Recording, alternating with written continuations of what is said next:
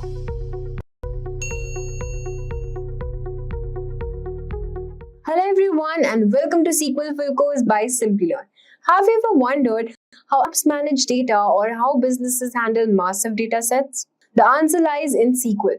Structured query language is the backbone of data management and analysis, making it a must-have skill for data analysts, developers, and database administrators as well. As industries become more data-driven, the demand for SQL experts is skyrocketing.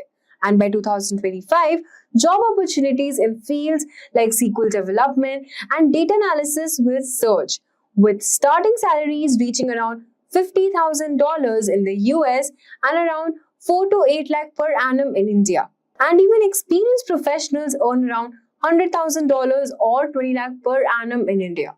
This course will take you from a beginner level to SQL expert. You learn how to write queries, join tables, use subqueries, and apply SQL for hands-on data analysis. And by the end, you'll be equipped to manage and manipulate data like a pro. So let's get started. Before we comment, if you're interested to make a career in data analytics, then check out Simplilearn's postgraduate program Data Analytics. This comprehensive course is designed to transform an expert, and the program covers essential components like data visualization, statistical analysis, and machine learning using industry-leading tools and technologies like Excel, R, Python, and Tableau. So hurry up and enroll now and find the course link in the description box below and in the pinned comments. In this session, we are going to learn about databases, how data is stored in relational databases, and we'll also look at some of the popular databases. Finally, we'll understand various SQL commands on MySQL Server. Now let's get started with what is a database. So according to Oracle, a database is an organized collection of structured information or data that is typically stored electronically in a computer system. A database is usually controlled by a database management system or DBMS. So it is a storage system that has a collection of data. Relational databases store data in the form of tables that can be easily retrieved, managed, and updated. You can organize data into tables, rows, columns, and index it to make it easier to find relevant information. Now talking about some of the popular databases, we have MySQL database, we also have Oracle database, then we have MongoDB, which is a NoSQL database. Next, we have Microsoft SQL Server. Next, we have Apache Cassandra, which is a free and open source NoSQL database. And finally, we have PostgreSQL. Now, let's learn what is SQL. So SQL is a domain-specific language to communicate with databases. SQL was initially developed by IBM. Most databases use structured query language or SQL for writing and querying data. SQL commands help you to store, process, analyze, and manipulate databases. With this, let's look at what a table is. So this is how a table in a database looks like. So here you can see the name of the table is players. On the top you can see the column names. So we have the player ID, the player name, the country to which the player belongs to, and we also have the goals scored by each of the players. So these are also known as fields in a database.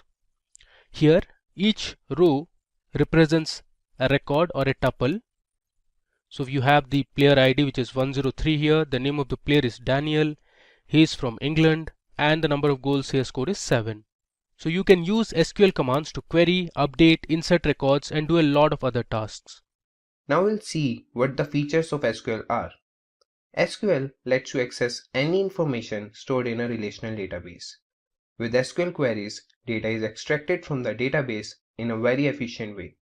The structured query language is compatible with all database systems from Oracle, IBM to Microsoft, and it doesn't require much coding to manage databases. Now we will see applications of SQL. SQL is used to create a database, define its structure, implement it, and lets you perform many functions. SQL is also used for maintaining an already existing database. SQL is a powerful language for entering data, modifying data, and extracting data in a database. SQL is extensively used as a client-server language to connect the front end with the back end, thus supporting the client-server architecture. SQL, when deployed as Data Control Language (DCL), helps protect your database from unauthorized access. Today we will learn SQL Basics. SQL is the spine of data analytics, whether you are trying to store decades old of data or retrieve a row from racks of relational databases capable to store petabytes of data. SQL is always your best tool. So in today's session, we will learn the basics of SQL through a small use case. So here is the context. Imagine you're a SQL developer, and as a SQL developer, you face a critical issue during the project. Your client runs a huge restaurant and now is eager to expand his franchise. He has a couple of questions, and these are real business questions through which he can understand the performance insights, like the best-selling products and increasing their inventory, offering memberships and discounts to frequent customers, and much more. This would automatically help the client to reach greater heights in business. Now, let's switch to the MySQL workbench. Now we are on MySQL workbench. Now we've already created a database. So let's start with use database name, which is SLP. Use the Control Enter shortcut to access your database. Just in case if you haven't created your database, just go to the schema section, right click. It should look something like this. Here you can create a new schema. Create schema, and you can name the schema and proceed. Let's say sample, and then select apply. And here you can check some other priorities or parameters. Let's say if you want to lock it, you can. But now let's proceed with the basic default one. Apply, and a new schema has been successfully created. Now you can close this one. And let's say you don't want a schema, then you can go to the schemas here. And let's say I don't want car dealerships, you can just delete the schema by pressing drop schema. Now that we have a brief understanding of how schema works, now let's proceed with creating data tables and loading data into it. So there are multiple ways. Let's say you want to create by manually typing in the code. You can do that. Let's proceed with that one first. Now our tables are a little bit too long. We'll be using 5 different tables here. So to create any table, basic priorities are you need to use the keywords create and table, and after that the customized name for your table, and followed by that the column names that you want to have in your data table along with their data type. So user ID will be integer data type, and create date will be data type, and product ID will be int. Similarly, to insert the data, you need to use the insert keyword and into keyword.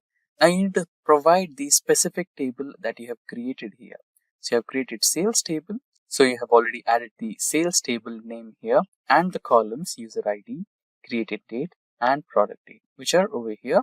And next, the values. You need to enclose the entries in parentheses. So integer will not have any specific single quotes or double quotes. But if you are adding any data which is character based or date based, time based, then you need to encode that within single quotes. And after that, the product ID. Now we will have a separate table for product as well.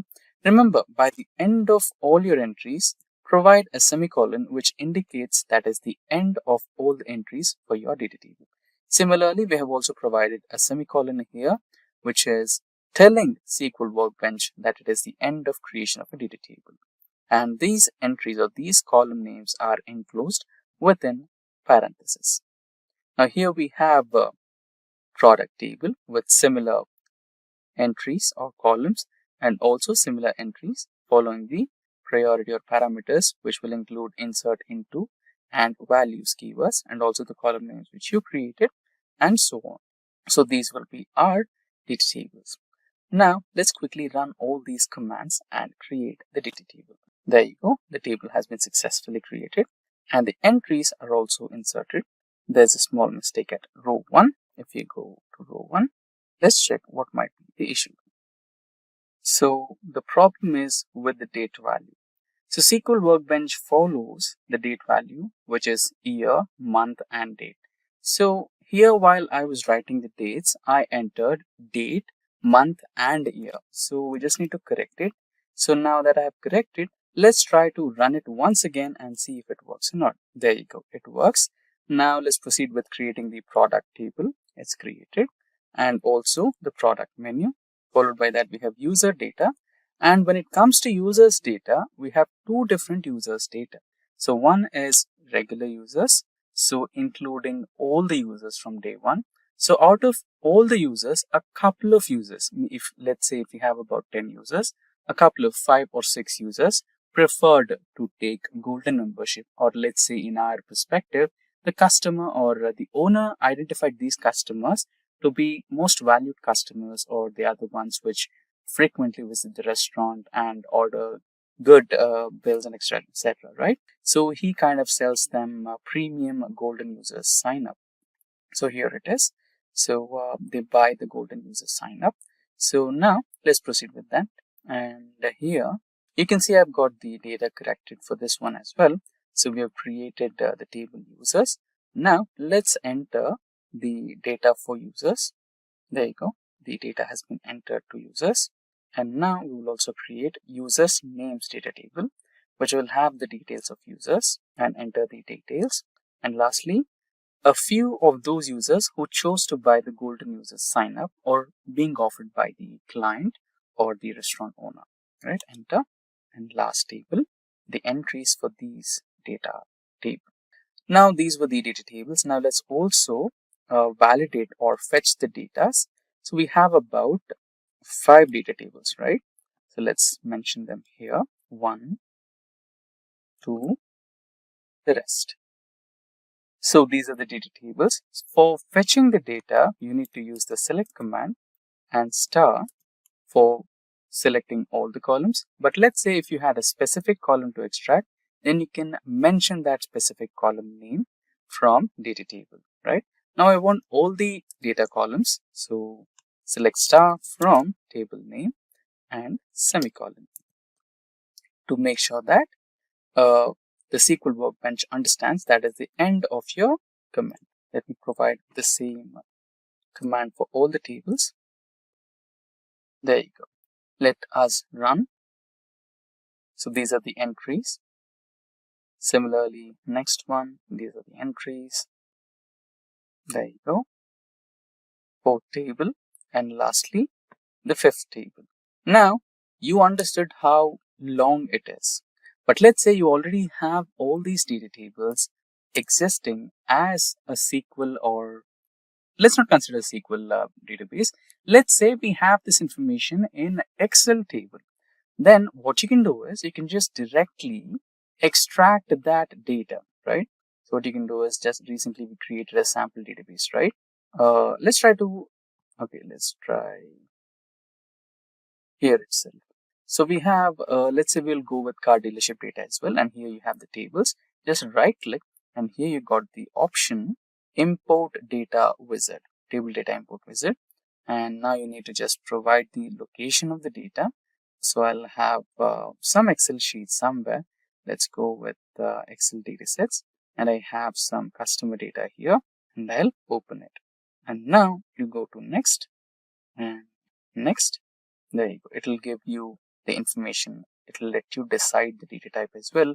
So I'm currently okay with all the data types. For row ID, I'll go with int, order ID, text, order date. If you want to change, you can go into the data table options and provide date time, right? So, and we also have ship date. You go with the date time option for this as well. Order date and ship date, ship mode, and so on. Check all the other columns. There should be a delivery date as well. I think we already made that. And it also assumed that it will go with double for price, discount, and all other options where you might have decimal inclusions, right? So you can either go with float or double is also good. There you go. Now you just need to check on next, import data table. Okay, you need to press on next. It will start preparing import and imported file. Click on next again and finish. Now if you click on tables, you can see your customer data table is readily available here. All the columns, if you press on column, let me expand this a little. So all the columns you're looking for, order date, state, region, everything, it is readily available for you, right? So these are the easier ways to either create the data or import the data for your SQL Workbench. Now, let's proceed with solving the questions. Let me change the orientation. Let us go with this one. There you go. And let us also expand or increase the font size for the better visibility of code. Now let's proceed with all the questions. We have about 15 to 20 questions, and here you can see I've used this particular symbol to make sure that SQL Workbench understands that this is a comment. Right? You can write comments in both the ways. You can choose to just double hyphen or slash star and another star and slash. This will make it a comment.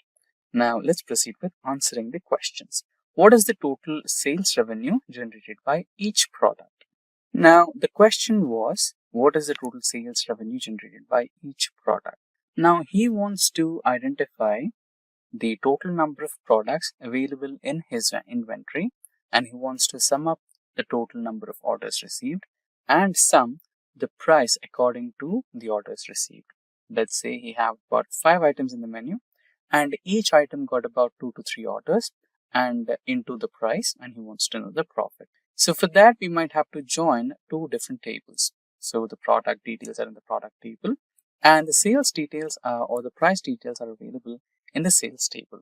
Now we will select product name. So I've recognized product table as P here. So what this will do is it will act as an alias to product table name, and it is specifying SQL to understand, to avoid ambiguity, and go to the product name which is available only in the product table. And here we are using the summation operation as the aggregate operation to sum the total price, and it has been aliased as total sales revenue. So you can alias the resultant column name using the keyword as, and you can give a customized name. In our case, I gave it total sales revenue from sales data table, and I've aliased it as simple letter S.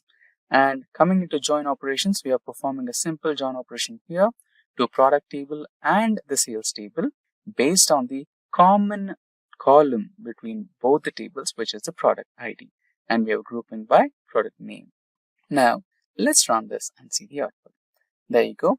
And in case if you wanted to order it by increasing order, right, highest one on the top, then you can also use order by product name, not product name, sum of price, or you can use the alias name as well.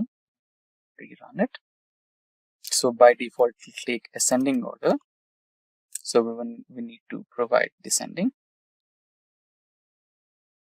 Now you have these items which were on the highest sale. So these are the products which gave him the highest number of orders and highest profit. So he needs to focus on improving inventory for these products. Now let's switch to question number 2, which is, which 3 products have the highest sales revenue? In talks, we already solved this question. So order by, what you can do is, he's just asking about the 3 products, right? So we can give him the result of only 3 products. For that, you just have to paste the same code, enter limit 3. Now what this will do is, it will yield in result with only 3 rows. So he'll get only these 3 entries as a result. There you go. So he needs to focus on these products. So how many users have signed up for the service and has taken the gold membership? Now let's try to solve this one step at a time. So there are 2 ways to do this. Basically, you can just count the number of user entries from the golden users sign up table, or the other way around.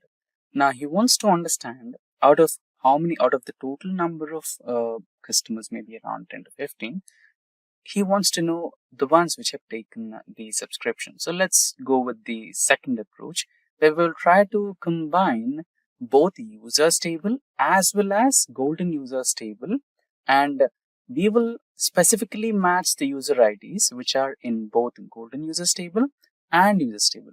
Basically, let's say there are 2 approaches. You enter the restaurant today, you like the food, and you like to take up, you like to become a user of that customer, but you straight away go to the golden user membership. Some rich people do that, right? And the other way is, you might be just a common user, then you just like the food over and over, and then you turn out to like it a lot that you prefer becoming a golden member, right? So there are two types of approaches. Now let's count both of them and try to solve it. So what you will do is, we don't want, let's say if you want to count the user ID from golden user sign up, there might be entries where user ID 1, which is a golden user ID, might have, appeared multiple times in a row.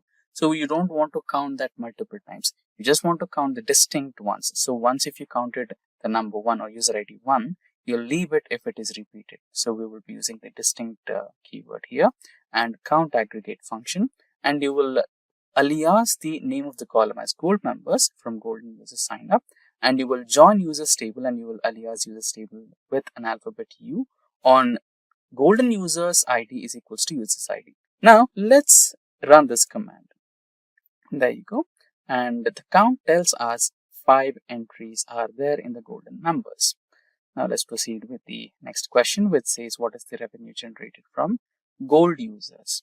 Now you need to kind of join tables here with golden users data table as well as sales and users. So you have 3 tables basically. So you need to identify golden users, identify their user IDs, and you need to match every order which was placed by golden user IDs, and also the product. Yeah, you also need to join the product as well. So product is the table where you have the details of the product which are being ordered by the customers, and you need to also check the price which is available in the sales table. You need to join all these 3 tables and sum up all the pricings for the orders they placed and give the total number of revenue they generated. Now let's deal with this. We have the analogy in our mind. Now let's write the code. So here I have selected the price as well as we are performing some joins with golden users, product, etc. Right?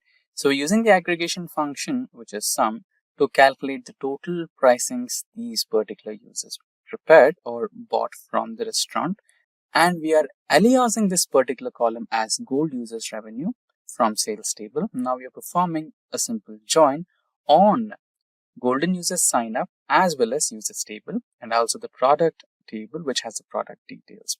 Now let's run this particular command. So overall, the golden card or golden sign up customers gave about $4,690 of revenue to this particular restaurant. Now proceeding with the 5th question, what is the total revenue generated from gold users? I think the question is repeated here, not to worry. Let's proceed with the next question, which says which users have been a gold user for how much of time? Now this particular question is a little bit tricky. So he's asking about the users which were actually regular users before, and on timely basis down the line they converted into gold users. So how much of time, right? Which users have been a gold user for how much of time? So you need to evaluate the users first and then identify on what date they were registered and what date they became a golden user, and so far how much time they have spent being a gold user, right? So let's start to write the query for this. So there you go. We're selecting the user ID column for golden users table. So we have aliased it with G alphabet, as well as we're using current date function and date def function. So we are trying to subtract the sign up date. If you check the data table of golden users, they have the user ID as well as the sign up date. So we are subtracting the sign up date with current date, and for that we're using the date def function, and we are aliasing it as days as gold user from golden user sign up. Now let's quickly run this query. There you go. So I think this data is a little bit older, maybe around 2014 or 2015. So it's been like years. So it calculated the number of days. So these are the ones. So maybe 2014 or 2013 as well. So the 2014, 2013. So those many number of days they've been a gold customer. So they are kind of really loyal customers for this particular restaurant. Now, what is the most popular product among all golden users? Now this particular question is again a little bit drilled down. So so we have found 3 top selling products, right? So now he wants to filter out the golden users only. He wants to know each and every golden user what is the product they have ordered amongst all the orders from golden users alone, which is the highest selling product. So he wants to take care, or I mean to say, take special care of the golden members. So let's try to investigate that. So there you go. We wanted the product name as the first column. Second, the product ID, and we also want the product name. So the product name is present in product details, and user, the golden users, the details of golden users is present in golden users table. And we also want the product name, which is only available in the product data table. So to map it, you need to prepare a join in between three different tables. And after that, you need to group by product name and order by purchase count, right? So, and we also need only one row of it. So we're limiting to the one resultant row. Let's run this, and there you go. So in premium customers, Shahi Paneer is most ordered and the purchase count is 7. Now proceeding ahead, which is the 8th question for today. What is the total sales revenue generated in each year? So he wants to know year-on-year growth of this particular industry or restaurant. Let's run or write a query for that and run it later. So for this, we're using the datetime function again. Now we have a column which is created date, like the customer creation date. So we are taking it and we are splitting it in terms of years using the datetime function, and we are aliasing it as year, right? And apart from that, here we have sum of prices, total sales revenue from sales, join product and product ID, and group by year using the created date, right? Now let's run this command. There you go. So in the year 2017, we have 1940, 2019, and so on. You can also try to sort these numbers in a descending order, which is, I think, already kind of done. No, it's not done. So you can also order this by the year, or so this can be done using this particular column here. You can order by year. So let's take that as a homework for you. And so far so good. So this way you can identify what is the sales growth or revenue generated on yearly basis. Now we will be proceeding with the 9th question, which was the same which we discussed before. We just wanted to order it in terms of years, right? So just kind of you got the homework right here itself, order by year, and maybe you can also provide the SC in the descending order. Now let's run this command. There you go. So in the descending order, 2020, I think the data is about 4 to 5 years old. So here we have it, 2020, 2019, 18, and so on. Now the next question. So the next question is the 10th question. What is the average gold sign up compared to just sign up for users? The thing is, what you need to do is you need to check the intervals. The interval between the current date as well as the last sign up dates, or the what's the interval between, let's say today one user signed up just for normal sign up, and after 10 days another sign up comes in. So basically he wants to know the frequency of average frequency of sign up and compare it to average signups of gold signups. So here we will be using average aggregate function alongside with the date def function, which is a date time function. So here you are just giving the difference between sign up dates and gold sign up dates. So the users, you'll be joining the table with the users, and you will be finding out the average date difference between the gold signups and the normal signups. Run this query and see the output. So before we run, so you can see there are multiple select statements here. So it's like a subquery.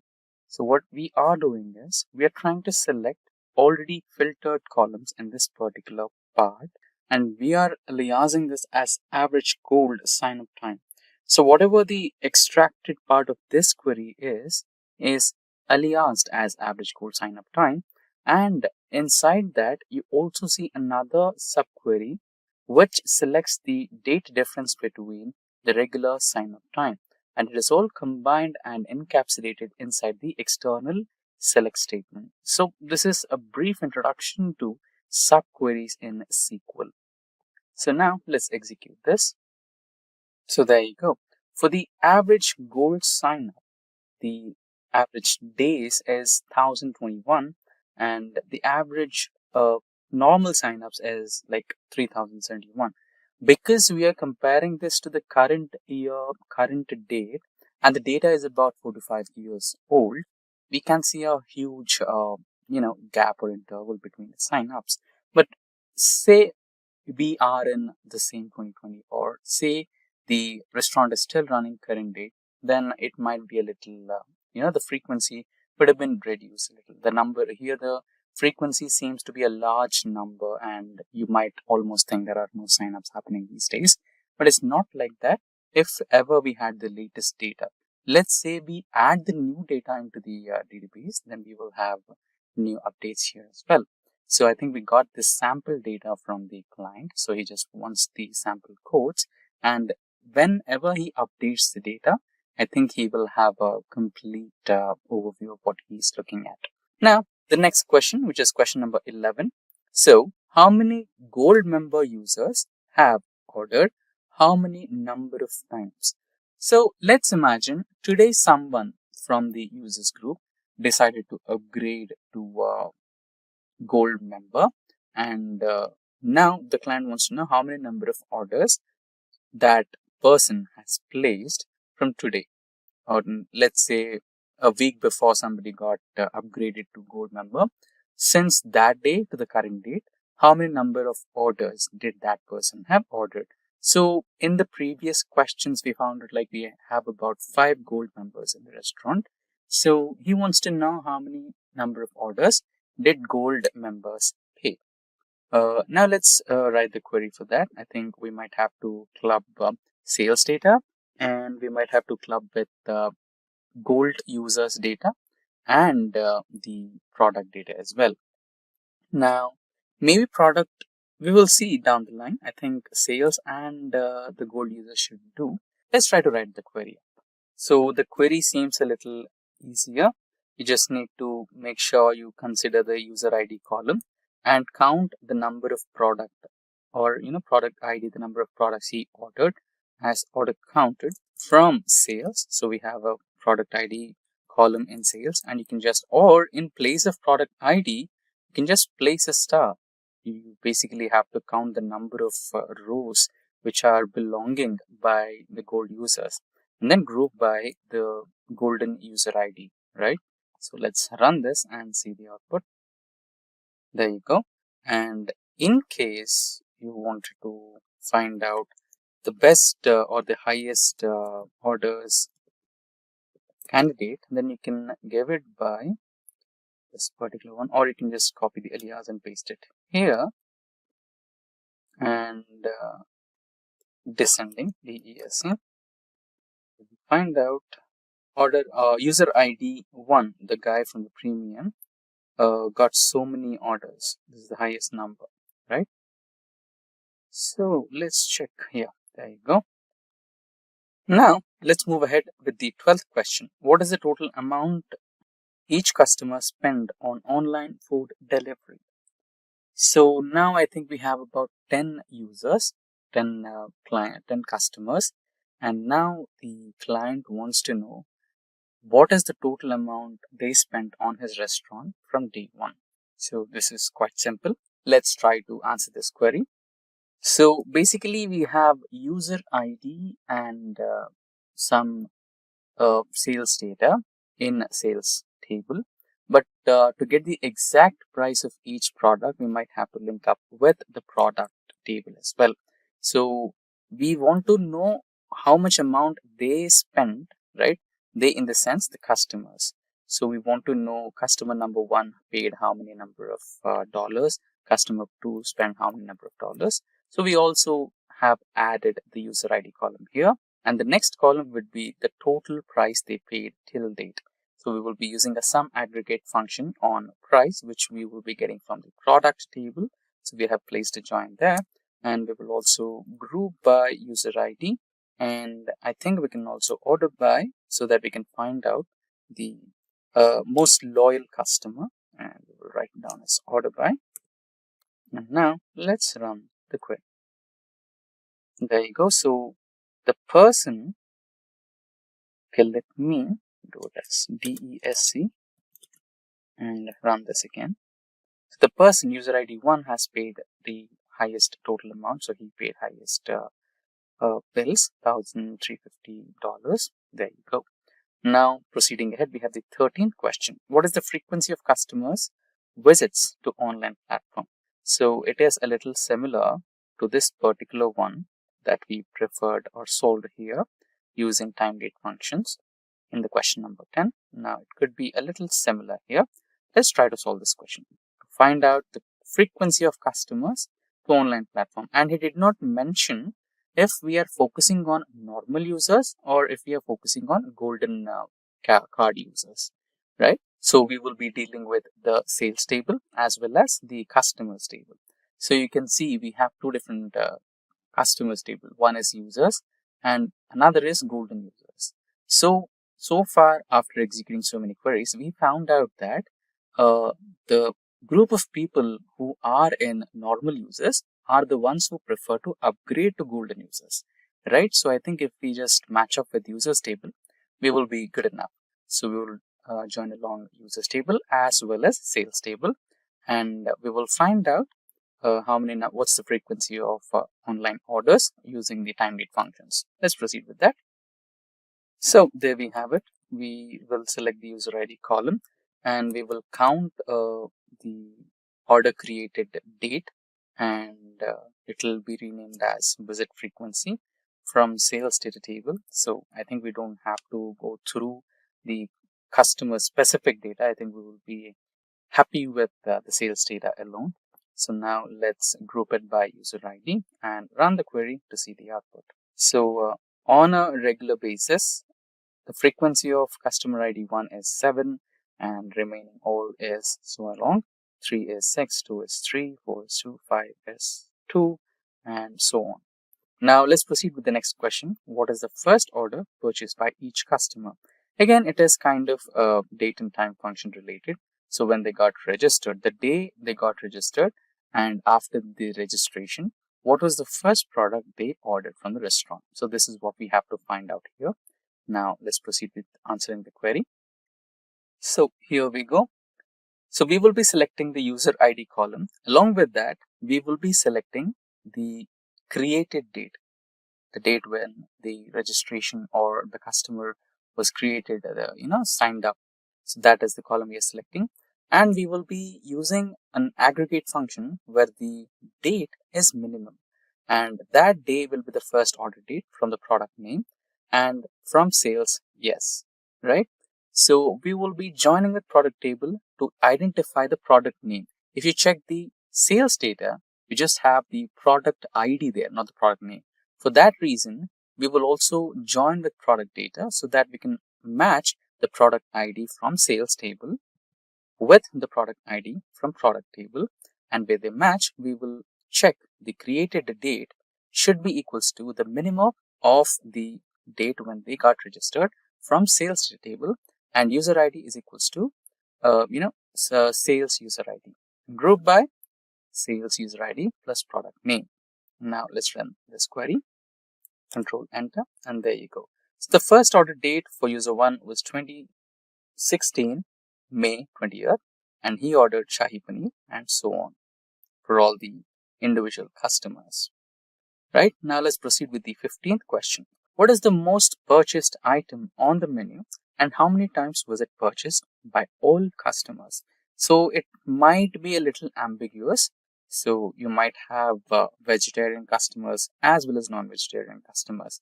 So let's say there is a high frequency of non-veg item, then a certain customer might not have bought it. The vegetarian customer might not have bought it. So there are multiple ambiguous situations here, but still we'll try to answer that. So we will be basically counting the total count of orders made, product name, and sorted by total number of orders they placed. Now let's try to execute this query, and there you go. So we have identified the most sold item and how many times that each customer have bought it. So here we have limited it by 1. If you eliminate it, then let's say we will get all the details. So all the details of all the items which were ordered by every customer. So I think Shahi Paneer was also ordered by some non-vegetarian customers, and this is equally the highest number of or highly found out uh, recipe in this particular restaurant. So this was highly sold to all the customers. They preferred this one. Now, proceeding ahead, which item is the most popular for each customer? So everybody has their own special choices. So somebody might have ordered maximum number of Shahi Paneer, somebody might have ordered maximum number of gulab jamuns, all right? So we will find out on an individual customer basis that which was their favorite or most popular dish or recipe. Now let's proceed with writing a query for this one. So basically, we will select the product name first. We'll select the product name column, and we will count the total number of purchases of each and every item on the product menu. And then we will map it to each and every user, right? We will find out the count of all the products ordered by every person and then select the maximum orders. Let's say user 1 comes to the restaurant, he orders gulab jamun for 10 times, Shahi Paneer for 20 times, and some other recipe for about 15 times. Now, out of all these, gulab jamun, which was ordered 20 times, will be selected. So that's our approach, which is here spaced inside a subquery, and this is named as a subquery. And then we will find out with the condition where subquery.userid is equals to sales.userid. Now let's execute this, and there you go. So user 1 had his favorite, which is our Shahi Paneer, and Dal Makhani for user 3, user 2, which is butter chicken. Now, instead of user IDs, you can also make some modifications to this particular query and identify user name as well, right? Now, let's proceed with, maybe you can take it as a homework and let us know in the comments if you were successful to extract user name as well. You can just add a user name column here, and along with the user ID, you'll get the username as well. Now, let's proceed with our next question, which is 17th question. Which item was purchased first by the customer after they became a member? Brilliant. So, there are more instances where you just visit a restaurant and then order food, eat, and come out.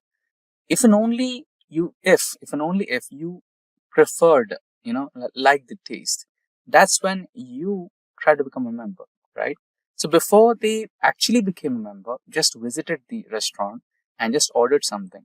So they want to know which was that specific item. So the client here wants to know which is that specific item which made them to become a complete, lifetime member to that particular restaurant. So make sure that he wants to make sure that that particular item will stay on the menu for long durations so that he can attract more customers. That's the analogy behind this particular question.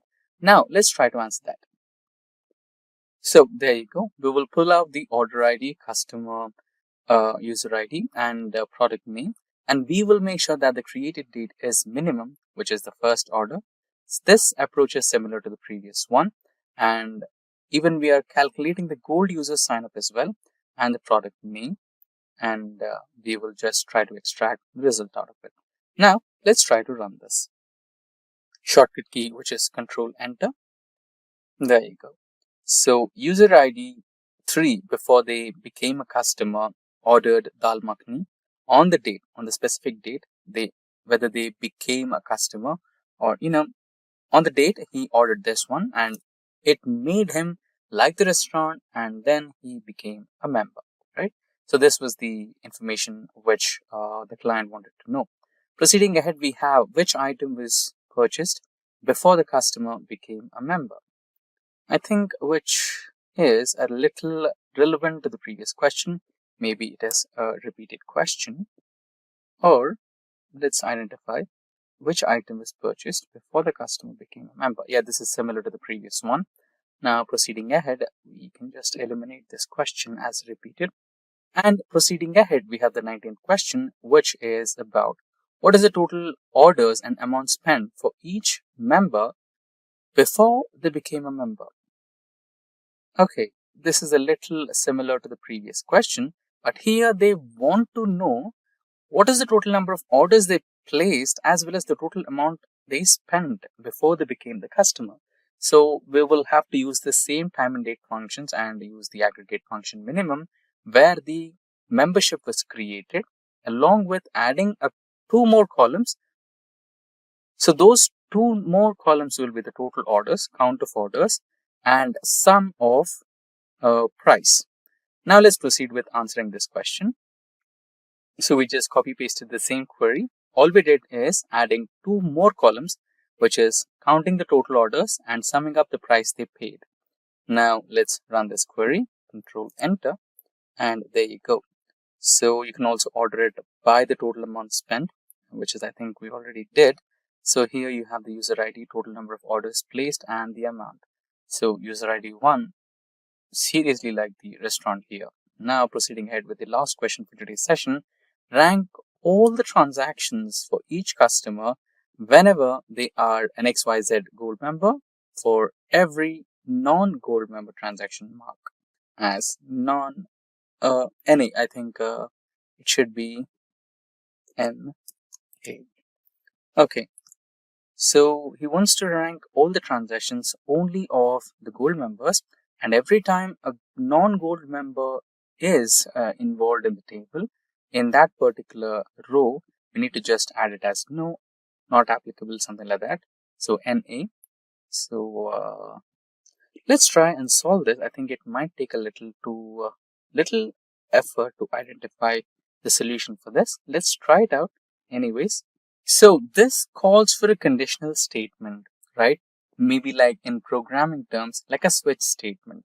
So whenever we find out an ID, user ID, which is not from golden sign up table, then in that place you can just mention it as in the transaction call, you can just mention it as NA.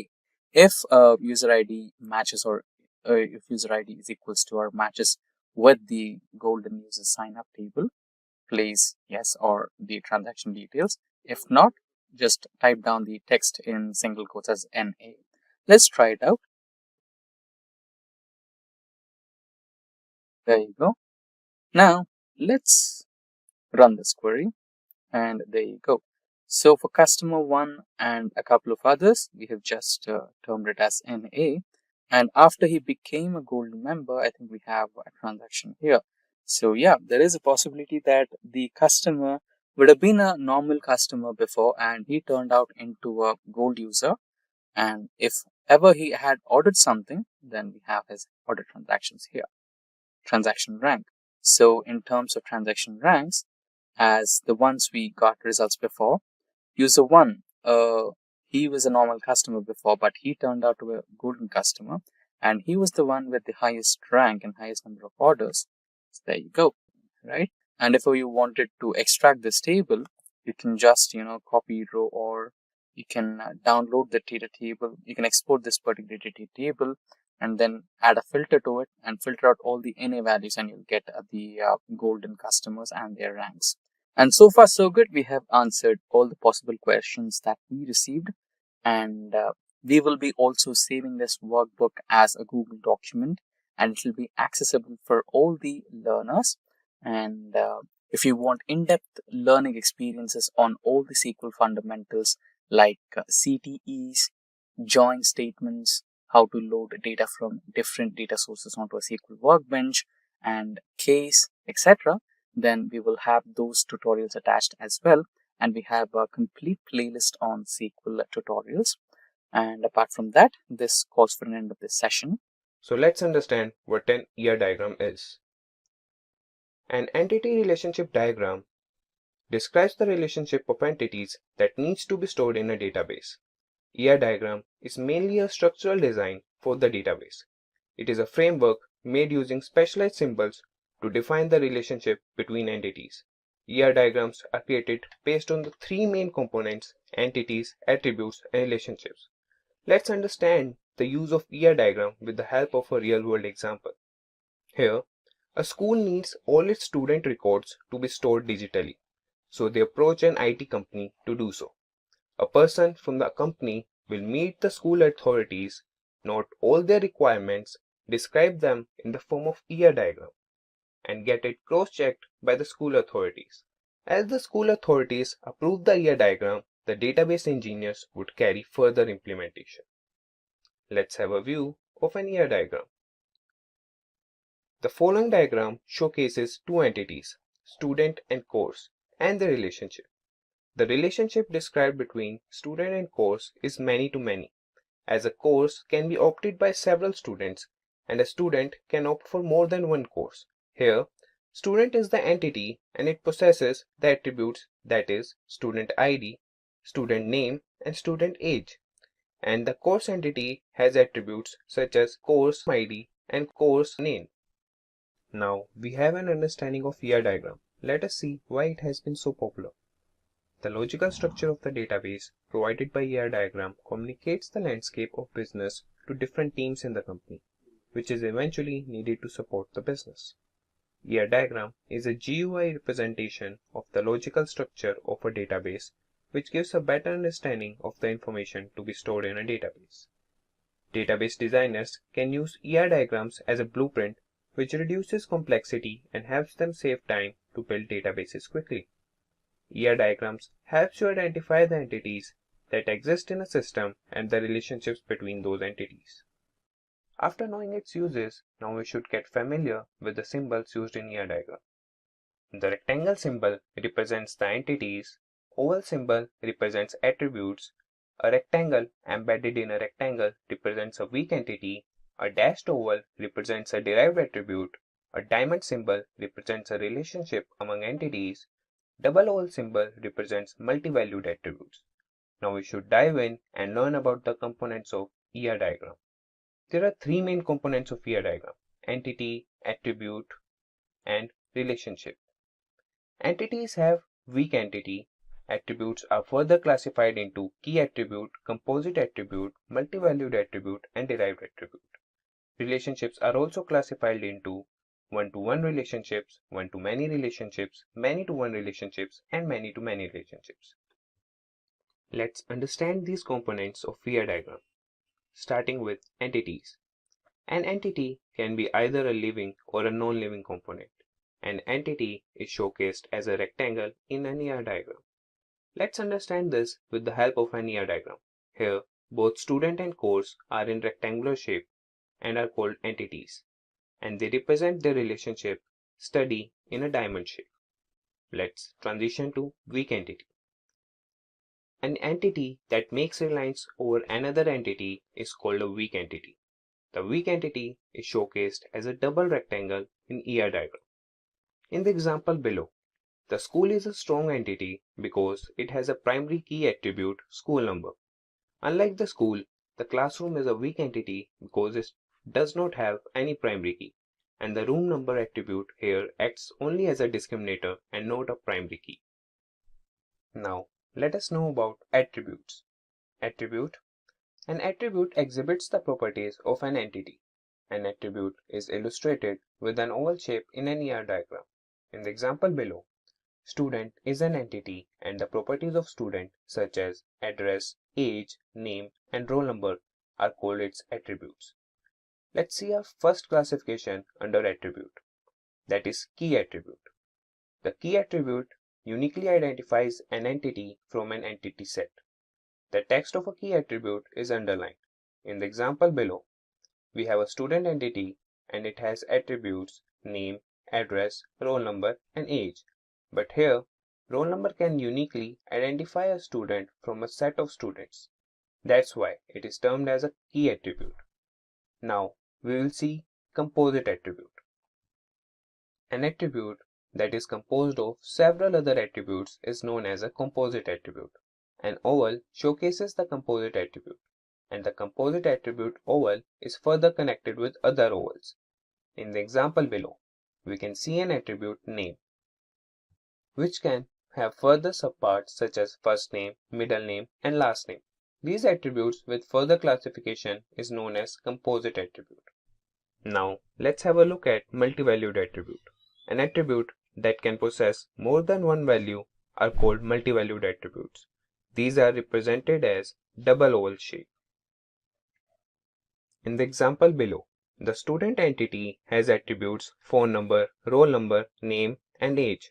Out of these attributes, phone number can have more than one entry, and the attribute with more than one value is called multi-valued attribute. Let's see derived attribute.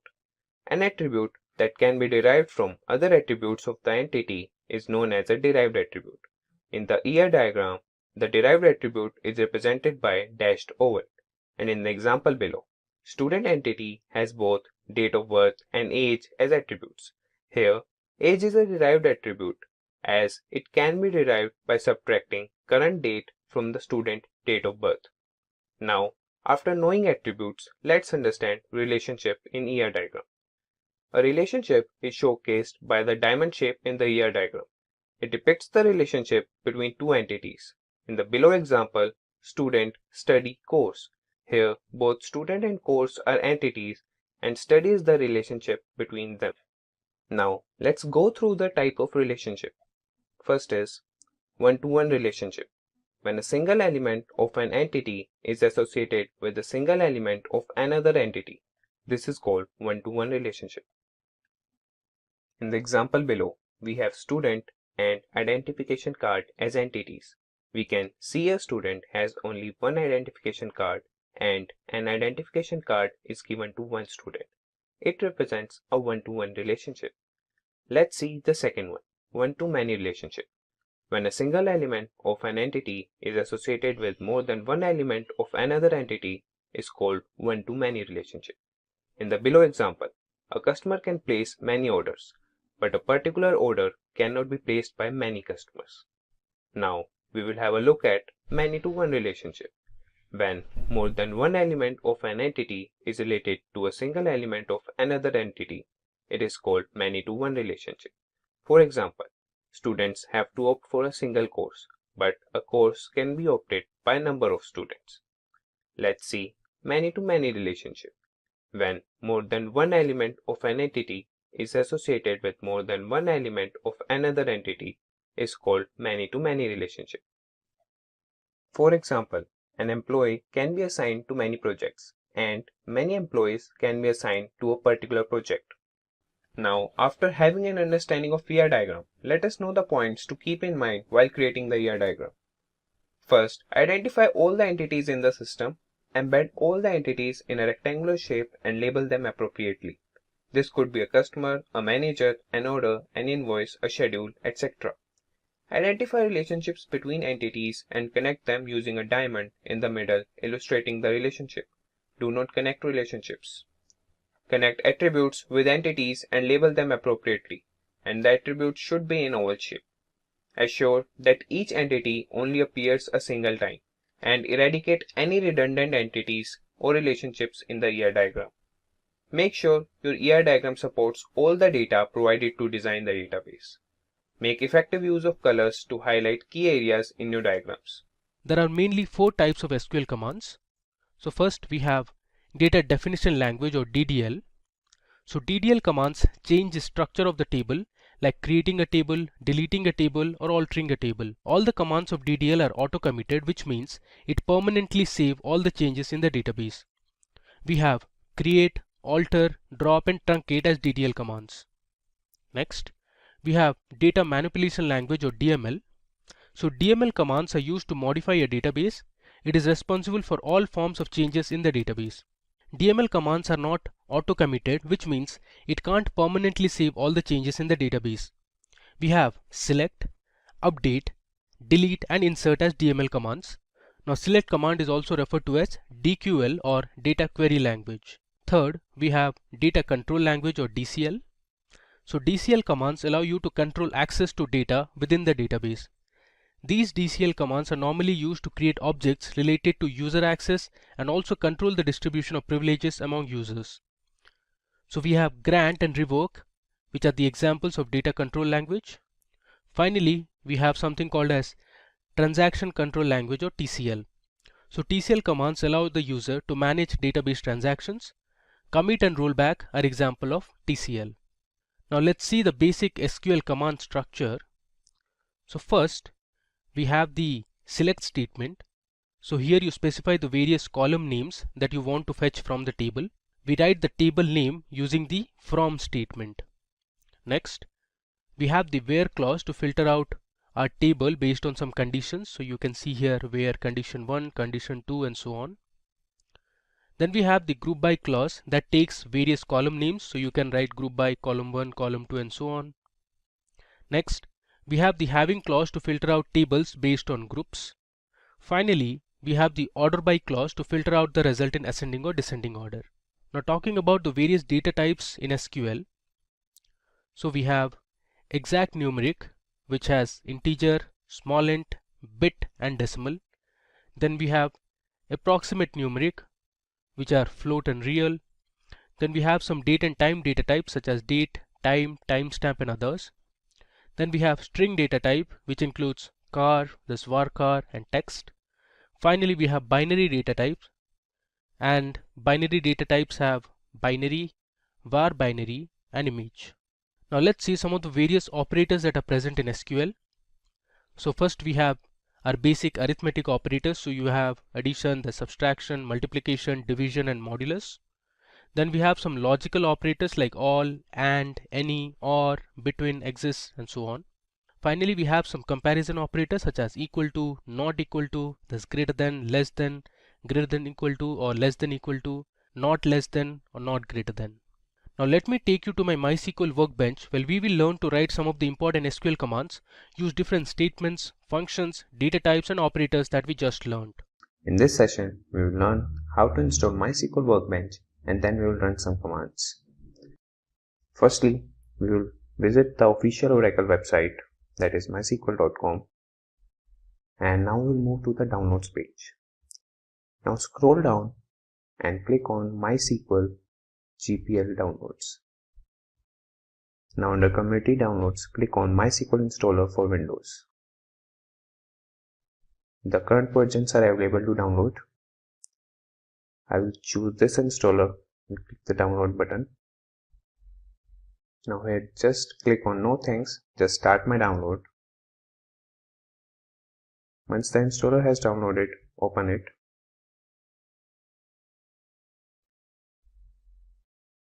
You may be prompted for permission. Click yes. This opens the installer. You will be asked to choose the setup type. We will go with custom. Click next. Now you have to select the products you want to install.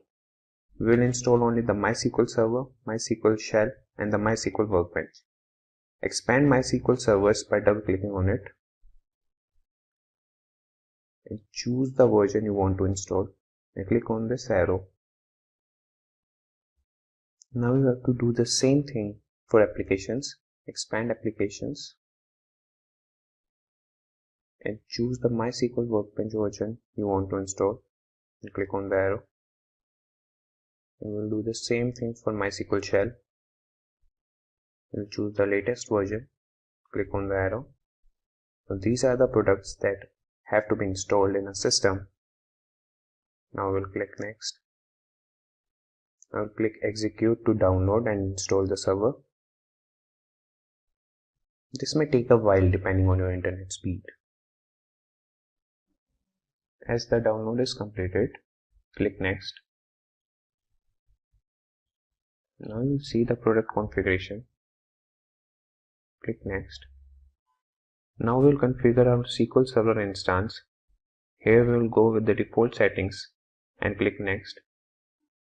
And under authentication, select use strong password encryption for authentication, which is recommended, and click on next.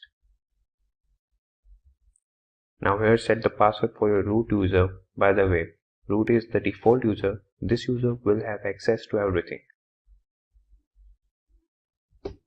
I will set my password.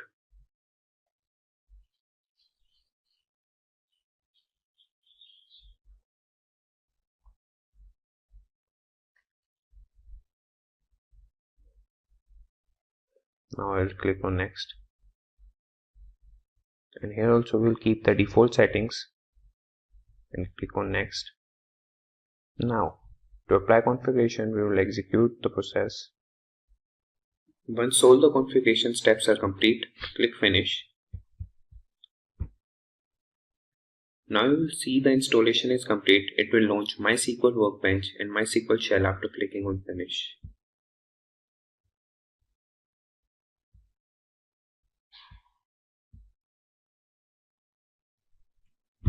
Now the shell. Now we will connect by clicking on the root user. It will ask for a password. Enter the password and it will connect successfully.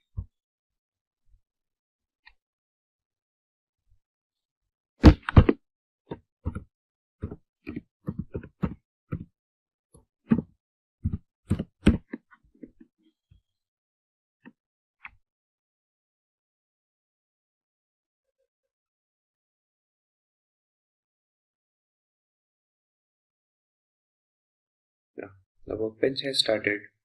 Now we'll just connect the server. So first we'll open command prompt.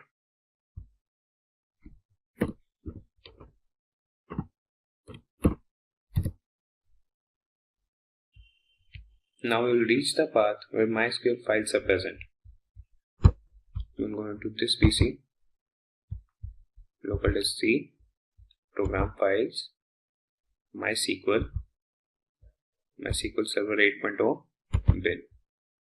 And now we'll copy this path.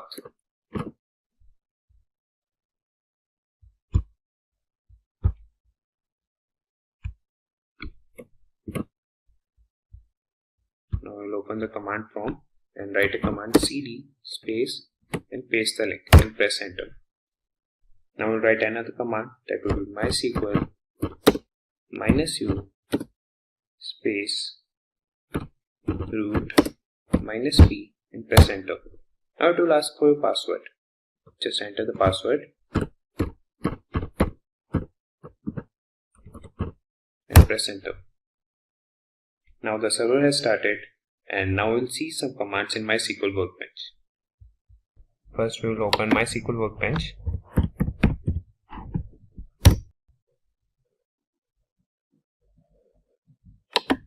Now we'll click on the local instance MySQL AT and enter the password to connect to the local host.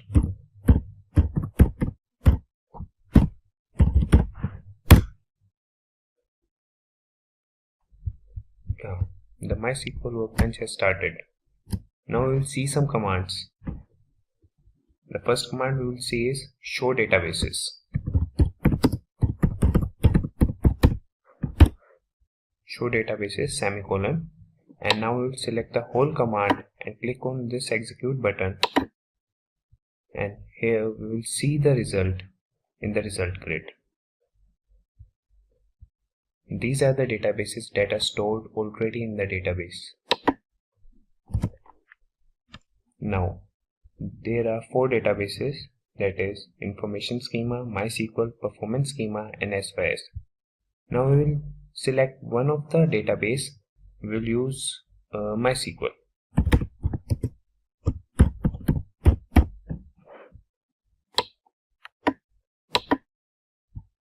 Now we have selected the MySQL database, and now in this database we will see which tables are stored in this MySQL database. To see that, we will run a command show tables.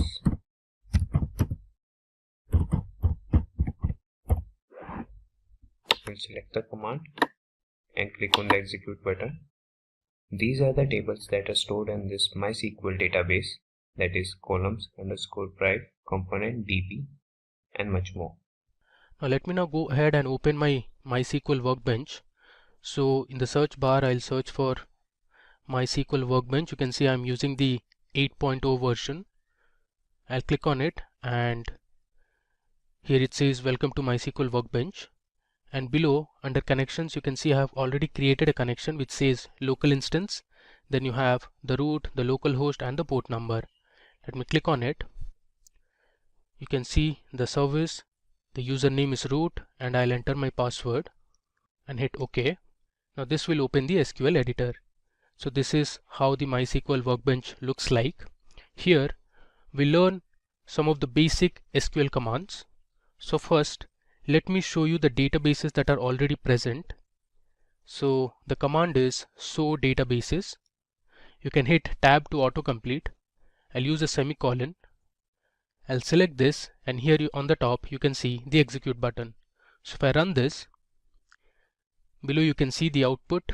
It says show databases, 7 rows are returned, which means currently there are 7 databases.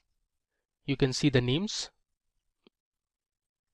Alright, now let's say I want to see the tables that are present inside this database called world. So I'll use the command use world, which is the database name. Now let me run it. So currently I'm using the world database. So to display the tables that are present in the world database, I can use the show command and write show tables. Give a semicolon, and I'll hit Control Enter this time to run it.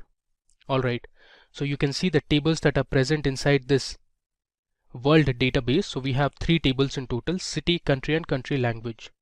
Now if you are to see the rows that are present in one of the tables, you can use the select command.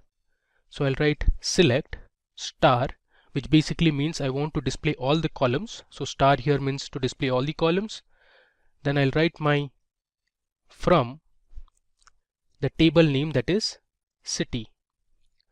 So this command is going to display me all the rows that are present inside the city table. So if I hit Control Enter, alright, you can see the message here. It says 1000 rows were returned, which means there were total 1000 records present inside the city table. So here you can see there's an ID column, a name column, this country code, district, and population. Alright. Similarly, you can check the structure of the table by using the describe command. So I'll write describe, and then I'll give the table name, that is city. Now let's just run it. There you go. The field shows the column names. So we have ID, name, country code, district, population. Type here shows the data type of each of the columns. So district is character 20, ID is an integer, population is also integer. Null says yes or no, which means if no, then there are no null values. If it's yes, which means there are null values in your table. Key here represents whether you have any primary key or foreign key, and these are some extra information. Now let's learn how to create a table in MySQL. So I'll use the create table command for this, and before that let me create a database and I'll name it as SQL Intro. So the command is create database, and I'll give my database name, that is SQL_intro. Let me give a semicolon and hit Control Enter. So you can see I have created a new database. Now if I run this command, that is show databases, you can see this newly created database, that is SQL Intro. If I scroll down, there you go, you can see the name here, SQL Intro. Okay, now within this database we'll create a table called employee details. Now this will have the details of some employees. So let me first show you how to create a table that will be present inside the SQL Intro database. So I'll use the command create table, and then I'll give my table name, that is going to be employee_details. Next, the syntax is to give the column names. So my first column would be the name column, which is basically the employee name, followed by the data type for this column. Since name is a text column, so I'll use varchar, and I'll give a value of 25. So it can hold only 25 characters. Okay. Next, I also want the age of the employee. Now age is always an integer, so I'll give int. Okay. Then we can have the gender of the employee. So gender can be represented as F or M, F for female and M for male. So I'm using the char data type or character data type, and I'll give the value as 1. Then let's have the date of join or DOJ, and this is going to be of data type date. Alright. Next, we'll have the city name, that is the city to which the employee belongs to. So again, this is going to be varchar 15. Finally, we'll have a salary column, and salary we'll keep it as float since salary can be in decimal numbers as well. Now I'll give a semicolon. Alright, so let me just quickly run through it. So first I wrote my create command, then the table, which is also a keyword, followed by the table name, which is employee details here, and then we gave the column names such as name, age, this gender, date of join, city and salary. For each of the columns we also give the data type. Alright, so let me just run it. Okay, so here you can see we have successfully created our first table. Now you can use the describe command to see the structure of the table. I'll write describe emp underscore details. If I run this, there you go. So under field you can see the column names, then you have the data types. Null represents if the table can accept null values or not, and these are basically empty, and we haven't set any default constraint. Alright, moving ahead, now let's learn to add data to our table using the insert command. So on a notepad I have already written my insert statement, so let me just copy it and then I'll explain it one by one. Alright, so if you see this, so we have used an insert into statement or a command followed by the table name, that is emp details. Then this is the syntax. Using values I have passed in all the records. So first we have Jimmy, which is the name of the employee, then we have 35, which basically represents the age, then M means the gender or the sex, then we have the date of join, next we have the city to which the employee belongs to, and finally we have the salary of the employee. So this particular information represents one record or a tuple. Similarly, the next employee we have is Shane. You can see the age and other information. Then we have Mary, this Dwayne, Sarah and Amy. Alright, so let me go ahead and run this. So this will help you insert the values in the table that you have created. You can see we have successfully inserted 6 records. Now to display the records, let me use the select statement. So I'm using select star from emp underscore details. If I run this, you can see my table here and the values it has. So we have the name column, the age column, the state of join, city, salary, and these are the values that you can see here. Moving ahead, now let's say you want to see the unique city names present in the table. So in this case you can use the distinct keyword along with the column name in the select statement. So let me show you how you can print the distinct city names that are present in our table. Now if you notice this table clearly, we have Chicago, Seattle, Boston, Austin, there's New York, and there's Seattle repeated again. So I only want to print the unique values. So for that I can write my select statement as select distinct, then I'll give my column name, which is city, from my table name, that is emp details. If I run this, you can see my query has returned 5 rows and these are the values. So we have Chicago, Seattle, which was repeated twice, is just been shown once. Then we have Boston, Austin and New York. Now let's see how you can use inbuilt aggregate functions in SQL. So suppose you want to count the number of employees in the table. In that case you can use the count function in the select statement. So let me show you how to do that.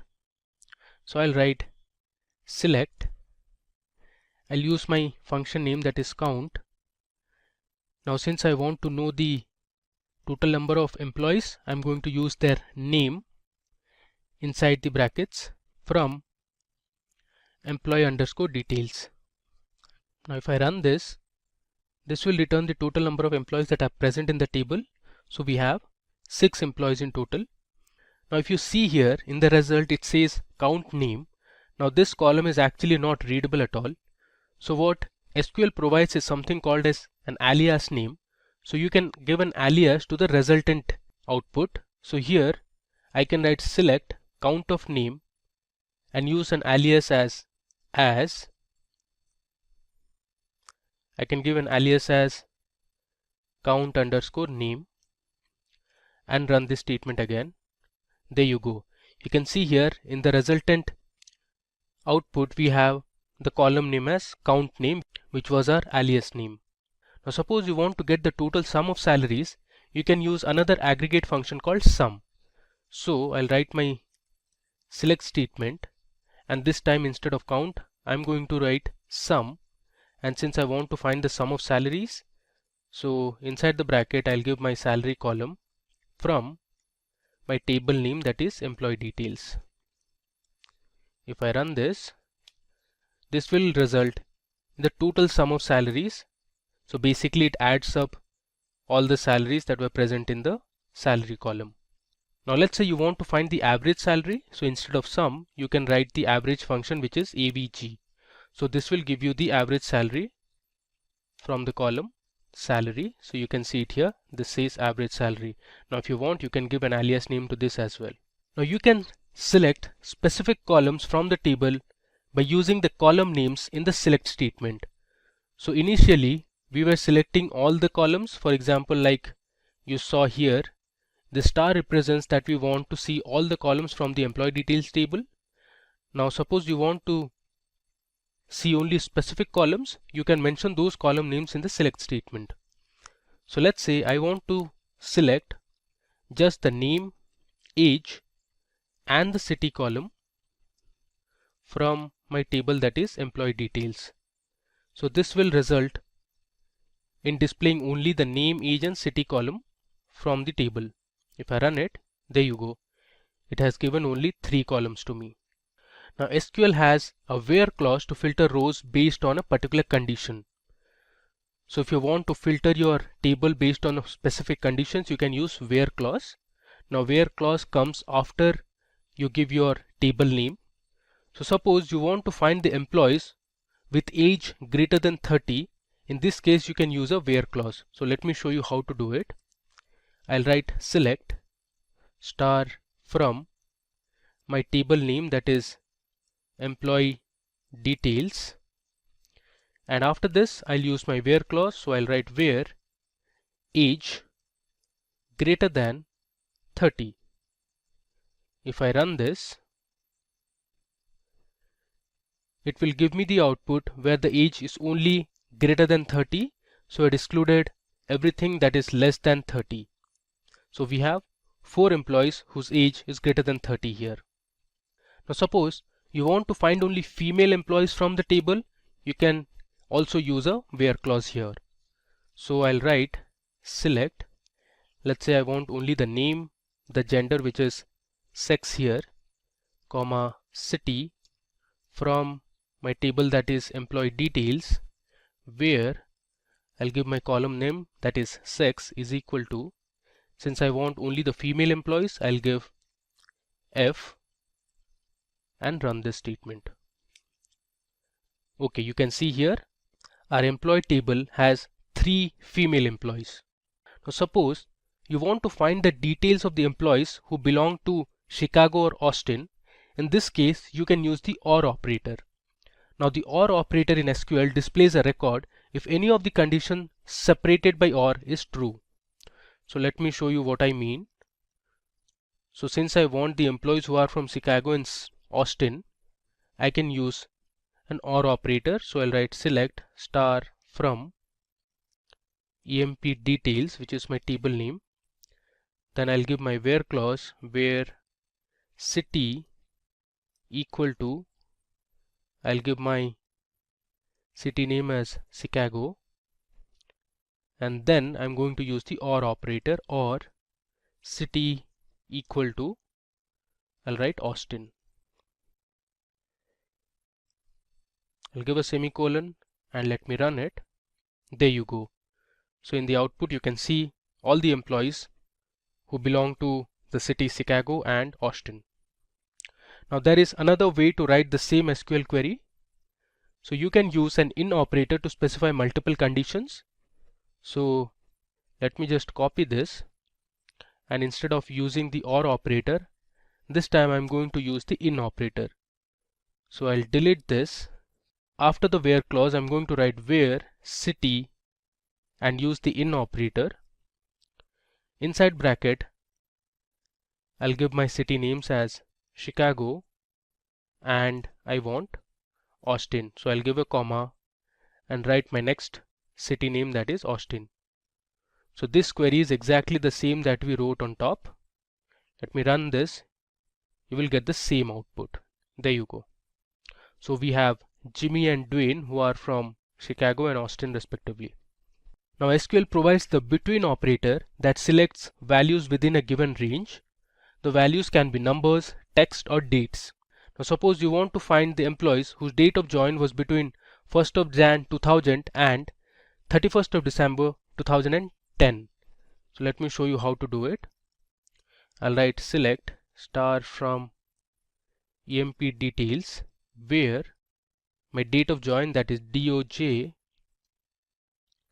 between, I'll give my two date values, that is 1st of Jan 2000 and I'll give my second value, the date value, that is 31st of December 2010. So every employee who has joined between these two dates will be displayed in the output.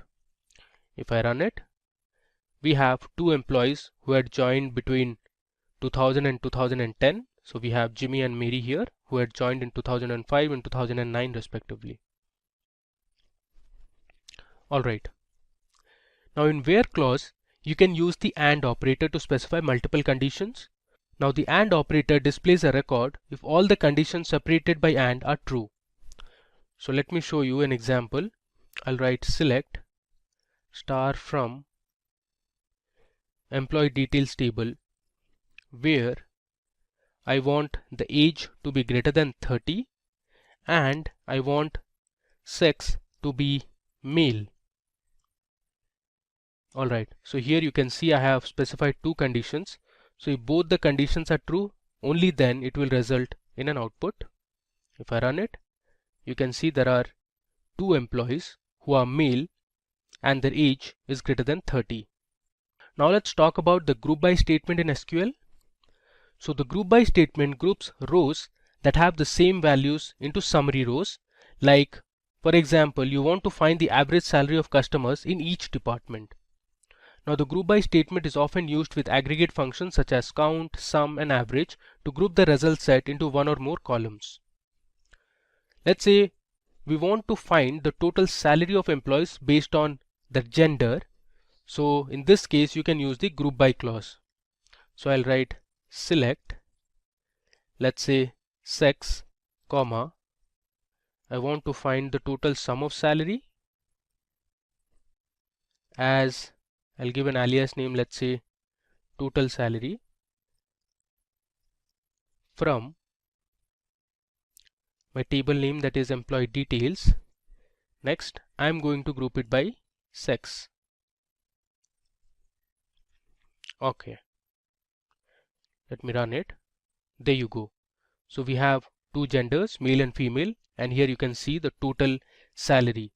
So what this SQL statement did was, first it grouped all the employees based on the gender and then it found the total salary.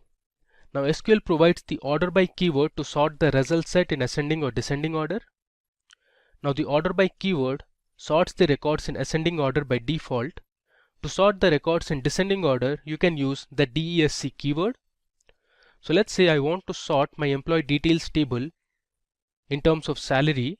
So I'll write select star from EMP underscore details and I'll use my order by clause on the salary column. So this will sort all the records in ascending order of their salary, which is by default. You can see the salary column is sorted in ascending order. Now suppose you want to sort the salary column and display it in descending order, you can use this keyword, that is DESC.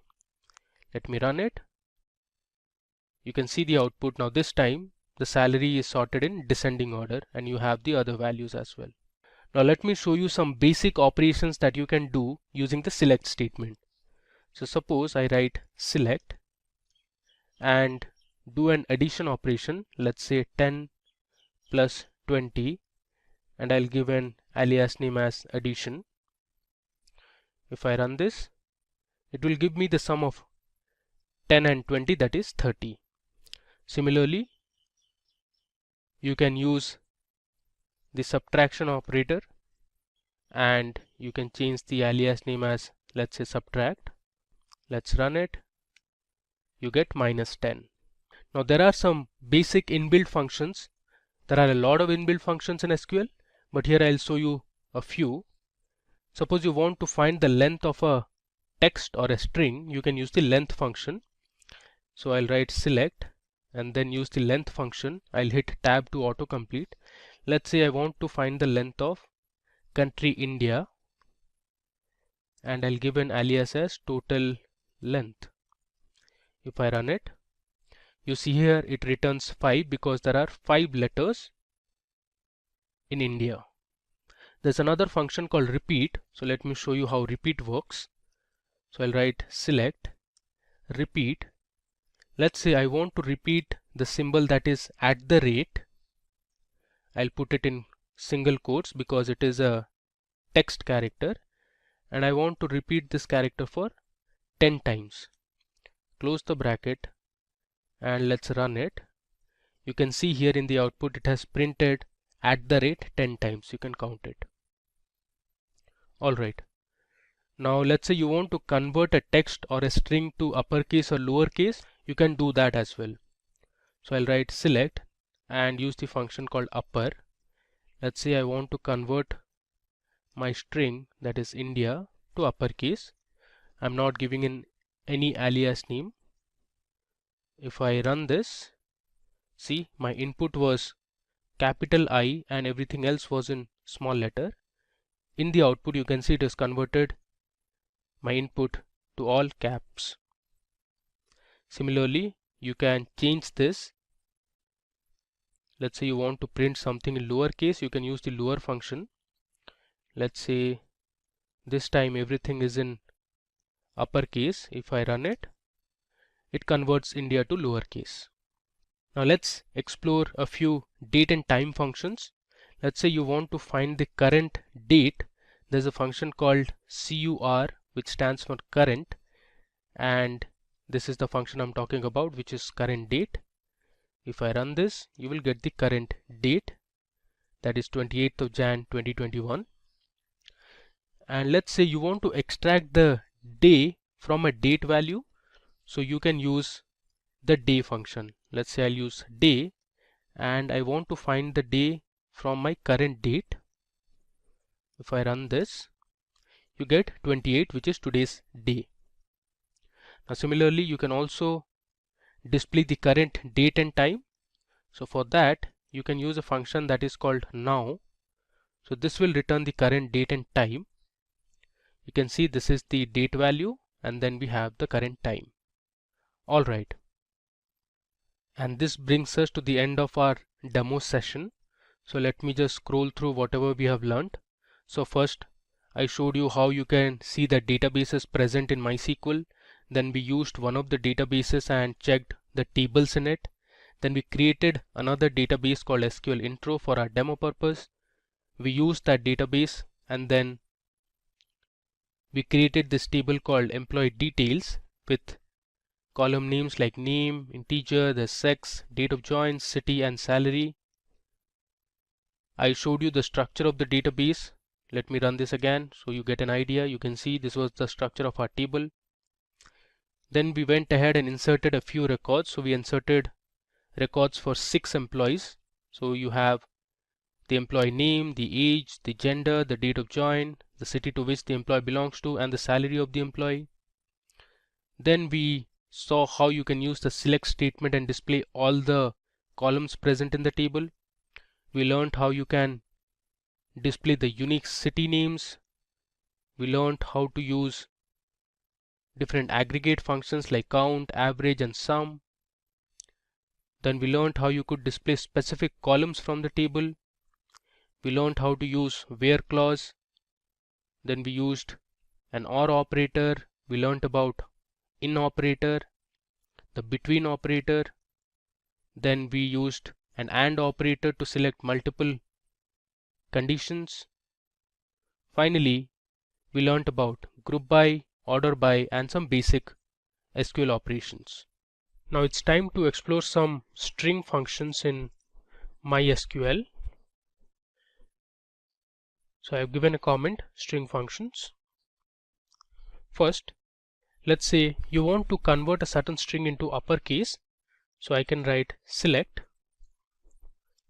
The function I'll use is upper, and within this function you can pass in the string. Let's say I'll write India. If you want, you can give an alias name as, let's say, uppercase. I'll give a semicolon and let's run it. There you go. So my input was in sentence case, and using the upper function we have converted everything into uppercase. Similarly, let me just copy this and I'll show you. If you want to convert a string into a lowercase, you can use the lower function. I'll run this. You can see the result. Everything is in lowercase now. Of course, I need to change the alias name to lowercase. Now, instead of using lower as the function, there is another function that MySQL provides, which is called the L case. So I'll just edit this and write L case, and let's say I'll write India in uppercase. Let's run it. It returns me the same result. Cool. Now moving on, let's say you want to find the length of a string. You can use the character length function. I'll write select, use the function character length, and I'm again going to pass in my string as India as, let's say, total length. Let's run it. This time I'm going to hit Control Enter to run my SQL command. There you go. It has given us the right result, which is 5, because India has 5 characters in it. Now these functions you can also apply on a table. Now let me show you how to do it. Let's say we already have the students table and you want to find the length of each of the student names. So here you can pass stu_name and you can give the same alias name, let's say total length, and then you can write from table name, that is students. If I run this, you can see the output. It has given me total 20 rows of information. It is not readable actually. Let me also display the student names so that we can compare their length. Alright, I'll run this again and now you can see the result. So Joseph has 6 characters, Nilesh has 6, Vipul has 5, Anubhav has 7. Similarly, if you see, Akshay has 6, Tanishq has 7, Raghav has 6, Cummins has 7, Rabada has 6, so on and so forth. Now instead of using this character length, you can also use the function char length. It will work the same way. Let's see the result. There you go. It has given us the same result. You can either use character length or char length. Now there's another very interesting function called concat. So the concat function adds 2 or more expressions together. Let's say I'll write select. I'll use the function concatenate.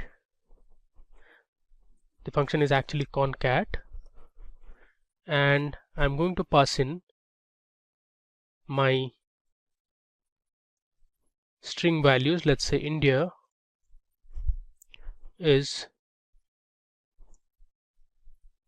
in Asia. Let's run this and see our result. You can see here it has concatenated everything. let us make it more readable. I'll give a space in between so that you can read it clearly. Now this is much more readable. India is in Asia, and if you want you can give an alias name as well, as let's say merged. There you go. Now the same concat operation you can also perform on a table. I'm going to use the same students table. Let's say I want to return the student ID followed by the student name, and then I am going to merge the student name followed by a space followed by the age of the student, and I can give an alias as let's say name underscore age from my table that is students. Let's see how this works. Okay, you see here the result is very clear. We have the student ID, the student name, and the concatenated column that we created, which was name underscore age, where we have the student name with a space followed by the age of the student. If I scroll down, you can see the rest of the results. Cool. Now moving ahead, let's see how the reverse function works in MySQL. So the MySQL reverse function returns a string with the characters printed in reverse order. So suppose I write select reverse. I'll use the same string again. Let's say I have India. Let's run it. You will see all the characters printed in reverse order. Again, you can perform the same operation on a table as well. Let's say I'll write select reverse, pass in the from my table that is students. Let's run it. It gives you 20 students and all the names have been printed in reverse order. Okay. Now let's see what the replace function does. So the replace function replaces all occurrences of a substring within a string within a new substring. So let me show you what I mean. I'll write select replace. I'll pass in my input string, which is let's say orange is a vegetable, which is ideally incorrect. I'm purposely writing this so that I can replace the word vegetable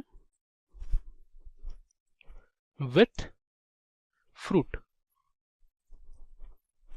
Okay, so what this replace function does is it is going to find where my word vegetable is within the string, my input string, and it is going to replace my word vegetable with fruit. Let's run it and see the output. There you go. Now this is correct, which is orange is a fruit. Alright. Now MySQL also provides some trim functions. You can use the left trim, right trim, and just the trim function. So let me show you how this left trim works. Left trim or L trim removes the leading space characters from a string passed as an argument. So say I write select, I'll use the left trim function, which is L trim, and then I'm going to purposely give a few spaces in the beginning of the string. I'll give a word, let's say India, and then I'll give some space after the word India, and see how it gives me India, which is fair enough. But before that, let's first find the length of my string. So I'll use my length function here, and within this function I am going to find the length of my string, which has India along with some leading and trailing spaces. I'll paste this here, give a semicolon, and I'll run it. Okay, so the entire string is 17 characters long, or the length of the string is 17. Now say I use ltrim on my same string, what it returns me is India, and if I run length over it, you can see the difference. As in, you can see how many spaces were deleted from the left of the string. You can see here, now it says 17, and I'm going to use ltrim. Let's see the difference. It gives me 12. The reason being, it has deleted 5 spaces from the left. You can count it, 1, 2, 3, 4 and 5. So 17 minus 5 is 12, which is correct. Similarly, you can use the rtrim function, which removes the trailing spaces from a string. Trailing spaces are these spaces. When you use left trim, it deletes the leading spaces, which is this. Now let me just replace ltrim with rtrim, which stands for right trim, and see the result. So the length is 10 now. The reason being, it has deleted 7 spaces from the right of the string. If you can count it, 1, 2, 3, 4, 5, 6 and 7. Cool. You can also use the trim function, which will delete both the leading and the trailing spaces. So here, if I just write trim and I'll run it, it gives me 5, because India is total 5 characters long and it has deleted all the leading and the trailing spaces. Alright. There's also a function called position in MySQL. The position function returns the position of the first occurrence of a substring in a string. So if the substring is not found with the original string, the function will return 0. So let's say I'll write select position. I want to find where fruit is in my string, that is orange is a fruit. I'll give an alias as name. There's some error here. This should be within double quotes. Now let's run it and see the result. Okay, it says at the 13th place or at the 13th position we have the word fruit in our string, which is orange is a fruit. Now the final function we are going to see is called ASCII. So the ASCII function returns the ASCII value for a specific character. Let's say I write select ASCII of the letter small a. If I run this, it will give me the ASCII value, which is 97. Let's say you want to find the ASCII value of 4. Let's see the result. It gives me 52. Alright. In this session, we are going to learn 2 important SQL statements or clauses that are widely used, that is group by and having. First, we'll understand the basics of group by and having, and then jump into MySQL Workbench to implement these statements. So let's begin. First, what is group by in SQL? So the group by statement or clause groups records into summary rows and returns one record for each group. It groups the rows with the same group by item expressions and computes aggregate functions for the resulting group. A group by clause is a part of select expression. In each group, no 2 rows have the same value for the grouping column or columns. Now below, you can see the syntax of group by. So first we have the select statement, and then followed by the column names that we want to select. From, we have the table name, followed by the where condition, and next we have the group by clause, and here we include the column names. Finally we have the order by and the column names. Now here is an example of the group by clause. So we want to find the average salary of employees for each department. So here you can see we have the employees table. It has the employee ID, the employee name, the age of the employee, we have the gender, the date on which the employee had joined the company. Then we have the department to which each of these employees belong to. We have the city to which the employees belong to, and then we have the salary in dollars. So actually we'll be using this employees table on MySQL Workbench as well. So if you were to find the average salary of employees in each department, so this is how your SQL query with group by clause would look like. So we have selected department, and then we are using an aggregate function, that is AVG, which is average, and we have chosen the salary column, and here we have given an alias name which is average underscore salary, which appears in the output, you can see here, from employees, and we have grouped it by department. So here in the output you can see we have the department names and the average salary of the employees in each department.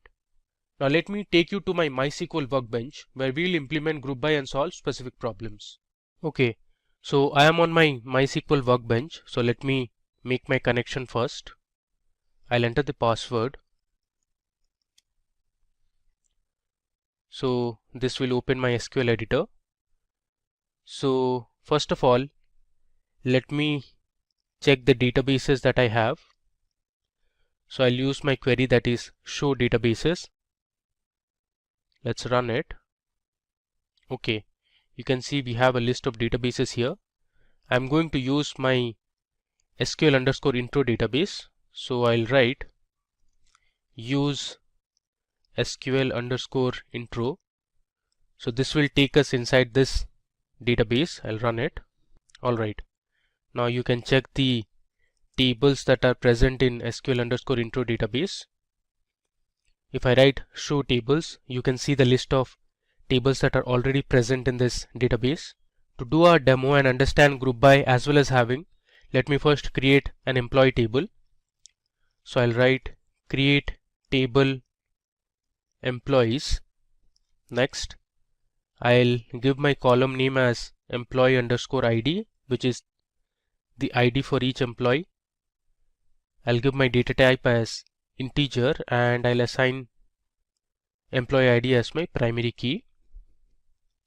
Next, I'll give employee underscore name, and my data type would be varchar.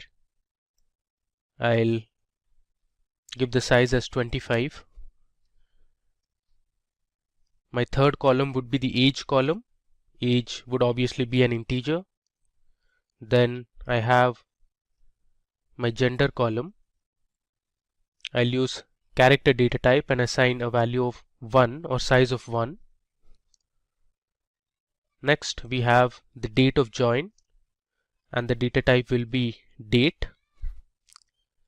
We have the department column as well. This is going to be of varchar, and 20 will be the size. Next, we have the city column, which is actually the city to which the employee belongs to. And finally, we have the salary column, which will have the salary for all the employees. Okay, now let me select and run this. You can see here we have successfully created our table. Now to check if our table was created or not, you can use the describe command. I'll write describe employees. You can see the structure of the table so far.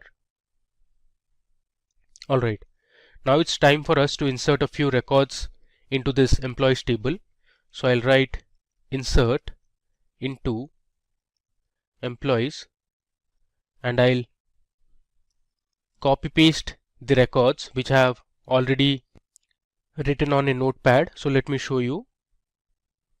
So this is my EMP notepad, and you can see I have already put the information for all the employees. So let me just copy this and we'll paste it here. Alright, let me go to the top and verify if all the records are fine. Alright, so let's run our insert query. Okay, so you can see here we have inserted 20 rows of information, and now let's check the table information or the records that are present in our employees table. I'll write select star from employees. If I run it, you can see here I have my employee ID, the employee name, age, gender. we have the city, salary, and in total we have inserted 20 records. Now let me run a few SQL commands to check how the structure of our table is. Let's say I want to see the distinct cities that are present in our table. So I'll write select distinct city from employees. If I run this, you see here there are total 8 different cities present in our employees table. So we have Chicago, there's Seattle, Boston, we have New York, Miami, and Detroit as well. Now let's say you want to know the total number of departments that are present. So you can use distinct department. If I run this, alright, you can see we have 7 rows returned, and here are the department names. So we have sales, marketing, product, tech, IT, finance, and HR. Alright, now let me show you another SQL command. Now this is to use an aggregate function. So I want to find the average age of all the employees from the table. So I can write select AVG, which is the aggregate function for average. Inside that I have passed my age column from employees. If I run this, so the average age of all the employees in our table is 33.35. Now say you want to find the average age of employees in each department. So for this you need to use the group by clause. I'll give a comment here. I want to find the average age in each department. So I'll write select department, comma, I'll write average of age from employees group by department. Now if I run this, you can see here we have our 7 departments on the left, and on the right you can see the average age of employees in each of these departments. Now you can see here in the output it says AVG of age, which is not readable, so I can give an alias name as average age. Alright, I can bring this down, and if you want you can round the values also. So you can round the decimal places. So I'll use a round function before the average function, and the round function takes 2 parameters. One is the variable and the decimal place you want to round it to. So if I run this, there you go. You can see here we have the average age of all the employees in each of these departments. Alright, now suppose you want to find the total salary of all the employees for each department. So you can write select department, comma, now I want the total salary, so I'll use the sum function, and I'll pass my column as salary from employees group by department. Let's run this query. You can see here in the output we have the different departments, and on the right you can see the total salary of all the employees in each of these departments. Now here also you can give an alias name as total underscore salary.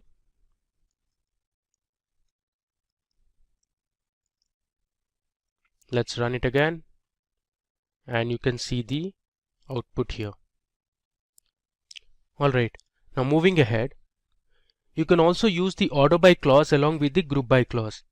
Let's say you want to find the total number of employees in each city and group it in the order of employee ID. So to do this, I can use my select query.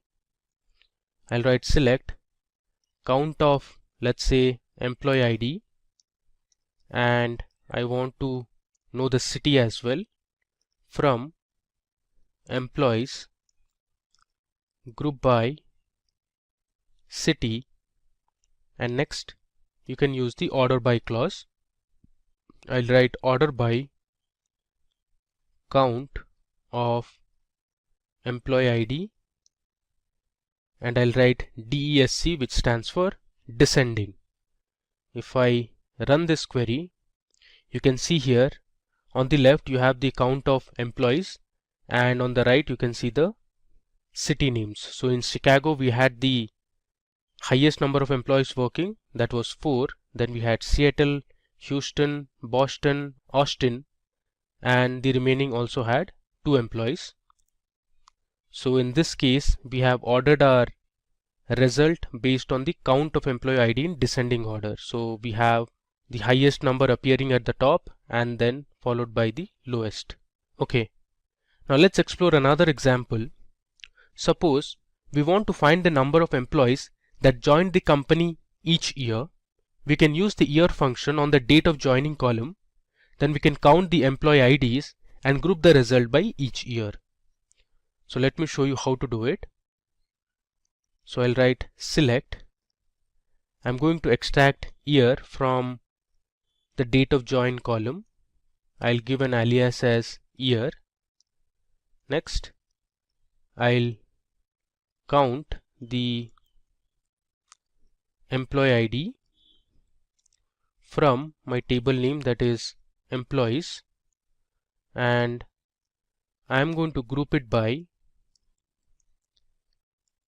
year, date of join. I give a semicolon. Alright, so let's run this. Great.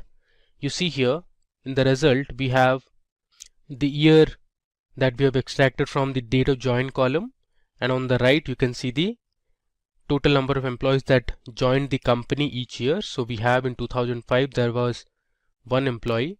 Similarly, we have in 2009 there were 2 employees. If I scroll down, you have information of other years as well. Now if you want, you can order this as well based on year or count. Okay. Now you can also use the group by to join 2 or more tables together. So to show you this operation, let me first create a sales table. So I'll write create table sales, and the sales table will have columns such as the product ID, which is going to be of integer type. Then we have the selling price of the product. Now this will be a float value. Then we have the quantity sold for each of the products. So I'll write quantity will be of integer type. Next we have the state in which the item was sold, and state I'll put it as varchar and give the size as 20. Let's run this so that we'll create our sales table. Alright, so we have successfully created our sales table. Next, we need to insert a few values to our sales table. So I have already written the records in a notepad. Let me show you. Okay, so here you can see I have my sales text file. Let me just copy these information. I'll just paste it on the query editor. Okay, now let me go ahead and run this insert command. Alright, so you can see here we have successfully inserted 9 rows of information. So let me just run it through what we have inserted. So the first column is the product ID column. Then we have the selling price at which this product was sold. Then we have the quantity that was sold and in which state it was sold. So we have California, Texas, Alaska. Then we have another product ID which is 1, 2, 3, and these are the states in which the products were sold. So let me just confirm with the select statement. I'll write select star from sales. If I run this, you can see we have successfully created our table. Okay. Now suppose you want to find the revenue for both the product IDs 1 to 1 and let's say 1 to 3, since we have just two product IDs here. So for that you can use the select query. So I'll write select product ID. Next, I want to calculate the revenue. So revenue is nothing but selling price multiplied by the quantity. So I'll use the sum function to find the total revenue, and inside the sum function I'll use my selling price column multiplied by my quantity column. I'll give this an alias name as revenue from my table name, that is sales. Finally, I'll group it by product ID. Let's run it. There you go. So here you can see we have the two product IDs 1 to 1 and 1 to 3, and here you can see the revenue that was generated from these two products. Alright. Now let's say we have to find the total profit that was made from both the products 1 to 1 and 1 to 3. So for that I'll create another table. Now this table will have the cost price of both the products. So let me create the table first. I'll write create table. Let's say the table name is C product, which stands for the cost price of the products. I'll give my first column as product ID. This will be an integer, and I'll have my second column as cost price. Cost price will have floating type values. Let's run this. So we have successfully created our product cost table. Now let me insert a few values into the C product table. So I'll write insert into C underscore product. I'll give my values for 1 to 1. Let's say the cost price was $270 for each, and next we have my product as 1 to 3, and let's say the cost price for product 1 to 3 was $250. Let's insert these two values. Okay. Next, we'll join our sales table and the product cost table. So this will give us the profit that was generated for each of the products. So I'll write select C dot product underscore ID, comma, I'll write sum S dot sell underscore price. Now here C and S are alias names. So if I subtract my cost price from the selling price, that will return the profit that was generated. I'll multiply this with S dot quantity, close the bracket. I'll give an alias name as profit from sales as S. So here S stands for the sales table. I'm going to use inner join C underscore product table, as the alias name should be C, where S dot product underscore ID is equal to C dot product underscore ID. We are using product underscore ID because this column is the common column to both the tables. And finally, I am going to group it by C dot product underscore ID. Alright. So let me tell you what I have done here. So I am selecting the product ID. Next, I am calculating the profit by subtracting the cost price from the selling price, and I have multiplied the quantity column. I am using an inner join to connect my sales and the product cost table. and I am joining on the column that is product ID, and I have grouped it by c.product ID. Let's run this. There you go.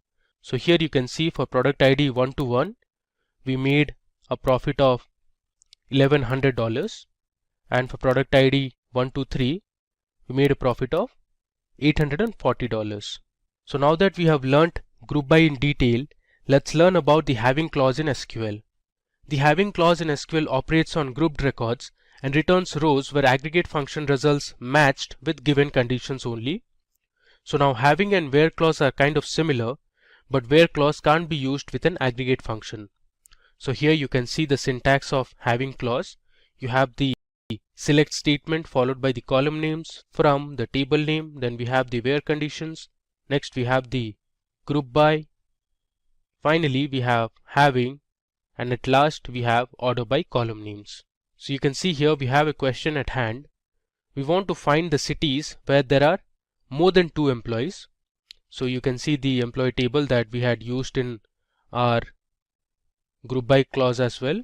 So if you were to find the cities where there are more than 2 employees, so this is how your SQL query should look like. So we have selected the employee ID and we are finding out the count using the count function. Next we have selected the city column. From employees we have grouped it by city, and then we have used our having clause. So we have given our condition having count of employee ID should be greater than 2. So if you see the output, we have the different city names, and these were the cities where the count of employees was greater than 2. Alright, so let's go to our MySQL workbench and implement how having works.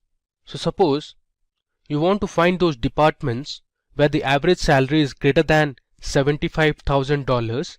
You can use the having clause for this. So let me first run my table, which is employees.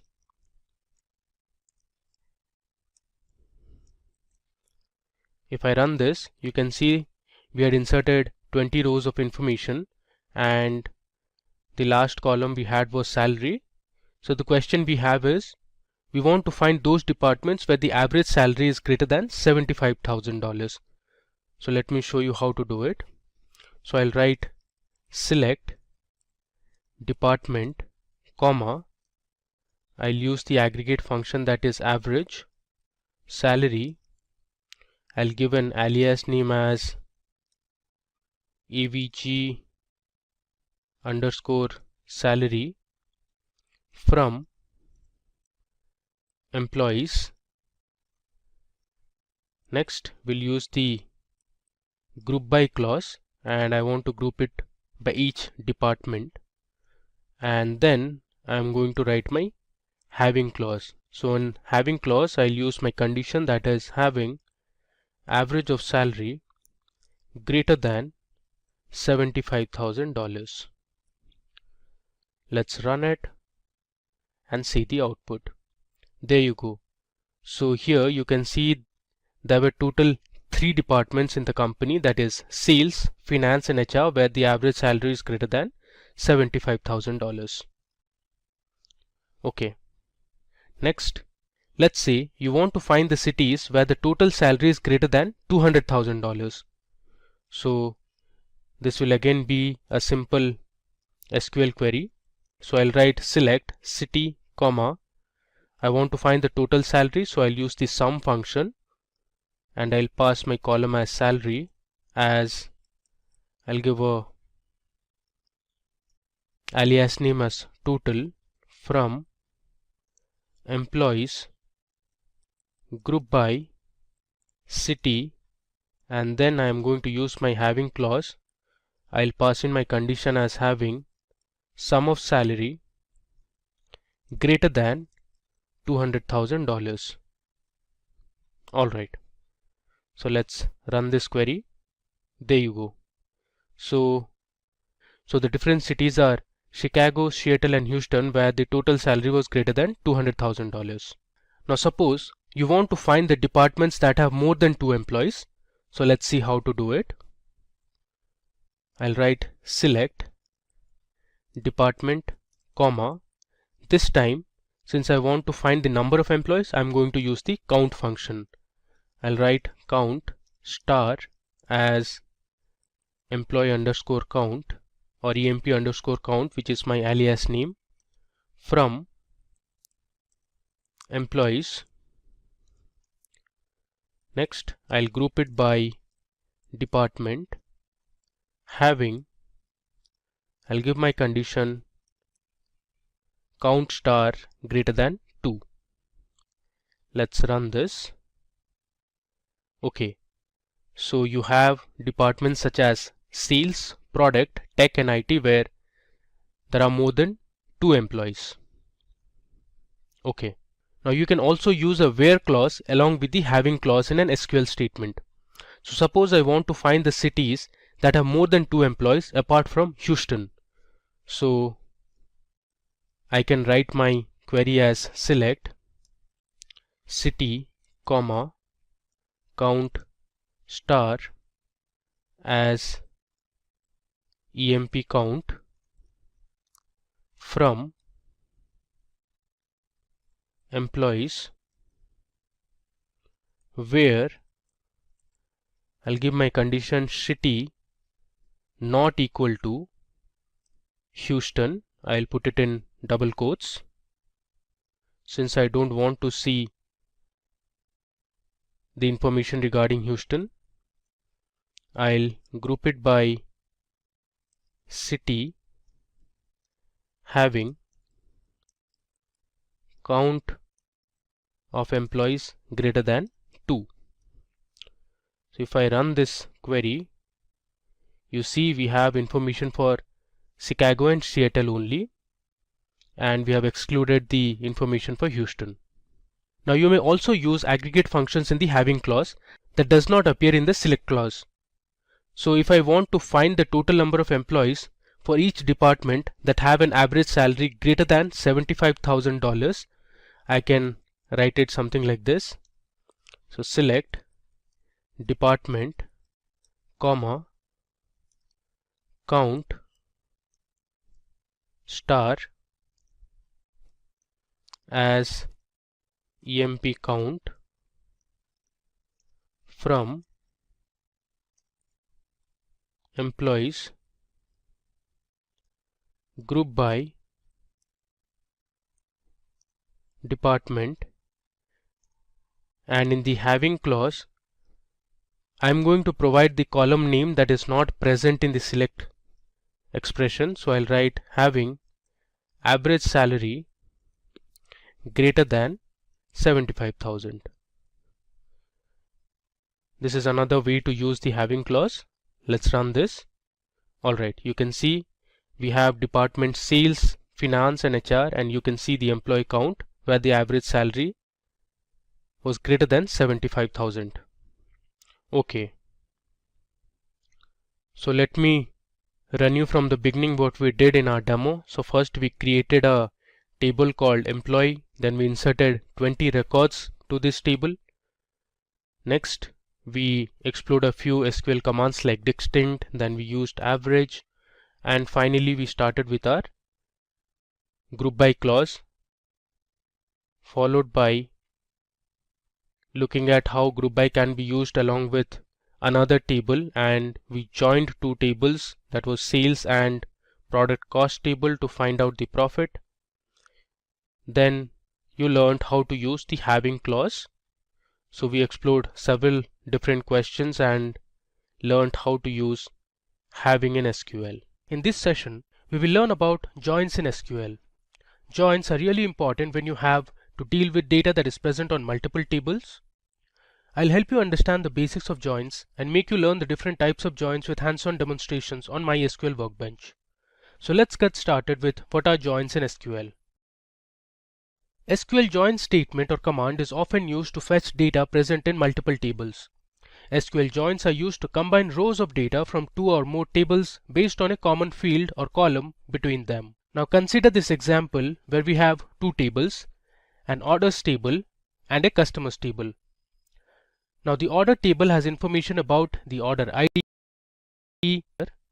We have the order date, that is when the order was placed. Then we have the shipped date. This has information about the date on which the order was shipped. Then we have the product name, which basically is the names of different products. We have the status of delivery, whether the product was delivered or not, or whether it was cancelled. Then we have the quantity, which means the number of products that were ordered. And finally, we have the price of each product. Similarly, we have another table called customers, and this customer table has information about the order ID, which is the foreign key here. Then we have the customer ID, which is the primary key for this table. We also have the phone number, customer name and address of the customers. Now suppose you want to find the phone numbers of customers who have ordered a laptop. Now to solve this problem, we need to join both the tables. The reason being, the phone numbers are present in the customers table, as you can see here, and laptop, which is the product name, is present in the orders table, which you can see it here. So using a join statement, you can find the phone numbers of customers who have ordered a laptop. Now let's see another problem where you need to find the customer names who have ordered a product in the last 30 days. In this case, we want the customer name present in the customers table and the last 30 days order information, which you can get from the order date column that is present in the orders table. Okay, now let's discuss the different types of joins one by one. So first we have an inner join. So the SQL inner join statement returns all the rows from multiple tables as long as the conditions are met. From the diagram above, you can see that there are two tables, A and B. A is the left table and B is the right table. The orange portion represents the output of an inner join, which means an inner join returns the common records from both the tables. Now you can see the syntax here. So we have the select command and then we give the list of columns from table A, which you can see here is the left table, followed by the inner join keyword and then the name of the table, that is B, on a common key column from both the tables A and B. Now let me take you to the MySQL workbench and show you how inner join works in reality. So here I'll type MySQL. You can see I have got MySQL workbench 8.0 version installed. I'll click on it. So it will take some time to open. Okay, I'll click on this local instance and here I'll give my password. Okay, so this is how an SQL editor on MySQL workbench looks like. So first of all, let me go ahead and create a new database. So I'll write create database. This is going to be my command, followed by the name of the database, that is going to be SQL_joins. If I give a semicolon and hit Ctrl Enter, this will create a new database. You can see here one row affected. Now you can check whether the database was created or not using show databases command. If I run it, here you can see I have SQL joins database created. Now I'll use this database, so I'll write use SQL_joins. Okay, now to understand inner join, consider that there is a college and in every college you have different teams for different sports such as cricket, football, basketball and others. So let's create two tables, cricket and football. So I'll write create table and my table name is going to be cricket. Next, I'm going to create two columns in this table. The first column is going to be cricket ID. Then I'm going to give the data type as int and use the auto increment operator. I'm using auto increment because my cricket ID is going to be my primary key. Then I'm going to give the name of the students who are part of the cricket team, and for this I'll use varchar data type and give the length as 30. I'll give another comma and I'll assign my cricket ID as primary key. Within brackets I'll give cricket_ID. Cricket ID is nothing but a unique identifier for each of the players, like you have roll numbers in college. Okay, let me just run it. Alright, so we have successfully created our cricket table. Similarly, let me just copy this and I'll paste it here. I'll create another table called football. This will have the information of all the students who are part of the football team. And instead of cricket, I am going to give this as football ID. Alright, and the name column will have the names of the students. I'll change my primary key to football ID. Alright, let me run this. Okay, so now we have also created our football table.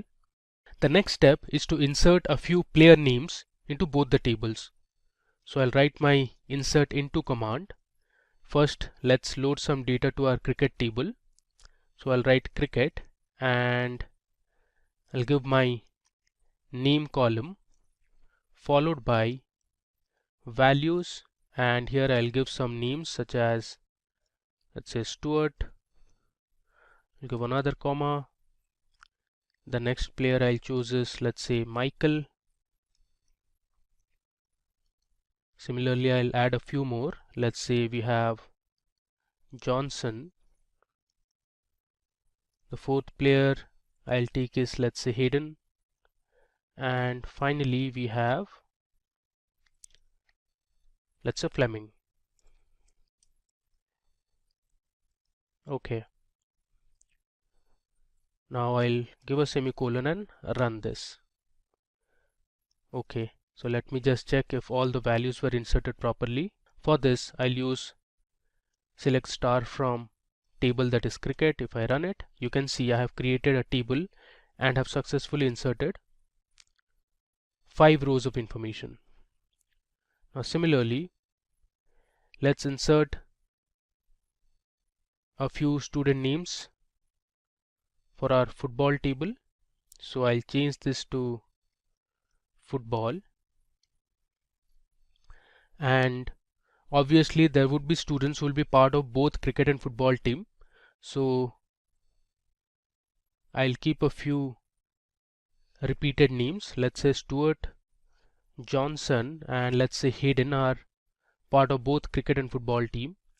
Then we have, let's say, Langer, and let's say we have another player in the football team, that is Aston. I'll just run it. Okay, you can see there are no errors. So we have successfully inserted values to our football team as well. Let me just recheck it. I'll write select star from football. Alright, so we have 5 players in the football team as well. Okay, now the question is, suppose you want to find the students that are part of both the cricket and football team. In this case, you can use an inner join. So let me show you how to do it. So I'll write select star from cricket, as I'm using an alias name as C, which stands for cricket. Then I'm going to write inner join. My next table is going to be football as F, which is an alias name for the football table. Then I'm going to use the on command or operator, and then I'll give the common key, that is name here. So C dot name is equal to F dot name. So based on this name column from both the table, my inner join operation will be performed. So let's just run it. There you go. So Stuart, Johnson and Hayden are the only 3 students who are part of both the teams. Alright. Now you can also individually select each of the columns from both the tables. So let's say I write select C dot cricket underscore ID, comma, C dot name, comma, F dot football underscore ID, comma, F dot name. From, I'll write cricket as C, inner join football as F on C dot name is equal to F dot name. Now if I run this, you see we get the same output here as well. Alright. Now let's explore another example to learn more about inner joins. So we have a database called classic models. Let me first use classic models. I'll run this. Okay. Now let me just show the different tables that are part of classic tables. Alright. So here you can see there are tables like customers, there's employees, office, there's office details, orders, payments, products and product lines as well. Alright, so let me use my select statement to show what are the columns present in the products table. Okay, so this product table has information about different product names. You have the product code. Now this product code is unique here. We also have the product vendor, a little description about the product, then we have the quantity in stock, buying price and MSRP. Let's see what we have in product lines.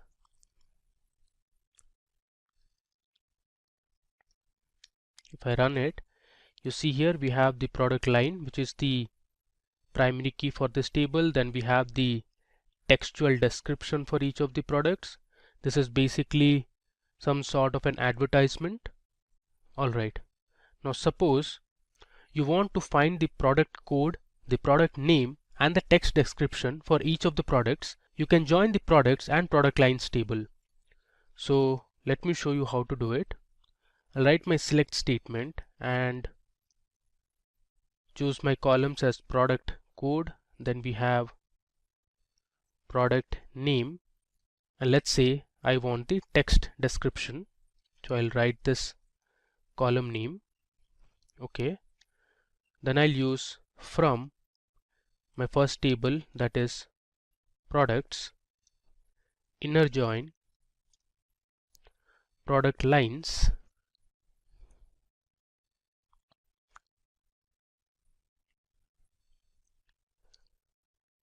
I can use using the common key column, that is product line.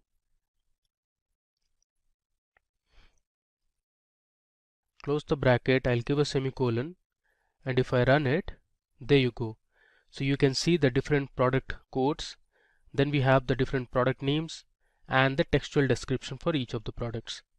So this we did by joining the products table and the product lines table. Alright. Now suppose you want to find the revenue generated from each product order and the status of the product. To do this task, we need to join three tables, that is orders, order details and products. So first let me show you what are the columns we have in these three tables. We have obviously seen for the products table. Now let me show you for orders and order details table. So I'll write select star from orders. If I run it, you can see it has information about the order number, the date on which the order was placed. We also have the shipment date. We also have the status column, which has information regarding whether the order was shipped or cancelled. Then we have some comments column. We also have the customer number who ordered this particular product. Similarly, let's check what we have under order details. So I'll write select star from order details. If I run it, you can see it has the order number, the product code, quantity of each product, we have the price of each product, then we have the order line number. Okay, so using the product, orders and order details, let's perform an inner join.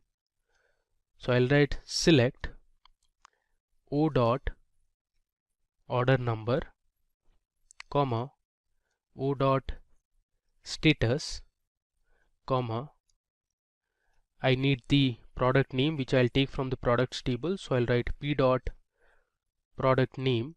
Now here O, P are all alias name for the tables, orders, products, and I'll use OD for order details, comma. Since we want to find the revenue, we actually need to find the product of quantity ordered into price of each product. So I'll use a sum function, and inside the sum function I'll give quantity ordered multiplied by the price of each item. I'll use an alias as revenue. Then I'll use my from clause, from orders as O, inner join order details as I'll use an alias name as OD, on I'll write O dot order number is equal to OD dot order number.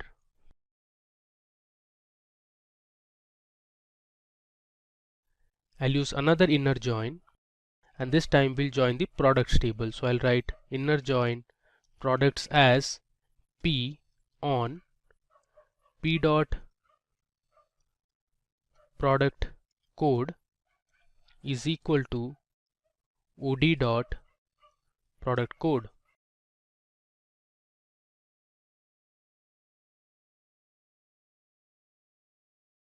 And finally I'll use the group by clause and group it by order number. Alright, let me run this. Okay, there's some mistake here. We need to debug this. It says you have an error in your SQL syntax. Check the manual. Alright. Okay, I think the name of the tables is actually orders and not order. Alright, now let's run it. Okay, there's still some error.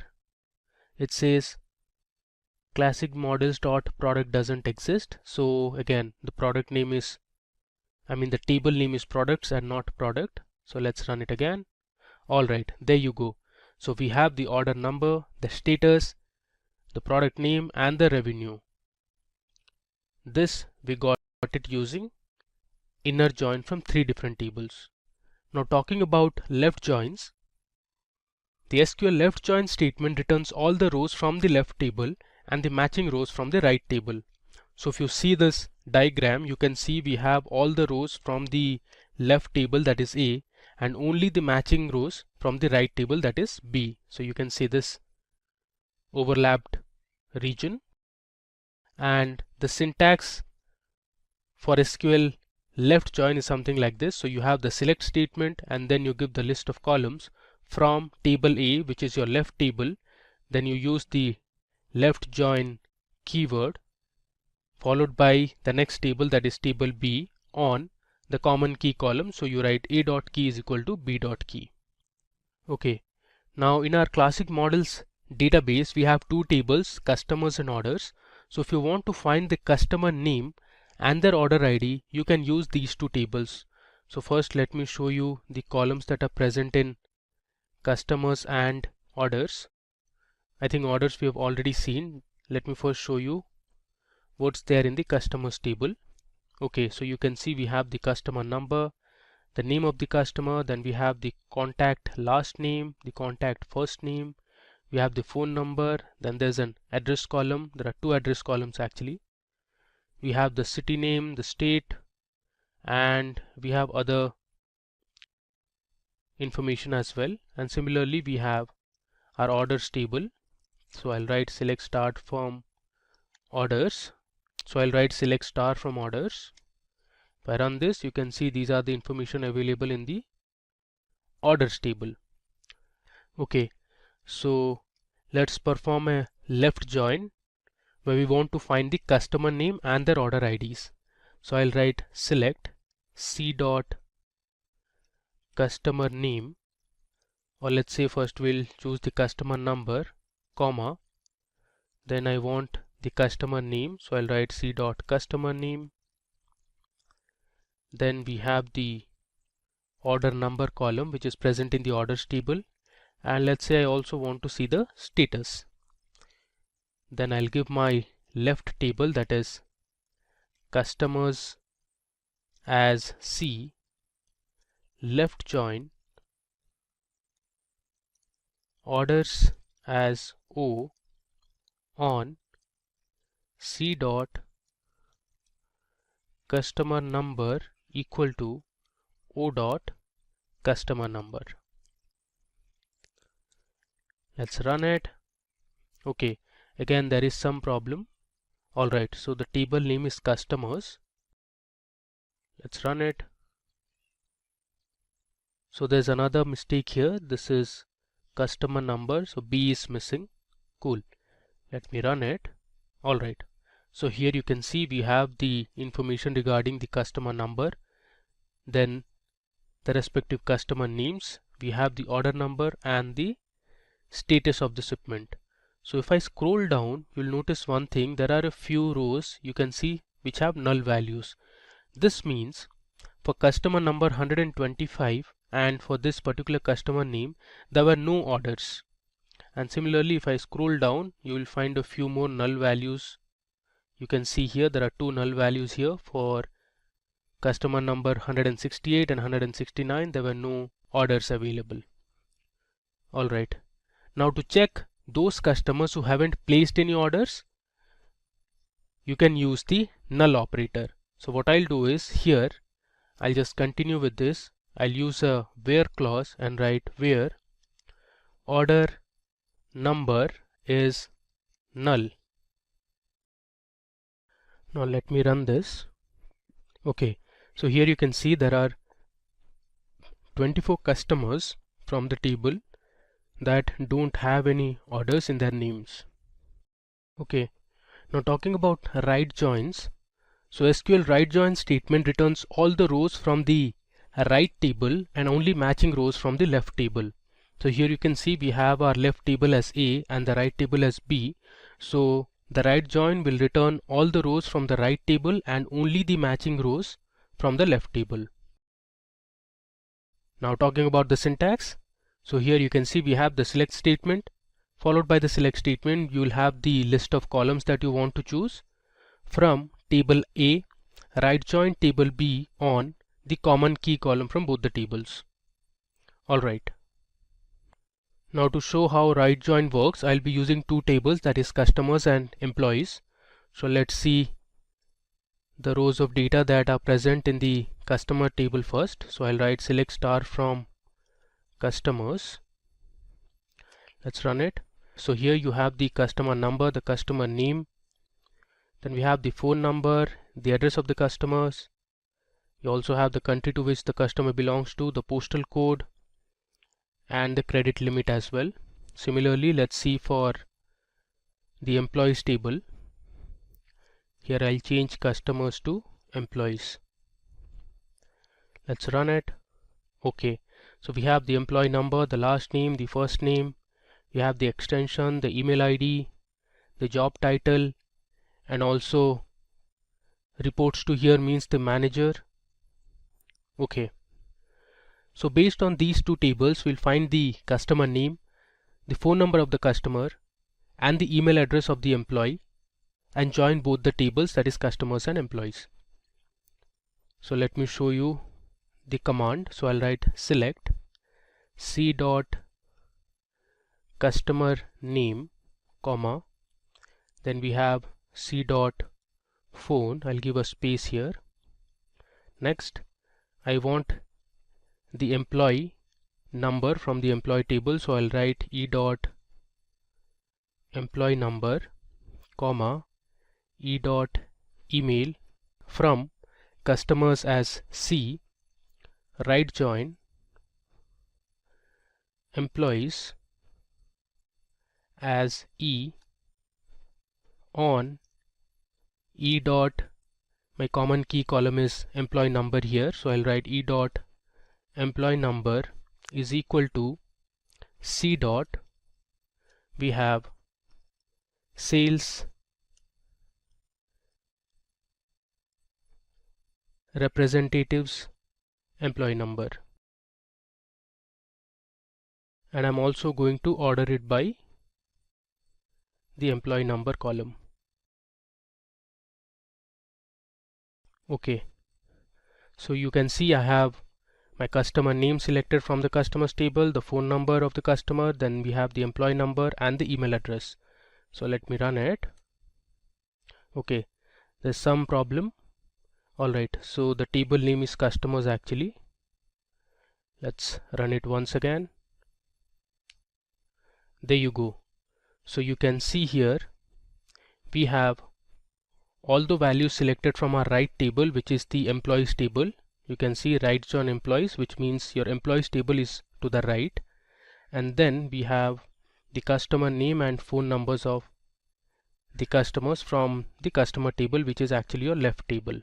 So you have a few employee numbers such as 1002, there's 1056, which don't have any customer name or phone numbers. Okay, so there's another popular join which is very widely used in SQL, known as self joins. So self joins are used to join a table to itself. So in our database we have a table called employees. Let me show you the table first. Alright, so here you can see we have the employee number, the last name, the first name of the employee, we have the email ID, and here if you see we have a column called reports to. Now this you can think of as the manager column. So the way to read is, for example, for employee number 1056, the manager is 1002. So if you check for 1002, we have Dane Murphy. Then if I scroll down, let's say for employee number 1102, for employee number 1102, the manager is 1056. So here you can see who is at 1056. You have Mary Patterson. Similarly, if I scroll down, let's say for employee number 1188, we have the manager as 1143. Now if I check the table at 1143, we have Anthony Bow. So the employee Julie Firelli reports to Anthony Bow. Alright, now suppose you want to know who is the reporting manager for each employee. So for that you can use a self join. So let me show you how to join this employees table. I'll write select, and then I'm going to use a function called concat.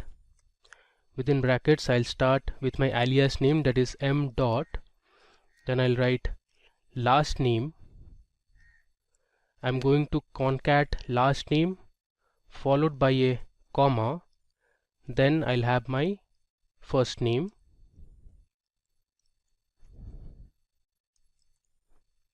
I'll close this bracket, and then I'm going to give my alias name, let's say manager, comma.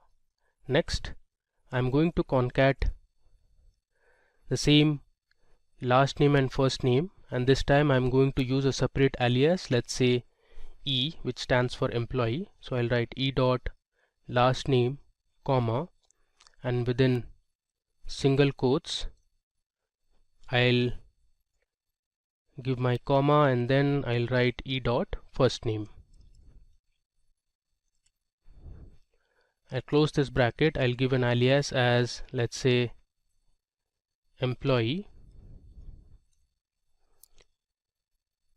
From, I'll write employees as E, inner join employees as M on M dot. I'll use my common key column as employee number, so I'll write M dot employee number is equal to E dot, here I'm going to use the reports to column, and then I'll order it by, let's say, manager. Okay, now let's run this. There you go. So you have your two columns as manager and employee. So for employee Louis Bonder, the manager is Gerard Bonder. Similarly, if I scroll down, you have there are multiple employees reporting to this particular manager. Similarly, we have our manager as Anthony Bow, and we have different employees who are reporting to this particular manager, and so on. Alright, now moving ahead. Now let's see what a full join is. So SQL full outer join statement returns all the rows when there is a match in either left or right table. Now you must remember that MySQL Workbench does not support full outer join by default, but there's a way to do it. So by default, this is how the syntax of full outer join looks like. Now this statement will work on other SQL databases like Microsoft SQL Server, but it won't work on MySQL Workbench. I'll show you the right way of using full outer join on MySQL Workbench. So to show full outer join, I'm going to first use a left join, and then we'll also use a right join, and finally we'll use a union operator. So the union operator is used to combine the result set of two or more select statements. So first of all, let me write c dot customer name. So for this example, I'm using the customer table and the order table, comma o dot order number. So I just want to know the customer name and the order number related to the customer. From I have customers as C, left join, I'll write orders as O on C dot customer number is equal to O dot customer number. Let me just copy this, and after this I am going to use my union operator.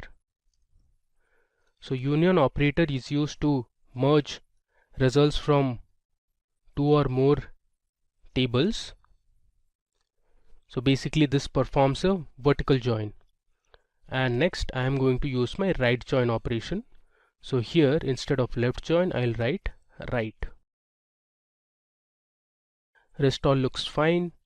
Let me just run it. There you go. So we have successfully run our full outer join operation. You can see we have the different customer names and the order that each customer had placed. Alright. So that brings us to the end of our demo session. So let me just run through whatever we did in this session. So first we created a database called SQL Joins.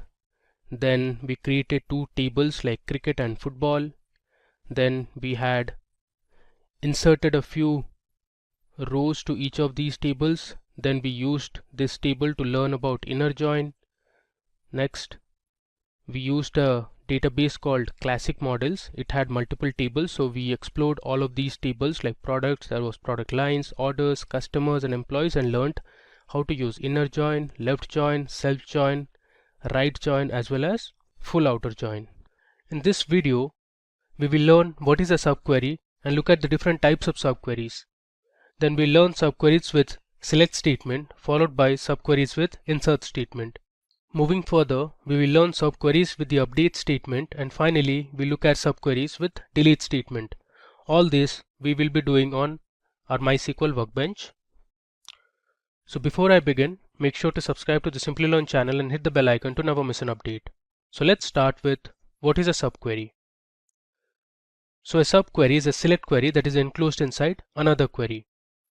So if I show you, this is how the basic structure of a subquery looks like. So here, whatever is present inside the brackets is called as the inner query, and whatever is present outside is called the outer query. So first, the inner query gets executed and the result is returned to the outer query, and then the outer query operation is performed. Alright, now let's see an example. So we have a question at hand, which is to write a SQL query to display department with maximum salary from employees table. So this is how our employees table looks like. It has the employee ID, the employee name, age, gender, we have the date of join, department, city and salary. Now to solve this query, my subquery would look like this. So I'll first select the department from my table, that is employees, where I'll use the condition salary equal to, and then I'll pass in my inner query, which is select max of salary from employees. So what this does is it will first return the maximum salary of the employees in the table. Then our outer query will get executed based on the salary returned from the inner query. So here the output is department sales has the maximum salary. So one of the employees from the sales department earns the highest or the maximum salary. If you see in our table, the employee is Joseph, who earns $115,000. Alright, and Joseph is from the sales department. Now let's see how this query works. So here we have another question, which is to find the name of the employee with maximum salary in the employees table. So this is our previous employees table that we saw, and to find the employee who has the maximum salary, my subquery would look something like this. So I'm selecting the employee name from my table, that is employees, where I'm using the condition salary equal to, and then I'm passing in my subquery or the inner query. So first I'm selecting the maximum salary. This will return a particular value, that is the highest salary from the table. And if you see our table, the highest salary is $115,000. So our query becomes select employee name from employees where salary equal to $115,000. So the employee name is Joseph here, and that's the output. Now if you want to break it down, here you can see first the inner query gets executed. So our SQL query will first execute the inner query that is present inside brackets, select maximum salary from employees. The result is $115,000, and then based on the returned result, our outer query gets executed. So the query becomes select employee name from employees where salary equal to $115,000, and that employee is Joseph. Alright, now we'll learn the different types of subqueries. So you can write subqueries using select statement, update statement, delete and insert statement. We'll explore each of this with the help of example on my MySQL workbench. So let's learn subqueries with the select statement. So subqueries are majorly used with the select statement, and this is how the syntax looks like. You select the column name from the table name, then you have the where condition followed by the columns that you want to pass, the operator, and inside that you have the subquery. So here is an example that we will perform on our MySQL workbench. So in this example, we want to select all the employees who have a salary less than average salary for all the employees. This is the output. So let's do this on my MySQL workbench. Alright, so let me log into my local instance. I'll give my password. Okay, so you can see I'm on my MySQL workbench. So let's start by writing our subquery using the select statement. Okay, so for this demo session, we'll be using a database that is subqueries. You can see it here. I have a database called subqueries. So I'll use this subqueries database and we'll create a few tables as well. Okay, if I run it, now we are inside the subqueries database. So let me just show you the tables that are present inside this database. I'll write show tables. If I run it, okay, there are two tables, employees and employees underscore B. We'll use this table throughout our demo session. Alright, now for our select subquery, we want to fetch the employee name, the department and the salary whose salary is less than the average salary. So we will be using the employees table. So let me first show you the records and the columns we have in the employees table. So I'll write select star from employees and run it. Okay, you can see here we have 20 rows of information. We have the employee name, the employee ID, age, gender, date of join, department, city and salary. So this is the same table that we saw in our slides. Okay, now for our subquery, I'll write select. I want to choose the employee name, the department, and the salary. There should be a comma here instead of a period. Next, I'll give my table name, that is employees, where my salary is less than, and after this I'll start my inner query or the subquery. I'll write select average salary. So I'm using the AVG function to find the average salary of all the employees from my table, that is employees. If I give a semicolon and run this, you'll see the output. So we have total 12 employees in the table whose salary is less than the average salary. Now if you want, you can check the average salary. So the average salary is $75,350. Now the employees who have a salary less than the average salary, so these are the people. Alright, now moving back to our slides. Now let's see how you can use subqueries with the insert statement.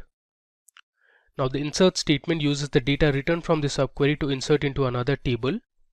So this is how the syntax looks like. So you write insert into table name followed by select individual columns or star from the table, use the where clause, and then you give the operator followed by the inner query or the subquery. So here we will explore a table called products table. We are going to fetch few records from the products table based on a condition, that is the selling price of the product should be greater than $100. So only those records will fetch and put it in our orders table. Alright, so we are going to write this query on my MySQL workbench. So let's do it. I'll give my comment as update subquery. Alright, so first of all, let's create a table, that is products. So I'll write create table products. Then we'll give our column names. The first column would be the product ID of type integer. Then we have the column as item or the product, which is of type varchar 30. Next we have the selling price of that product. The selling price will be of type float. And finally we have another column which is called the product type. And again, product type is of the data type varchar. I'll give the size as 30, close the bracket and give a semicolon. Now let's just run it. Okay, so we have successfully created our products table. Now let's insert a few records to our products table. So I'll write insert into products followed by values. I'll give 4 records. The first product ID is 101. The product is, let's say, jewelry. Then the selling price is, let's say, $800, and the product type is, it's a luxury product. Next, let's insert one more product detail. The product ID is 102. The product is, let's say, t-shirt. The price is, let's say, $100, and the product type is non-luxury. Next, I'll just copy this to reduce our task. We'll edit this. The third product's ID is 103. The product is laptop, and let's say the price is $1,300, and it's a luxury product. I'll paste again, and finally I'll enter my fourth product, which is, let's say, table, and the price is $400, and it's a non-luxury product. I'll give a semicolon and we'll insert these 4 records to our products table. You can see We have inserted 4 records. Let's just print it now. So I'll write select star from products. If I run it, you can see we have our 4 products ready. Now we need to create another table where we are going to put some records from our products table. So that new table is going to be the orders table. So I'll write create table orders. Now it will have 3 columns: the order ID will be of type integer, then we have product underscore sold, this will be of type varying character of size 30, and finally we have the selling price column. This will be of type float. Let's create our orders table. The table name should be orders, and there is some mistake here. Okay, you should close the brackets. Okay, let me run it. So we have our orders table ready. Now let's write our insert subquery.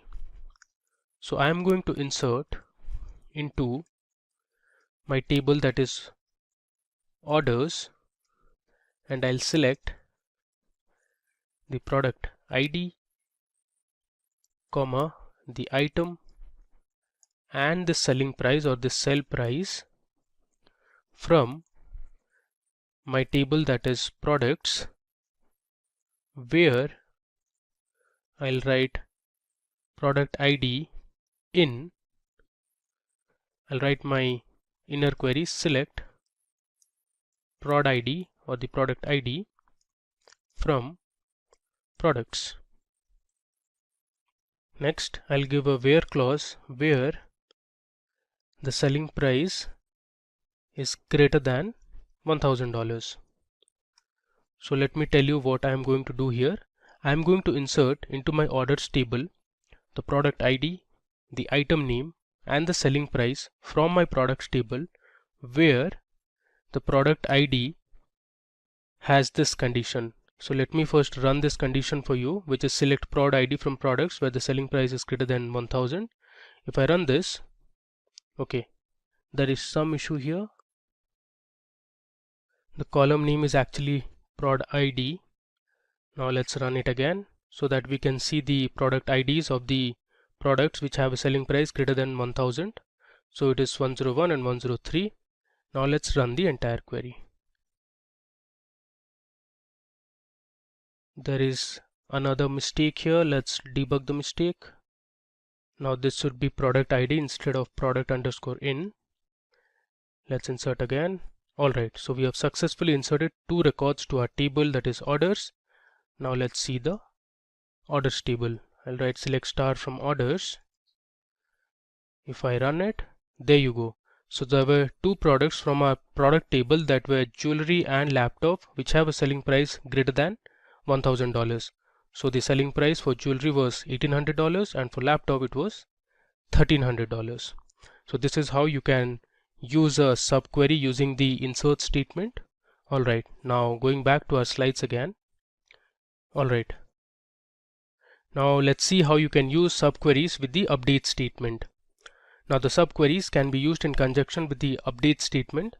So either single or multiple columns in a table can be updated when using a subquery with the update statement. So this is how the basic syntax of an update subquery looks like. So you write update table followed by the table name, you set the column name, you give the where operator, and then you write your inner subquery. So we are going to see an example where we will use this employees table, and using this employees table we will update the records of the salaries of the employees by multiplying it with a factor of 0.35 only for those employees which have age greater than 27. So we are going to use a new table called employees underscore b for this as well. So let's see how to do it. So I'll give my comment as update subquery Before we see the subquery, let's see what we have in the table employees underscore B. This is basically a replica of the employees table. There you go. It has the same records that our employees table has. We are going to use both the employees table and the employees underscore B table to update our records. So I'll write update employees set salary equal to, let me bring this to the next line. I'll write set salary equal to salary multiplied by 0.35, where age in, then I'll write select age from my other table, that is employees underscore B, where age is greater than or equal to, let's say 27. Alright. So let me run through this query and tell you what we are going to do. So I'm going to update the records of the employees table specifically for the salary column. So I'm checking if the age is greater than 27, then we'll multiply the salaries of the employees with a factor of 0.35 in the employees table. Let me just run this, then we'll see our output. Okay, so it says 18 rows affected, which means there are total 18 employees in the table out of the 20 employees whose age is greater than 27. Now if you see, I'll write select star from employees. You can see the difference in the salaries. If I scroll to the right, you can see these are the updated salaries. Okay. Now if you check for employees who have an age less than or equal to 27, for example Marcus, whose age is 25, his salary is the same. We haven't updated his salary. Then if you see, if we have, okay, there is one more employee, Maya. We haven't updated the salary of Maya because the age is less than 27. Alright. Now let's go back to our slides again. As you can see, we got the same output on our MySQL workbench. Now let's explore how you can write subqueries with the delete statement. Now subqueries can again be used in conjunction with the delete statement. So this is how the basic syntax of a delete query using subquery would look like. You write delete from the table name, where clause, the operator value, followed by the inner query in within brackets. So here we are going to use the employees table, and what we are going to do is we'll delete the employees whose age is greater than or equal to 27. So let's see how you can do it. Alright, so I'll give my comment as delete subquery. So we'll follow the syntax that we saw. I'll write delete from my table name, that is employees. I'll write where age in, and then I'll start my inner query or the subquery. I'll write select age from employees underscore B, where age is, let's say, greater than or equal to 32, or let's say the age is less than or equal to 32. Close the bracket and I'll give my semicolon. Let me first run the inner query for you so that you get an idea of the employees who are less than 32 years of age. So there are 9 employees in the table who have an age less than or equal to 32. So we are going to delete their records. If I run this, okay, it says 9 records deleted. Now let's print or display what we have in the employees table.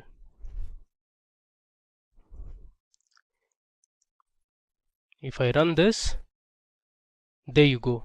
So if you see the age table, we have total 11 employees now, and all their ages are greater than 32 because we have deleted all those employees who had an age less than or equal to 32.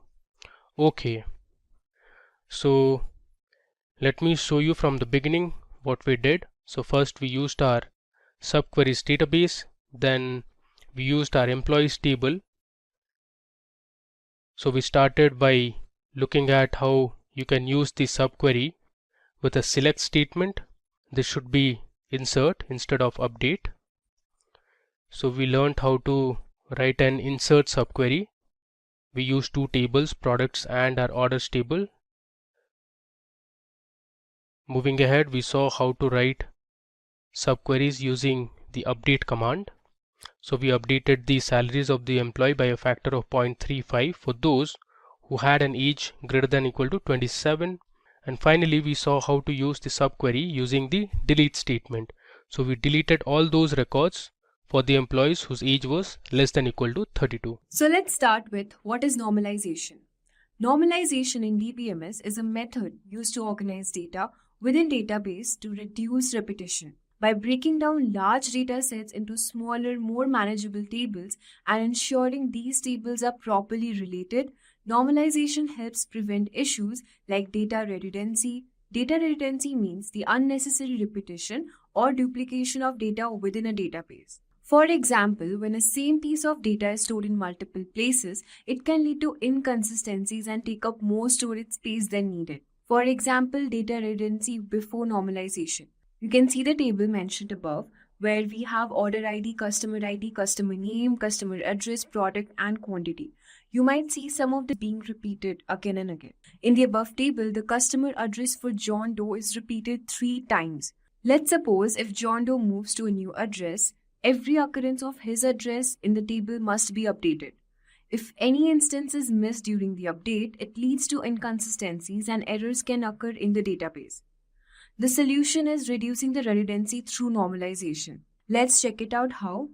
So you can see this is the normalized table we have created. First is the normalized customer table and then we have the order table. So what are the benefits of normalization? The address for John Doe is stored only once in the customer table.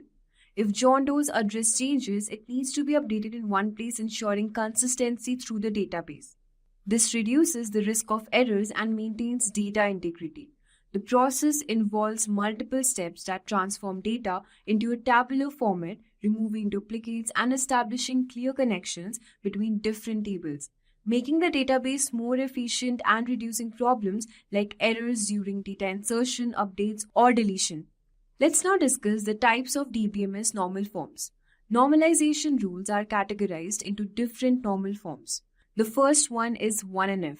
For a table to be in first normal form, it must satisfy the 4 rules. Single valued atomic attributes. Each column should contain only one value per row. This means that there should be no repeating groups or arrays within a single column. Same domain values. All values stored in a specific column should be of the same data type or domain. For example, if a column is meant to store dates, all values in that column should be dates.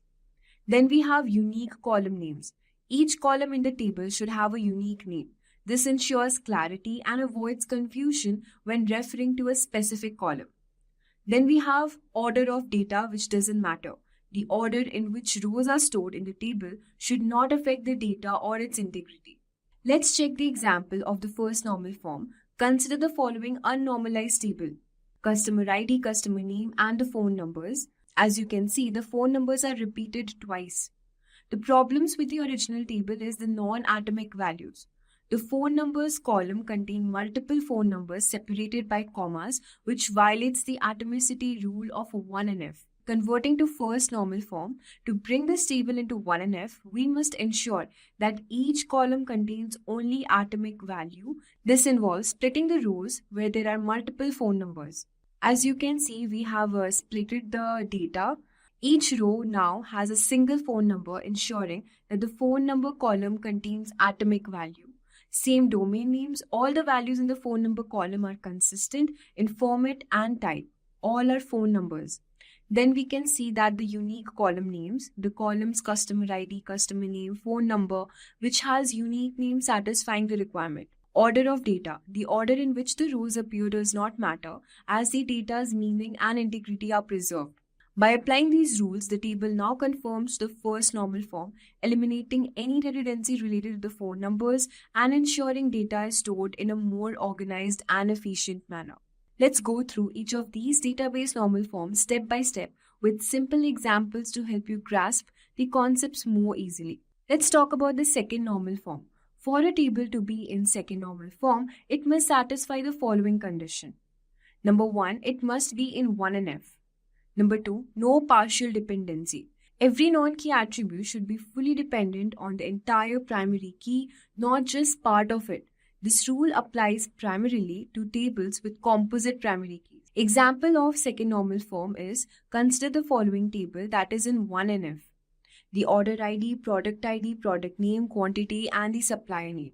The problems with this table is that the partial dependency. The product name and the supplier name depend only on product ID, not the entire primary key, which is order ID and product ID. This violates 2NF.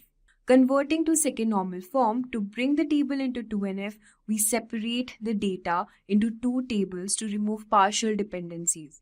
Order table and the product table. No partial dependency in the order table. Quantity is fully dependent on both order ID and product ID. In the product table, product name and supplier name are dependent only on the product ID. This ensures that each non-key attribute is fully dependent on the primary key, bringing the tables into 2NF. Let's now talk about the third normal form, 3NF. For a table to be in third normal form, it must satisfy the following condition. Number 1, it must be in 2NF. Number 2, there should be no transitive dependency where non-key attributes depend on other non-key attributes rather than the primary key. Let's check out the example of a third normal form. Consider the following table that is in 2NF. The problems with the 2NF table is that the transitive dependency. The instructor name is dependent on the course name, which is not directly on student ID or course ID, and this violates 3NF. So how do we convert this into 3NF? To achieve 3NF, we split the table to remove the transitive dependency. Student course table and course table.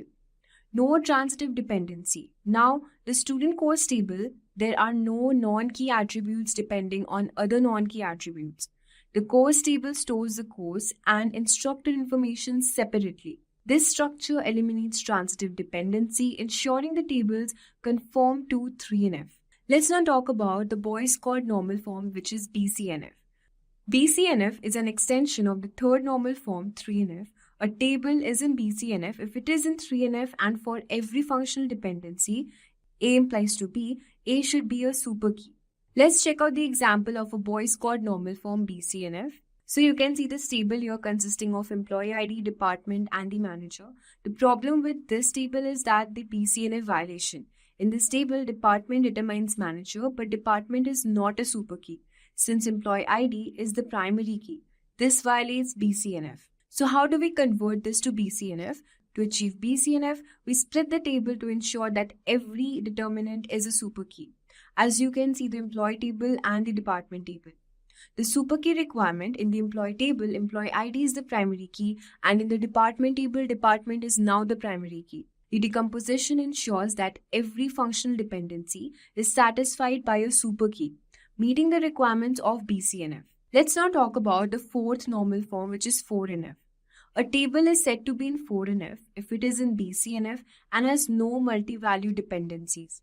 So let's consider an example of a fourth normal form. Consider a table where an employee can have multiple skills and work on multiple projects. As you can see, the employee ID, skill, and the project. The problem with this table is that it is multi-value dependency. An employee skill is independent of the project, but both are stored in the same table. This leads to multi-value dependency, violating 4NF. So, in order to achieve 4NF, we separate the skills and the projects into different tables. The employee skill table and the employee projects table. And now you can see that no multi-value dependency. By separating the skills and the projects, we eliminate multi-value dependencies, ensuring the table conform to 4NF. Let's now talk about the fifth normal form. The employee skill into smaller related tables. The suppliers part table and the suppliers project table. Also parts project table. Eliminating join dependency by decomposing the table into 3 smaller tables, we remove the complex relationship and eliminate the join dependency, ensuring the tables conform to 5NF.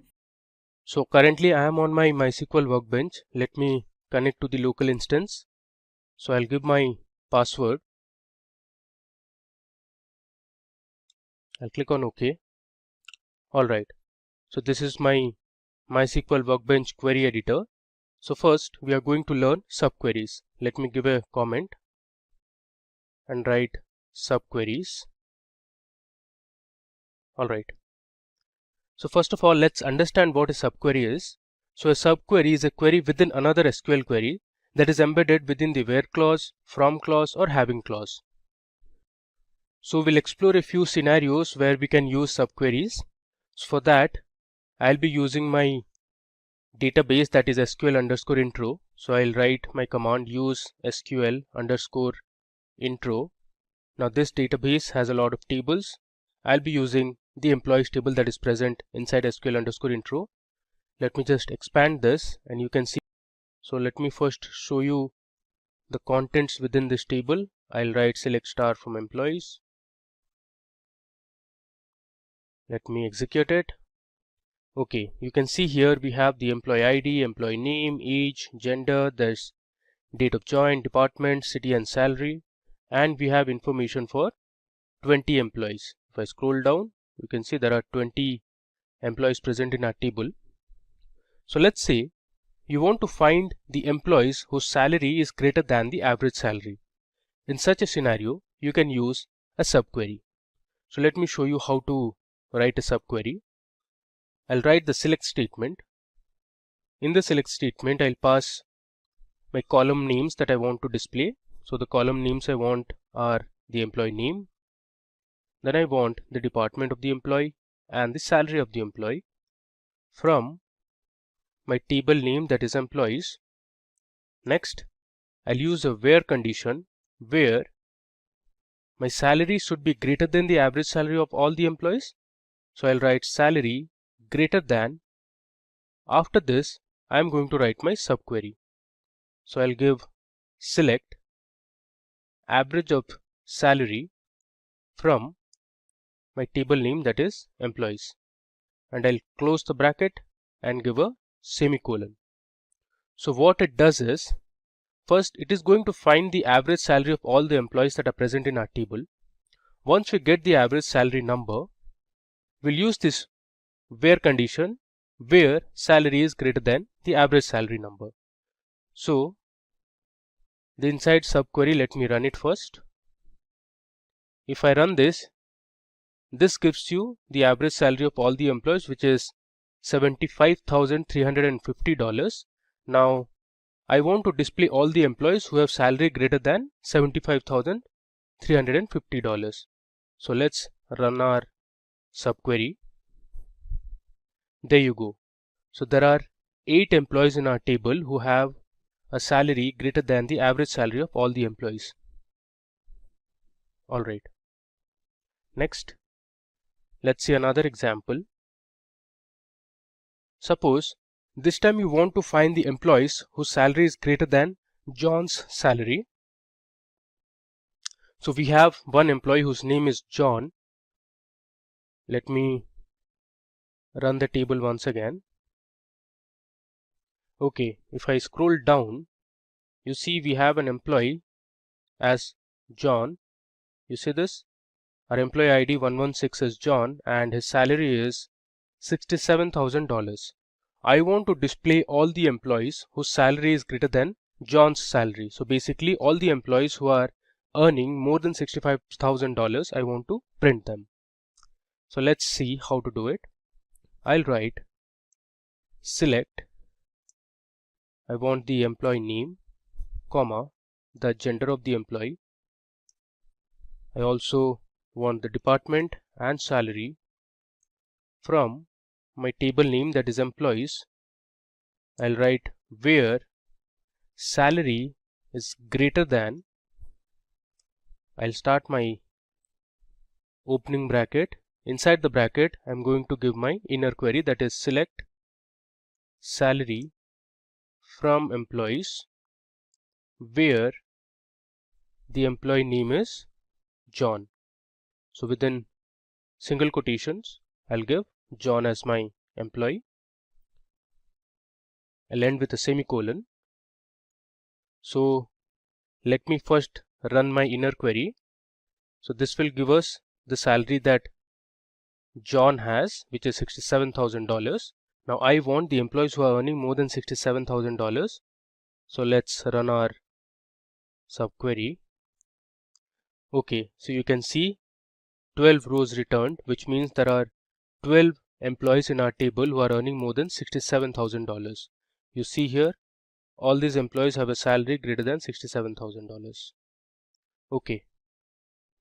Now, you can also use subqueries with two different tables. So suppose you want to display some information that are present in two different tables, you can use subqueries to do that. So for this example, we'll use a database that is called classic models. You can see the first database. So let me use this database called classic models. I'll write use classic models. Now this database was actually downloaded from the internet. There's a very nice website. I'll just show you the website name. So this is the website, that is mysqltutorial.org. You can see here they have very nice articles, blogs from where you can learn MySQL in detail. So we have downloaded the database, that is classic models, from this website. You see here they have a MySQL sample database. If you click on this, it will take you to the link where you can download the database. So they have this download link which says download MySQL sample database, and the name of the database is classic models. Alright, so we are going to use this classic models database throughout our demo session. If I expand the tables section, you can see there are a lot of tables that are present inside this classic models database. We have cricket, customers, there's employees, office, there's orders, order lines, and many more. So for our subquery, we'll be using two tables, that is order details and products table.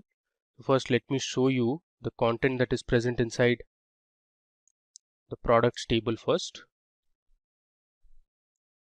If I run this, you see here it says 110 rows returned, which means there are 110 different products that are present in our table, which has the product code, the product name, product line.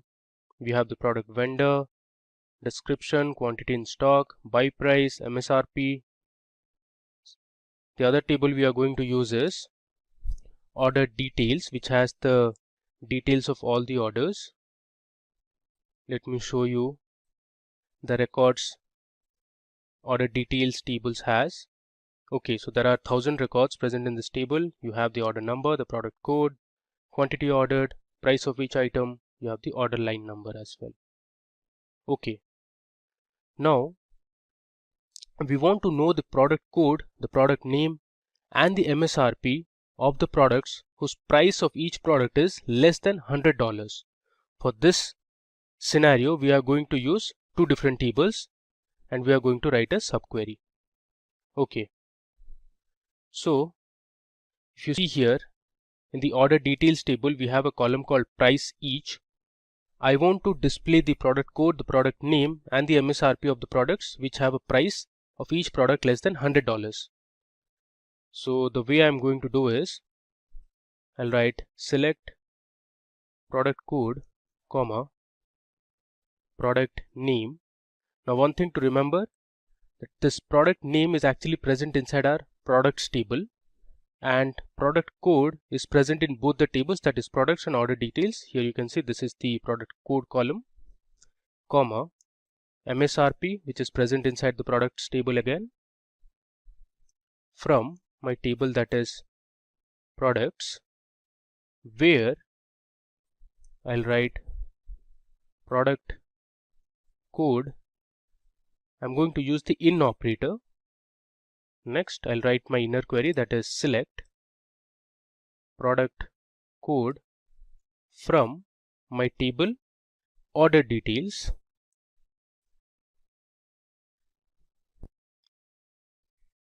where my price of each product is less than $100. Let me run this. Okay, so you can see there are total 83 products in our table which have a price less than $100. You can see the price here. Okay. Now we learn another advanced concept in SQL which is known as stored procedures. I'll just give a comment saying stored procedure. Okay. So first let's understand what is a stored procedure.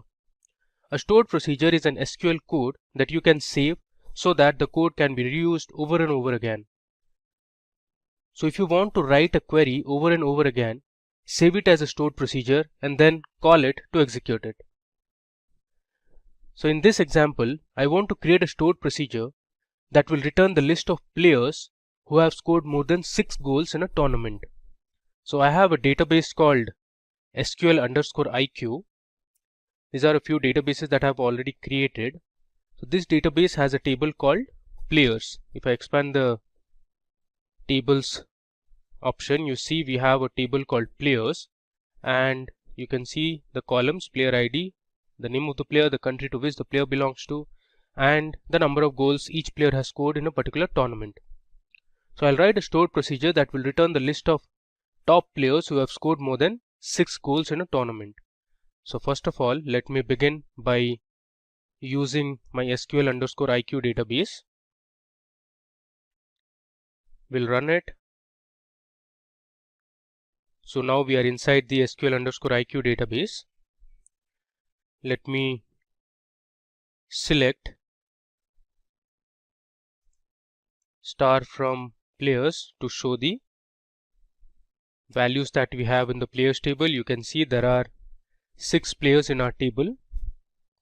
We have the player ID, the names of the players, the country to which these players belong to, and the goals they have scored.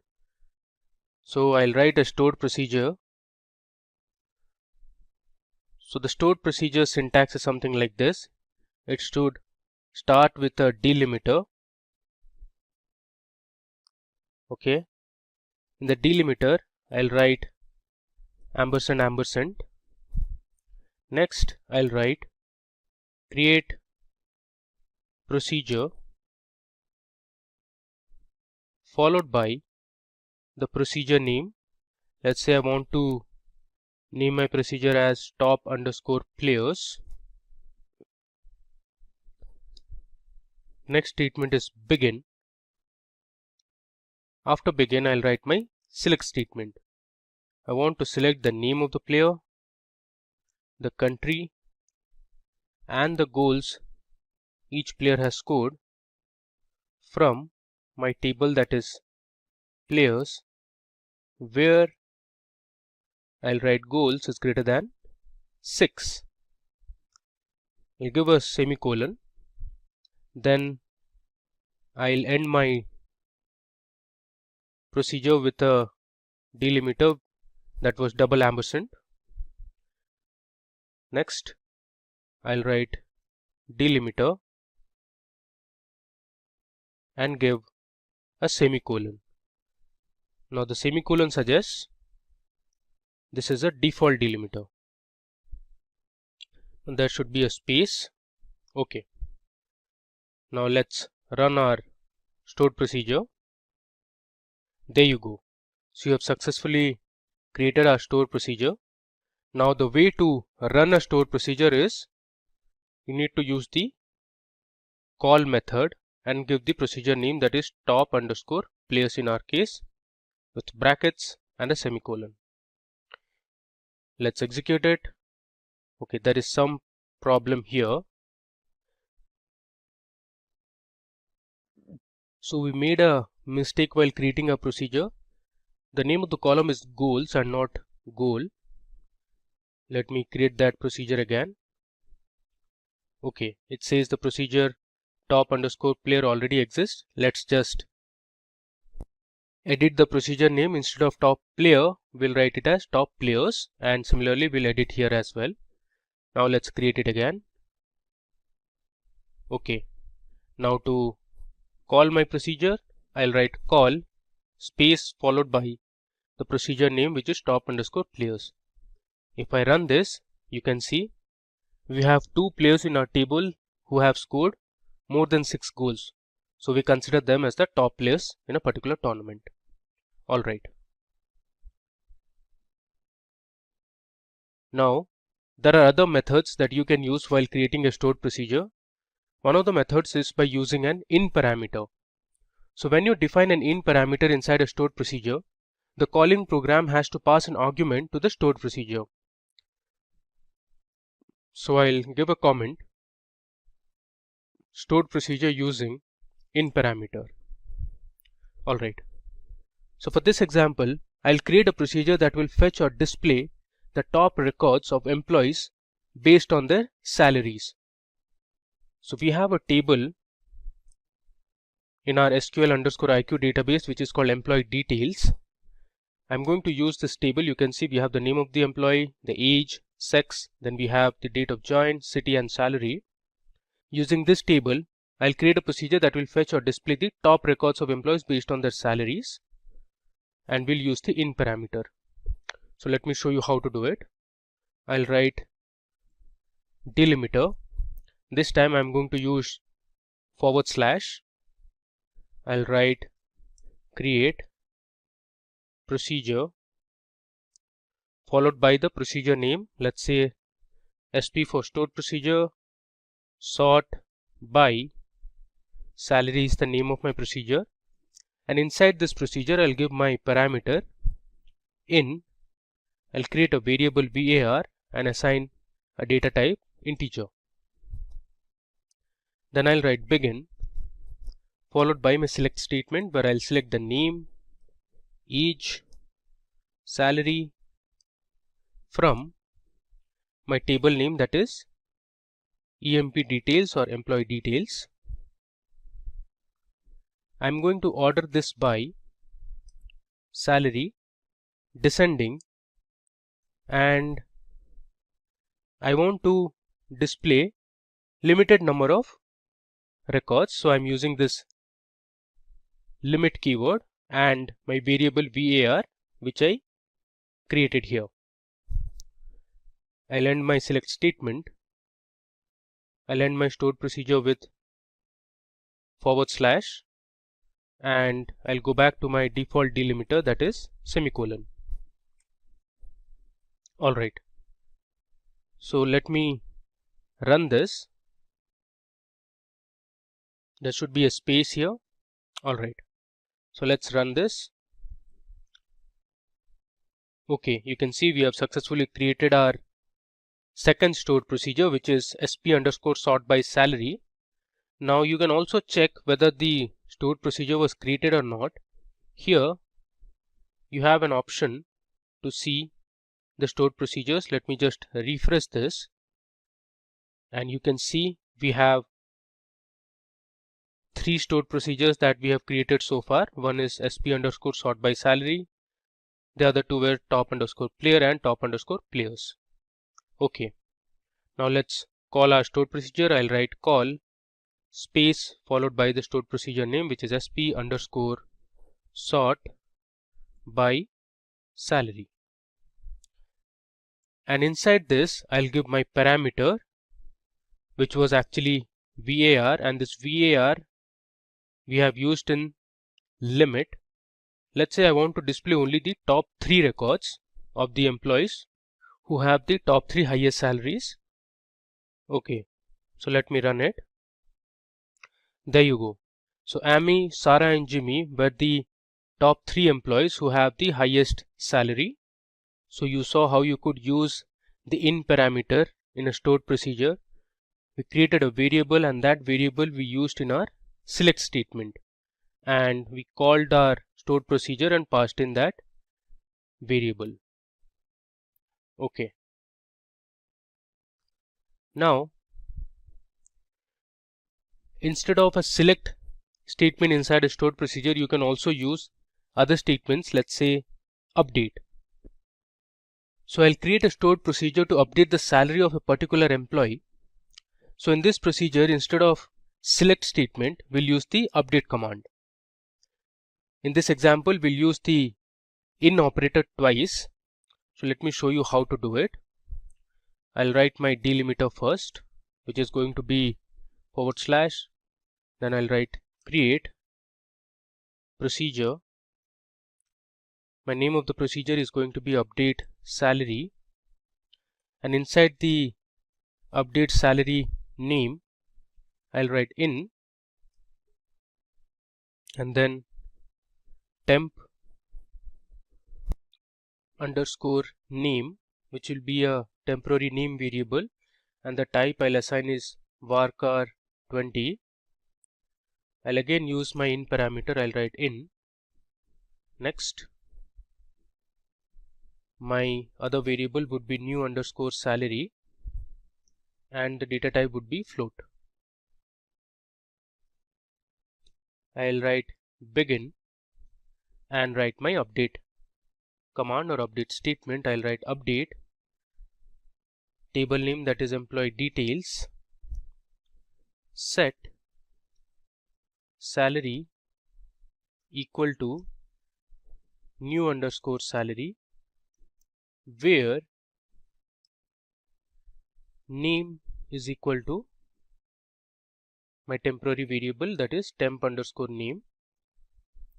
So this is my update command, and I'll end the delimiter. Alright, so let's run this. Okay, we have successfully created our stored procedure. If I refresh this, you can see I have my stored procedure update underscore salary. Okay, now let's say, first of all, I'll display my records that are present inside employee underscore details table. Okay, so we have 6 rows of information. Let's say you want to update the salary of employee Jimmy, or let's say Mary, from 70,000 to let's say 72,000, or let's say 80,000. So I'll call my stored procedure, that is update underscore salary, and this time I'm going to pass in 2 parameters. The first parameter will be the employee name, and next with a comma I'll give my new salary that I want to. So my employee name, let's say, is Mary, and the salary I want to be updated is, let's say, $80,000. I'll give a semicolon and I'll run it. You can see it says 1 row affected. Now let's check our table once again. There you go. If you see this record, for Mary we have successfully updated the salary to $80,000. Now moving ahead, we learn to create a stored procedure using the out parameter. So I'll give a comment, stored procedure using out parameter. Okay, so suppose we want to get the count of total female employees. We will create total employees as an output parameter, and the data type would be an integer. The count of the female employees is assigned to the output variable, which is total underscore emps, using the into keyword. Let me show you how to write a stored procedure using the out parameter. So first I'll declare my delimiter to / I'll write create procedure followed by the procedure name. It is going to be sp underscore count employees, and inside this I am going to give my out parameter and the variable name, that is total underscore emps, which is total employees, and the data type will be integer. Next I am going to write begin followed by my select statement, that is select. I want the count of total employees, and the output I am going to put into my new variable, that is total underscore EMPs. From my table, that is EMP underscore details, where sex is equal to F, which means female, I'll give a semicolon. Next, I'll end it with the delimiter, and I'm going to change the delimiter to a default delimiter, that is colon. So let me tell you what I'm doing here. I'm creating a new stored procedure, that is sp underscore count employees. Using this stored procedure, I'm going to count the total number of female employees that are present in our table emp underscore details.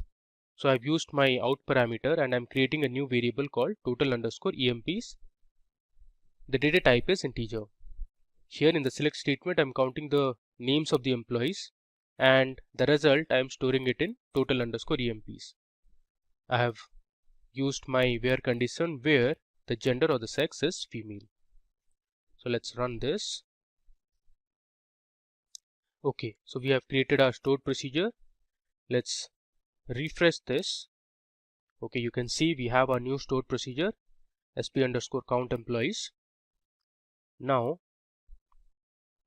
to call it, I'll write call the name of the procedure, that is count underscore sp underscore count employees.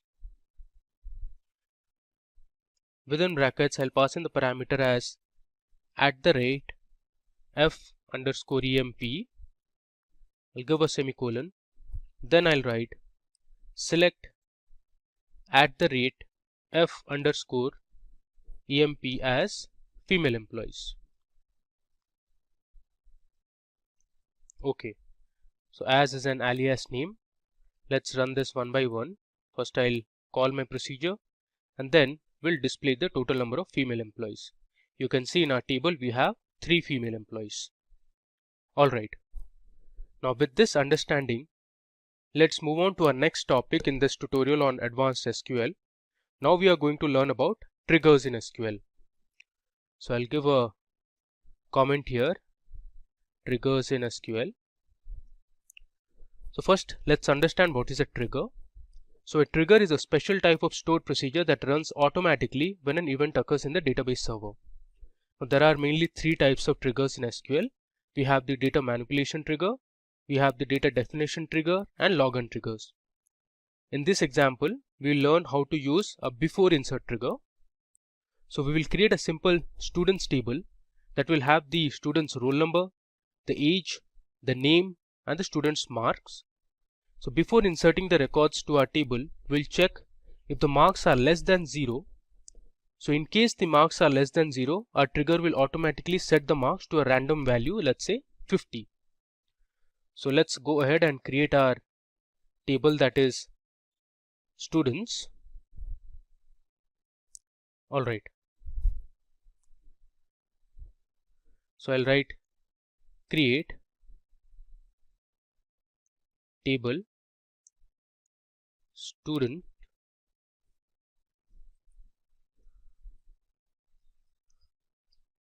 Now this table will have the student roll number, the data type is integer, it will have the age of the students, again the data type is integer, we have the names of the students, so the third column would be name, the data type would be variable or varying character, size I am giving it as 30, finally we have the marks as floating type. So let's create this table, which is student. So we have created our table. Now I'll write my trigger command. So trigger command will start with delimiter, like how our usual stored procedures have. Next, this time I'll write create trigger.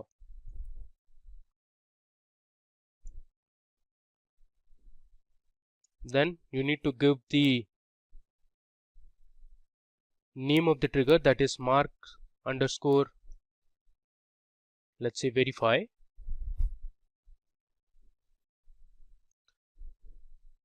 I'm going to use a before insert trigger. So I'll write before insert on my table name, that is student. Next I'll write for each row if new dot marks is less than 0, then we'll set new dot marks equal to 50. So this is my condition. First we'll check before inserting. If any student has marks less than 0, we'll assign a value 50 to that student, because usually the marks are not less than 0 in any exam. I'll write end if semicolon and I'll close the delimiter. So this is my trigger command. I'll run it. It says trigger already exists. So in this case we need to update the trigger name. Let's say I'll write marks underscore verify underscore student for ST. Let's run it again. Okay, there is an error here because in our table the column name is mark and not marks. So here we need to change it as mark instead of marks. Alright, let's run it. Okay, so we have created our trigger. Now let me insert a few records to the student table. So I'll write insert into student. I'll write values. I'll give the values as 501, which is the student roll number. The age is, let's say, 10. The name is, let's say, Ruth. And the marks is, let's say, 75.0. Give a comma. We'll insert our second student record. Student roll number is 502. Age is 12. The name is, let's say, Mike. And this time I'm purposely giving a value of minus 20.5. Give another comma. We'll insert the third record for student roll number 503. Age is 13. The name is Dave. And let's say the marks obtained by Dave is 90. Now we'll insert our final record for student number 504. The age is 10. Name I'll enter as Jacobs. And this time again I'm purposely giving the marks in negative 12 point, let's say 5. I close the bracket and give a semicolon, and I'll run my insert statement. Okay, so we have inserted 4 rows of information to our student table. Now let me run the select query. I'll write select star from student. If I run this, you see the difference. There you go. So originally we had inserted for 502 the marks was minus 20.5, and for 504 for Jacobs the marks was minus 12.5. Our trigger automatically converted the negative marks to 50, because when we created our trigger we had set our marks to 50 in case the marks were less than 0. So this is how a trigger works. Now you can also drop a trigger or delete a trigger. You can just write drop trigger followed by the trigger name. In this case our trigger name is marks underscore verify underscore st. I'll just paste this here, and if you run this it will automatically delete your trigger. You give this as a comment. Okay, now moving on. Now we are going to learn about another crucial concept in SQL which is very widely used. This is known as views. So views are actually virtual tables that do not store any data of their own but display data stored in other tables. Views are created by joining one or more tables. I'll give a comment as views in SQL. Okay. Now to learn views, I am going to use my table which is present inside Classic Models database. Now this database, as I mentioned, we had downloaded it from the internet. So first of all, let me write use Classic Models. So I'll switch my database first. Alright, now we are inside Classic Models. So here let me show you one of the tables which is called customers. So I'll write select star from customers. Okay, I missed S here. Let's run it again. So this is my customer table which is present inside Classic Models database. It has the contact last name, the contact first name, the customer name, customer number, we have the address, state, country and other information. Now I'll write a basic view command using this customer table. The way to write is I'll write create view followed by the view name which is cust_details. Then you write as select. I'm going to select a few column names from my original customer table, which is this one. So I need the customer name. Let's say I need the phone number and the city. So you have this information here. You have the phone number and the city. Alright. I'll write from my table that is customers. If I run this, my view that is cust details will be created. Let's run it. There's some error here because the name of the table is customers and not customer. I'll give an S and I'll run it again. Alright, so you can see we have created our view, and to display the contents that are present inside our view, I can write select star from followed by the view name that is cust_details. Let's run it. There you go. So we have the customer name, the phone number and the city of the different customers that we have in our table. Alright. Now let's learn how you can create views using joins. So we'll join two different tables and create a view. So for that I am going to use my products table and the products lines table. I'm talking about the products table and the product lines table present inside Classic Models database. So before I start, let me display the records that are present inside the products table. Let's run it. So these are the different products you can see here. Now let's see what we have in product lines table. So we have the product line, the text description, and there's some HTML description and image.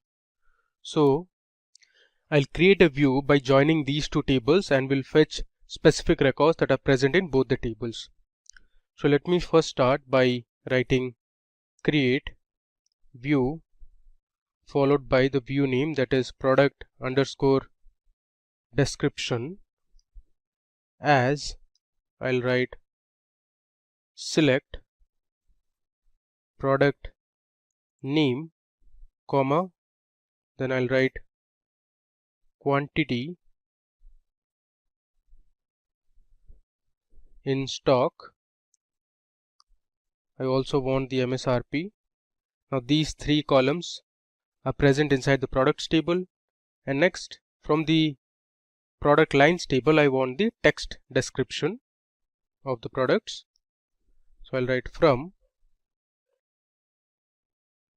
products table. I'll give an alias as P followed by inner join my other table that is product lines as let's say PL on the common column that is product line. So P dot product line is equal to, I'll give a space, PL dot product line. Okay, So here we have used an inner join to fetch specific columns from both the tables, and our view name is product underscore description. Let us run it. Alright, so we have our view ready. Now let me view or display what is present inside our product underscore description view. I'll write select star from product underscore description. Let's run it. There you go. So we have the product name, the quantity in stock, MSRP, and textual descriptions of the different products in the table. Okay. Now there are a few other operations that you can perform. Let's say you want to rename a view. Instead of product underscore description, you want to give some other name. So I'll just give a comment, rename description.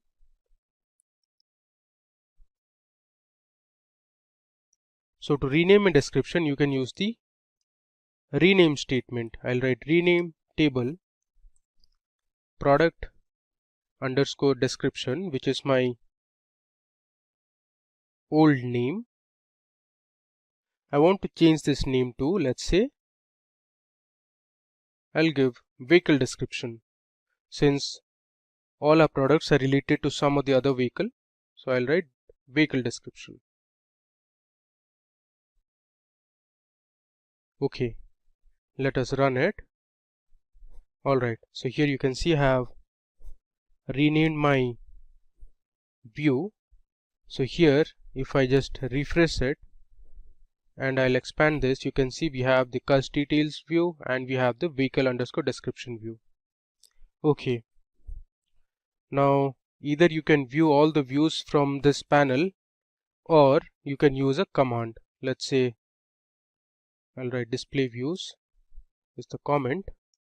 Now to show all the views, you can use show full tables, where table underscore type is equal to, within single quote I'll write view. So this is the command that will display all the views that are present inside a database. There is some error here. Let's debug the error. This should be okay. So instead of table types, it should be table type equal to view. Let's run it. You can see the two different views that we have. One is customer details, another is vehicle underscore description. Okay, now you can also go ahead and delete a view. For that you can use the drop command. So I'll write drop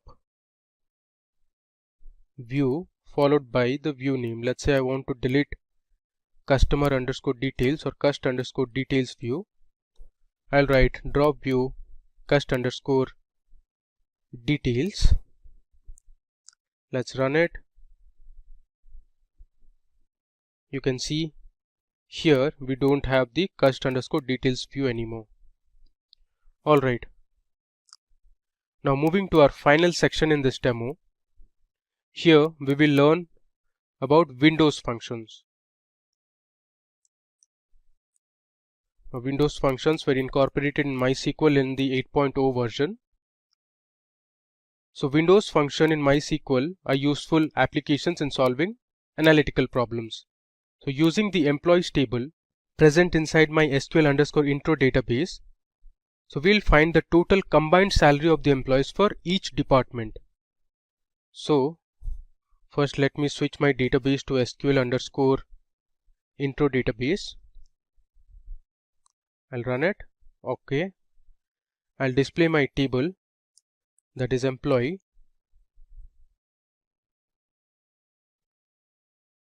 So here we have 20 employees in our table.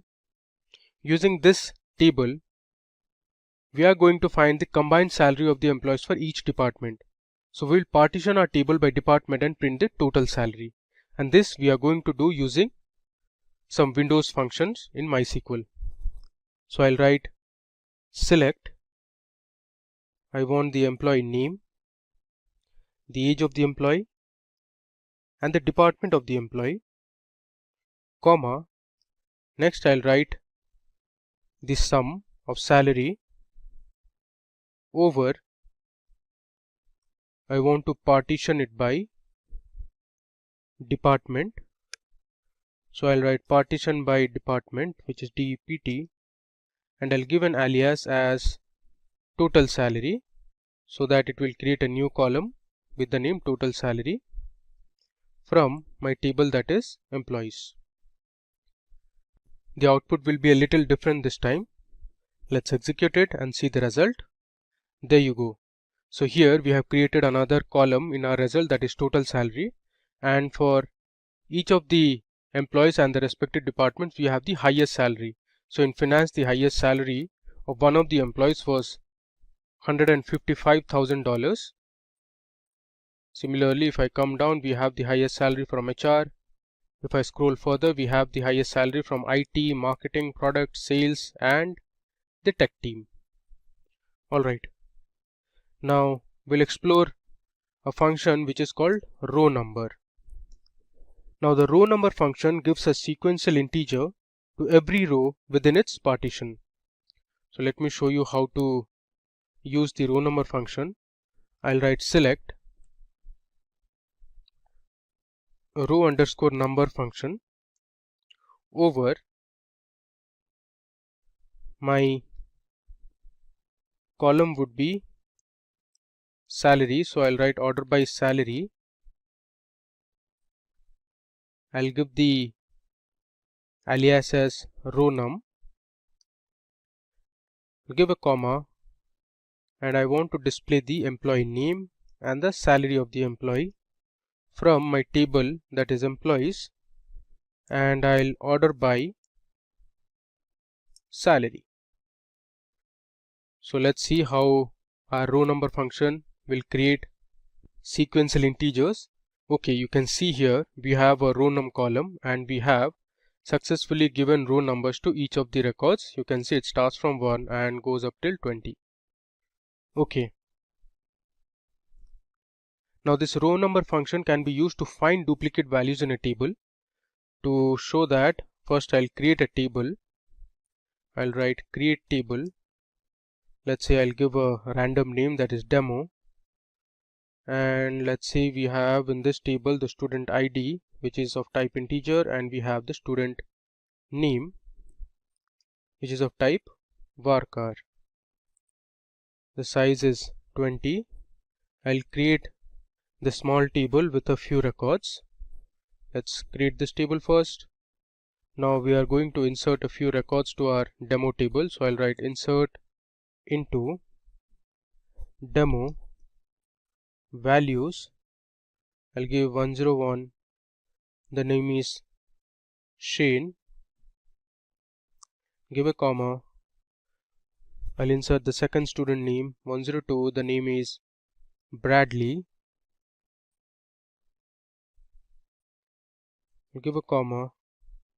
This time for 103 we have two records. Let's say the name of the student is Herath. I'll give a comma. I'll copy this and we'll paste it again. So we have duplicated 103. Next we have 104. The name of the student, let's say, is Nathan. Then again, let's say for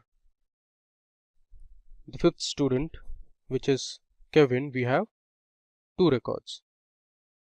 I'll copy this and I'll paste it here. Let me give a semicolon and we'll insert these records to our table demo. Alright. Now let me just run this table for you. I'll write select star from demo.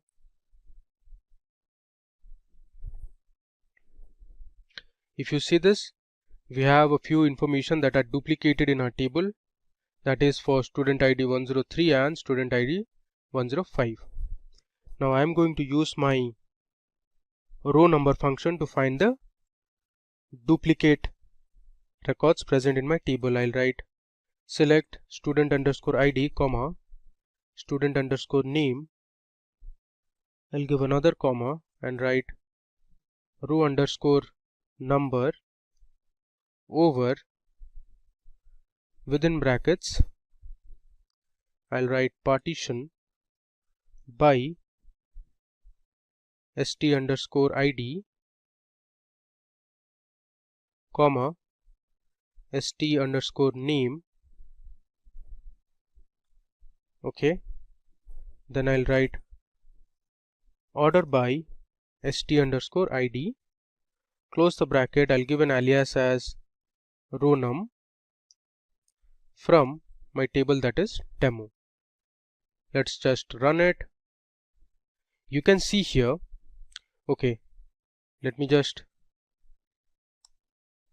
delete n from here and do it again. Alright, now if you see here, there is just one student in the name Shane. We have one student in the name Bradley. But here if you see, for Herath, the second record it says 2, which means there are 2 records for Herath. And if I scroll down, there is 1 record for Nathan and there are 2 records for Kevin, which means Kevin is also repeated. Okay, now we are going to see another Windows function that is called rank function in MySQL. So the rank function assigns a rank to a particular column. Now there are gaps in the sequence of ranked values when 2 or more rows have the same rank. So first of all, let me create a table, and the name of the table would be a random name. We'll give it as, let's say, demo1, and it will have only one column, let's say variable a of type integer. We'll create this table first. Okay, now let's go ahead and insert a few records to our table, which is demo1. So I'll write value 101, 102, let's say 103 is repeated. I'm doing this purposely so that in the output you can clearly distinguish what the rank function does. Next we have 104, 105,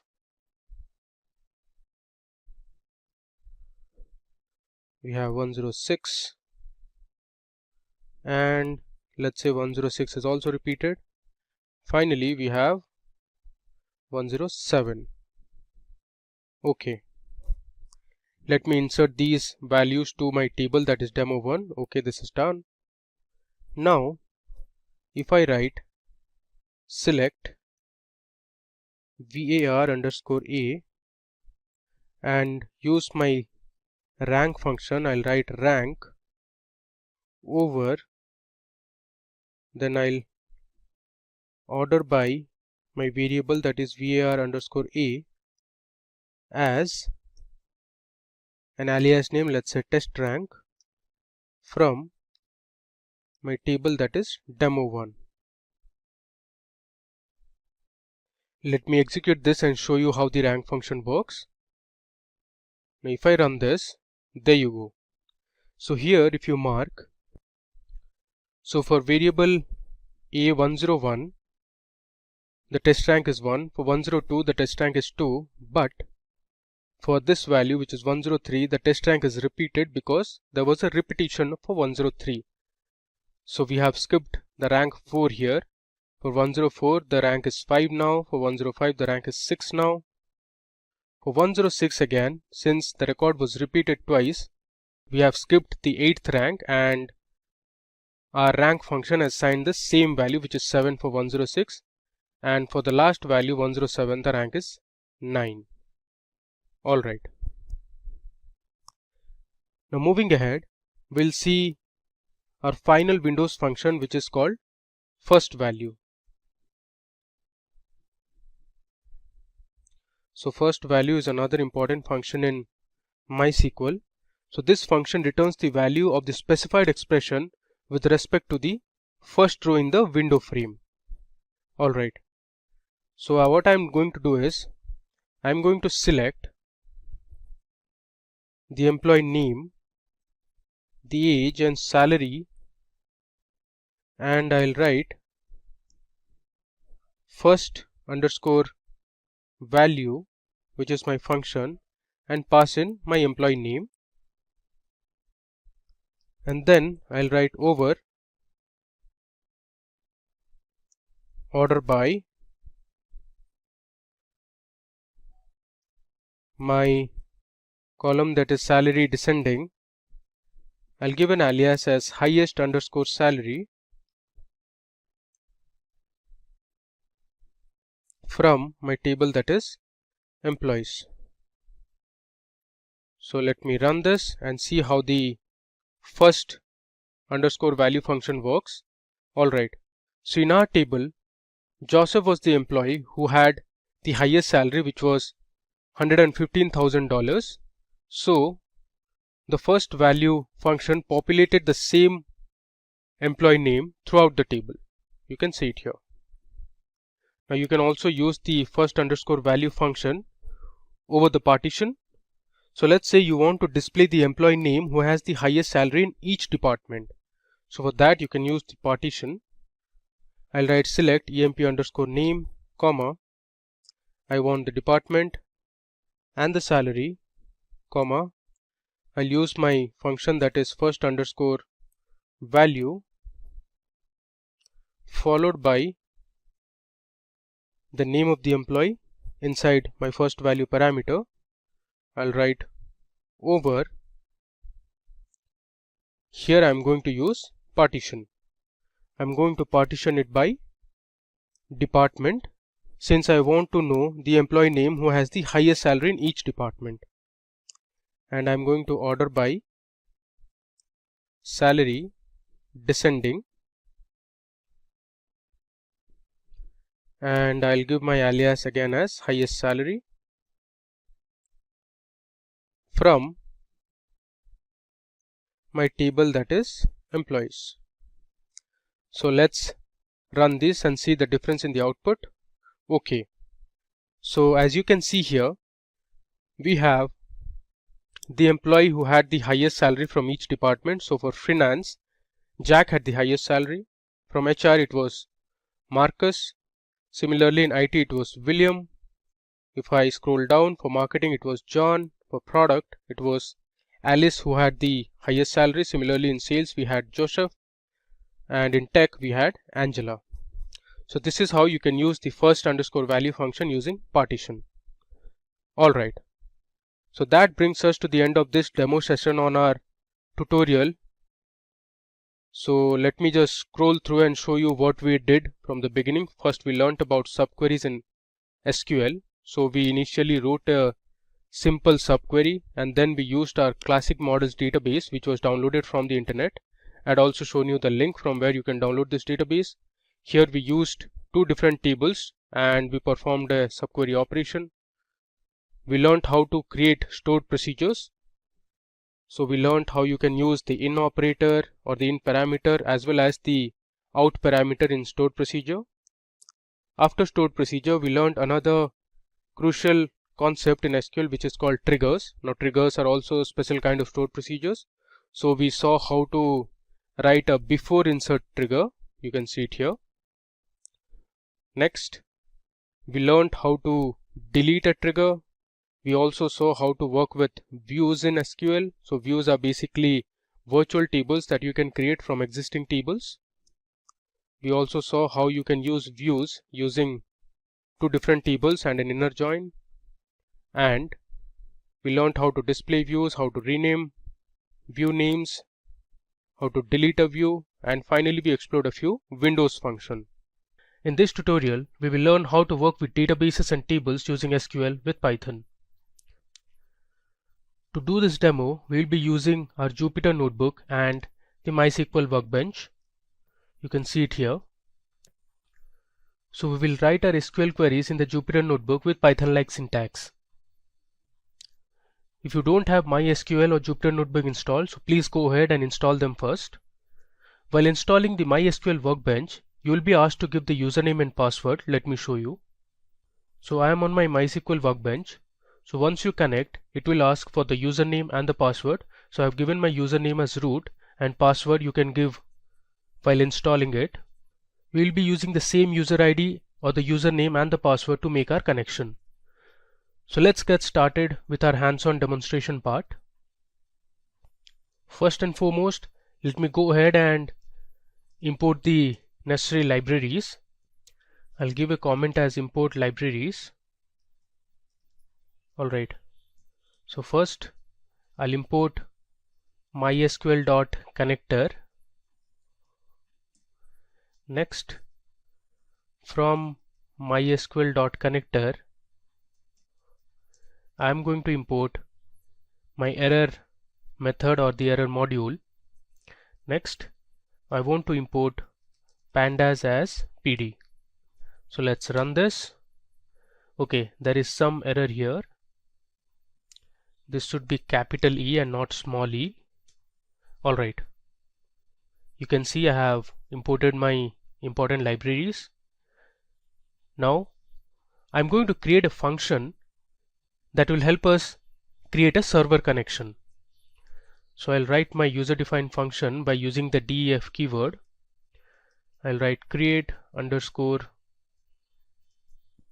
server underscore connection. This is going to be my function name, and it will take in 3 parameters. First is the host name, next is the username, and then we have the user password.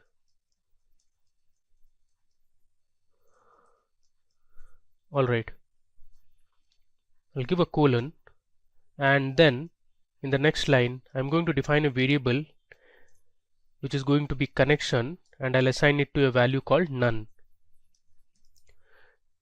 Now we'll be using exception handling techniques to connect to our MySQL server.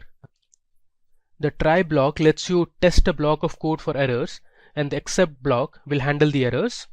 So I'll write try and give a colon, and then I'm going to reassign the connection variable to a method which is mysql.connector.connect.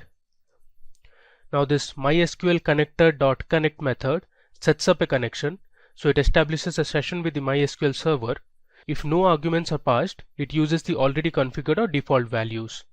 So here we are going to pass in 3 parameters. The first is the host name. I'll write host equal to host name, which is host underscore name. I'll give a comma, then I'll write user equal to user underscore name. Next will be my password, and I'll assign the value user underscore password. Alright, now I'm going to use a print statement and write MySQL database connection successful.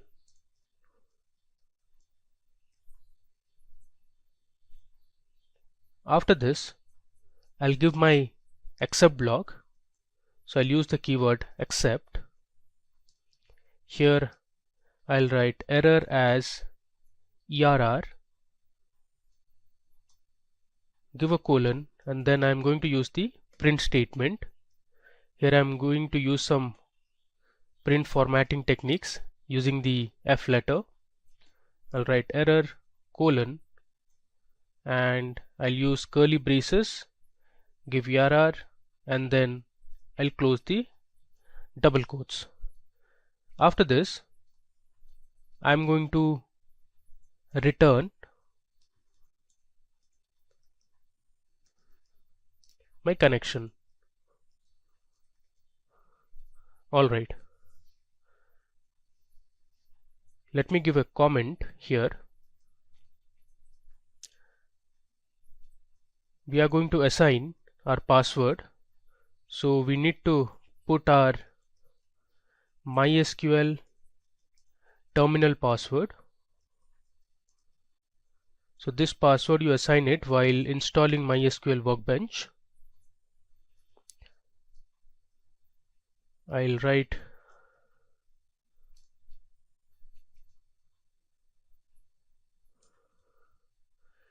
PW and I'll give my password, which is simply@12345, and then I'm going to give my database name. So I'll give database name. Here I'm going to write db equal to, this is the database I want to create, which is going to be mysql_python. Let me just scroll this down. Okay, now I'll say connection equal to, I'll pass in my user defined function name, which is create server connection, and the parameters, which are going to be localhost, that is my host name, my username, which is root, and then I'll give pw, which is my password, that is exactly simply@12345. Let's just run it now. Okay, there is an error here. We need to remove this double quotation. Alright, made another mistake here. This should be root. Okay, you can see here MySQL database connection successful. Alright, next we are now going to create a database, that is MySQL_Python. So I'll give a comment, create MySQL_Python database. Again, to create this database, I'm going to create another user defined function using the def keyword.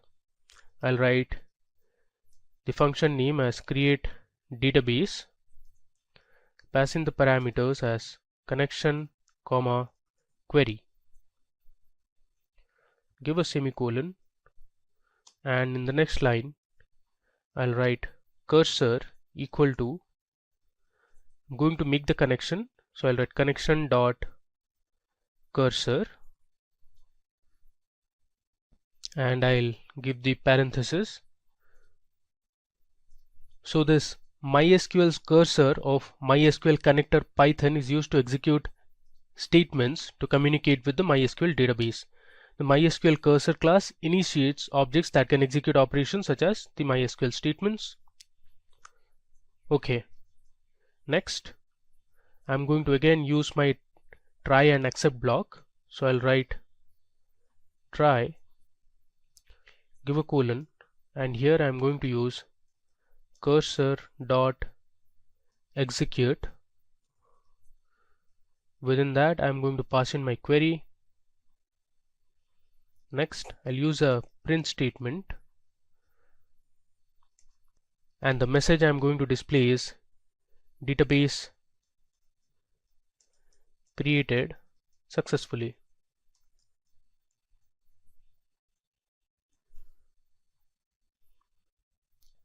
After this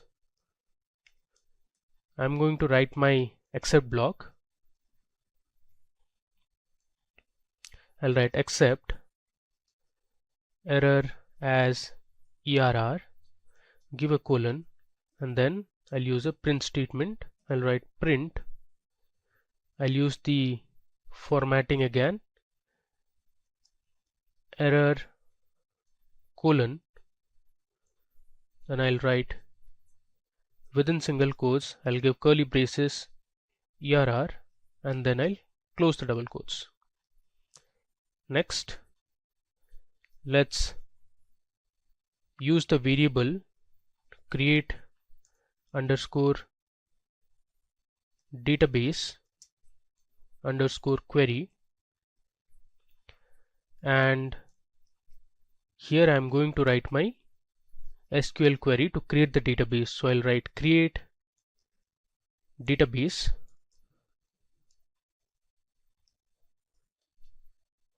and followed by that I'll give my database name, which is going to be MySQL_Python.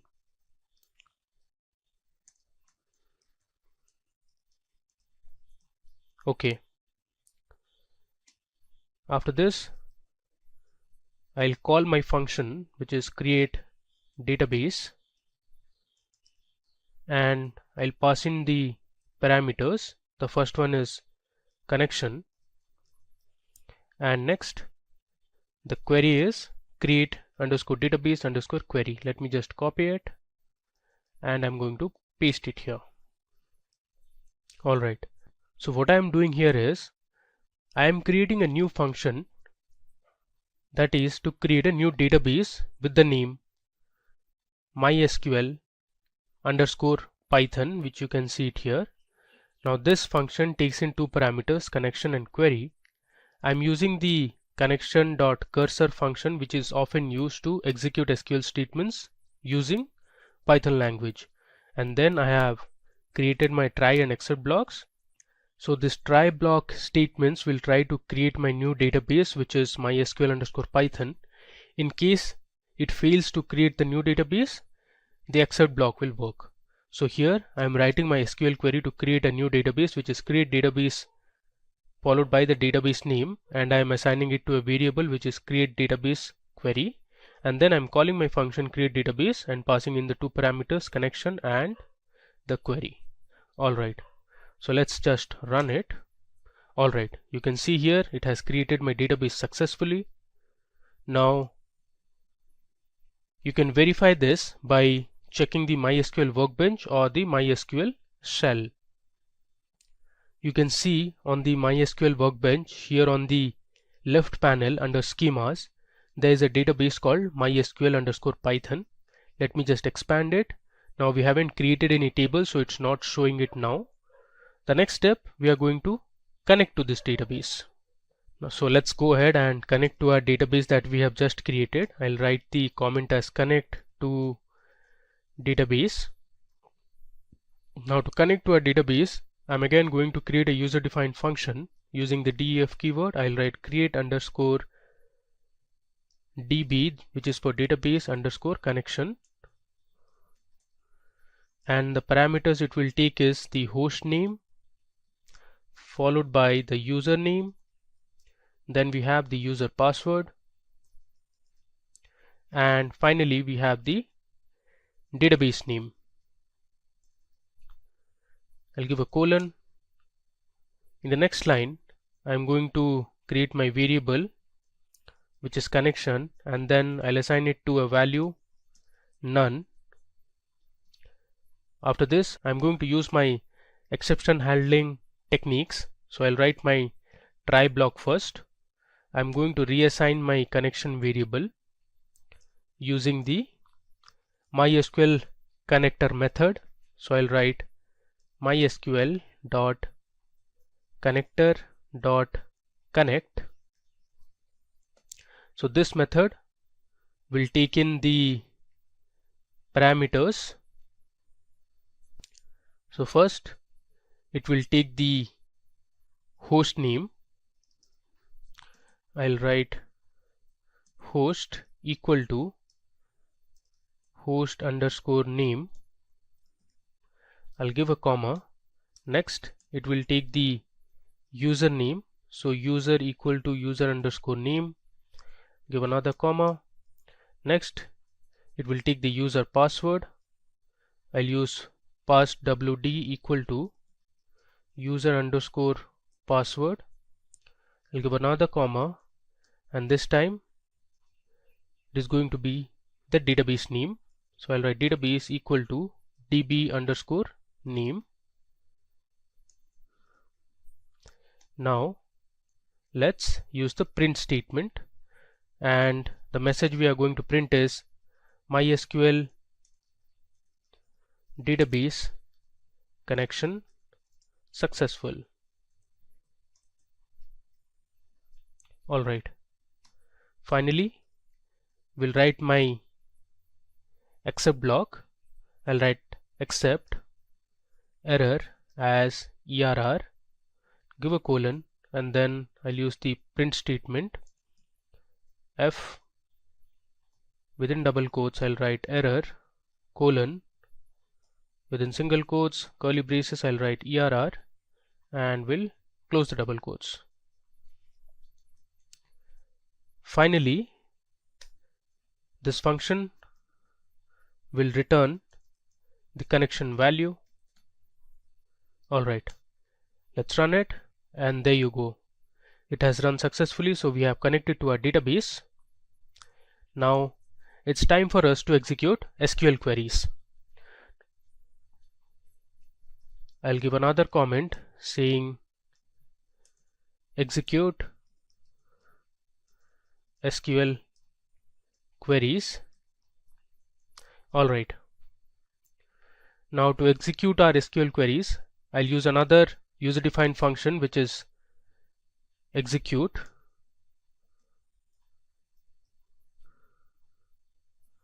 underscore query, and I'll pass in the parameters as connection and query. I'll give a colon. I'm going to write cursor equal to connection dot cursor. Now this is used to establish a connection and run SQL statements. Next, we'll use the try and except block. So I'll write try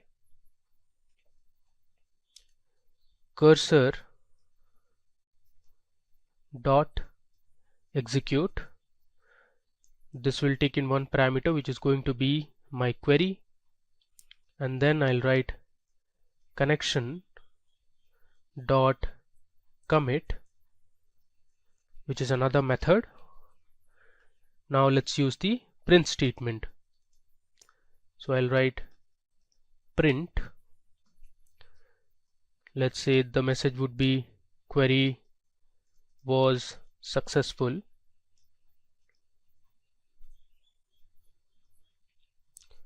And then we'll write our except block, which is except. If the try block doesn't work, throw an error using the print statement. Within double quotes, inside the curly braces, I'll write ERR and close the double quotes. Alright, so let's run it. Okay, so we have successfully created our various functions that were needed to create a database, establish a connection, and to execute our queries. Alright, now it's time for us to create our first table inside the mysql_python database. So to do that, I'm going to write my create command in SQL. So first we are going to assign our SQL command to a Python variable using triple quotes to create a multi-line string. So let me show you how to do that. I'll write my variable name, which is going to be create orders table.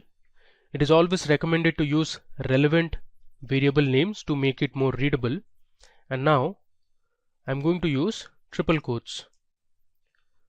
So the triple quote will ensure I can create my multi-line string. Inside the triple quote, I am going to write my create command, which is create table. Here I am going to create an orders table first, and inside the orders table I am going to create my column names. The first column would be the order ID. It is going to be of type integer, and I'll assign this order ID as my primary key column. We'll give a comma. Next, the second column would be customer underscore name. The customer name column would be of type varying character, so I'll write varchar and I'll give a size of 30, and this is also going to be not null. Moving ahead, my fourth column would be the product name column, so I'll write product underscore name. Product name will be of type varying character. The size is, let's say, 20, and it is also not null. Next, I'm going to create my fourth column, which is the date on which the item was ordered or the product was ordered. So I'll write date ordered. The data type will be date. Next, I'll create a quantity column to keep track of the number of quantities that were ordered. This is of type integer. My next column would be unit price, which will basically have information about the price of each unit of product. Unit price can be of type float. And finally, I'll have the phone number of the customer. I'll write phone number. Phone number can be kept as of type varying character. I've assigned a size of 20. Now let's give a semicolon and we'll close the triple quotes. Alright, so this is how the syntax would look like. Next, to run this, we are first going to call our createDB function. So let me give a comment as connect to the database. I'll write connection equal to create underscore db underscore connection. My parameters would be my host name, which is localhost, my username, which is root,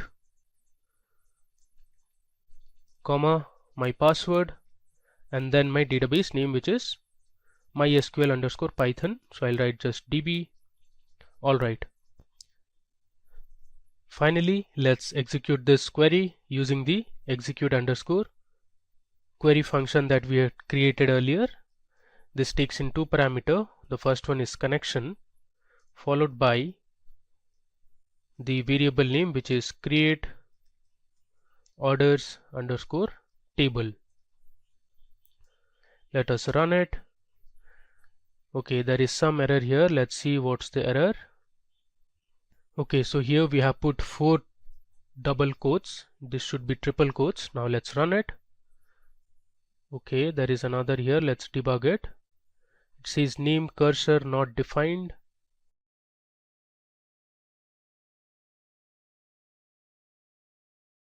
Let me just roll it to the above cell. If you see here in our execute underscore query function, instead of cursor, I have written cursor. So R is missing. Let's rerun this. And now let's run this again. There you go. You can see here my SQL database connection successful. Even our query was also successful. Now if you want to recheck if the table, that is orders, was created or not, you can check it on the MySQL workbench. So let me show you how to do it. So I am on my MySQL workbench, and under MySQL underscore Python database you have something called as tables. Let me just right click and I'll select refresh all. There you go. You can see this arrow. Just click on this arrow and here you can see we have a table called orders. So we have created a table called orders. Now you can check the columns as well. You have the order ID, the customer name, product name, ordered date, quantity, unit price, and phone number. Now it's time for us to insert a few records to this table, which is orders. Now to insert records, I'll give a comment as insert data. I'll start with the variable name. Let's say the variable name is data underscore orders. I'll give triple quotes.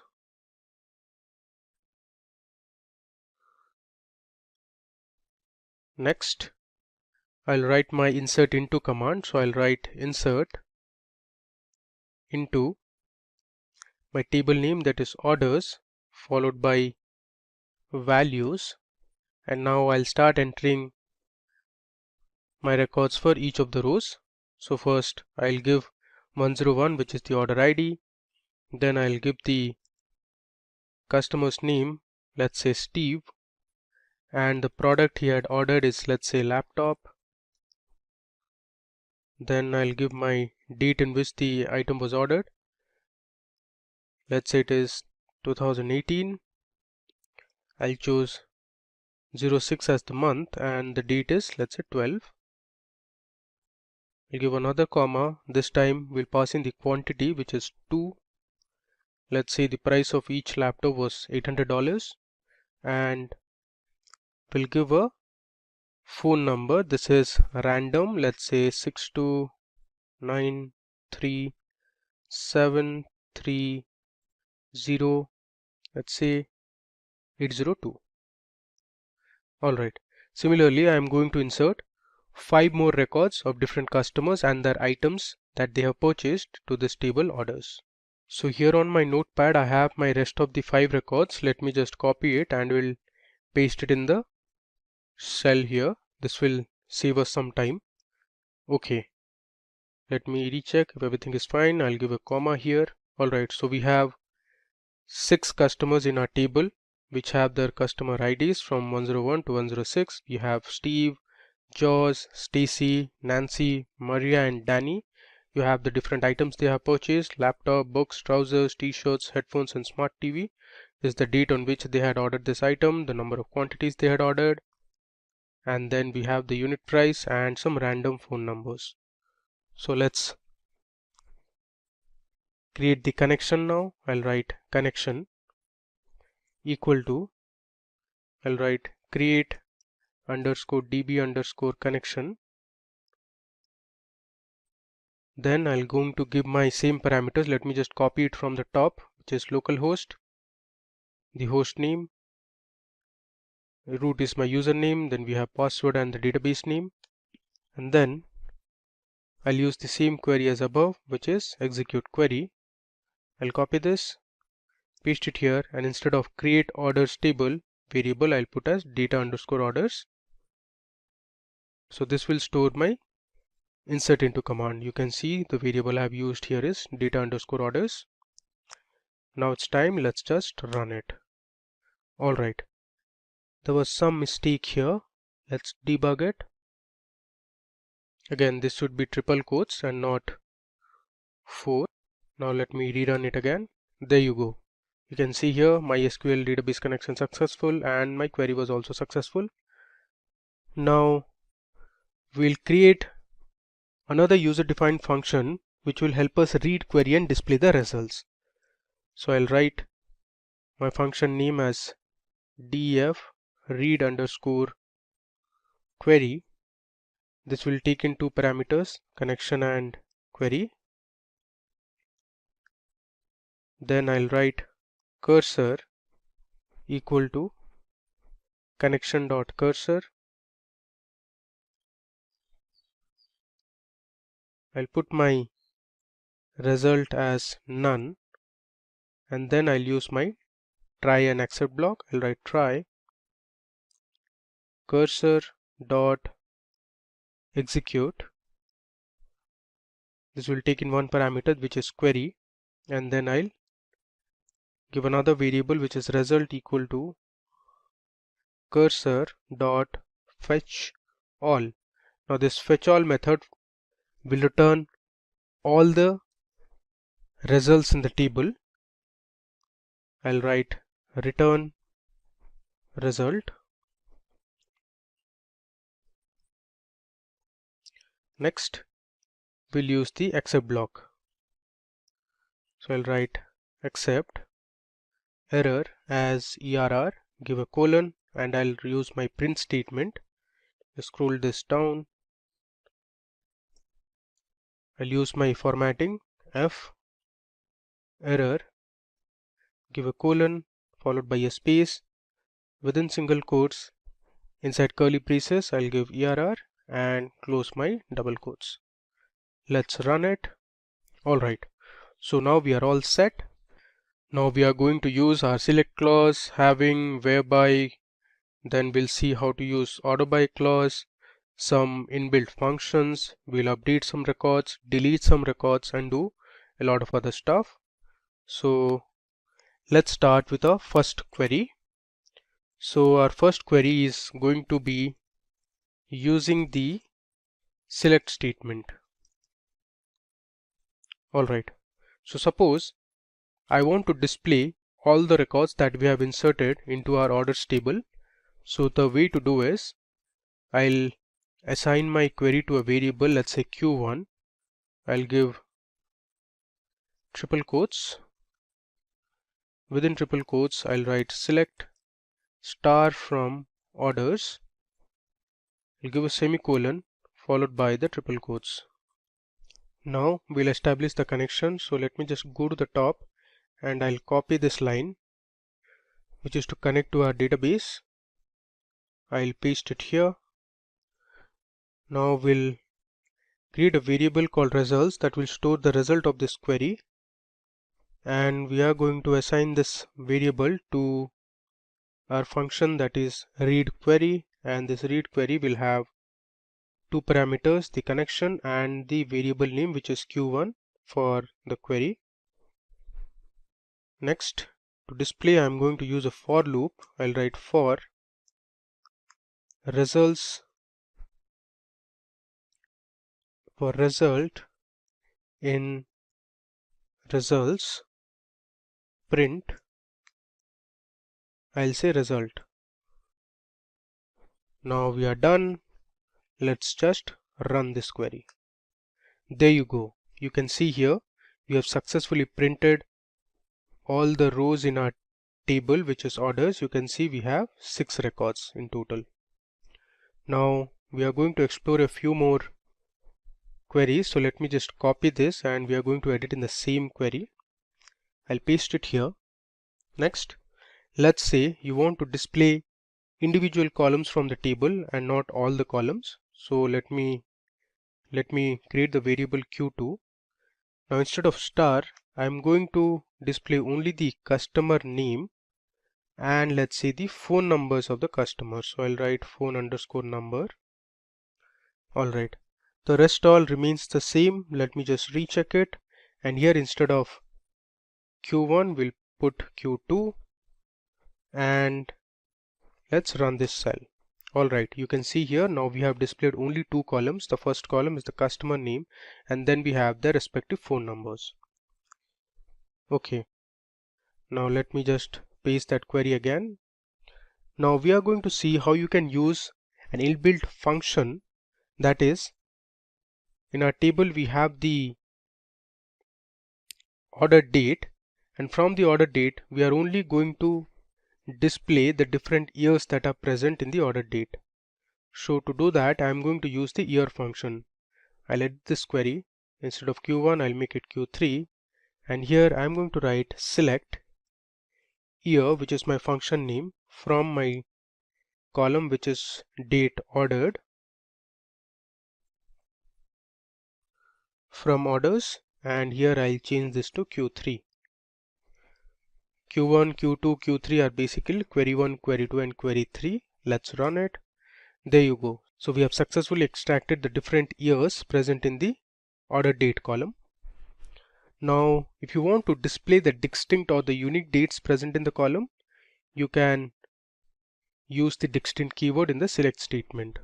So the way to do it is I'll write select distinct, give a space, the rest of the query remains the same, and here in q3 I'll write q4.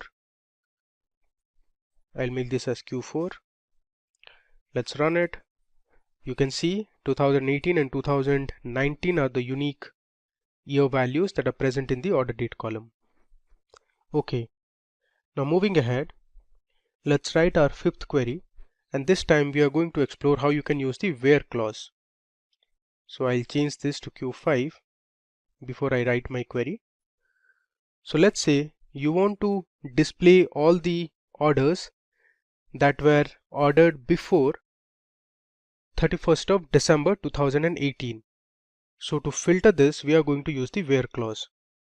So I'll write select star from orders.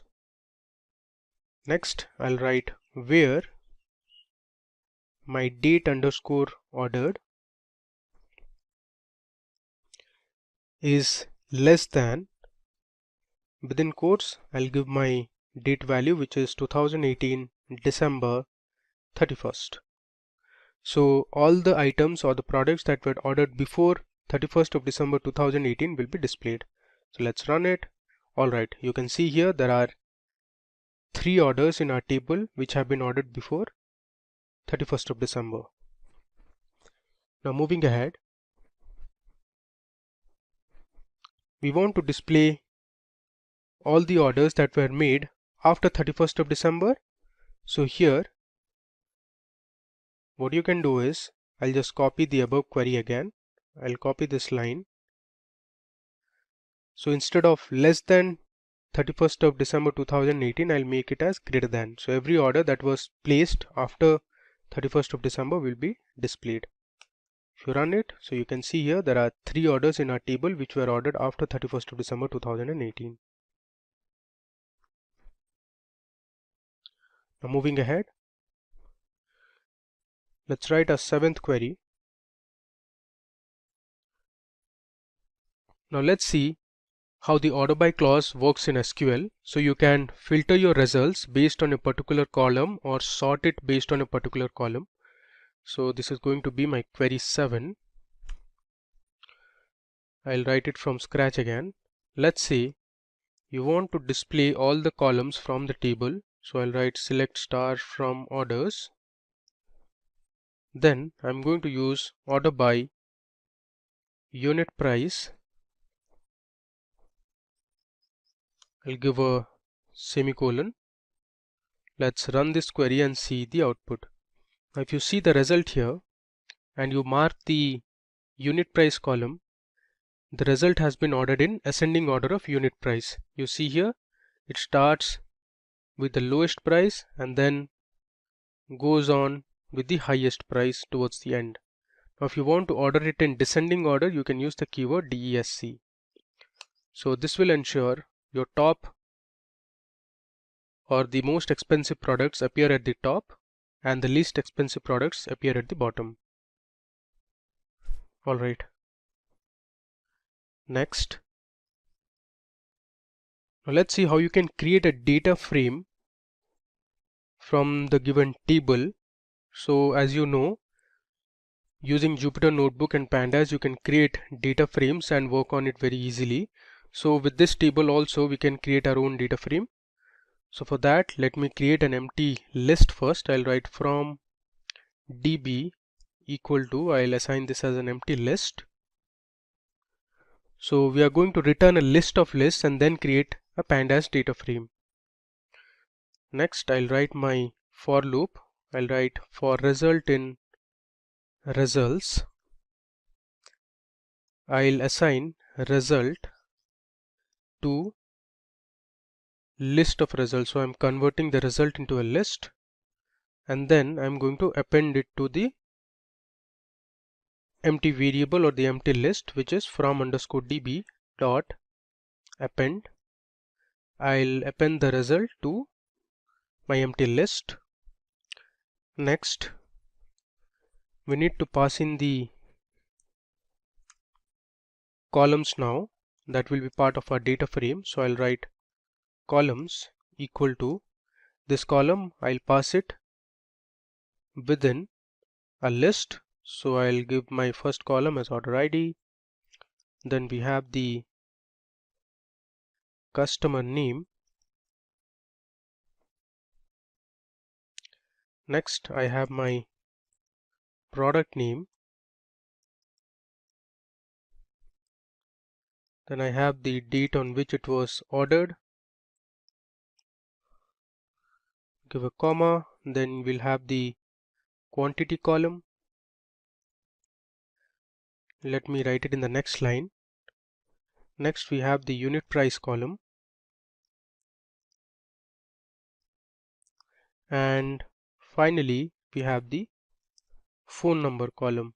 So I'll write within double quotes phone number, and this we are going to assign it to a data frame. So I'll be using pd dot data frame, which is my function to convert a list into a data frame.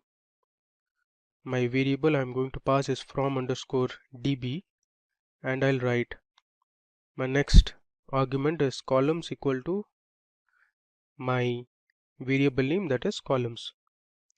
Finally, let's display the data frame, which is df.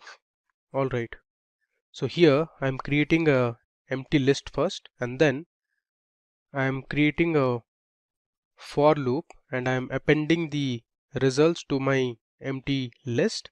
Here you can see I have created my column list, and using pd.dataframe I'm converting the list into a data frame. If I run this is append and not appends. Alright, you can see we have our data frame ready. This is the index column. It starts from 0 onwards, and then we have the different column names. Okay, now let's see how to use the update command. Now suppose you want to change the unit price of one of the orders, you can use the update command. So the way to do it, I'll first create my variable, let's say update, and I'll give 3 quotes or triple quotes. Then I'll use my update command, which is update followed by the table name, that is orders. Next I'll write set, let's say unit underscore price. If you see this, let's say I want to set the unit price of trousers from $50 to, let's say, $45. I want to update this particular record. So I'm going to write set unit price column equal to $45, where the order ID equal to 103. So this query will update the third row in our table, which is order ID 103. So it will update from $50 to $45. I'll close the triple quotes, and now I'll use the connection queries again. Let me just paste it here. Alright, I'll delete these 3 lines of code, and instead of that I'll put execute underscore query,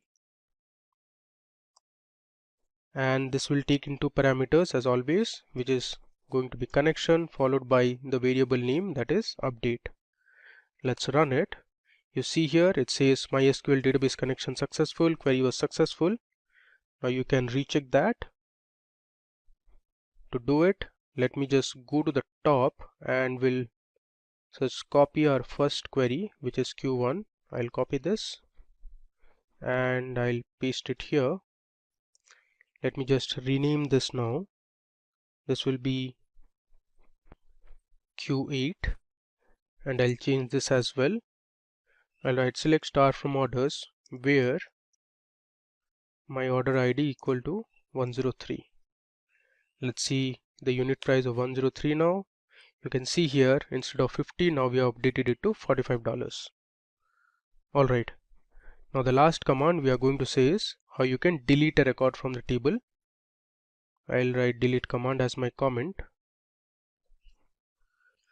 Now to delete a query, I'll first give my variable name, which is delete underscore order, and I'll pass in within triple quotes. Next I'll write my delete query, which is delete from my table name, that is orders.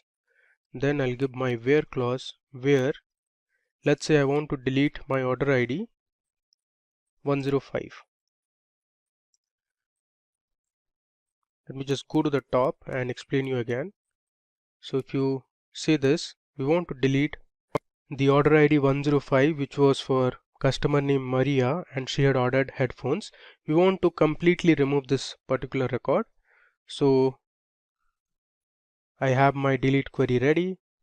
Now let me just create my connection and display the results. So I'll go to the top and I'll copy this connection command, which also has the execute query command, and I'll paste it here. And I'm going to make a change here. Instead of update, we'll write delete underscore order. Everything looks good. Let's just run it. You can see our query was successful. And now if you want to print it, let me just show you. I'll just copy this. We'll paste it here. I'll make this as Q9. I want to verify if my order ID 105 was deleted or not. Instead of this statement, I'll write select star from orders, and here I'll change this to Q9. If I run this, you can see it here. You can mark order ID 105 was deleted and it no more appears in this table. Alright, so this brings us to the end of the demo session on SQL with Python. Let me just scroll you through what we did. So first we imported the important libraries, MySQL connector, then we imported the error function, then we imported pandas using PD. We learned how to create a server connection to MySQL database. We created a new database, that is MySQL_Python, and now we connected to that database. We created a function to execute our queries. We saw how you can write a create table command. Then we inserted a few records to our orders table. We created a read_query command to read the queries and display the results. Then we started exploring our different SQL commands one by one. We saw how to use select query. Then we selected a few individual columns from our table, followed by using a inbuilt function which was ER. Then we saw how to use the distinct keyword. After that, we used our where clause to filter our table based on specific conditions. We saw how to order your results based on a particular column. Then we saw how you could convert the table into a data frame using pd.dataframe function. Finally, we learned how to use the update command and the delete command. PostgreSQL is a very popular and widely used database in the industries. In this tutorial, we will learn PostgreSQL or PostgreSQL in detail with an extensive demo session. So in today's video, we will learn what PostgreSQL is and look at the history of PostgreSQL. We will learn the features of PostgreSQL and jump into performing PostgreSQL commands on the SQL cell and pgadmin. So let's begin by understanding what is PostgreSQL. PostgreSQL is an open source object relational database management system. It stores data in rows with columns as different data attributes. According to the DB Engine's ranking, PostgreSQL is currently ranked 4th in popularity amongst hundreds of databases worldwide. It allows you to store, process and retrieve data safely. It was developed by a worldwide team of volunteers. Now, let's look at the history of PostgreSQL. So in 1977 onwards, the Ingress project was developed at the University of California, Berkeley.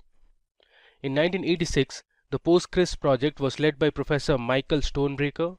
In 1987, the first demo version was released, and in 1994, a SQL interpreter was added to Postgres. The first PostgreSQL release was known as version 6.0 or 6.0 on January 29, 1997, and since then, PostgreSQL has continued to be developed by the PostgreSQL Global Development Group, a diverse group of companies and many thousands of individual contributors. Now, let's look at some of the important features of PostgreSQL. So PostgreSQL is the world's most advanced open source database and is free to download. It is compatible as it supports multiple operating systems such as Windows, Linux and Mac OS. It is highly secure, robust and reliable. PostgreSQL supports multiple programming interfaces such as C, C++, Java and Python. PostgreSQL is compatible with various data types. It can work with primitives like integers, numeric, string and boolean. It supports structured data types such as date and time, array and range. It can also work with documents such as JSON and XML. And finally, PostgreSQL supports multi-version concurrency control or MVCC. Now with this theory knowledge, let's look at the PostgreSQL commands that we will be covering in the demo. So we will start with the basic commands such as select, update and delete. We will learn how to filter data using where clause and having clause in SQL. We will also look at how to group data using the group by clause and order the result using the order by clause. You will learn how to deal with null values, get an idea about the like operator, logical operators such as AND and OR. We will also explore some of the popular inbuilt mathematical and string functions. Finally, we will see some of the advanced concepts in PostgreSQL, that is, to write case statements, subqueries and user-defined functions. So let's head over to the demo now. Okay, so let's now start with our demo. So first we'll connect to PostgreSQL using PSQL cell.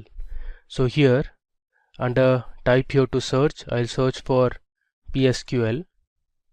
You can see this is the SQL cell. I'll click on open. Let me maximize this. Okay, so for server I'll just click enter, database I'll click enter, port number is already taken, which is 5432. I'll hit enter, username is already given, and now it is going to ask for password. So here I'll give my password so that I can connect to my PostgreSQL database.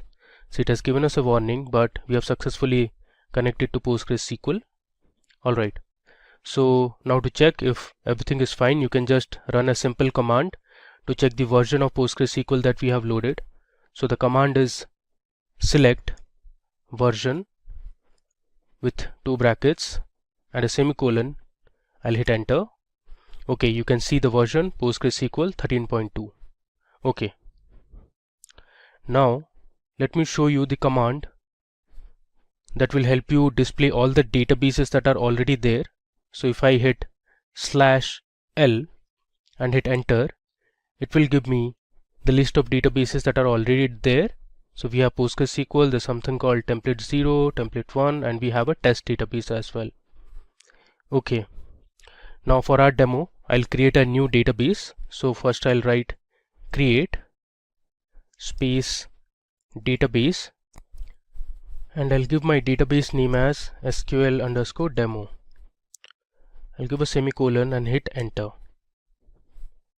You see we have a message here that says create database. So we have successfully created our SQL demo database.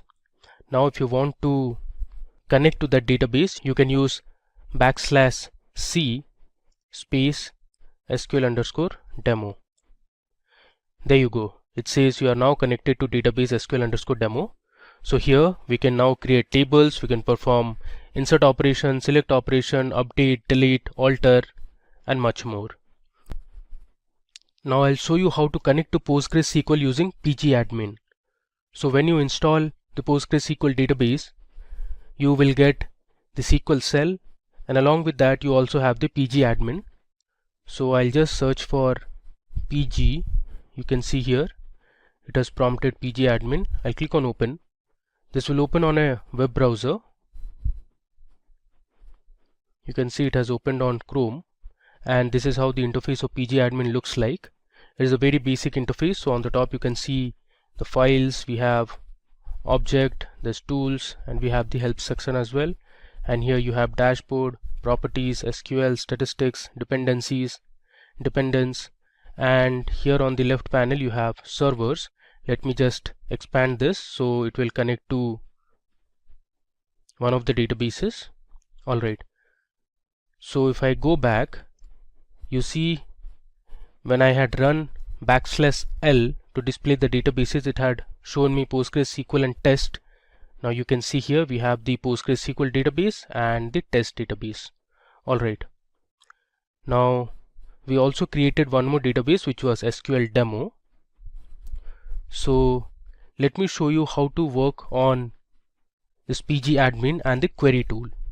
Alright, so I'll right click on SQL demo and I'll select query tool. I'll just show you how to run a few commands on the query tool. So let's say you want to see the version of PostgreSQL that you are using. So you can use the same command that we did on PSQL cell, which is select version closed with brackets and a semicolon. I'll select this, and here you can see we have the execute button. So if I hit execute or press F5, it will run that query. You can see we have the output at the bottom, and it says PostgreSQL 13.2 compiled by Visual C++. It has the 64-bit system. Okay, now let me tell you how to perform a few basic operations using PostgreSQL commands. So here let's say I'll write select 5 into 3. I'll give a semicolon, select this and hit F5. So this will run the query and it returns me the result, that is the product of 5 and 3, which is 15. Similarly, let's edit this. Let's say I'll write 5 plus 3 plus, let's say, 6. I'll select this and hit F5 to run it, it gives me the sum of 5 plus 3 plus 6, which is 14. Now the same task you can do it on this cell as well. Let me show you how to do it here. So let's say I'll write select. Let's say I want to multiply 7 into, let's say, 10. You know the result, it should be 70. If I hit enter, it gives me 70. Now this question mark column question word will deal with this later. Alright, let me go back to my PG admin again. Let me do one more operation. Let's say this time I'll write select 5 multiplied by, and within brackets I'll write 3 plus 4. I'll give a semicolon. So what SQL will do is, first it will evaluate the expression that is there inside the bracket, that is 3 plus 4, which is 7, and then it will multiply 7 with 5. Now let me select this and I'll hit execute. So you can see 7 multiplied by 5 is 35. Alright, now we'll go back to our shell, and here I'll show you how to create a table. So we are going to create a table called movies on the cell, that is PSQL cell. So here we will learn how you can create a table and then you can enter a few data into that table. Alright, let me just scroll down a bit. Okay, so my create command goes something like this. So I'll write create table followed by the table name, that is movies. Next, my movies table will have a few columns. Let's say I want the movie ID. After the column name, we need to give the data type. So movie ID, I'll keep it as integer. So integer is one of the data types that is provided by PostgreSQL. Next, my second column in the table would be the name of the movie. So I'll write movie underscore name. So all the variables or the column name should be as per SQL standards. So there shouldn't be any space between the column names. So I have used underscore to make it more readable. So my movie name will be of type varchar or variable character or varying character, and I'll give the size as 40 so that it can hold 40 characters maximum. Next, my third column will have the genre of the movie. So I'll write movie underscore genre. Again, genre is of type varchar. I'll give the size as, let's say, 30. And my final and the last column will have the IMDb rating. So I'll write IMDb underscore ratings.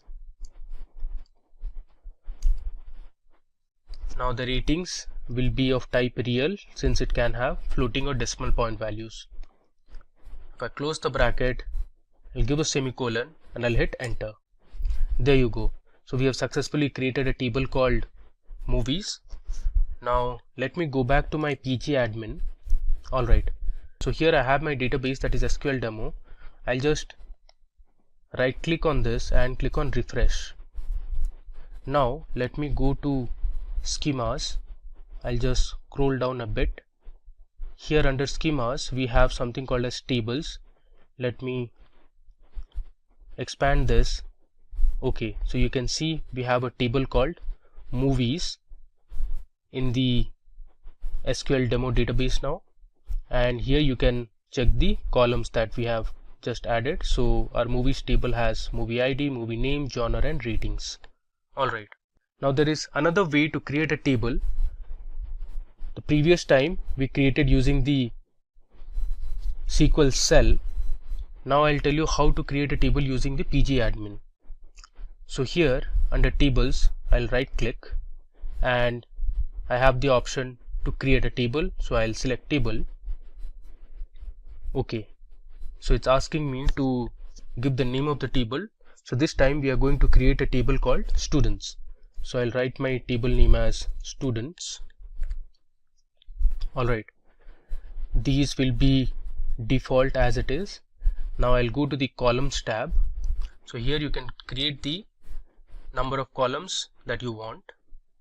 So you can see on the right I have a plus sign. I'll just select this so that I can add a new row. So my first column would be, let's say, the student roll number. I'll write student underscore roll number. Again, the column name should be as per SQL standards. The data type I'm going to select is integer. Alright, now if you want, you can give these constraints such as not null, so that student roll number column will not have any null values. And I'll also check primary key, which means all the values will be unique for roll numbers. Alright, now if you want to add another column, you can just click on that plus sign, and let's say this time I want to give the student name as my second column. So I'll write student underscore name. Student name will be of type, let's say, character varying. If you want to give the length, you can specify the length as well, let's say 40. I'll click on the plus sign again to add my final column. The final column would be gender. So gender, I'll keep this time as type character.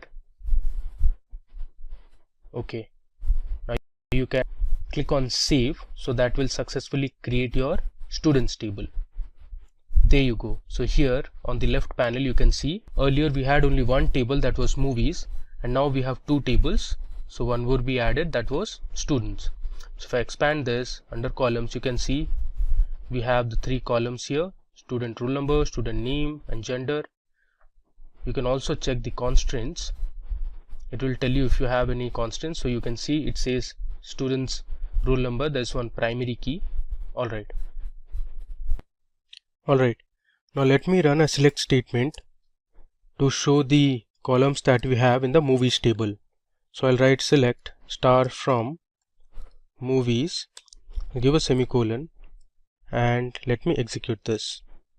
Okay, so here on at the bottom you can see we have the movie ID, the movie name, movie genre, and IMDb ratings. Now the next command we are going to learn is how to delete a table. So there is one way by using the SQL command, that is drop table followed by the table name. Let's say you want to delete students, you can write drop table students, and that will delete the table from the database. This is one of the methods, so you just select and run it. Now the other way is to, you just right click on the table name, and here you have delete / drop. If I select this, you get a prompt, are you sure you want to drop table students? I'll select yes. So you can see we have successfully deleted our students table. Alright, now let's perform a few operations and learn a few more commands in PostgreSQL. So to do that, I'm going to insert a few records to my movies table. So for that, I'll use my insert command.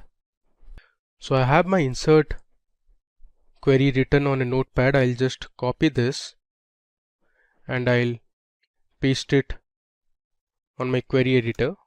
Okay, so let me just scroll down. Alright, so here you can see I have used my insert command. So I have written insert into the name of the table, that is movies, and we have the movie ID, the movie name, movie genre, and IMDb ratings, and these are the records or the rows. So we have the first record as movie ID 101. The name of the movie is a very popular movie, which is Vertigo. Then we have the movie genre, that is mystery. It is also a romance movie. And then we have the IMDb ratings, the current IMDb rating, that is 8.3. Similarly, we have Shawshank Redemption, we have 12 Angry Men, there's The Matrix, 7, Interstellar, and The Lion King. So there are total 8 records that we are going to insert into our movies table.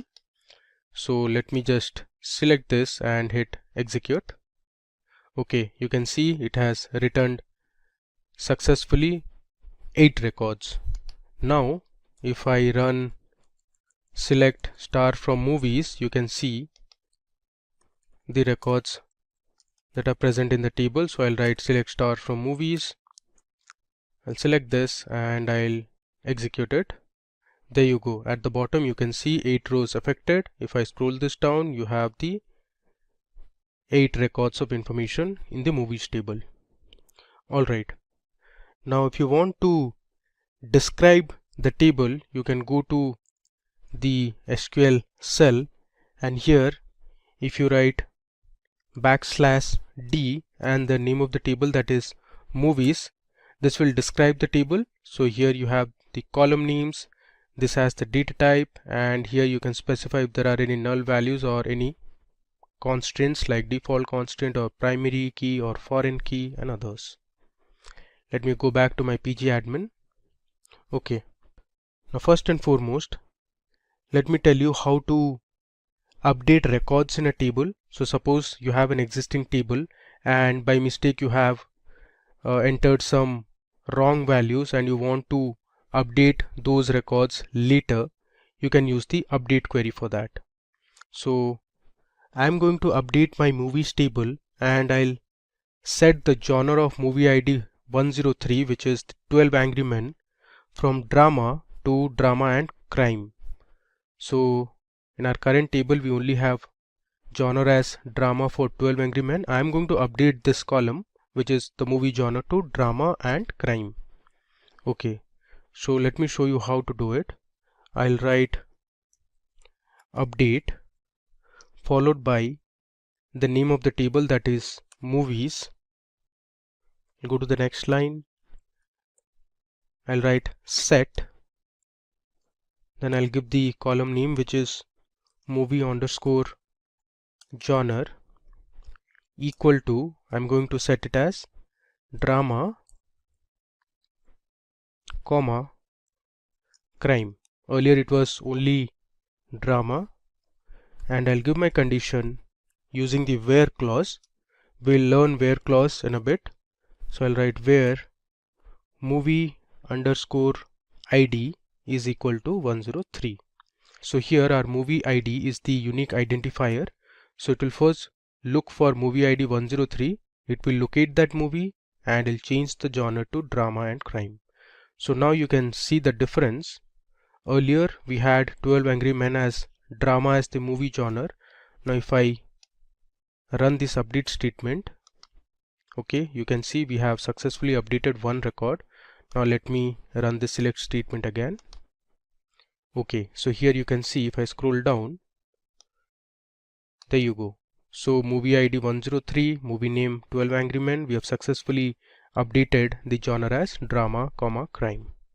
Okay, now let me tell you how you can delete records from a table. So for that you can use the delete command. So you'll write delete from the table name, that is movies, where, let's say I want to delete the movie ID 108, which is the Lion King. So I'll write where movie underscore ID is equal to 108. This is one of the ways to delete this particular movie, or you can give, let's say, where movie name is equal to the Lion King. Let me select this and I'll hit execute. Now if I run my select query again, you see this time it has returned 7 rows and you cannot find movie with movie ID 108, that was the Lion King. So we have deleted it. Alright, next we are going to learn about where clause in PostgreSQL. So to learn where clause, I'll be using the same movie table again. Let's say we want to filter only those records for which the IMDb ratings of the movies is greater than 8.7. So this is my updated table now. I want to display only those records or those movies whose IMDb ratings is greater than 8.7. So we'll display 12 Angry Men, which is 9. Then we are going to display The Dark Knight, which is again 9. And we are also going to display the Shawshank Redemption, which has 9.3. The rest of the movies have an IMDb rating less than 8.7. So we are not going to display those. Alright, so let me show you how to write a where clause. So I'll write select star from movies where I'll give my column name, that is IMDb underscore ratings is greater than, I'll use the greater than symbol, then I'll pass my value, that is 8.7. I'll give a semicolon and let's run it. I'll hit F5. There you go. So we have returned the Shawshank Redemption, The Dark Knight and 12 Angry Men because only these movies had IMDb ratings greater than 8.7. Okay. Now let's say you want to return only those movies which have IMDb ratings between 8.5 and 9. So for that I am going to use another operator called between along with the where clause. So let me show you how to use between with where clause. I'll write select star from movies where my IMDb underscore ratings is between, I'll write 8.5, I'll give an AND operator and 9.0. So all the movies that are between 8.5 and 9.0 ratings will be displayed. So let's select this and I'll run it. There you go. So we have returned The Dark Knight, The Matrix, The Seven, Interstellar, and we have the 12 Angry Men. So a few of the records that we missed out were, I think, Vertigo, which has 8.3, and there's one more. Alright. Now moving ahead, let's say you want to display the movies whose movie genre is action. So you can see in our table we have a few movies whose genre is action movie. So you can do that as well. I'll write select star from movies where the movie genre, I'm writing this time in one line. You can break it into two lines as well. I'll write movie underscore genre, which is my column name, equal to, I'll give within single quotes action. Now why single quote? Because action is a string, hence we need to put it in single quotes. If I run this, there you go. So we had one movie in our table whose movie genre was action, that is The Dark Knight. Okay. Now you can also select particular columns from the table by specifying the column names. Now here in all the examples that we saw just now, we are using star. Now star represents it will select all the columns in the table. If you want to select specific columns in the table, you can use the column names. So you can specify the column names in the select statement. Let me show you. Let's say you want to display the movie name and the movie genre from the table. So you can write select movie underscore name, comma, I'll give the next column as movie underscore genre from my table name, that is movies, where let's say the IMDb underscore ratings is less than 9.0. So this time in our result it will only show two columns, that is movie name and movie genre. Let me run it. There you go. So these are the movie names and the movie genres you can see that have an IMDb ratings less than 9.0. Alright.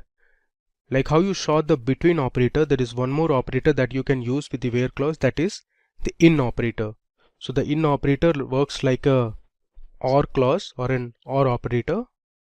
So let's say I want to select all the columns from my movies table where the IMDb ratings is in 8.7 or 9.0.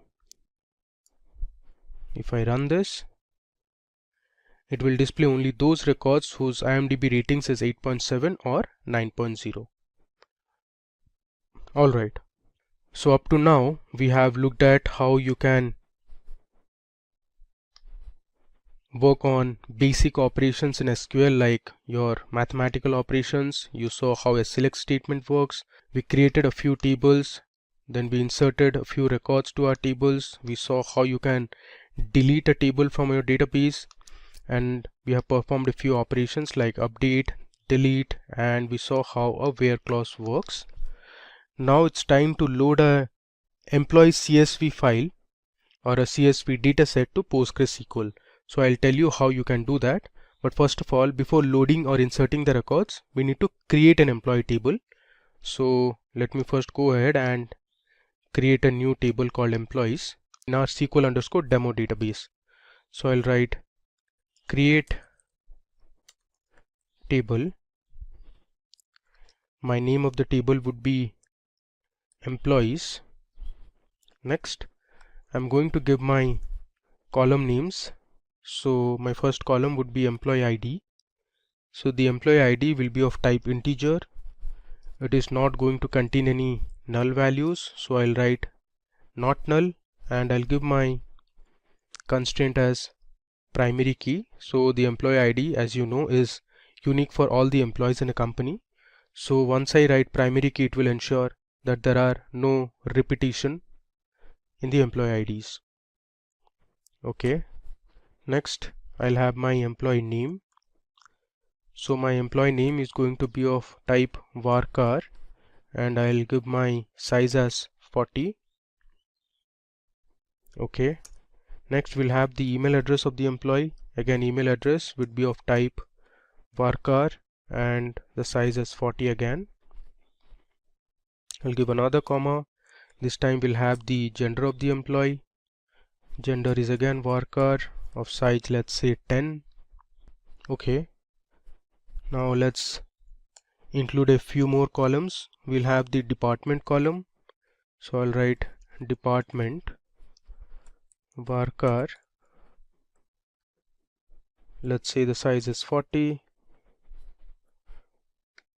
Then let's say we'll have another column that is called address. So the address column will have the country names of the employees. Address is also varchar. And finally we have the salary of the employee. Salary, I'm going to keep it as type real.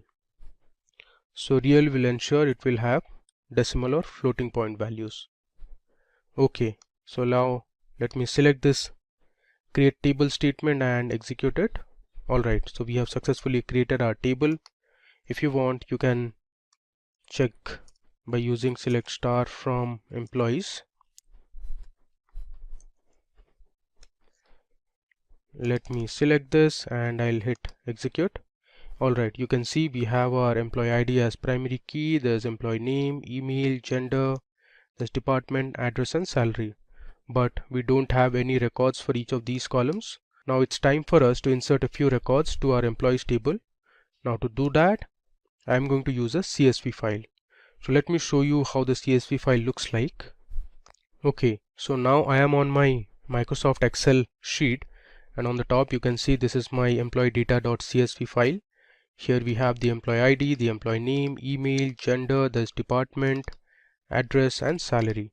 Now this data was generated using a simulator, so this is not validated, and you can see it has a few missing values. So under email column we have a few employees who don't have an email ID.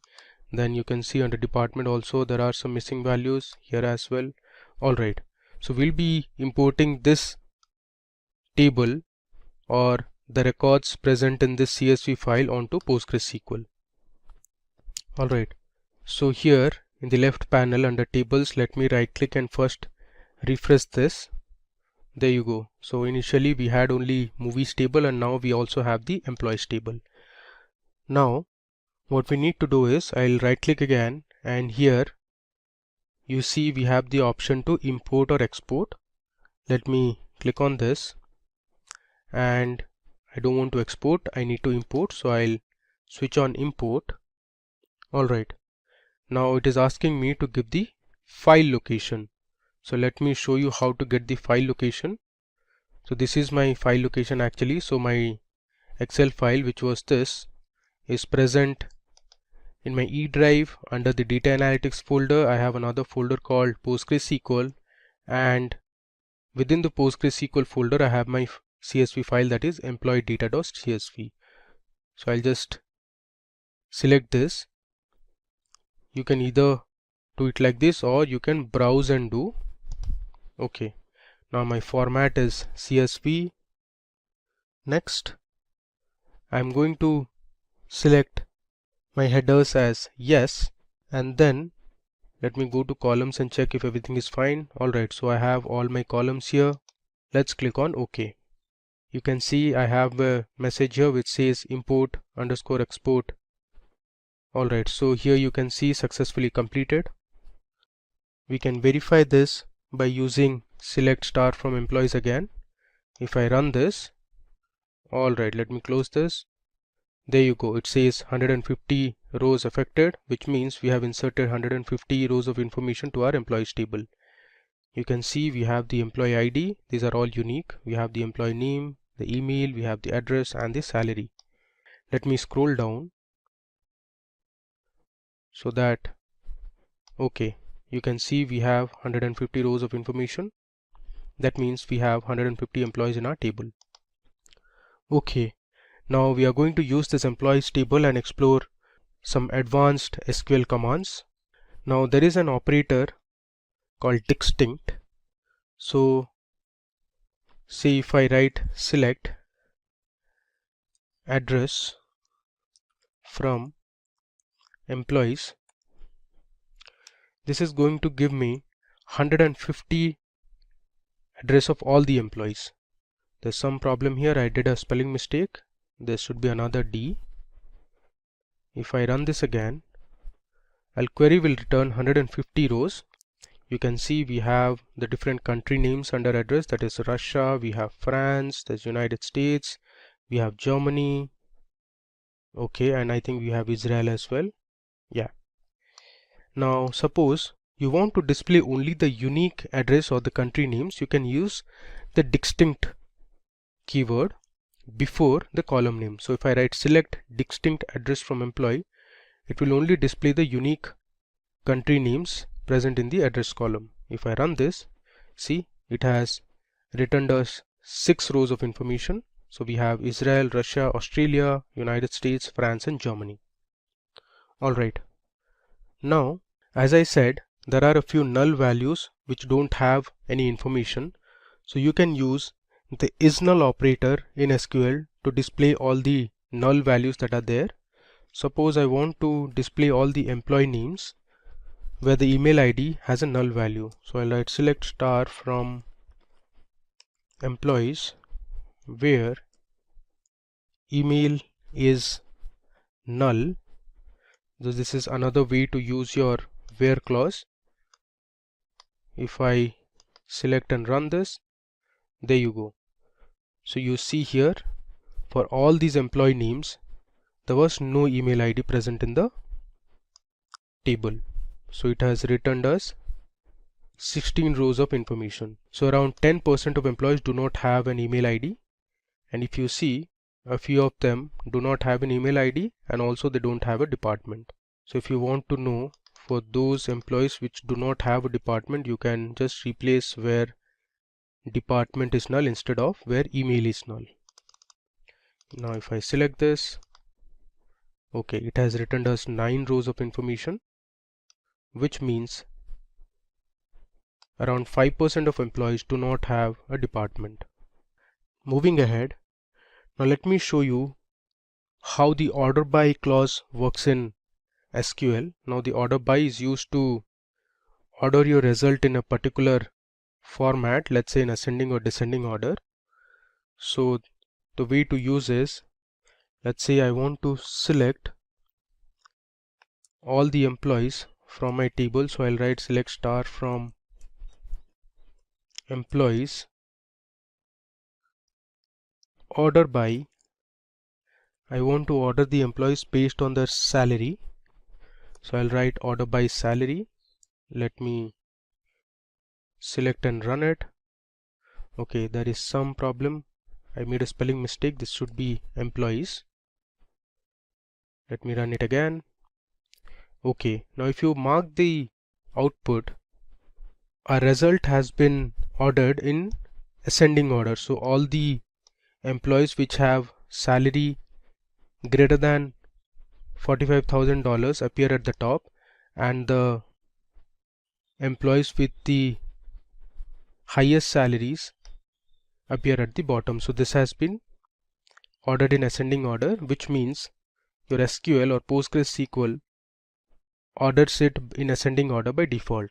Now let's say you want to display the salaries in descending order so that all the top ranking employees in terms of salary appear at the top. So you can use the DESC keyword, which means descending. If I run this, you can see the difference now. So all the employees with the highest salary appear at the top, while those with the lowest salaries appear at the bottom. So this is how you can use an order by clause. Okay, so now I want to make a change in my existing table. So here, if you see, under the address column we only have the country names, so it would be better if we change the name of the address column to country. So I want to rename a column. You can do this using the alter command in PostgreSQL. So let me show you how to rename this column, that is address. So I'll write alter table followed by the table name, which is employees. Then I'm going to use rename column address. I'll write to, I want to change it to country. If I give a semicolon and hit execute, it will change my column name to country. Now you can verify this. If I run the select statement again, there you go. Earlier it was address column and now we have successfully changed it to country column. Okay, let me come down. Now it's time for us to explore a few more commands. So this time I'm going to tell you how an AND and an OR operator works in SQL. So you can use the AND and OR operator along with the where clause. So let's say I want to select the employees who are from France and their salary is less than $80,000. So let me show you how to do it. I'll write select star from employees where I'm going to give two conditions. So I'll use the AND clause or the AND operator here. I'll write where country is equal to France. Now mark here, I'm not using address because we just updated our table and changed the column name from address to country. So I'll write country equal to France, and my next condition would be my salary needs to be less than $80,000. I'll give a semicolon. Let me run this. Alright, so it has returned 19 rows of information. You can see all my country names are France and the salary is less than $80,000. So this is how you can use or give multiple conditions in a where clause using the AND operator. Now let's say you want to use the OR operator and let's say you want to know the employees who are from country Germany, or the department should be sales.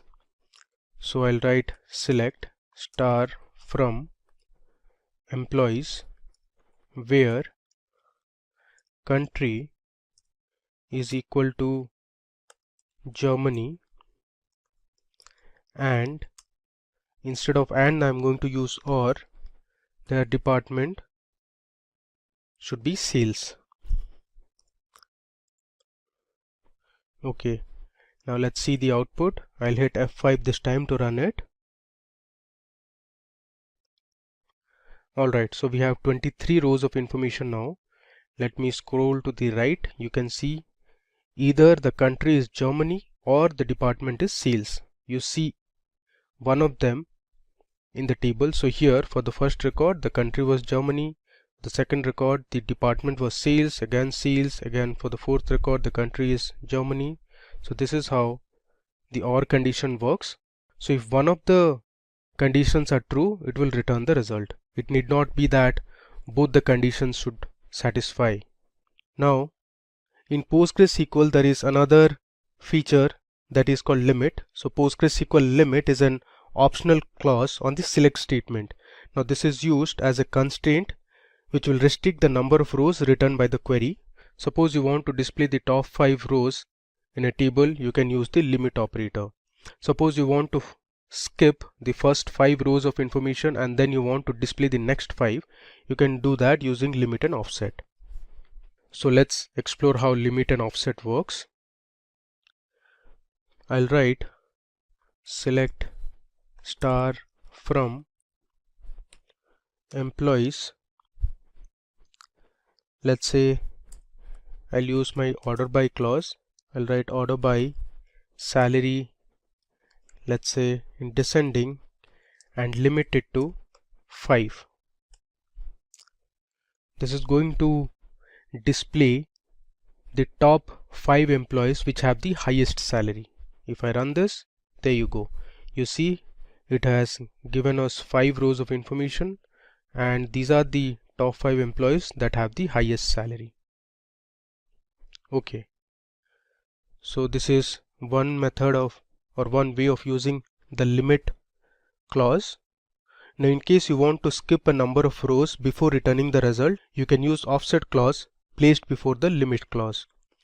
So I'll write select star from employees, let's say order by salary, descending. This time I'm going to use limit 5 and offset 3. So what this query will do is it will skip the first 3 rows and then it will print the next 5 rows. If I run this, there you go. So this is how the result looks like. Okay. Now there is another clause which is called fetch. Let me show you how that works. I'll copy my previous SQL query. I'll paste it here. And here, after descending, I'm going to write fetch first 3 row only. So my fetch is going to give me the first 3 rows from the top.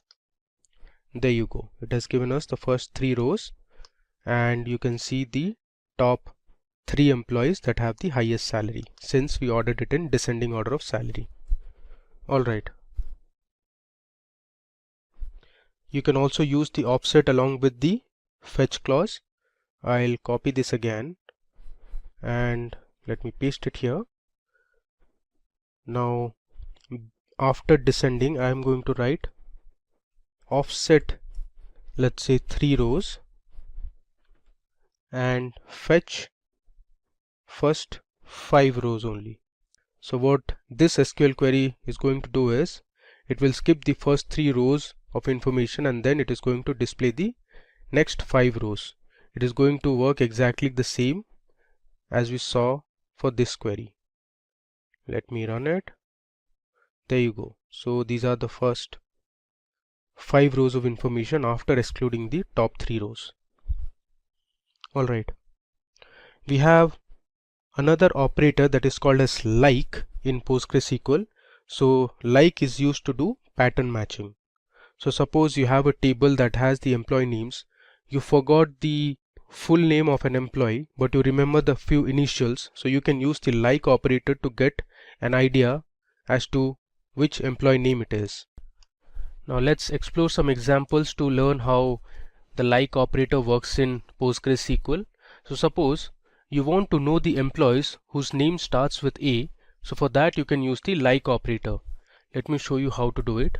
So I want to display the employee name and let's say I want to know their email IDs from the table name that is employee, where since I want to know the employees whose name starts with A, so I'll write employee name like. Now to use the pattern is within single quotes I'll write A and then followed by percentage. Now this means the employee name should have an A in the beginning, and percentage suggests it can have any other letter following A, but in the beginning or the starting should be A. If I run this, so there is an error here. The name of the table is employees and not employee. Let's run this again.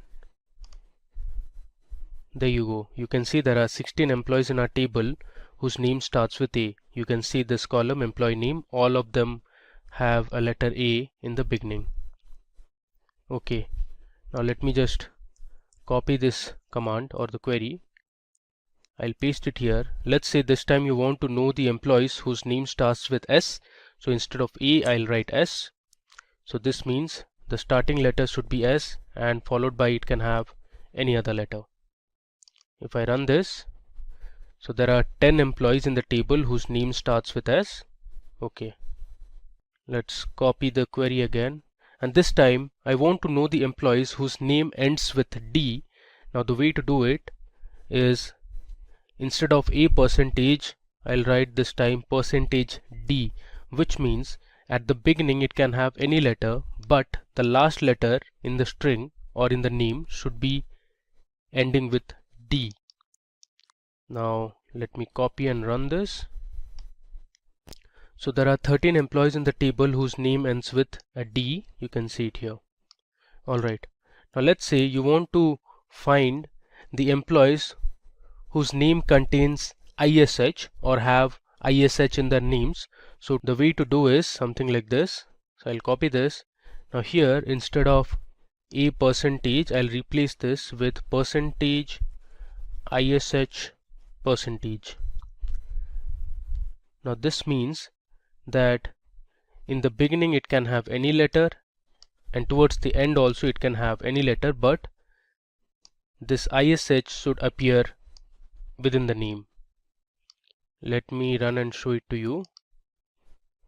Okay, so there is one employee whose name contains ISH. You can see here there is an ISH in the last name of the employee.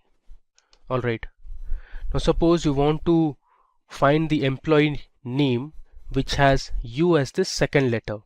It can have any letter in the beginning, but the second letter of the employee name should have U. Now the way to do is I'll copy this, and instead of a%, I'll write underscore U followed by %. Now this underscore, you can think of a blank that can take any one letter. So the beginning can start with A, B, C, D or any of the 26 alphabets we have. Then it should contain U as the second letter followed by any other letter or letters. Let me run this.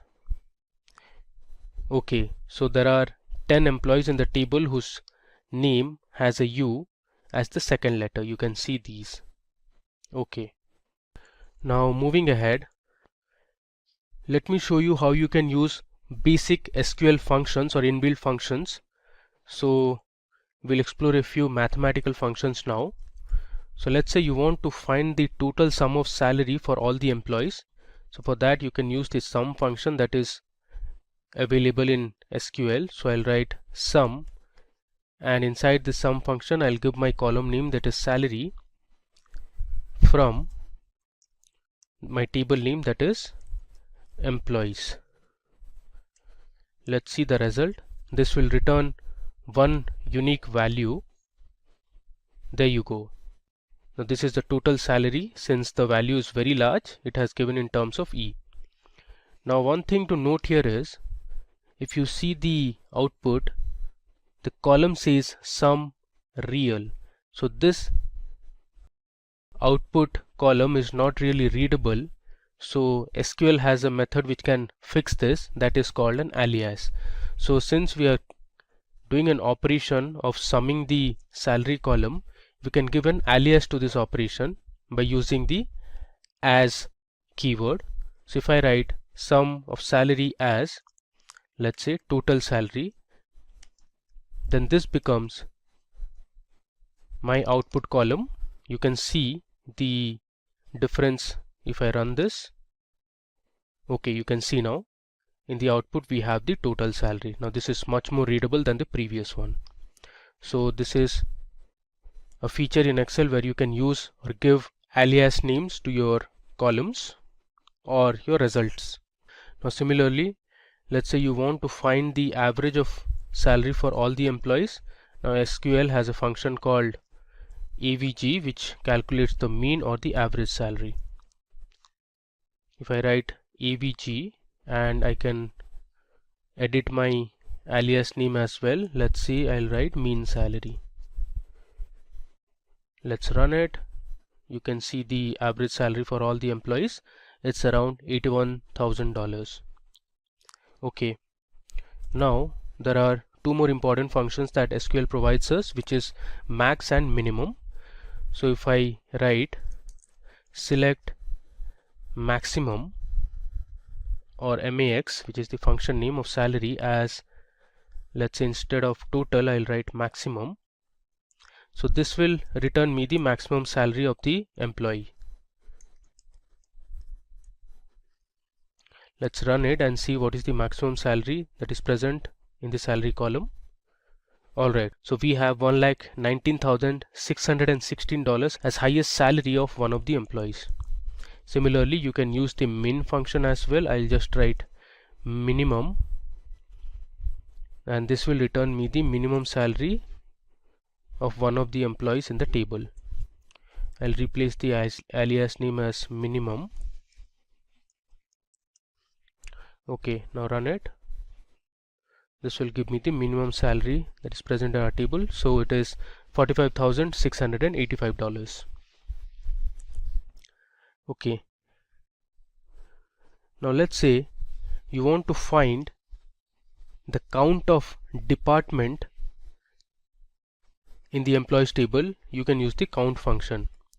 So if I write select count, let's say I want to know the distinct department names, I can write inside the count function distinct department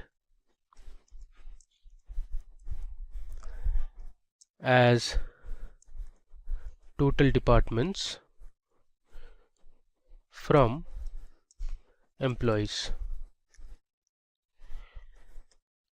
Let's run this. This will return me the total number of departments that are there. So it gives me there are 12 departments. Okay, now let me show you one more thing here. If I write select department from employees, let's run this.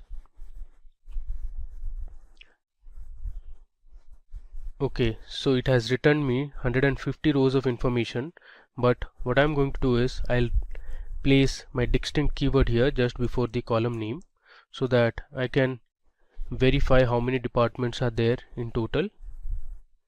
There you go. So there are 13 departments and one of them is null. So moving ahead, we'll replace this null with a department name by updating our table. Okay, so now let's update our department column. So what we are going to do is wherever the department has a null value, we are going to assign a new department called analytics. So earlier we have also learned how to use the update command. So I'm going to show it again. So we'll write update followed by the table name, that is employees. I'm going to set my column, that is department, equal to, within single quotes, my name of the department would be analytics, where department is, I'll say null.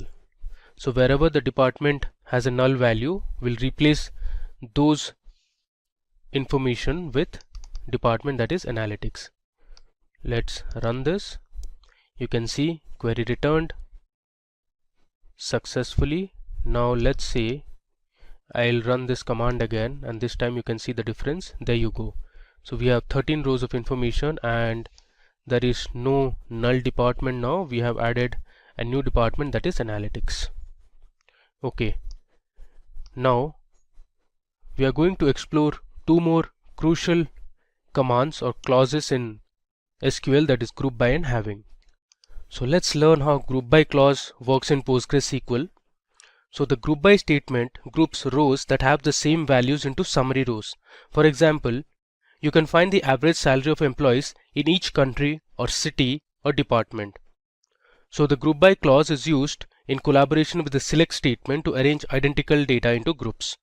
So suppose you want to find the average salary of the employees based on countries, you can use the group by clause. So let me show you how to do it. I'll write select. I want the countries and the average salary for each country. So I'll use the average function, that is avg, and inside the function I'll pass my column, that is salary. I'll give an alias name as, let's say, average underscore salary from my table name, that is employees. Next, I'm going to use my group by clause. So I'll write group by. Since I want to find the average salary for each country, so I'll write group by country name.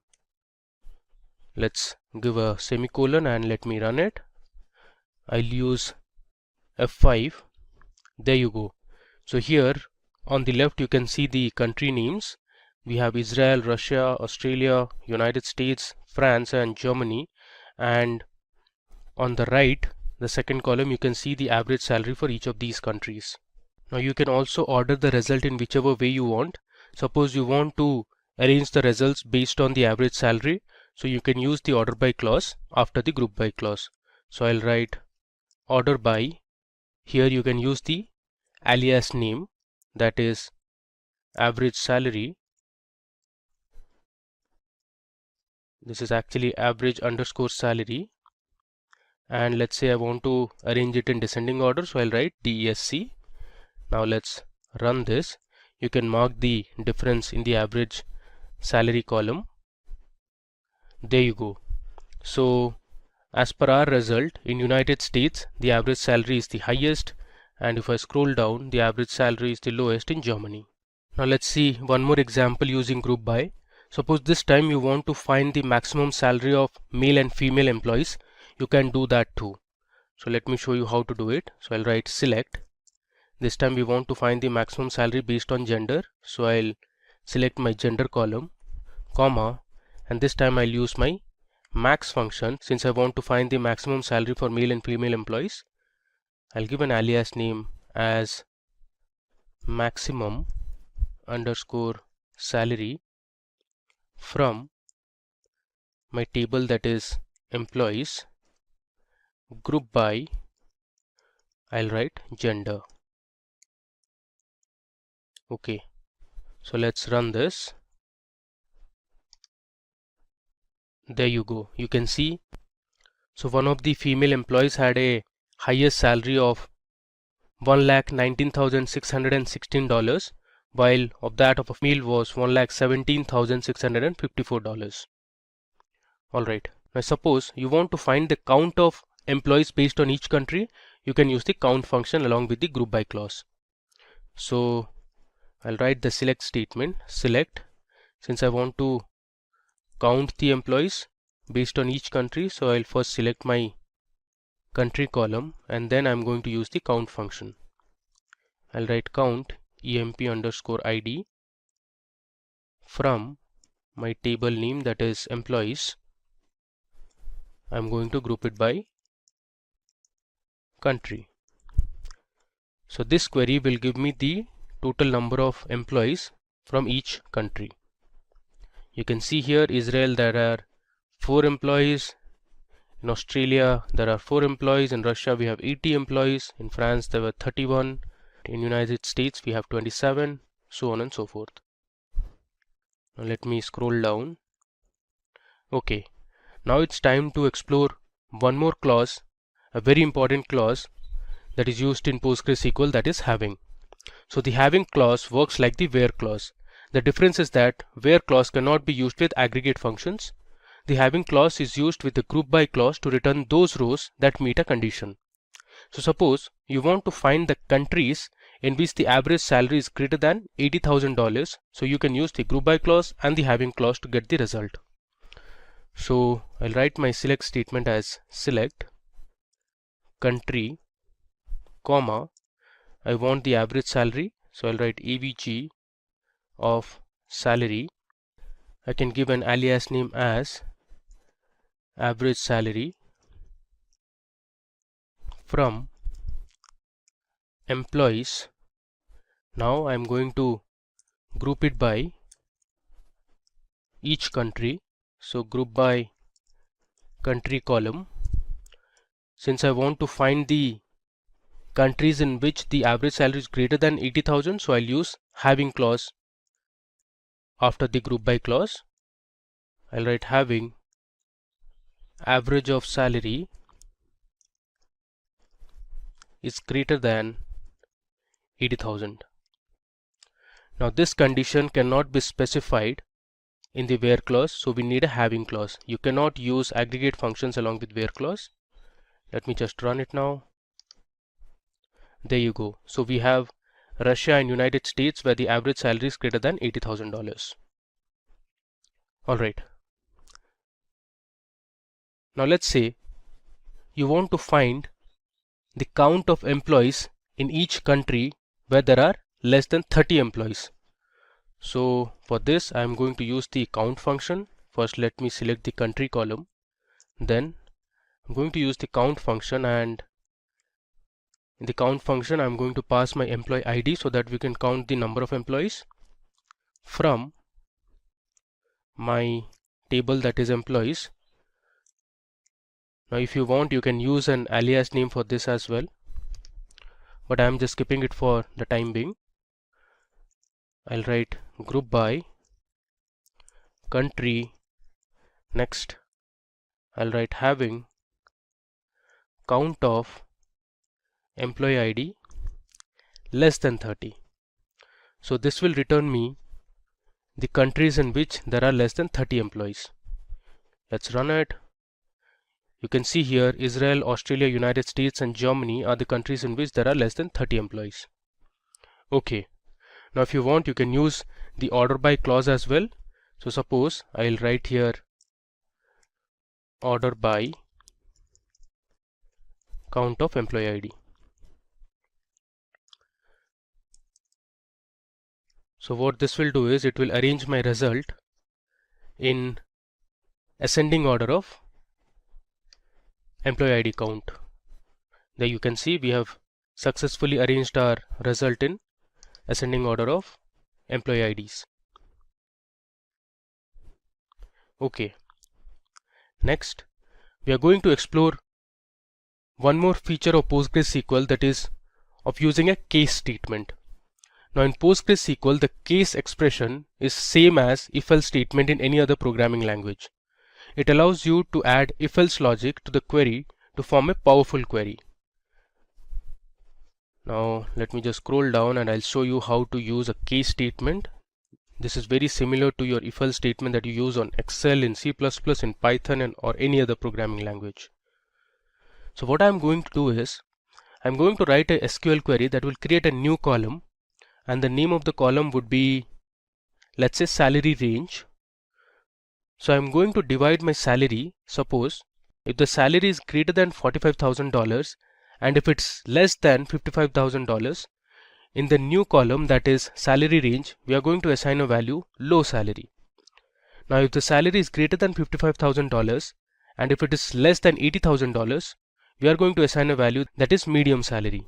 If the salary is greater than $80,000, we'll assign a value high salary. So all this we are going to do using our case expression in PostgreSQL. So I'll start with my select statement. But before that, let me show you how to write a comment in PostgreSQL. So you can write a comment by giving a double dash. Comments are very helpful because they make your codes or the scripts readable. I'll write case expression in PostgreSQL. Similarly, if you want, you can go to the top and let's say here you can write with double dash having clause. Okay, let's come down. So I'll write my select statement as select. I want the department, the country and the salary column.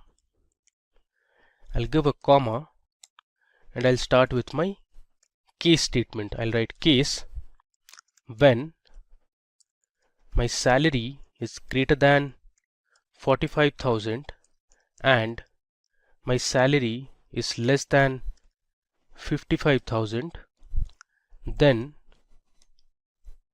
the result would be, within single quotes I'll write low salary. So this is exactly like an if-else condition.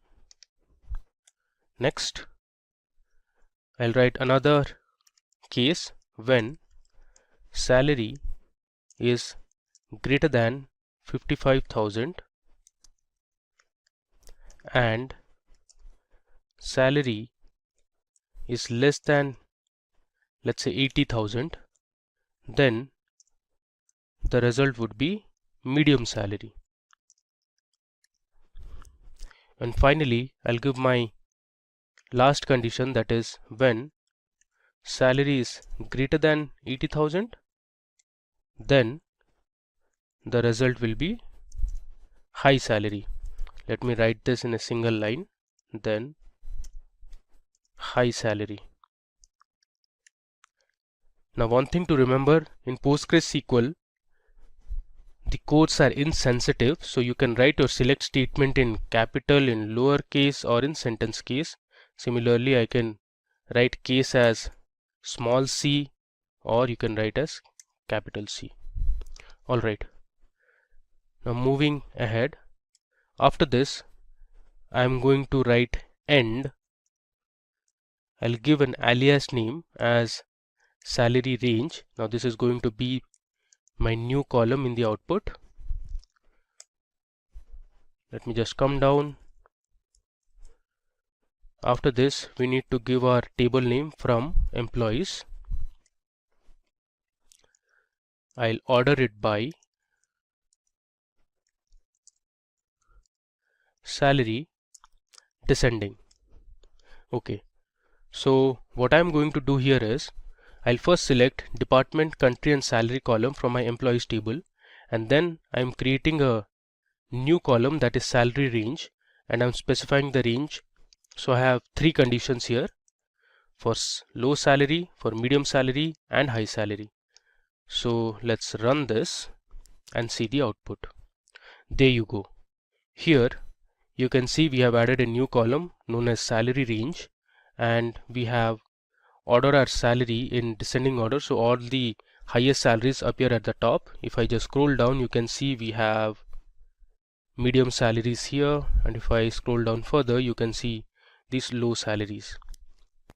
So case statements are really useful when you want to create a new column based on some conditions in the existing table. Alright, now moving ahead, we are now going to see how to write subqueries in PostgreSQL. So subqueries, we write a query inside another query, which is also known as nested query. So suppose we want to find the employee name, department, country and salary of those employees whose salary is greater than the average salary. So in such cases you can use subqueries. Now let me show you how to write a query inside another query. First I'll write the select statement. I am going to select the employee name, comma, I want the department,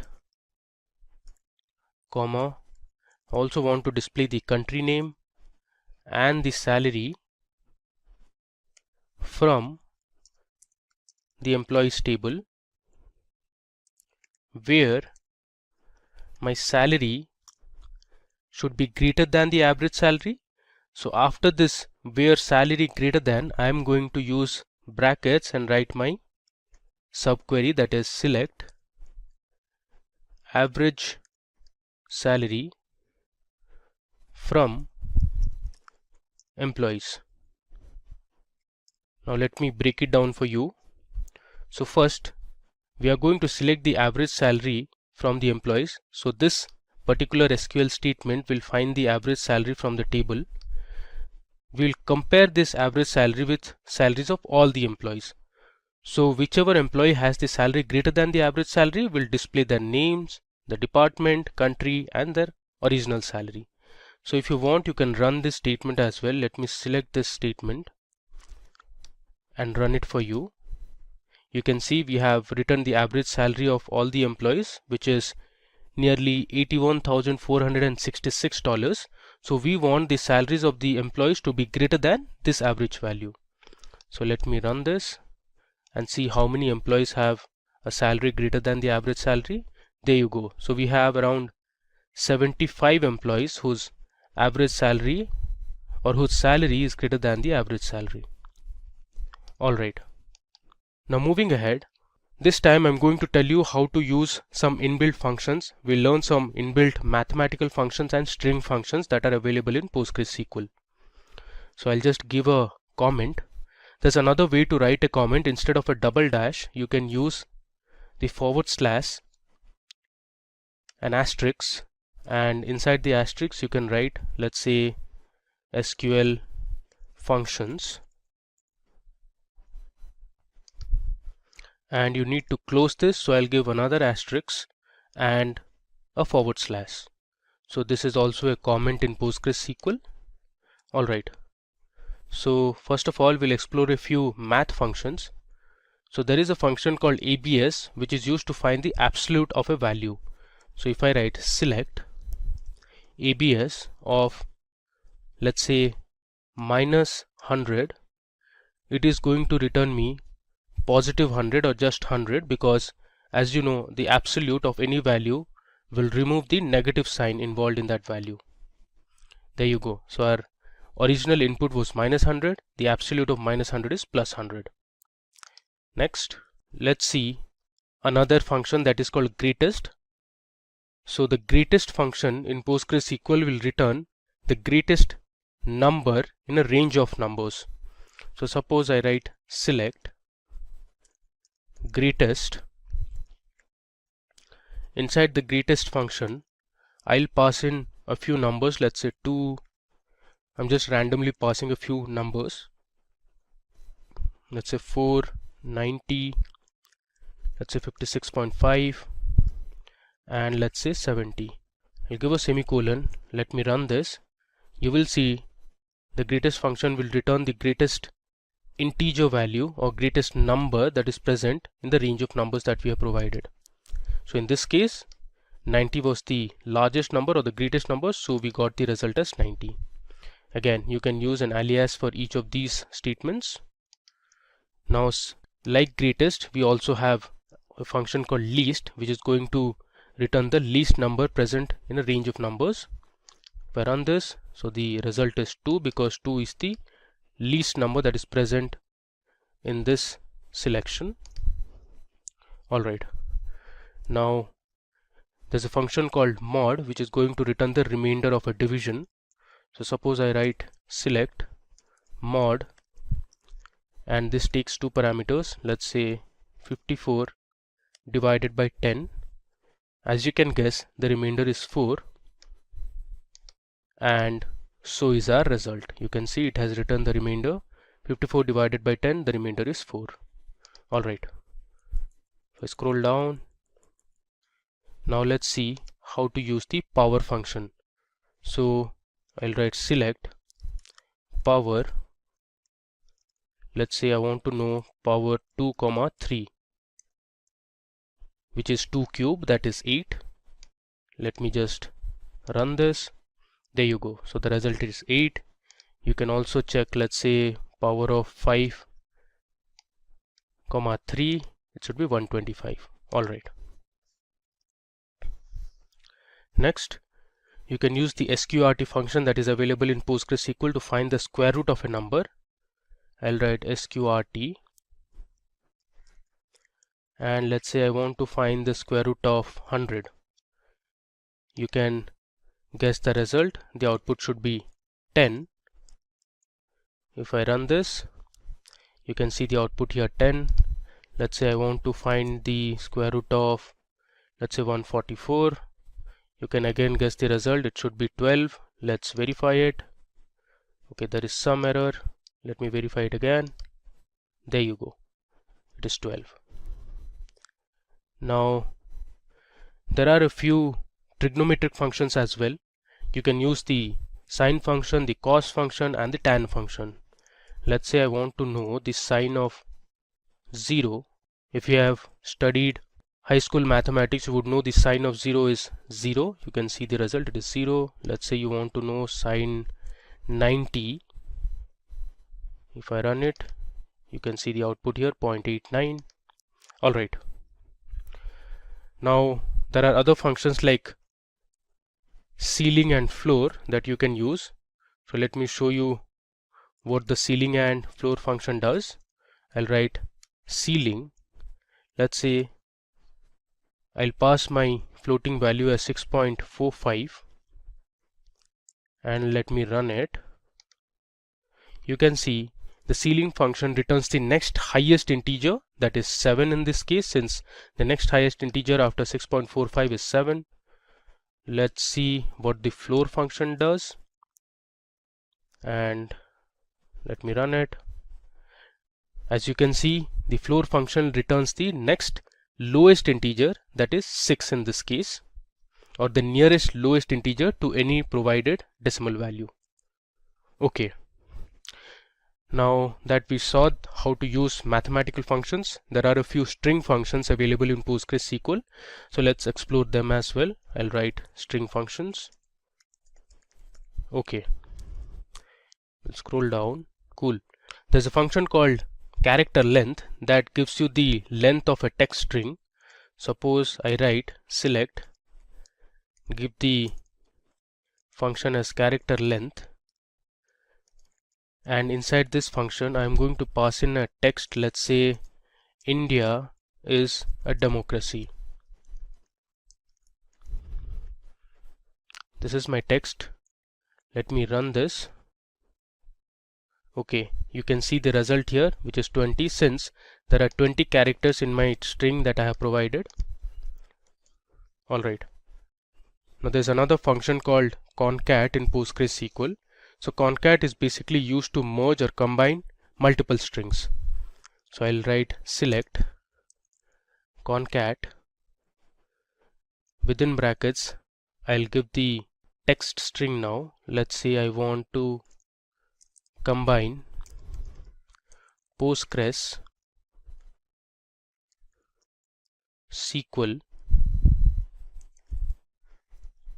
I'll give a space, comma, I want to merge PostgreSQL is, I'll give another comma and write my final word, that is interesting. Now what we have done is, inside the concat function we have passed in separate strings, and now using the concat function we want to merge the three strings. Let's see what the result is. I'll run it. Alright, let me just expand this. You can see here we have concatenated the three strings successfully, so the output is PostgreSQL is interesting. Okay. Now there are functions like left, right, and mid in PostgreSQL. So what the left function does is, it will extract the number of characters that you specify from the left of a string. Let's say I'll write select left, and I'll pass in my text string as India is a democracy. I'll copy this and I'll paste it here. Let's say I want to extract the first 5 characters from my string, so I'll give 5. So what it will do is, it will count 5 characters from left, so 1, 2, 3, 4 and 5. If I run this, it should ideally print India for me. There you go, it has printed India for us. Alright, similarly you can use the right function to extract few characters from the right of a string. Let's say you want to extract, let's say I'll give 12 characters from right, so from here onwards it will count 12 characters. I'll change left to right now. Let me select this and run it. So you can see here, this is the output. From the right, it has counted 12 characters and returned a democracy. Okay. Now there is a function called repeat. So the repeat function is going to repeat a particular string the number of times you specify. Let's say I want to select and use my repeat function, and inside the repeat function I'm going to pass in, let's say, India, and I want India to be displayed 5 times. I'll give a semicolon and run it. In the output you can see India has been printed 5 times. Okay, let's scroll down. There is another function, a string function in PostgreSQL called as reverse. So what reverse function is going to do is, it is going to print any string passed as an input in reverse order. So if I write select reverse, and inside the reverse function I'll pass in my string, that is India is a democracy. I'm going to use the same string. I'll copy this and I'll paste it here. I'll close the quotes and the brackets. Let's print this. You can see it here. India is a democracy has been printed in reverse order. There you go. Alright. Now this time we explored a few inbuilt functions that are already present in PostgreSQL. Now PostgreSQL also has the feature where you can write your own user-defined functions. So now we will learn how to write a function of our own in PostgreSQL. So let's create a function to count the total number of email IDs that are present in our employees table. So for this we'll write a function, a user-defined function. So let me give my comment as user-defined function. Okay. So let me start by first writing create. So this is the syntax to write a function in PostgreSQL. So I'll write create or replace function. Then I'll give my function name as count emails. And as you know, functions have brackets. Then I'll write returns, the return type, as integer, then an alias with dollar symbol. I'll write total emails, since I'm going to display the total number of email IDs that are present in my table. I'll close the dollar symbol. Then I'm going to declare a variable. The variable name is going to be total underscore emails. This is of type integer. I'll write begin, and inside begin I'll write my select statement. So I'll write select. I want to count the email IDs that are present, so I'll pass my column name, that is email, into total emails from my table name, that is employees.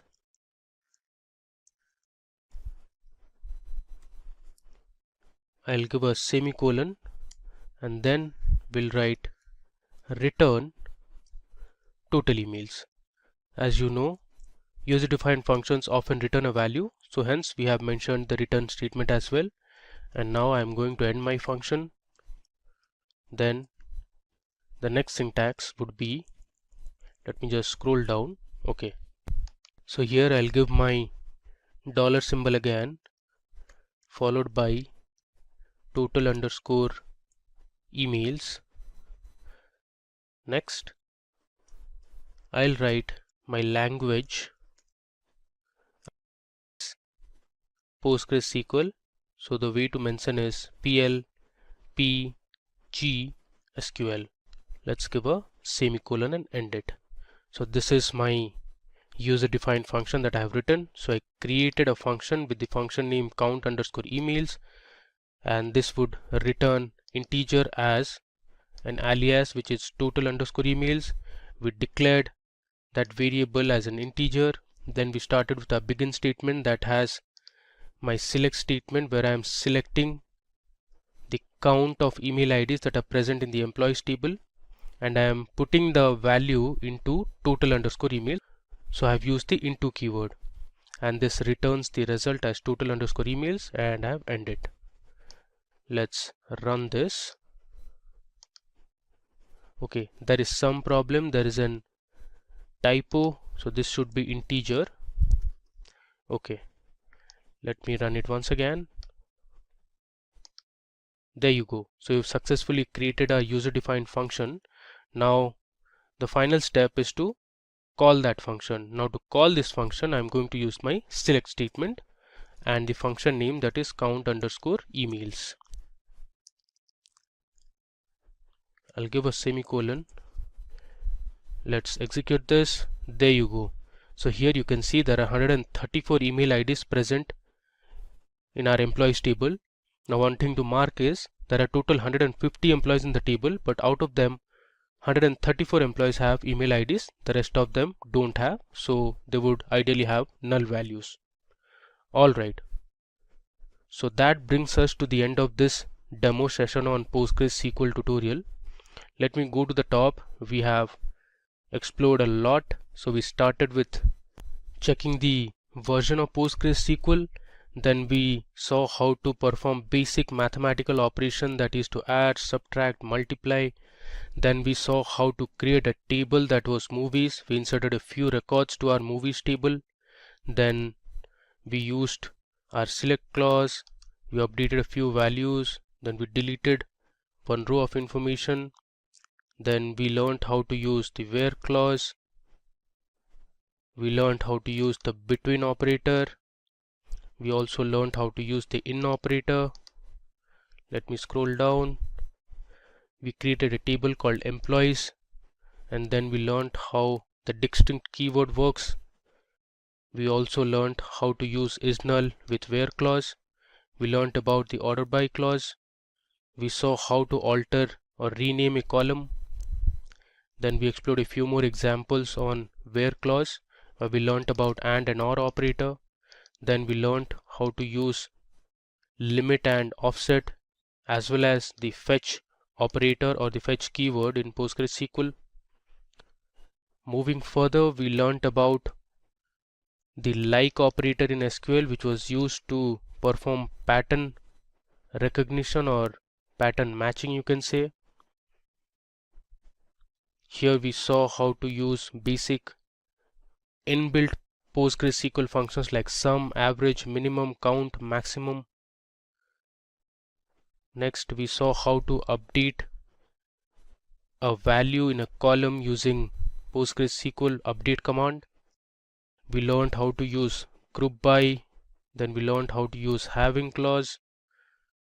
Then we learned how to use case expressions in PostgreSQL. So we saw how case expression is similar to our if-else in any other programming language. We explored a few mathematical and string functions, and finally we wrote our own user-defined function. So that brings us to the end of this tutorial on PostgreSQL. In this session, we will learn about how to join 3 or more tables in SQL. That's right. So far we have a fundamental understanding of how to join 2 tables. But in a few situations, you might have to extract the data by joining 3 or more tables, right? So that's exactly what we are going to discuss today. Now, without further delay, let's get started. Now, we will jump into the MySQL workbench where we have our query ready. So here we will be using 3 tables: employee details, employee register, and employee joining register. So we want employee name, contact number, and joining date. Joining date is available in joining register. Contact number is available in employee register, and employee name is available in employee details, right? So here we are utilizing all 3 tables and joining them to extract these three columns.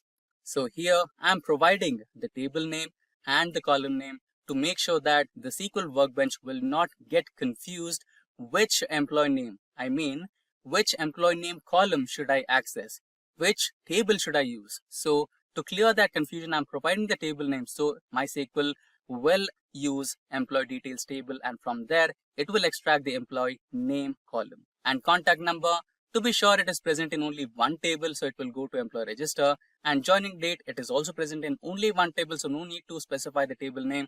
But to be on safer side, if you want to add, you can add, that's well and good, and it will create an impact to your interviewer considering that you know about the syntaxes. So I'll just follow the normal syntax the way I'm going now, and now I'm trying to join. It's the same operation what you use to join two different tables. So you'll just use the join clause and give the second table name and on what basis. So I'm joining these two tables on the primary key employee ID. So both tables have the same common employee ID. So based on that, I'm joining these two tables, and then you will use the join clause once again and give the third table name here, and based on which primary key or which common key. So this is the one which is common in both the tables and is unique, which is the employee ID. So I'm using the same one to join the two tables with the third one. You can follow the same syntax and join another table to it as well. So with this, let's execute this particular query to find our answer. So there you go, you got the query executed and you have the table over here with employee name, contact and joining date. Let's quickly get back to MySQL Workbench. So here, let's say you wanted to create a table and load the data. So if the data is minimalistic, maybe the data about 10 rows or 15 rows, you can manually create a table and insert the elements into your table using such insert commands. But this is like mine, which is in the Excel spreadsheet and has about 10,000 rows. Would you like to, write 10,000 insert commands? No, right? It would be really time consuming. So for situations like this, MySQL Workbench has enabled developers to load the data from spreadsheets within a few steps. But before we get started, let's check our column headers. So here you can see it is not compatible with the MySQL Workbench or SQL commands, right? So it has a space and it has a word row and it is a keyword in MySQL, right? So we don't want that confusion. So for that reason, we will try to modify this maybe using an underscore, right? Similarly, for the row ID, you can eliminate space and use an underscore. And when it comes to order ID, the same. So just let us quickly change all the column headers so that they are SQL compatible. There you go. So we have replaced all the row headers with underscores and made them SQL compatible. So let us save it. And when you're saving it, just make sure that your Excel file data is also having the SQL compatible name. So here we have load CSV to MySQL. So here we have the name with space, right? So let's try to change that to lowercase Excel data, and right now it is SQL compatible. Now quickly let's go back to MySQL Workbench. Here we have it. Now you can just create a new table. Just right click here, or you can also do it from here. Create a new database, and the new schema will be the name of your data set. So let's type it as Excel data or just Excel and apply.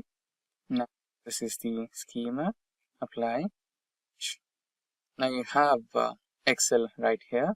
Just drop down and here you can see the tables. Right click the tables, and here you have the option of import data wizard, right? Just click on that.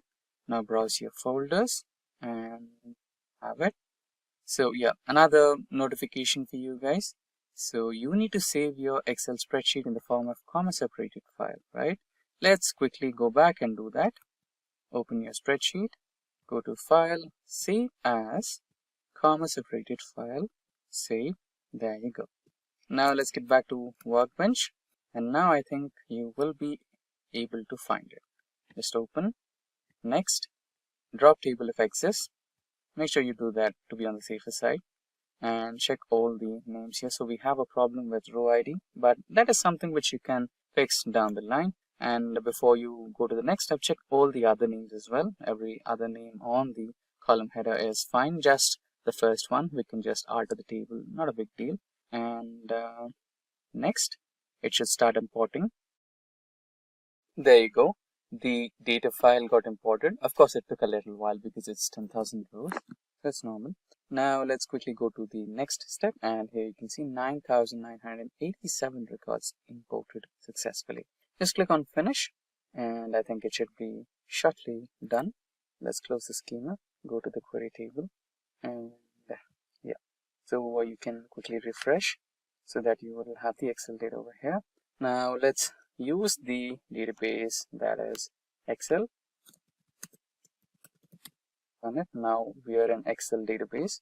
Now the table we are looking for is select star from the data name. The data table name is Excel data without a space, semicolon. Just quickly run it, and I think we should be shortly able to see all the data sets right over here. Yeah, about the first column ID, we can simply use the alter table function or query to change the name. Let's quickly do that with the table name, alter table, rename. Okay, what was this? Can you copy that? Copy field name, rename row ID to. So a small syntax error there. So I think they should be sorted. Yeah. And now let's quickly run this, and I guess it should be done. Now let's quickly run the select command again. There you go. So we have the row ID, order date, shipment mode, customer ID, customer name, etc. And everything is as per the expectations.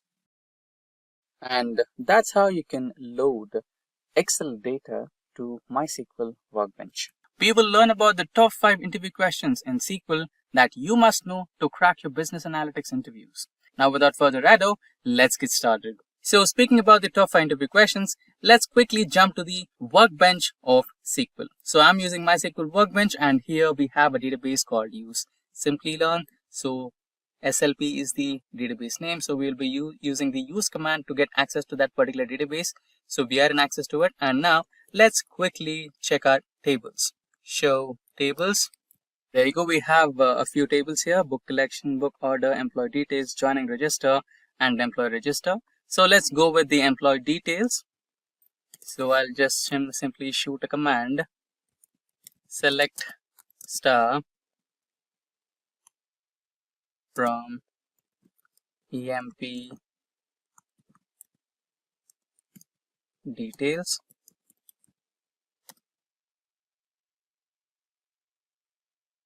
So now we have our employee table. So we will be using this particular data set to run few queries from our interview questions. So getting back to the interview questions. So most commonly you will be asked the following interview questions. So the first question is, you will be asked to find out the names of the employees that start with the vowels. So A, E, I, O, U. So they will ask a question, give me the list of names that start with these 5 letters. It can be either A or E or I, O, U, right? So what's the question? So here you will be using like operators and not like operators. Let's say they want the names with vowels. So you can just use the like operator and use this particular command. Select employee name, that's the name of the column, from employee register or employee details, and then where employee name is like A modulus, which means it should start with A and it can have any number of alphabets after that, right? So let's quickly also check what do we have in employee register. So I think it's a similar table to employee details that we used before. We have the same details here, so no problem. Now let's try to extract the names of the employees whose names start with vowels, right? So we will be using the where clause and like operators. Run the command, and there you go. So we have 3 names. So if you're able to answer this question, they might ask a similar question with a little modification. So this time they might ask you, give me the list of names that will not start with vowels. So you'll just replace the like operator with not like. So either they'll ask the questions which might start with vowels, or they might ask a question which does not start with vowels. This is one of the common questions. Now going to the second question. So here also they will give it a simple start. They will ask to give the details of the employee who has the highest salary, or they will ask you to give the highest salary. You can simply use the max aggregation and you can get the maximum salary. So we have $87,000. And sometimes if you are able to answer this question, they will make it a little tricky to you and they will ask, give the second highest salary. Here you can use offset, or there are multiple possibilities, but let me give you the simplest one where you can have the same query. Only difference is where salary is less than max of salary. First, the subquery will be executed, which will extract the maximum salary, and the next one is less than. So it will give you only one row which has a little salary, which is less than the maximum one, right? So simply let's execute the query. So we will have the answer. So the next highest salary is $78,000. Now moving on to the third question.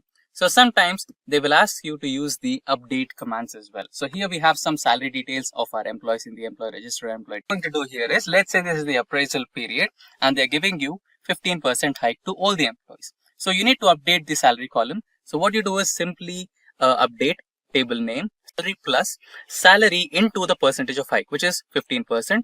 So here we are adding that particular percentage in the form of decimal numbers, which is 0.15, and simply run the command and you have it.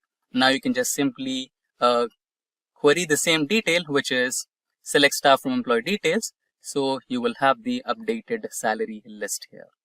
There you go.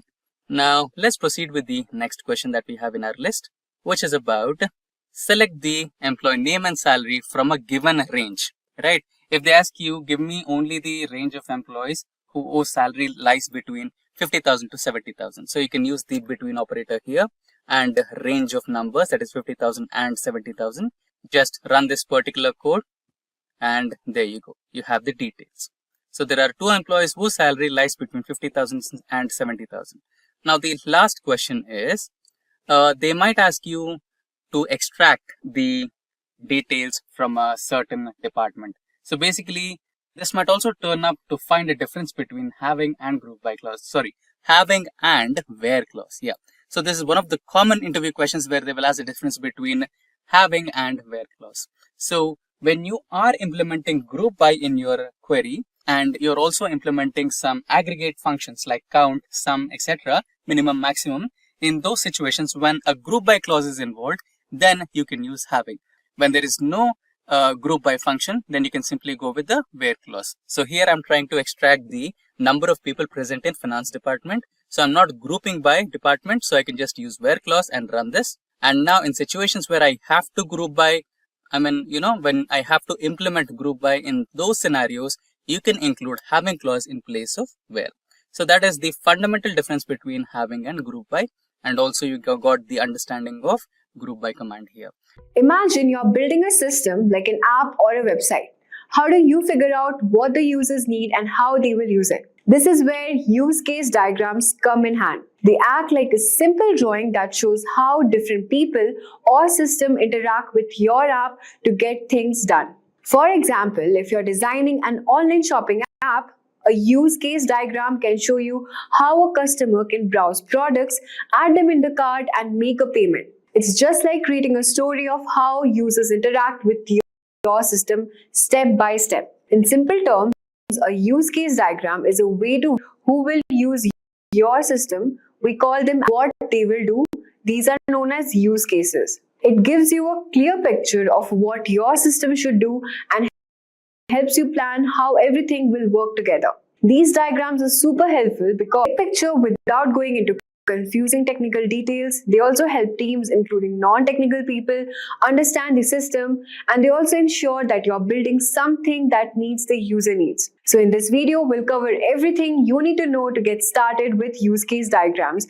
And even if you're completely new to the topic, in this video, we will explore what use case diagram is, use case diagram notations, relationships, how to draw a use case diagram in UML, common use case diagram tools and platforms, and the mistakes which we make often in use case diagrams.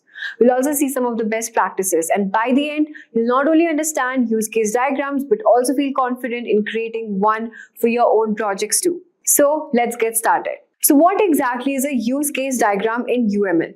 A use case diagram in unified modeling language is a visual tool that helps you understand how users, also known as actors, interact with system to achieve specific goals. Think of it like a straightforward diagram that shows who is using the system and what actions they are performing. For example, in an online shopping system, actors are administrators that can perform tasks such as browsing products, adding items to the cart, and managing inventory. A use case diagram highlights these interactions, providing a clear view of a system functionality. By simplifying the system functionality, use case diagrams play a crucial role in planning and designing systems that truly align with your user needs. So now let's start by understanding some use case diagram notations. So for this, we have started using our Lucidchart website, and here you just have to select on the use case diagram template and you will be just redirected to this interface. And it's very easy to use and one of my favorites. So I use this particular website to create UML diagrams. Alright, so here when you're just enter to this page, so you can see a lot of shapes over here. These are only the annotations we are going to talk about. So these notations are basically simple visual language that developers, designers, or even non-technical stakeholders can use to understand and discuss how a system works. We'll break it down step by step. So first, as you can see over here, we have an actor. Actor, you can just select from this particular shape option and you can just drag and drop. So what does actor actually do? Here, this is the actor over here. So actors are the external entities that interact with your system. This could be users, other system, or even hardware devices. Basically, in simple terms, they are the people or things using your system. For example, in an online shopping system, the customer and the admin are the actors. There would be two particular actors. One would be primary and second one is secondary actor. So let's say your customer is the primary actor and admin would be the secondary actor. So they initiate action or use cases. We'll be talking about it later. And identifying actors properly is very important because it ensures that your diagram accurately represents how the system behaves. Next, we're going to talk about are the use cases. So for use case, we use this particular shape over here. So you can just simply drag and drop from here. All right. So I'll just show you. So use cases are like the scenes in the system story. They represent specific tasks or actions your system can perform. Let's say, for example, in an online banking example, use case might be place order, track delivery, or even update information. These are the key functions your system provides in a diagram. Use cases are represented by ovals. As you can see, this is an oval over here. So use cases are represented as ovals, keeping things simple and easy to understand. Next, we're going to talk about is system boundary or system. So for the system annotation, we are just using this rectangular shape. System boundary is just like a box that separates what's inside the system and what's outside. It defines the scope of the system, what your system will handle, and what is external. Let's say, for example, in an online banking system, actions like browsing products or managing inventory are inside the boundary, while external actors like payment gateways are outside. The system boundary helps clarify these limits, ensuring everyone knows exactly what the system is responsible for. So in the diagram, the system boundary is shown as a rectangular box surrounding all the use cases. So why does these annotations actually matter? So using these annotation ensures that your use case diagrams are actually clear. So whether you're explaining the system to your team or presenting it to the stakeholders, these simple symbols, actors, ovals for use case and the system boundary make complex system easier to communicate. So now let's move on to see how these notations come together in a full diagram. So before we move on to diagram, let's take a moment to understand the relationship used in use case diagram.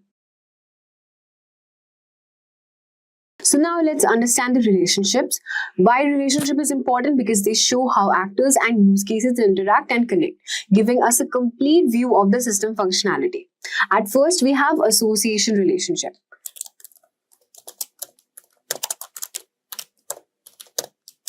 So this is an association relationship over here, and this is the most basic type of relationship. It shows the interaction or communication between an actor and a use case. You can see an actor is a customer over here in an online banking system. The customer would be the actor which interacts with the transfer funds over here. And the line between the two represents the relationship. This is the relationship, this arrow. Now the second relationship we are going to talk about is the include relationship.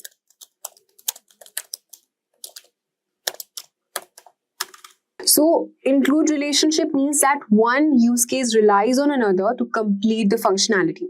It shows with the dashed arrow pointing from the including use case to the included use case. So the including use case over here is the compose post, and the included use case is add image.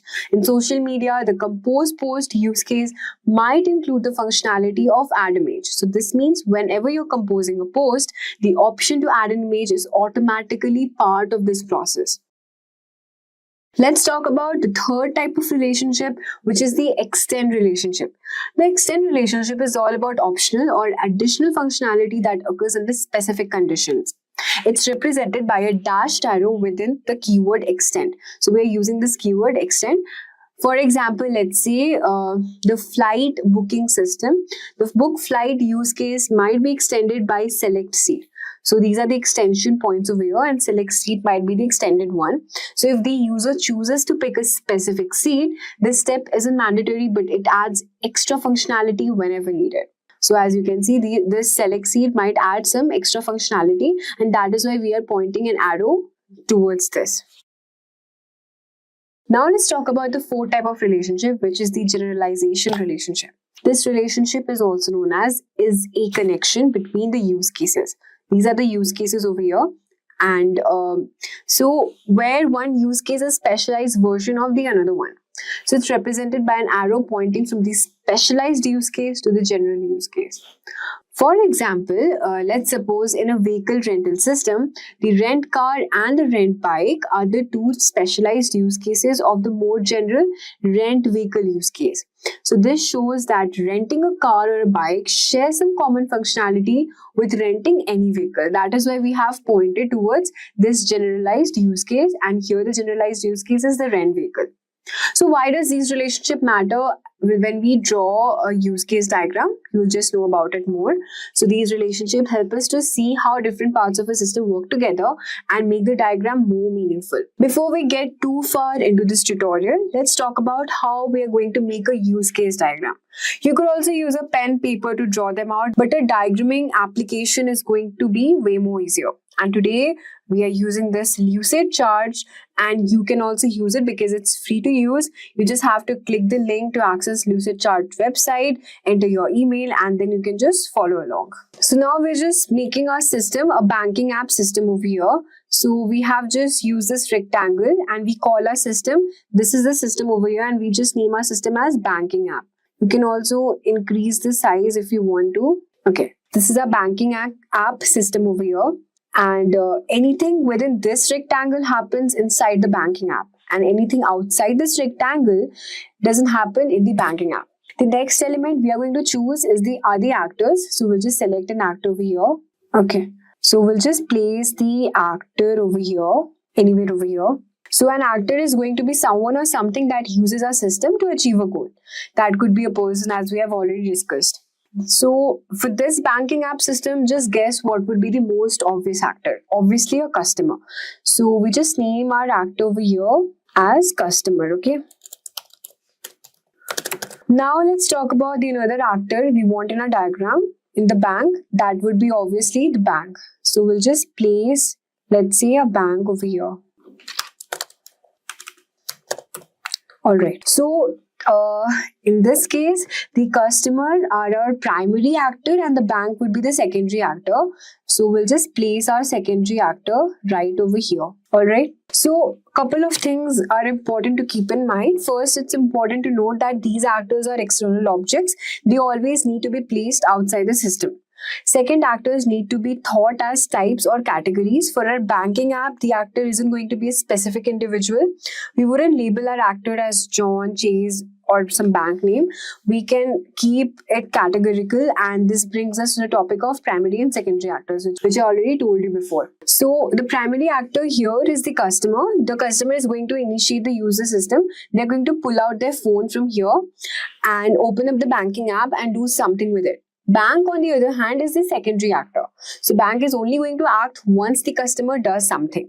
If the customer goes on the app to see how much money is in their bank account, only then does the bank engage with our system to provide the balance. So primary actor should be on the left of the system over here, as we have already mentioned, and the secondary actor should be on the right and the primary actor should be on the left. So now the next element we are going to talk about are the use case. So this is where you really start defining your system use case. So we'll be using this oval use case over here. So it is represented as an action that accomplishes some part or some sort of task within the system. So they are going to be placed within the rectangle because they are actions that occur within the banking app. So the first use case we will have is called the logged in. Okay, we'll have a use case as logged in. We'll also have another use case known as, let's suppose, check balance.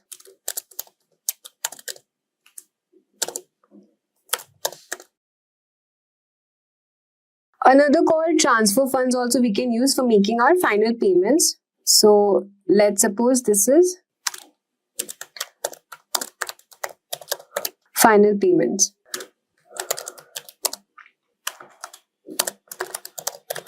So we will have this in the logical order. At first, the customer will log in. They might check balance. And before this, we will have one more use case as transfer funds. So we'll just keep it before making payments option over here. Alright, so these are the use cases we have listed in a banking app: login, check balance, transfer funds, and make payments. So you can see that each of these use cases start with a verb and reinforces an action that takes place. We also want them to be sufficiently descriptive. If this use case only said transfer, that would be way too vague. Finally, it's good practice to put your own use case in a logical order when possible. So that is why we have put login at first, and that's where the first thing happens that will a customer use. The final element to use would be relationship. So now an actor by definition is going to use our system to achieve some particular goal over here. So they have to interact with at least one of the use cases within our system. In our example, a customer is going to log into our banking app. So we draw a solid line between the actor and the use case to show this relationship. So we'll just draw a line from here and just connect it. So customer will also use this check balance option. So the solid line which we drew, this type of relationship is called as association, and it signifies a basic communication or interaction, and the customer is going to interact with the rest of this using the same case as well. So now that we have drawn the solids line to each one of those, the banking app system, it will react. First, it will log in, check balance, transfer funds, and then make payments. So now we'll just talk about what our secondary actor will do. So now in which case the bank would interact with? Well, a customer wants to check the balance on the app. The bank is going to provide the correct amount. Let's draw a line between the bank and the check balance because the bank won't log in. So we'll draw a connection between a bank and check balance. Okay. Yeah. So when a customer wants to transfer funds or make payment, the bank is going to follow through with those transactions. We don't need to draw a line to log in because that process happens within the banking app. There's no need to go to the bank to actually get involved with the login process. There are three other types of relationship in addition to association. They are include, extend, and generalization, which I've already discussed. So when a customer types in their login information, a banking app is going to verify the password before completing the login process. But if the password is incorrect, the banking app is going to display an error message. So let's create two more new use cases to verify password and display the login error. But before that, let's just draw a line to make a connection between check balance, transfer funds.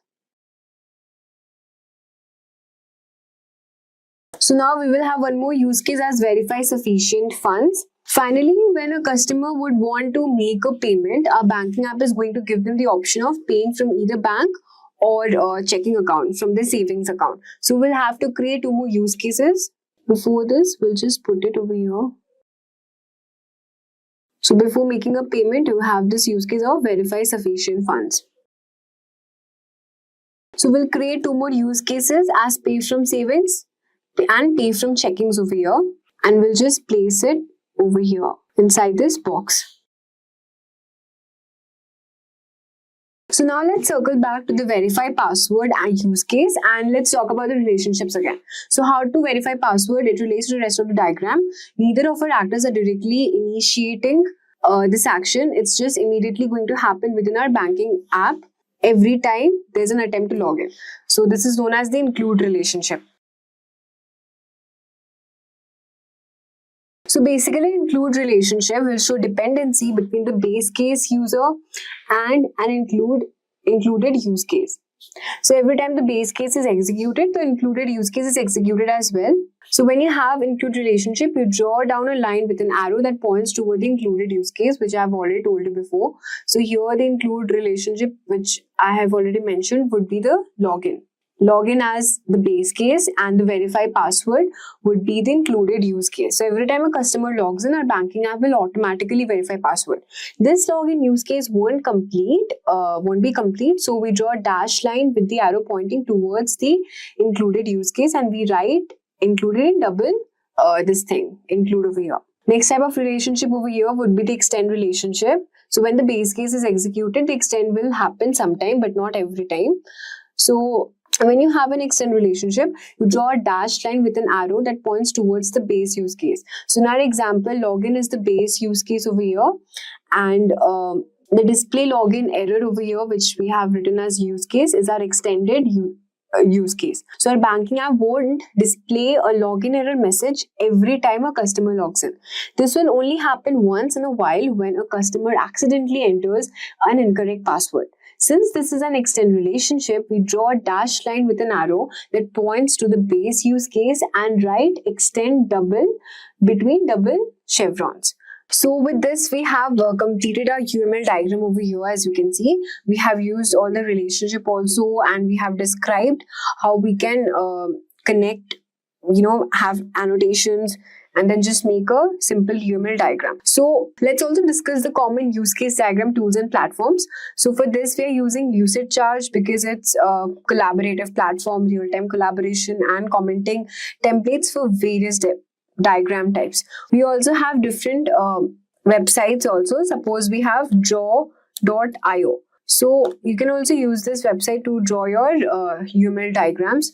So as you can see here, we are using draw.io. It's also free open source diagramming tool. It works offline and can be integrated with Google Drive as well. The next tool, we also have Microsoft Visio. So we'll just search on Google, Microsoft Visio. So as you can see, it's by Microsoft Flowchart Maker. You can also just simply sign in, and because it's a part of Microsoft Office, it supports various diagram types, including use case diagram. Then next on the list is Smart Draw. Let's search Smart Draw. So Smart Draw first on the list, it's user-friendly diagramming tool. You can just click on start now and just check the templates. We have different types of diagram, including use case diagram. Next on the list is our Plant UML. We can also use this. It's a versatile tool. It's used for creating UML diagrams. So now at last, let's talk about some common mistakes while making a use case diagram. So you should avoid common mistake that ensures the accuracy and effectiveness of the use case diagram. Do not add too much of detail that confuse people. Unclear connections lead to misunderstanding about system interaction. If you use different names for same elements, it would create a confusion. So use kind of same names. Incorrectly using generalization can misinterpret relationship. Also, treating the diagram as static can make it outdated and inaccurate. So keep these things in mind. Crafting a clear and effective use case diagram is very important for conveying system functionality and interaction, and here are some of the best practices. Use case diagram focus on capturing the core functions of the system, avoiding extraneous details. They ensure uniformity and help in organizing use case into coherent groups. So in conclusion, we can see a use case diagram serves as a powerful tool for capturing and visualizing the functional requirements and interactions within the system. Imagine walking into a giant library. This isn't just any library, it's huge. There are rows and rows of shelves, each packed with thousands of books. But wait, you don't need to read every book here. You are just looking for specific ones like books about space or stories about superheroes. But finding what you need is such a huge library. That's going to be tricky. This massive library is like a database. A database is a huge collection of information stored neatly, ready to be used. It holds everything: name, address, grades, prices, whatever data you can think of. But sometimes all that information can be overwhelming. You don't want to shift through everything every time. You need something specific, right? That's where Views comes in. In this video, we will explore views in SQL, explaining what they are and how they simplify working with databases. We'll also cover how to create views, manage them by updating, deleting, and listing them, and also introduce different types of views like simple, complex, read-only, and those with check option. We'll also dive into materialized views which store data for faster queries. And by the end, you will understand how views can manage data easier and more efficient. We will also look into a quiz question to clarify your understanding. So, what exactly is a view? Let's go back to our library example. Imagine if you had a magic window, a special one that only shows you the books about space or superheroes that you are interested in.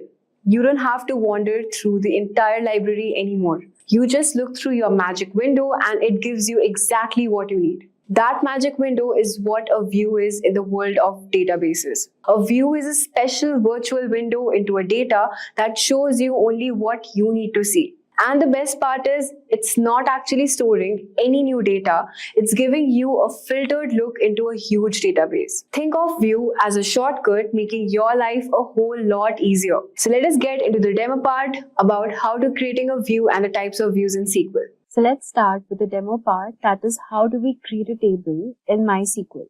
So here, as you can see, I've just logged into an online compiler, and now we will just learn how we create a table, and then we'll move on to creating views and the types of views.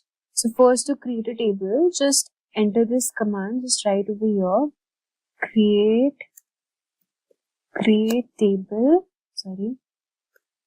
and this, just enter the table name. It could be something like student details, and here you can give the student ID name. We want a student ID name in the first row, so we'll just keep SID, and the type of the variable is integer, so we'll just mention int over here. And since it's a primary key, we'll just mention it over here, primary key. Next variable can be something like name, and for this the type is varchar. You can just enter any number here. Suppose I've entered 255. Comma. Next, mention the address. Again, it's varchar address. So as you can see, we have created this table with student ID name. So we have to give your underscore. Student ID name with primary key integer type, and the name and the address over here.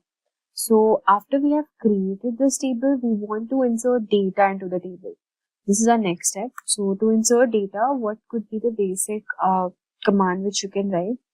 Can be something like insert into student, the table name, student details over here, and just mention what all columns which we have, attributes we have created, which is S underscore ID. Next is name, and then we have address over here, and then we mention the values. So now that we have created table, and then we can enter our details over here. So these are the values which I have inserted, which is Harsh, Ashish, Pratik, Dhanraj, Ram. Okay. So like this, you can enter the values over here. And now if I want my records to be displayed here, the command which I'm using is select star from student details. So all these, the table will be shown here. So we'll just click on this run button over here. Okay. So now you can see this is the SID name, number, and the names which we have mentioned over here. So as you can see, this is the output generated. This is the SID, the name, and here is the address. So as you can see, the table is created now, and the output is also shown. Now we will move on to the main step, which is creating a view. So what exactly is a view? A view is like a window that lets you see specific data, as I've already told you in the intro part.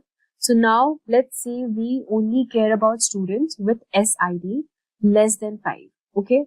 And instead of running the same query every time, we want to create a view. So here's how you can do it. You can just simply enter a command So here's how you can create a view. So just mention this command, which is create view detail view as select name, comma, address from student details. So student details is the table here which we have already created before, and I want the student ID less than 5. Okay, so I want this to be shown here.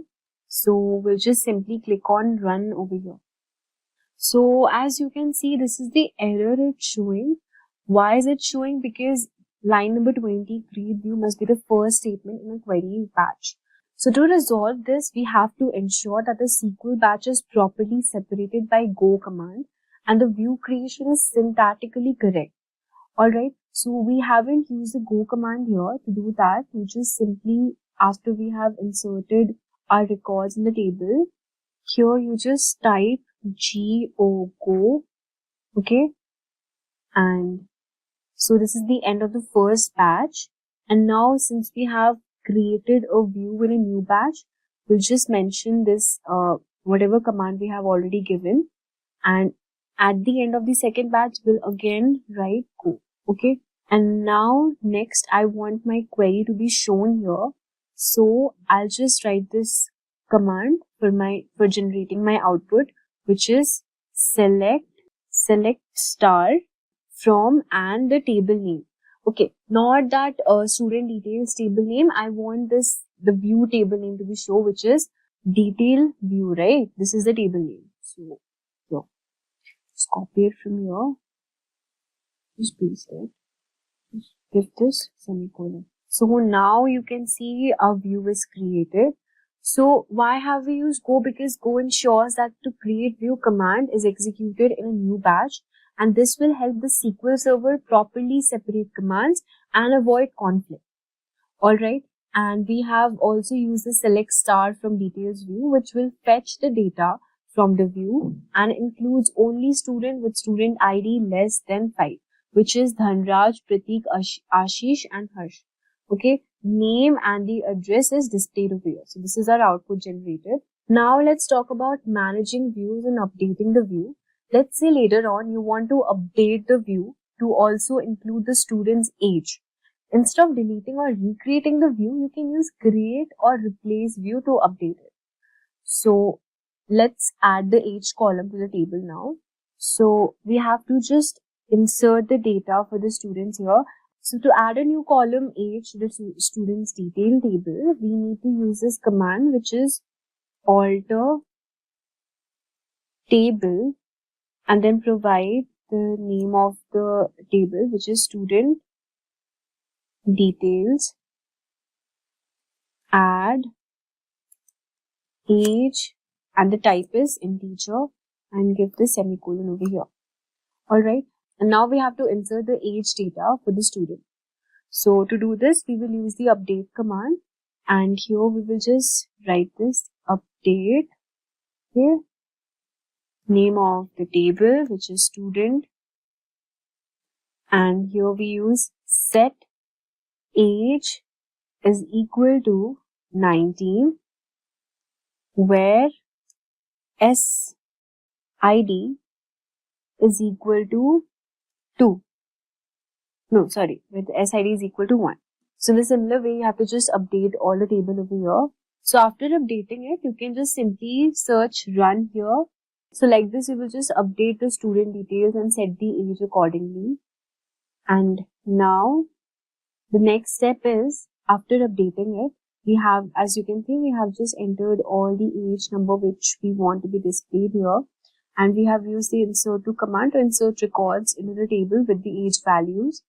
And now in order to select it, we will give the command, which is select star from and the name of the table, which is student details. And now if we want to end this batch, we have to use this go command, enter. So now as you can see, we have updated and inserted all the age data for the student, and we have selected all the data from student details to display the final result by giving this command, which is select star from student details, and this is the name shown over here, and here is the address, and this is the age. So we have inserted all the age data, and we have also corrected the update statement. Set age is equals to 19, where SID is equals to 1. And do not forget to add this go. Okay. Now, the next thing which we will be talking about is deleting a view.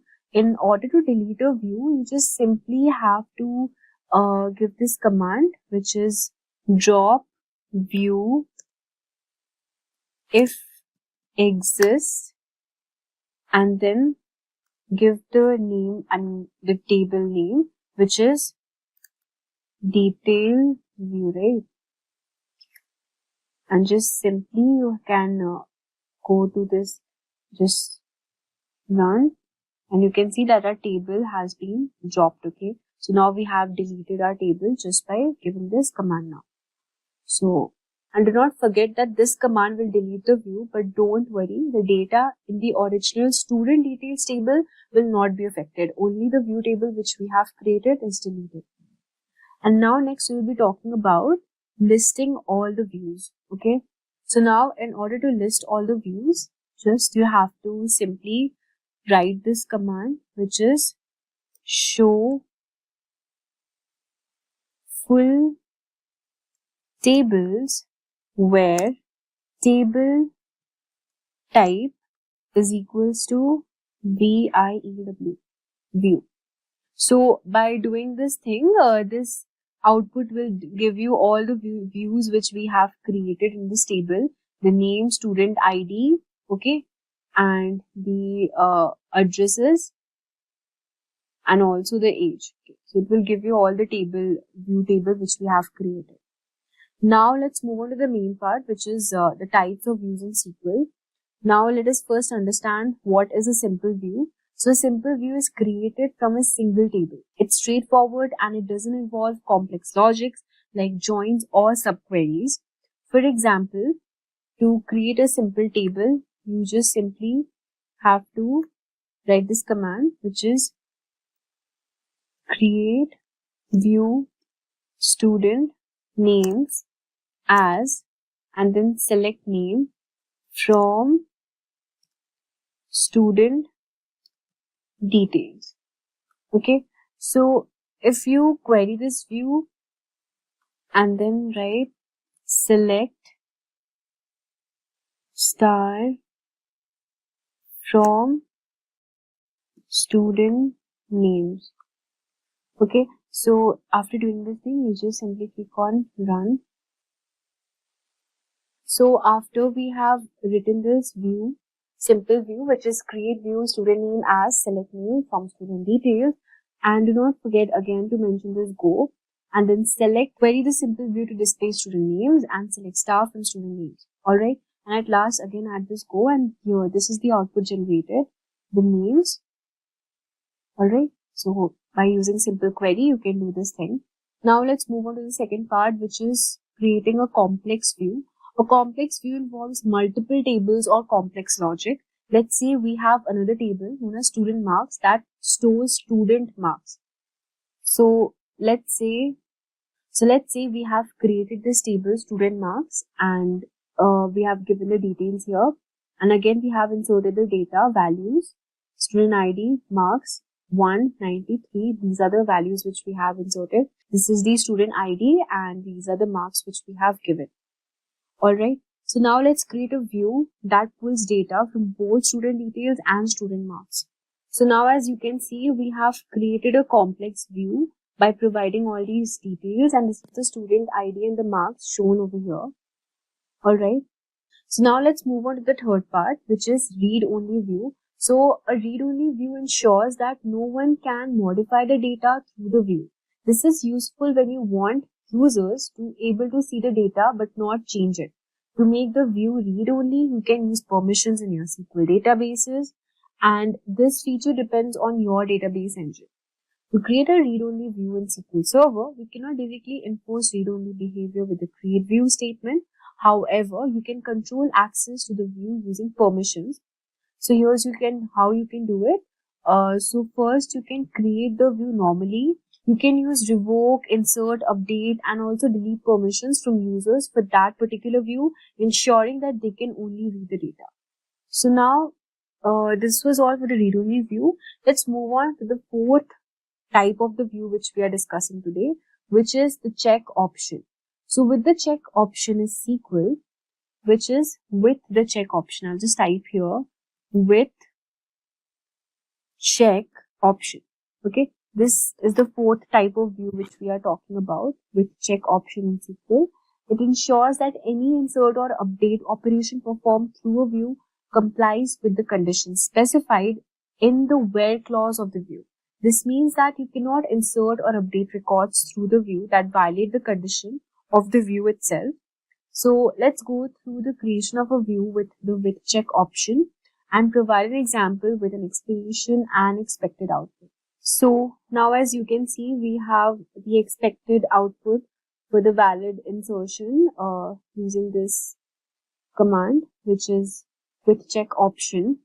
And with view creation with check option, we created a view named sample view, as you can see here, that selects student ID and name from the student details table, but only where the name is not null. Alright. So as you can see, we have clearly mentioned here not null. And the with check option ensures that any insert or update through the view must comply with the condition where name is not null. And the first insert into sample view inserts a student where student ID 6 name, which also has a valid name. And here is the output generated here. Alright, this is the student ID, the name over here, and that's it. So now we have learned about this with check option as well. Now I'll be talking about a materialized view. So what exactly is a materialized view? Well, a materialized view is different from a regular view because it stores the actual data in a database, meaning the data is pre-computed and doesn't need to be fetched from tables every time you query it. This makes accessing data from a materialized view much faster, especially for complex queries. Alright, so as you can see, we have created the table and we create three tables: the order details table and the product details and also the customer details table over here. And then we have provided the necessary data also. The second step was the sample data is inserted into all the three tables. The materialized view fast order summary is created to summarize orders, joining data from the three tables and computing the total cost. And the next step is the materialized view is queried, and because the data is pre-computed, it returns results very quickly. With new data, when added to the order details table, the materialized view is refreshed using refreshed materialized view to include the new data. Alright, I hope you get it. Why are we using the refreshed option? And the next step is the materialized view is deleted using the drop materialized table over here. We have used this drop materialized view fast order summary, and in this way you can create a materialized view. So now you might be wondering that what is the difference between the materialized view and the complex view and the simple view. I'll be seeing you that later. So first, let us now discuss why are views so useful. Okay. So why are views so useful? By now you might be wondering what's the big deal with the views, and here's why it's so useful. They make our life easy. You don't have to keep writing complex queries over and over. You create a view once and it saves you tons of time. They also help you in simplifying data. Instead of pulling everything from your database, views can help you narrow down exactly what you need. They also help in improving security. Want to show only certain parts of the data to certain people? Use views to control what others can see without letting them touch the raw data.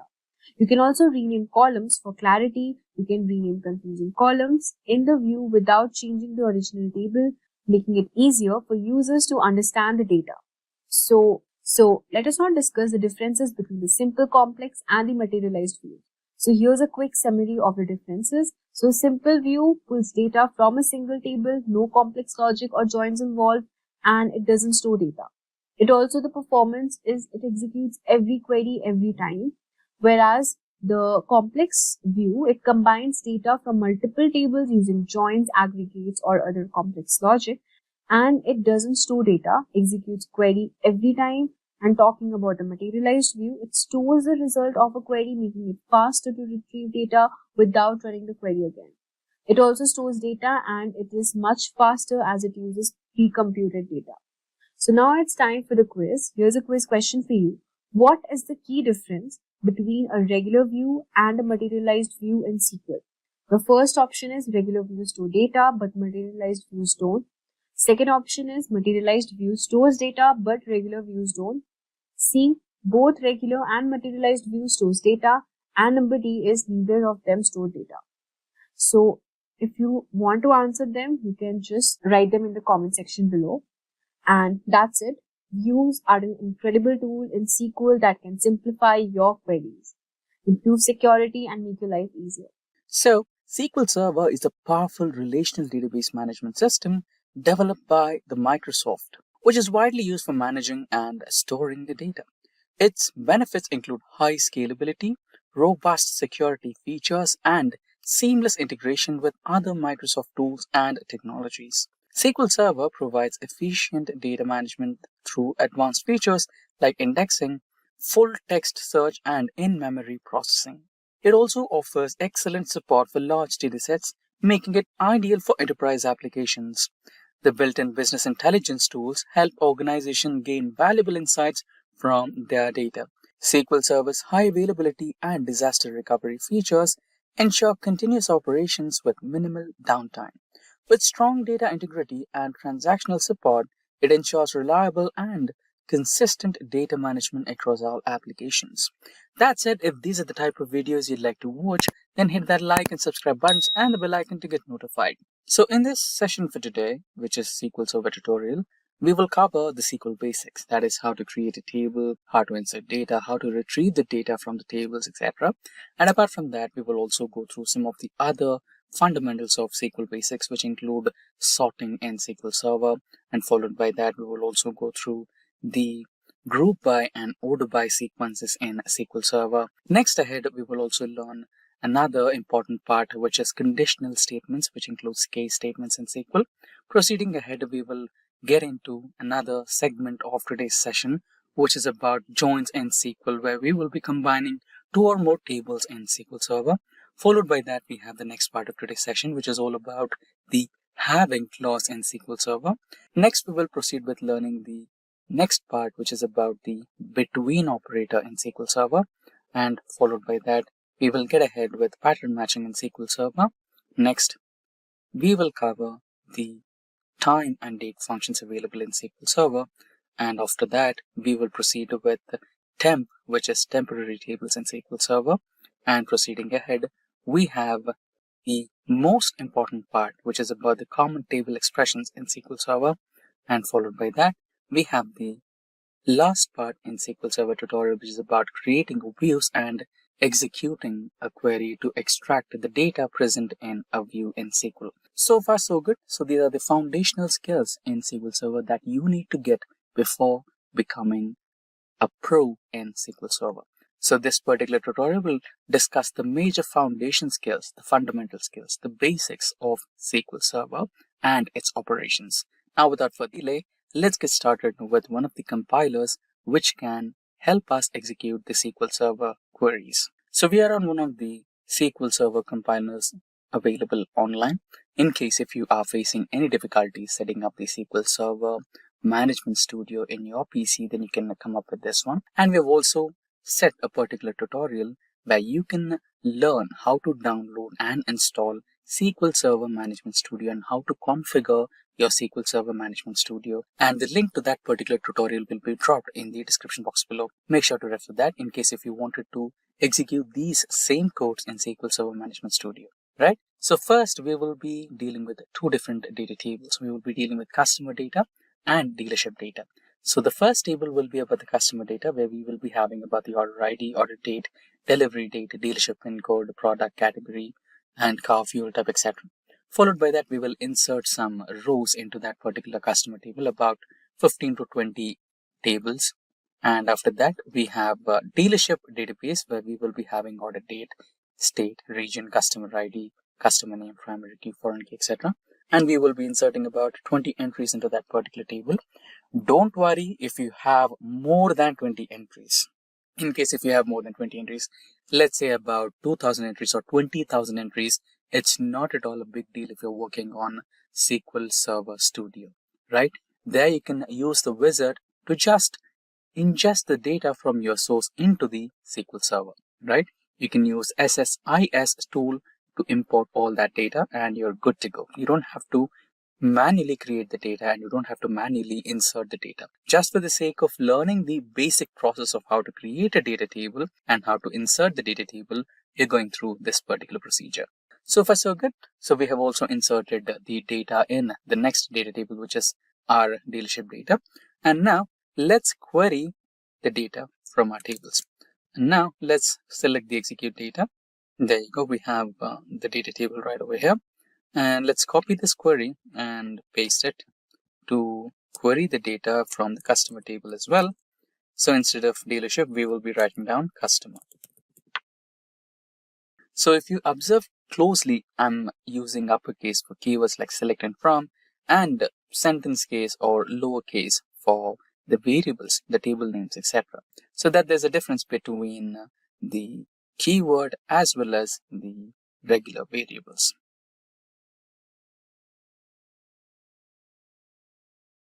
There you go. We have executed the customer data and here we have it. The order ID, order date, delivery date, days to deliver, category, and etc. Now, let's mention the use cases, correct? So let's use double quotes, or maybe we can also use hashtag along with the pipe symbol here or the slash symbol here and write the use cases and then proceed with executing the codes or queries. So the first use case is let's try to filter customers from specific regions. And now let's close this particular comment, proceed with writing the query. So we will be using select keyword and we want customers from a specific region, right? So let's write down the customer name. So I think the customer name is not mentioned in the customer data, but instead of customer name, we have a order ID. So let's extract the order ID, not a problem. Select order ID and dealership name, comma state, and the important part, which is about the region and what product did they, and what's the revenue that the dealership has extracted out of that particular customer from the table customer. Next line is about join dealership. So we will be using join table dealership,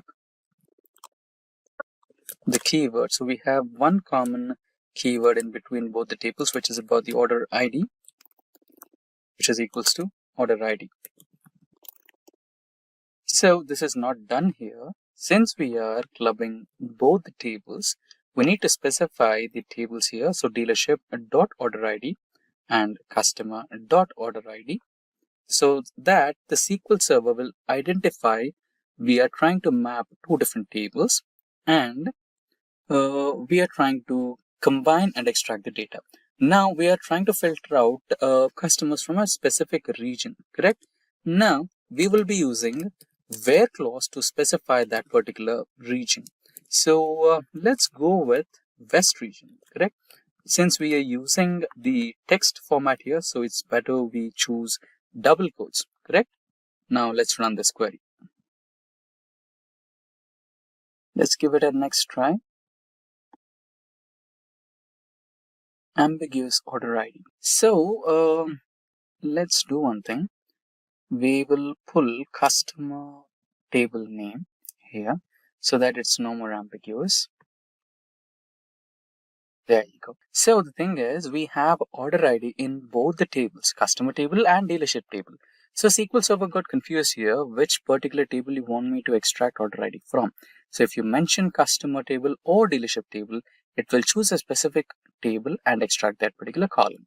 Now we have the order ID, dealership, and all the members that we selected are from the West region if you check here. Now, let's proceed with the second use case of today's session. Okay, let's continue with the same here so that it is clearly visible for us. Now, let's sort, we're using the sort command here, products based on the revenue. So it's like maybe highest revenue should be in the top or lowest revenue should be in the top. Let's go with the highest revenue, okay? Sort products based on or based by revenue. We will write the command here itself. We will go with some columns. I would like to have product here, so I'll eliminate everything else, and the product will be here.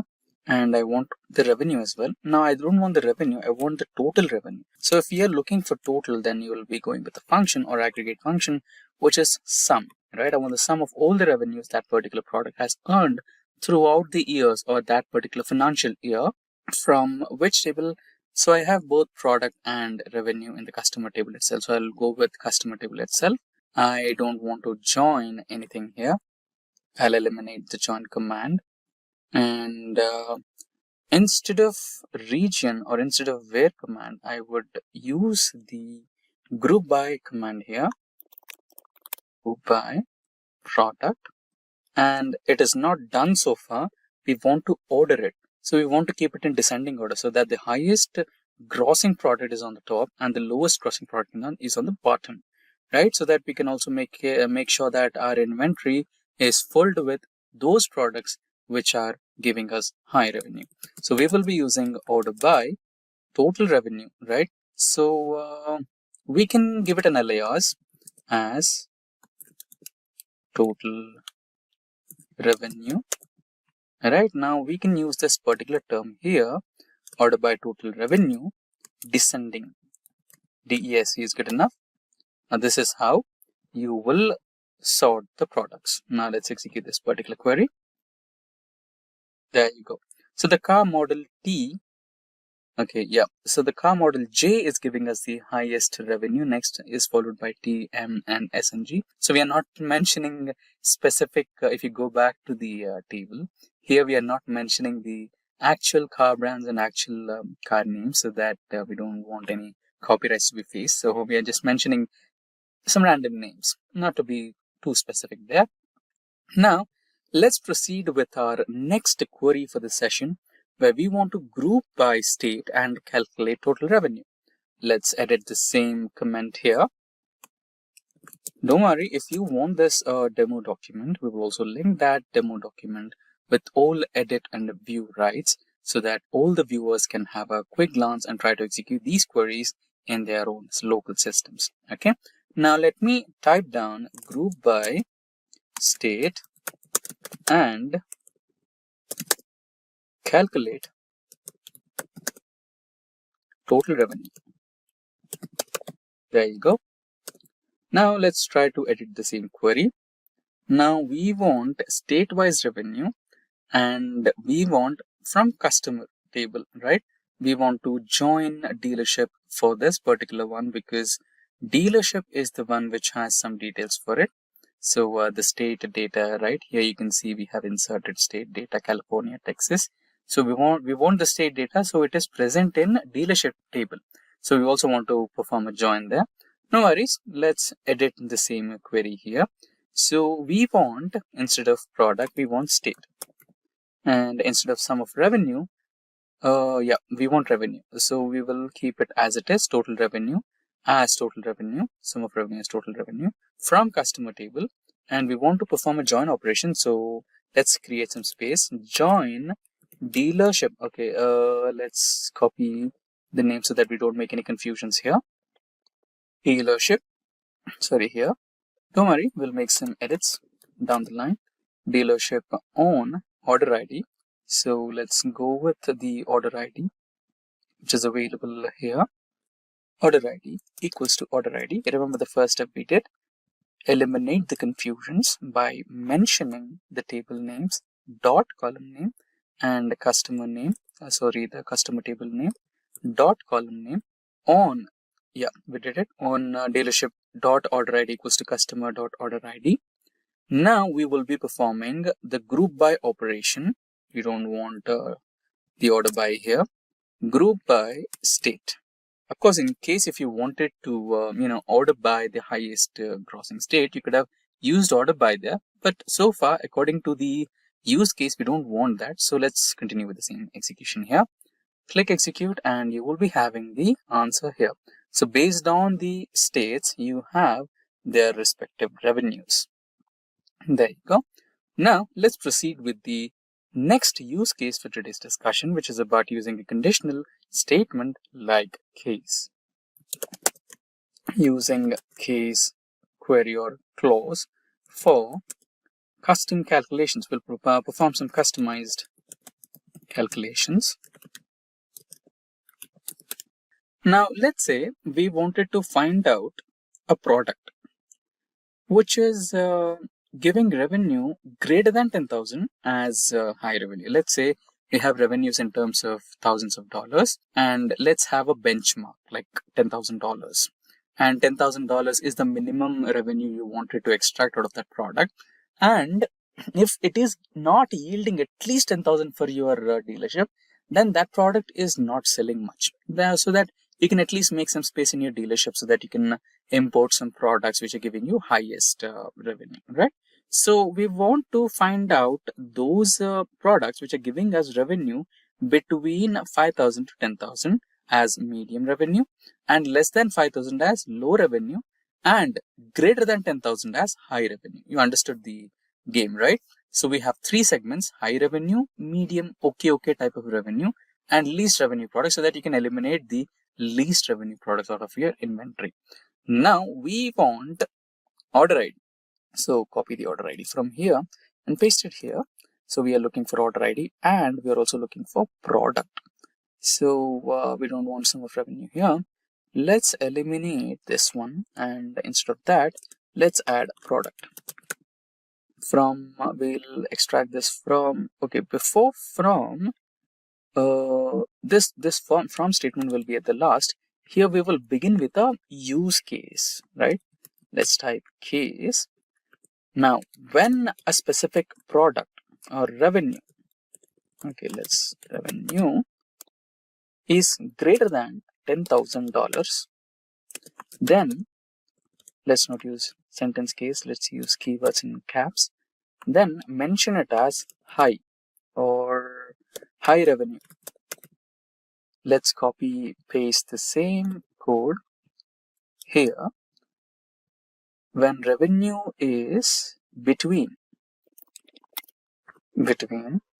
5,000, and we will be using an AND operator here, then term it as, okay, we don't want alter, average revenue or medium revenue, and copy paste the same here. We'll remove the alter. And revenue is less than, okay, I think we don't want to use this. Instead of this, we can just place else, right? So we will place else. It should be termed as low revenue or least revenue. Let's go with low revenue. There you go. And now from which table you want to extract that? I want to extract all this data from customer table. So everything will go off apart from that. Now let's execute this particular code. Let's see if we get any errors. Incorrect syntax for case. I think we made some mistake here. Okay, we forgot the comma here. Should have mentioned a comma. And yeah, so the thing is, we by mistake chose the alter from suggestions, alter keyword from suggestions. So far we missed a comma and alter from suggestions. I think it's everything good to go. Let's try to execute, and if it faces some issues, no problem, we'll try to resolve it in a different way. So incorrect, we missed to write the end. Okay, we did not end the case. Okay, fine, not a problem. End as, okay, let's term it as the entire table as revenue category, since we are splitting into three categories, revenue categories. There you go. So this is the way to learn. Make some mistakes so that you can learn in a better way. For the next time, you'll never make a mistake. So far so good. So we have all the car models have categorized into the revenue categories: high revenue, low revenue. So far we have all the cars in high revenue. Not a bad deal. I think all the cars are performing really well. Maybe if we change the numbers a little bit, maybe if we take up 1 lakh in place of 10,000, then maybe we can get a couple of cars. But so far so good. This is how the query works. Now, let's switch to our next query, next use case, where we will be combining data from multiple tables using a join. We already did that, but still, for the sake of learning experience, we will also perform that particular operation. So we will be naming this particular use case as combine data from multiple tables using a join. So far you have already have a good experience on how joins work, but still we will try to do that. Now we will use customer table here, customer table dot order ID, and we want customer table dot product and customer dot revenue. And, let's also say take some data from dealership. So we already know that some data of states is in dealership, so we'll also take the dealership data. So dealership dot state. We'll also take the region, dealership dot region from customer table. Let's eliminate the case statement from customer, and we want to join. Let's push this to the first line so that we don't have confusion how and where the query is going on. So here I want to join. So the second line is all about join dealership. So let's copy this. We are combining dealership with customer on order ID. In the same way, we will take order ID equals to order ID. Now, which order ID is equals to which order ID? The first table, customer.order ID, is equals to the second table, dealership order ID, so that SQL Server understands which columns from which tables are being joined here for what reason. Right? So far, so good. We have given the columns that we want to have in our output, which are these columns, and we are joining two tables based on certain criteria. But now, maybe we can specifically mention some more data. Let's say we already mentioned some query where we wanted the data for a specific region. Let's try to continue that, where region is equals to West. There you go. Let's close the single quote or double quote. Now what happens is it is trying to give us the details of customer order ID, product, revenue, state, region from customer table, and we are going to also execute or extract the details of state and region from the dealership table, and we are trying to join to extract those data with dealership data, and we are specifically extracting the data where the region is West. Let's execute the data. Don't worry if we find any errors in this particular code. There you go, we have the result. So we have all the details from the West region. There you go. Let me expand this so that we have a better view. Anyways, it's okay. Now let's go with the sixth query for today's session, where we will be executing a query based on having clause in SQL Server, and we will try to filter out some states. Only show the states where total revenue is greater than 50,000, just like we discussed before. We initially used a case statement with $10,000 at least revenue, but now let's increase the number to 50,000, and we want those states which are giving us minimum 50,000 revenue. So let's rename the use case here. We will try to name it as filter data or groups with having clause.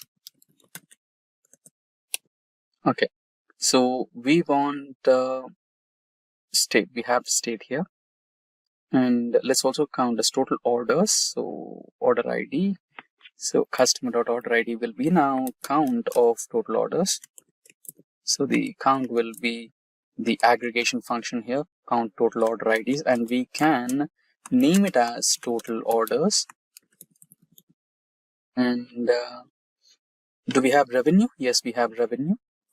And let's also remove the product. I don't think we might need a product here. And the aggregation will be sum aggregation here, sum of revenue. And I don't think we need to specifically mention it here. But anyways, we'll keep state first. Copy state and drop it here.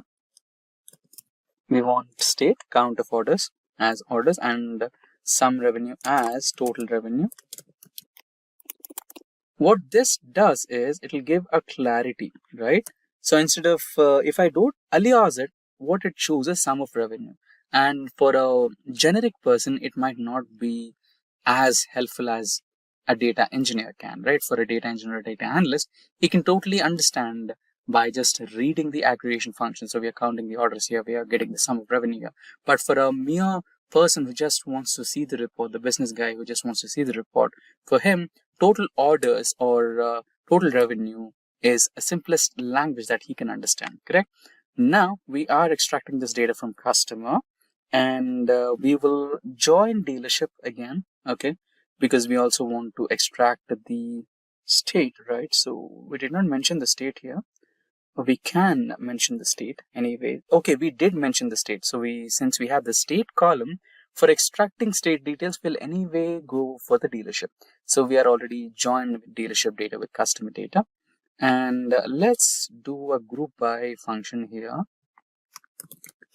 Group by region, group by state actually. And now the condition, having sum of revenue at least or greater than 50,000. So we will go with the having clause here, and the sum of revenue, or you can also use the alias name, total revenue greater than $50,000. So let's execute this query and see if the alias works or not. Okay, I think alias will not work here. In case of alias, let's go with the actual term and place it over here. And now let's try to execute this if it works or not. Okay, we mentioned two things here, region and the state. So we just wanted state there, not region. I think this should solve the issue. 20 rows affected, ambiguous column, order ID. Now we will, let's say, take customer name and place it here. Or I think the dealership would be the best because we have the details of orders here. No. Customer table has the order details. So let's keep it that way. There you go. So we have so many number of states which have revenue greater than 50,000. So these are the outputs. There you go. Now let's proceed with the next query where we will be using the range function, which is also known as the between function in SQL Server. So let's name the comment as using the range function. Let's not capitalize it. Using the range function named between. So between is the keyword, right? Now let's build a use case. Let's identify couple of states. We will use the same query, will not make some major differences here. So we want to identify a couple of states whose revenue is greater than 50,000 but less than 1 lakh, right? This makes a good use case for that implementation of between function.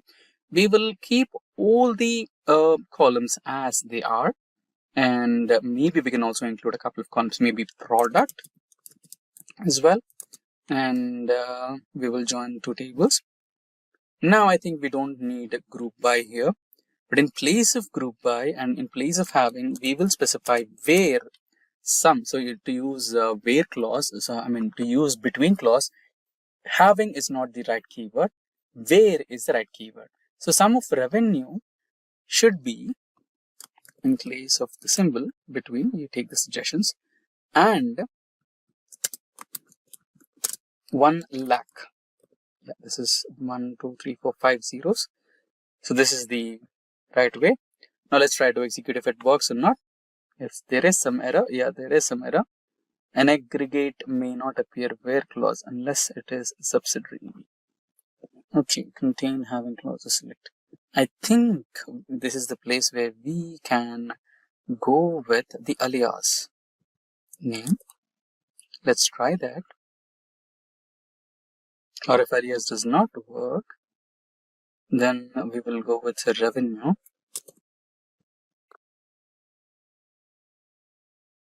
Okay, let's simplify this. Let's not go with the join statement here. Let's eliminate the join. We shall just simplify. We don't want state. We want, okay, let's not count this. There was no need for counting. I think that was one error. We will go with order ID as total order. We don't want this. And anyways, we want to take a look at the product and dealership name as well. And we also want revenue from customer table, where revenue is between these numbers. Let's try to simplify and run this query. I think it should work. Yeah, it worked. So these are the dealerships and products which yield in revenue between 50,000 to 1 lakh, right? So this is the best way to use it. So we had some extra aggregate functions which complicated the query. No problem. Now let's go with some pattern matching. Sometimes, let's say we are looking for sales from California or something like that, or we are looking for some car model, correct? And we don't know the full name, or we might have a spelling mistake, right? We have California here, but let's say we don't know the spelling of California, but we know the first 3 or 4 letters of California, right? So in those instances, what you can do is try to match the pattern that we have in our hand with the pattern which is available in the data table, and wherever it finds a match, it extracts those rows. So this is how the pattern matching works. Now let's execute a query for a better understanding. Let's keep the same query. Let's change the use case here using the pattern matching in SQL Server. So we will have order ID as it is, dealership name as it is, and product as it is from customer table, where product, so let's copy this and paste it here, like, or I like is the opposite, so let's go with like. Car model, let's check with the car models first. So all car models are the same. So maybe if we go with the fuel type, I think fuel type will help, because all the car models have the keyword car model, and the only thing is an alphabet M, etc. So it doesn't make sense for us to execute the like operator here. So instead of product, let's keep fuel type like hybrid, correct? Let's go with the hybrid one. So we will take only the first 4 letters. Let's imagine we don't know the full spelling of hybrid. So if the pattern is like, and since it's a text, we will use single quotes or double quotes. If the pattern HYBR matches with the elements or the column present in the customer data, it will pull all those columns or rows. Now let's execute this. So there you go. Okay, we missed one important thing. We missed to include the percentage. This percentage symbol will make SQL Server understand that the text should have HYBR, and after that anything is accepted. So anything which has a beginning with HYBR should be pulled out, right?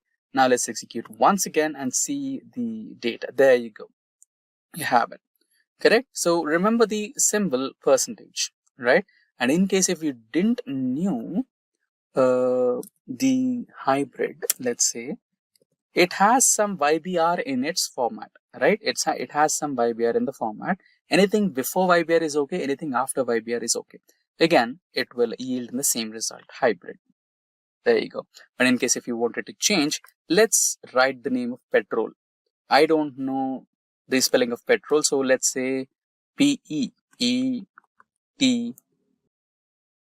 So let's imagine I don't know the name of petrol, so instead of petrol, I'm eliminating P and I'm writing PETR and anything after that.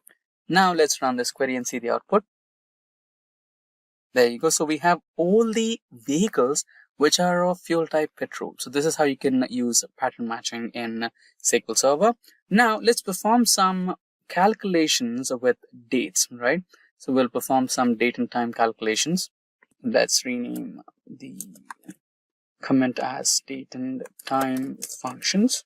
Date and time and some mathematical math calcs. Now let's say you are the owner of dealership, and let's say for a specific car you are losing customers. Initially it used to perform very good, like many customers used to come for that specific car, and right now that specific car is receiving less orders, and you wanted to find out what is the reason behind it. And after a general survey you come to know that the number of days you took to deliver that car is growing. Let's say earlier you used to deliver that car in 2 days, but right now you're taking like 2 months to deliver that car, right? So that might be the reason, but you wanted to make sure that you have a solid proof that you have the number of days that you're looking at to show your sales team why is so many number of days is being taken to deliver a car. Now for that, let's go with select order ID, order date. You want order date for it. Now you can simply copy the order date here and paste it there, and you also want the delivery date and copy that and paste it there. Remember, these date and order date and delivery date are of date data type, and now you want to calculate the difference. So for that you use a function called dateDiff or datedDiff. So there's 2 ways of calling it. So if you prefer calling it as date, right, diff, or a few call it as dated diff. Okay, so there's 2 ways of calling that function. So I prefer to call date diff because date difference. So date diff, comma, open bracket.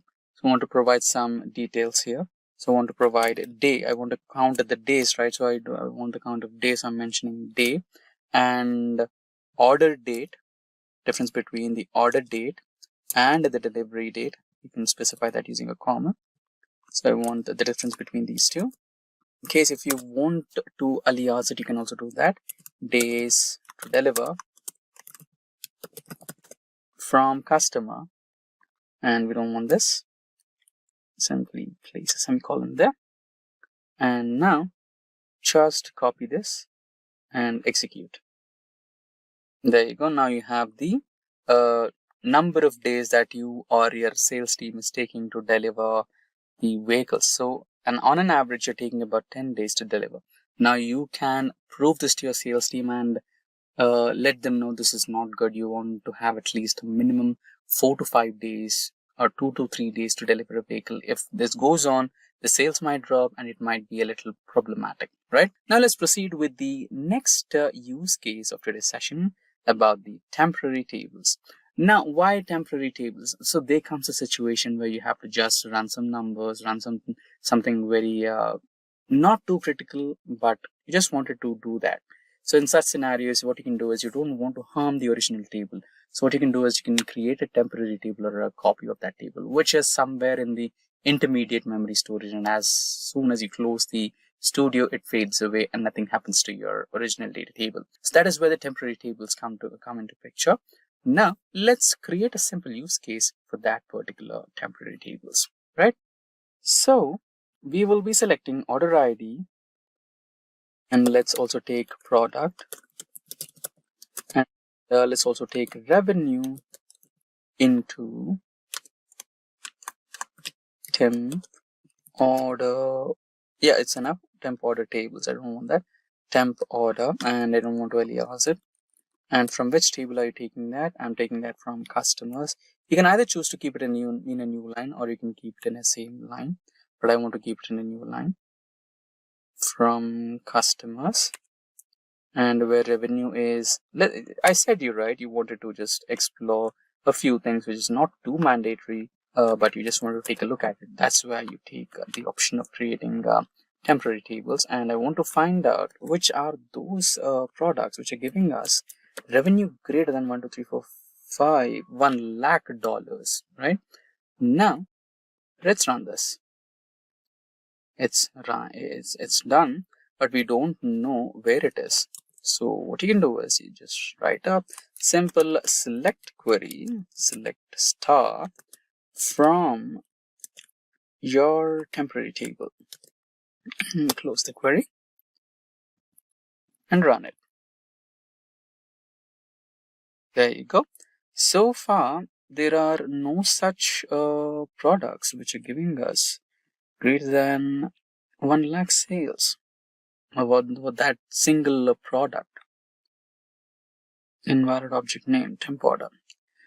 Okay, there might be some error about this particular query. Let's try to reduce the number. Did we miss anything? Where revenue is greater than, okay, this is a number, we don't want semicolon there. Okay, we missed a semicolon here. Let's run this, execute. Let's keep it as 10,000. Okay, so there was no certain product which was above 1 lakh. That was a problem. Okay, so these are the products which are giving us 10,000 sales at least. Not a problem. Now let's proceed with the next important part of today's session, which is about the common table expressions. So remember, common table expressions are also known as CTEs, play a very major role in real-time data analytics. Right? So let's have a sample of that. Let's create a common table expression, which is rather simple, and just learn how technically it works. Right? So the only difference is the CTEs start with a keyword named as with, and after that you can term your common table as some data. So or some name. I'll give it as sales data as, and open a bracket, and inside this bracket is where you write your actual query. Now let's organize a few things. I don't want the temp order table here. I don't want temp order here. Okay, I want to extract a few columns. I want maybe state, and I maybe want I don't want order ID. I want revenue. Maybe revenue is good. So let's sum the revenue and term it as total revenue from customer. And now let's proceed with a join command where we will be joining dealership data. Let's copy the dealership data table name. We will be joining based on the order ID that is common. So maybe order ID. Copy the order ID is equals to order ID. And which order ID are you talking about? I'm talking about customer's order ID and dealership data order ID. So we need to mention that on dealership.order ID and customer.order ID. Group by state. So since we took state as well, we can use a group by function here.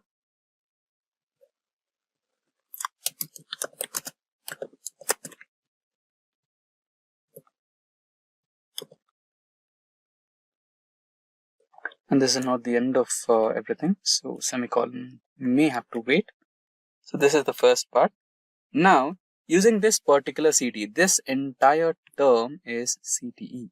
So the output of this particular query will be stored in sales data. Now, we will make use of this CTE or sales data term to extract a few more queries. So we will be writing another select statement. Select state from, okay, let's also take the total revenue which we created here. Let's take that same term here so that we don't make a mistake. From the CTE which we created very recently, which happens to be the sales data, where total revenue is crossing something about $50,000. And now is the semicolon. Let's try to execute this. There you go. So a few regions or a few states and total revenue which are exceeding $50,000 are, there you go. What is PostgreSQL? PostgreSQL is an open source object relational database management system. It stores data in rows with columns as different data attributes.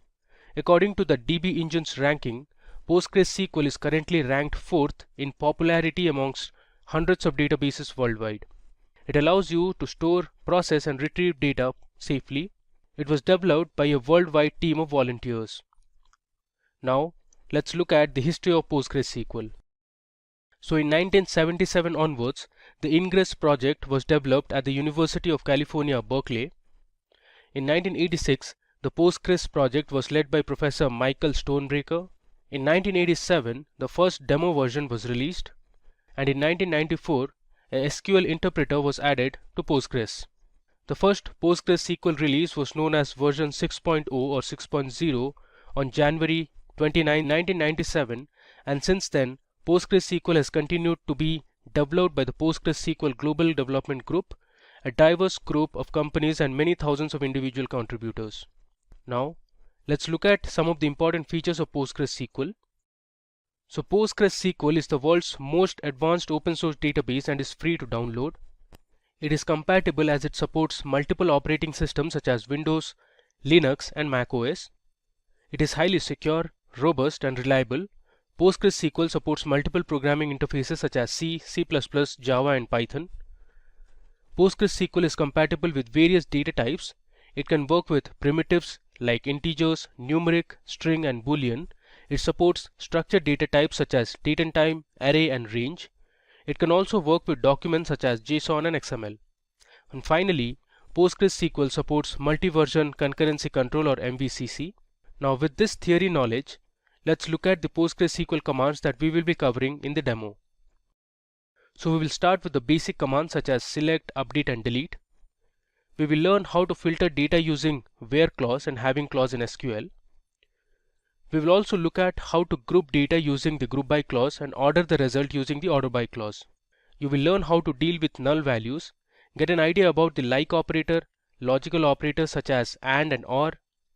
We will also explore some of the popular inbuilt mathematical and string functions. Finally, we'll see some of the advanced concepts in PostgreSQL, that is, to write case statements, subqueries and user-defined functions. So let's head over to the demo now. Okay, so let's now start with our demo. So first we'll connect to PostgreSQL using PSQL cell. So here under type here to search, I'll search for PSQL. You can see this is the SQL cell. I'll click on open. Let me maximize this. Okay, so for server I'll just click enter. Database I'll click enter. Port number is already taken, which is 5432. I'll hit enter. Username is already given, and now it is going to ask for password. So here I'll give my password so that I can connect to my PostgreSQL database. So it has given us a warning, but we have successfully connected to PostgreSQL. Alright, so now to check if everything is fine, you can just run a simple command to check the version of PostgreSQL that we have loaded. So the command is select version with two brackets and a semicolon. I'll hit enter. Okay, you can see the version PostgreSQL 13.2. Okay, now let me show you the command that will help you display all the databases that are already there. So if I hit /L and hit enter, it will give me the list of databases that are already there. So we have PostgreSQL, there's something called template 0, template 1, and we have a test database as well. Okay, now for our demo, I'll create a new database. So first I'll write create space database, and I'll give my database name as SQL_demo. I'll give a semicolon and hit enter. You see we have a message here that says create database. So we have successfully created our SQL demo database. Now if you want to connect to that database, you can use \c space SQL_demo. There you go. It says you are now connected to database SQL_demo. So here we can now create tables, we can perform insert operation, select operation, update, delete, alter and much more. Now I'll show you how to connect to PostgreSQL using pgadmin. So when you install the PostgreSQL database, you will get the SQL cell, and along with that you also have the PG admin. So I'll just search for PG.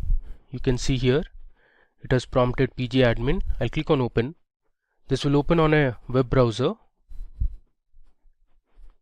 You can see it has opened on Chrome, and this is how the interface of PG admin looks like. It is a very basic interface. So on the top you can see the files, we have object, there's tools, and we have the help section as well. And here you have dashboard, properties, SQL, statistics, dependencies, dependence, and here on the left panel you have servers. Let me just expand this so it will connect to one of the databases. Alright, so if I go back, you see when I had run \L to display the databases, it had shown me PostgreSQL and test. Now you can see here we have the PostgreSQL database and the test database. Alright, now we also created one more database which was SQL demo. So let me show you how to work on this PG admin and the query tool. Alright, so I'll right click on SQL demo and I'll select query tool. I'll just show you how to run a few commands on the query tool.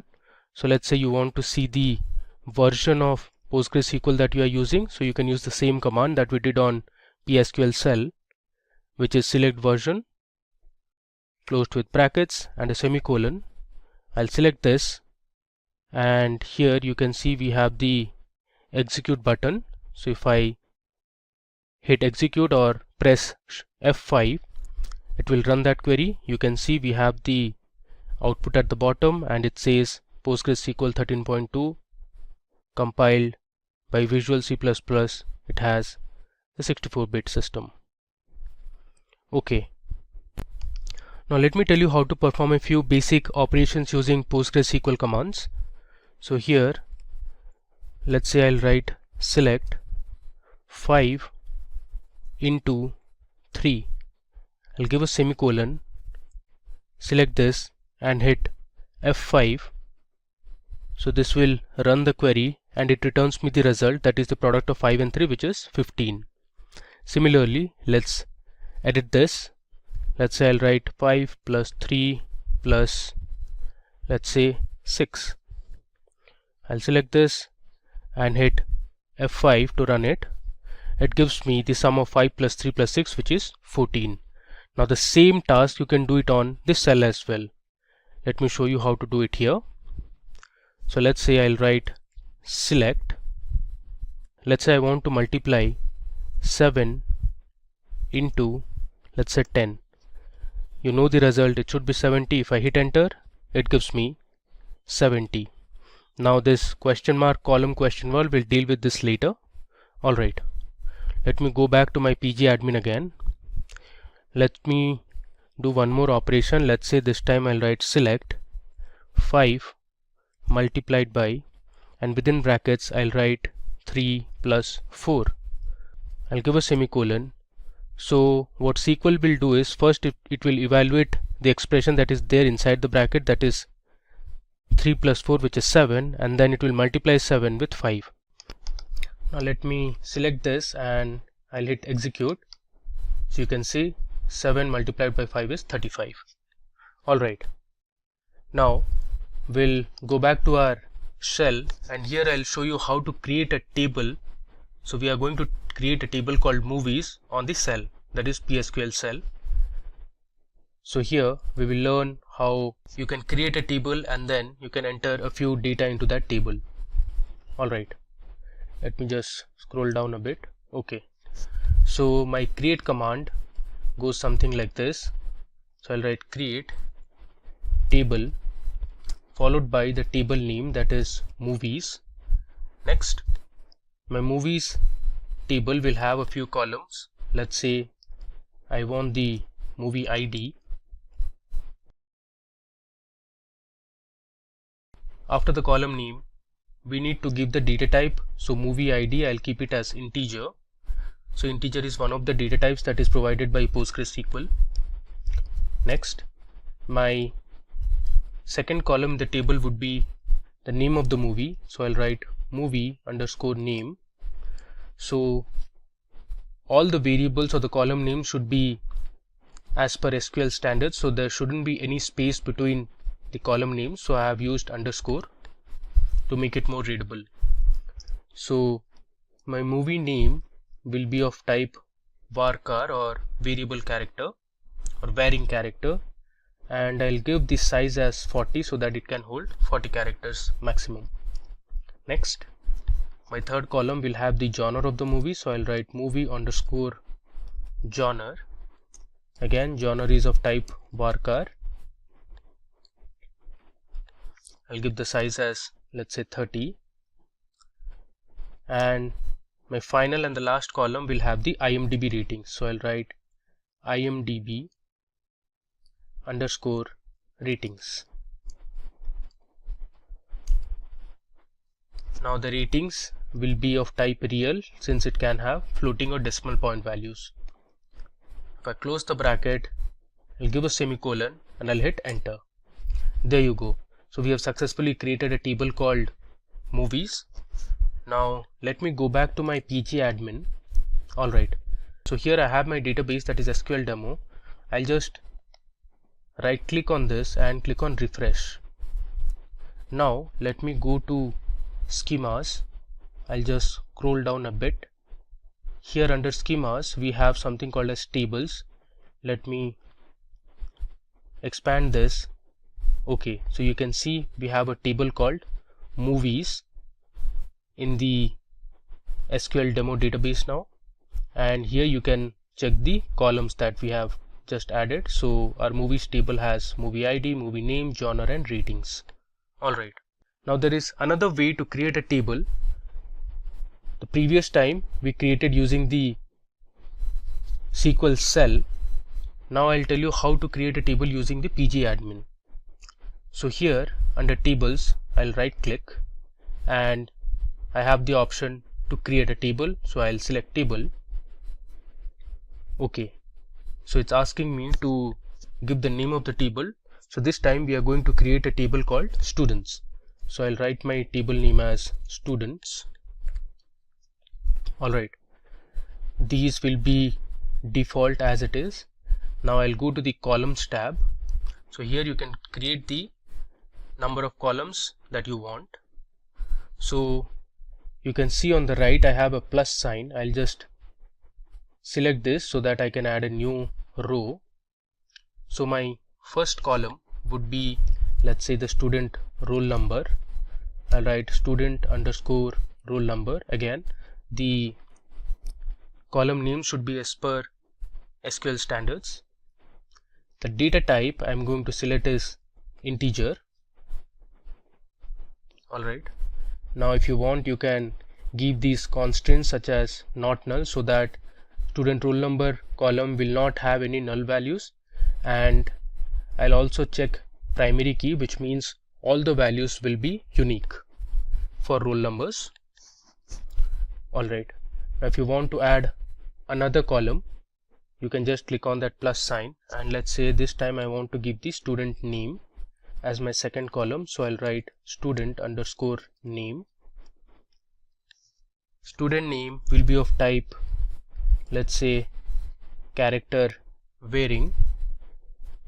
If you want to give the length, you can specify the length as well, let's say 40. I'll click on the plus sign again to add my final column. The final column would be gender. So gender I'll keep this time as type character. Okay, now you can click on save, so that will successfully create your students table.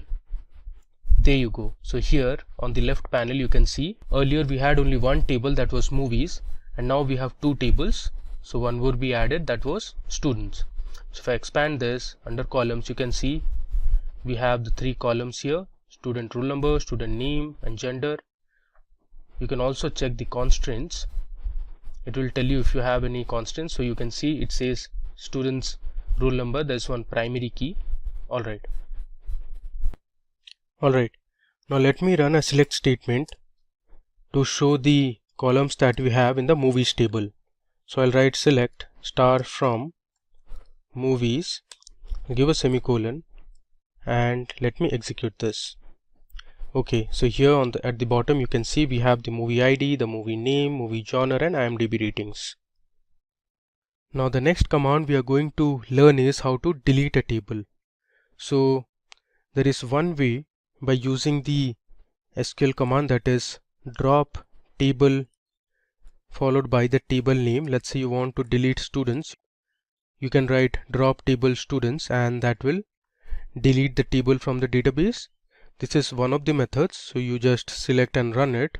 Now the other way is to you just right click on the table name and here you have delete / drop. If I select this, you get a prompt, are you sure you want to drop table students? I'll select yes.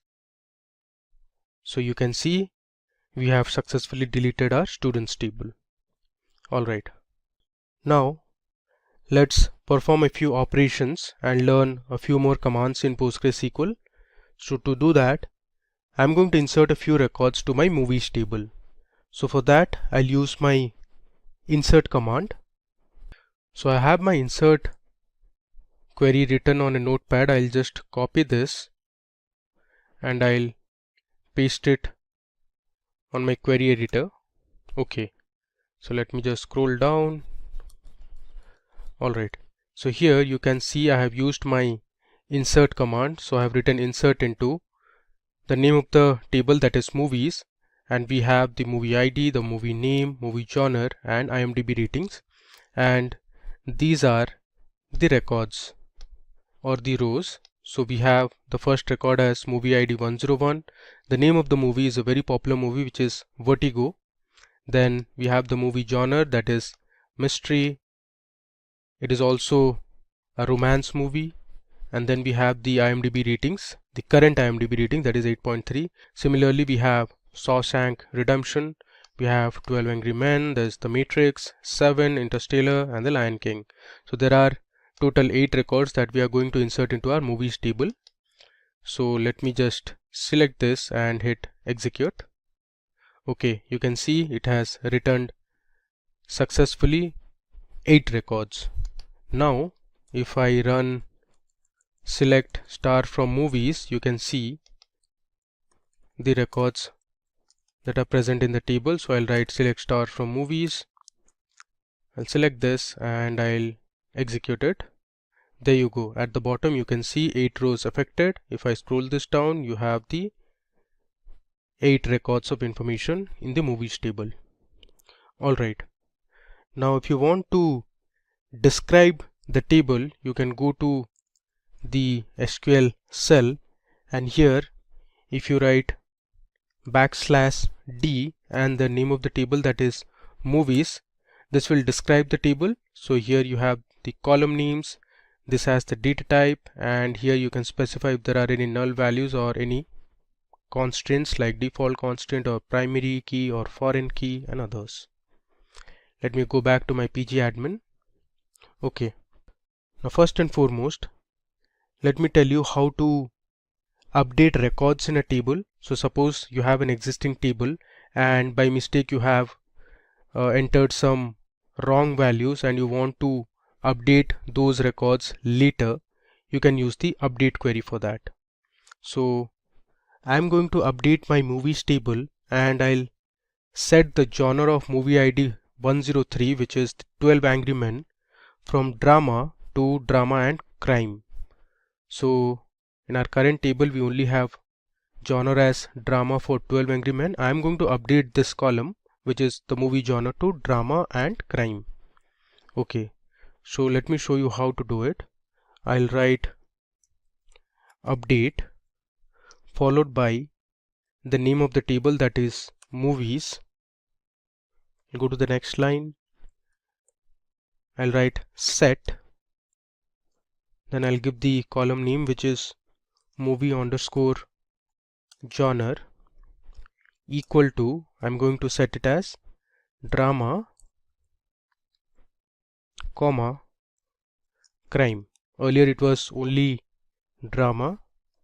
and I'll give my condition using the where clause. We'll learn where clause in a bit.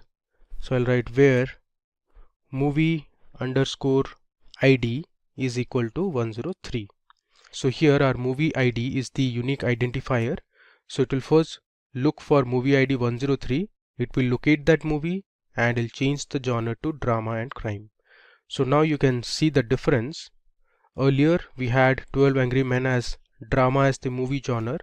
Now if I run this update statement, okay, you can see we have successfully updated one record. Now let me run the select statement again. Okay, so here you can see if I scroll down, there you go. So movie ID 103, movie name 12 Angry Men, we have successfully updated the genre as drama, crime. Okay, now let me tell you how you can delete records from a table. So for that you can use the delete command. So you'll write delete from the table name, that is movies, where let's say I want to delete the movie ID 108, which is the Lion King. So I'll write where movie underscore ID is equal to 108. This is one of the ways to delete this particular movie, or you can give, let's say, where movie name is equal to the Lion King. Let me select this and I'll hit execute. Now if I run my select query again, you see this time it has returned 7 rows and you cannot find movie with movie ID 108, that was the Lion King. So we have deleted it. Alright, next we are going to learn about where clause in PostgreSQL. So to learn where clause, I'll be using the same movie table again. Let's say we want to filter only those records for which the IMDb ratings of the movies is greater than 8.7. So this is my updated table now. I want to display only those records or those movies whose IMDb ratings is greater than 8.7. So we'll display 12 Angry Men, which is 9. Then we are going to display The Dark Knight, which is again 9. And we are also going to display the Shawshank Redemption, which has 9.3. The rest of the movies have an IMDb rating less than 8.7. So we are not going to display those. Alright, so let me show you how to write a where clause. So I'll write select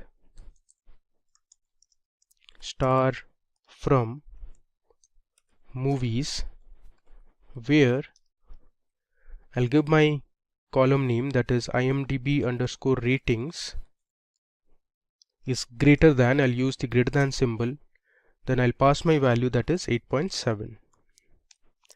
I'll give a semicolon and let's run it. I'll hit F5. There you go. So we have returned the Shawshank Redemption, The Dark Knight and 12 Angry Men because only these movies had IMDb ratings greater than 8.7. Okay. Now let's say you want to return only those movies which have IMDb ratings between 8.5 and 9. So for that I am going to use another operator called between along with the where clause. So let me show you how to use between with where clause. I'll write select star from movies where my IMDb underscore ratings is between, I'll write 8.5, I'll give an AND operator and 9.0. So all the movies that are between 8.5 and 9.0 ratings will be displayed. So let's select this and I'll run it. There you go. So we have returned The Dark Knight, The Matrix, The Seven, Interstellar, and we have the 12 Angry Men. So a few of the records that we missed out were, I think, Vertigo, which has 8.3, and there's one more. Alright. Now moving ahead, let's say you want to display the movies whose movie genre is action. You can see in our table we have a few movies whose genre is action movie. So you can do that as well. I'll write select star from movies where the movie genre. I'm writing this time in one line. You can break it into 2 lines as well. I'll write movie underscore genre, which is my column name, equal to, I'll give within single quotes action. Now why single quote? Because action is a string, hence we need to put it in single quotes. If I run this, there you go. So we had one movie in our table whose movie genre was action, that is The Dark Knight. Okay. Now you can also select particular columns from the table by specifying the column names. Now here in all the examples that we saw just now, we are using star. Now star represents, it will select all the columns in the table. If you want to select specific columns in the table, you can use the column names. So you can specify the column names in the select statement.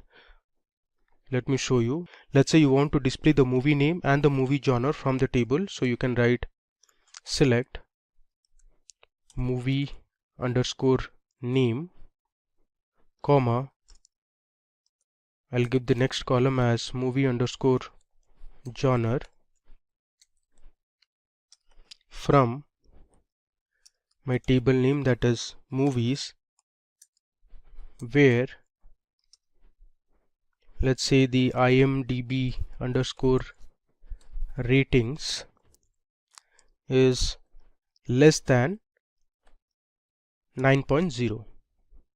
So this time in our result it will only show 2 columns, that is movie name and movie genre. Let me run it. There you go. So these are the movie names and the movie genres you can see that have an IMDb ratings less than 9.0. Alright. Like how you saw the between operator, there is one more operator that you can use with the where clause, that is the in operator. So the in operator works like a or clause or an or operator. So let's say I want to select all the columns from my movies table where the IMDb ratings is in 8.7 or 9.0. If I run this, it will display only those records whose IMDb ratings is 8.7 or 9.0. Alright, so up to now we have looked at how you can work on basic operations in SQL, like your mathematical operations. You saw how a select statement works. We created a few tables, then we inserted a few records to our tables. We saw how you can delete a table from your database, and we have performed a few operations like update, delete, and we saw how a where clause works. Now it's time to load a employee CSV file or a CSV dataset to PostgreSQL. So I'll tell you how you can do that. But first of all, before loading or inserting the records, we need to create an employee table. So let me first go ahead and create a new table called employees in our SQL underscore demo database. So I'll write create table.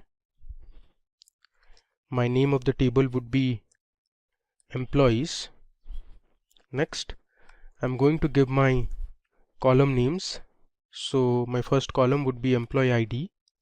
So the employee ID will be of type integer.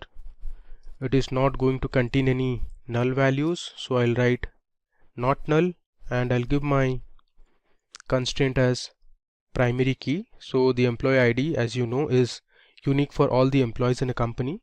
So once I write primary key, it will ensure that there are no repetition in the employee IDs. Okay.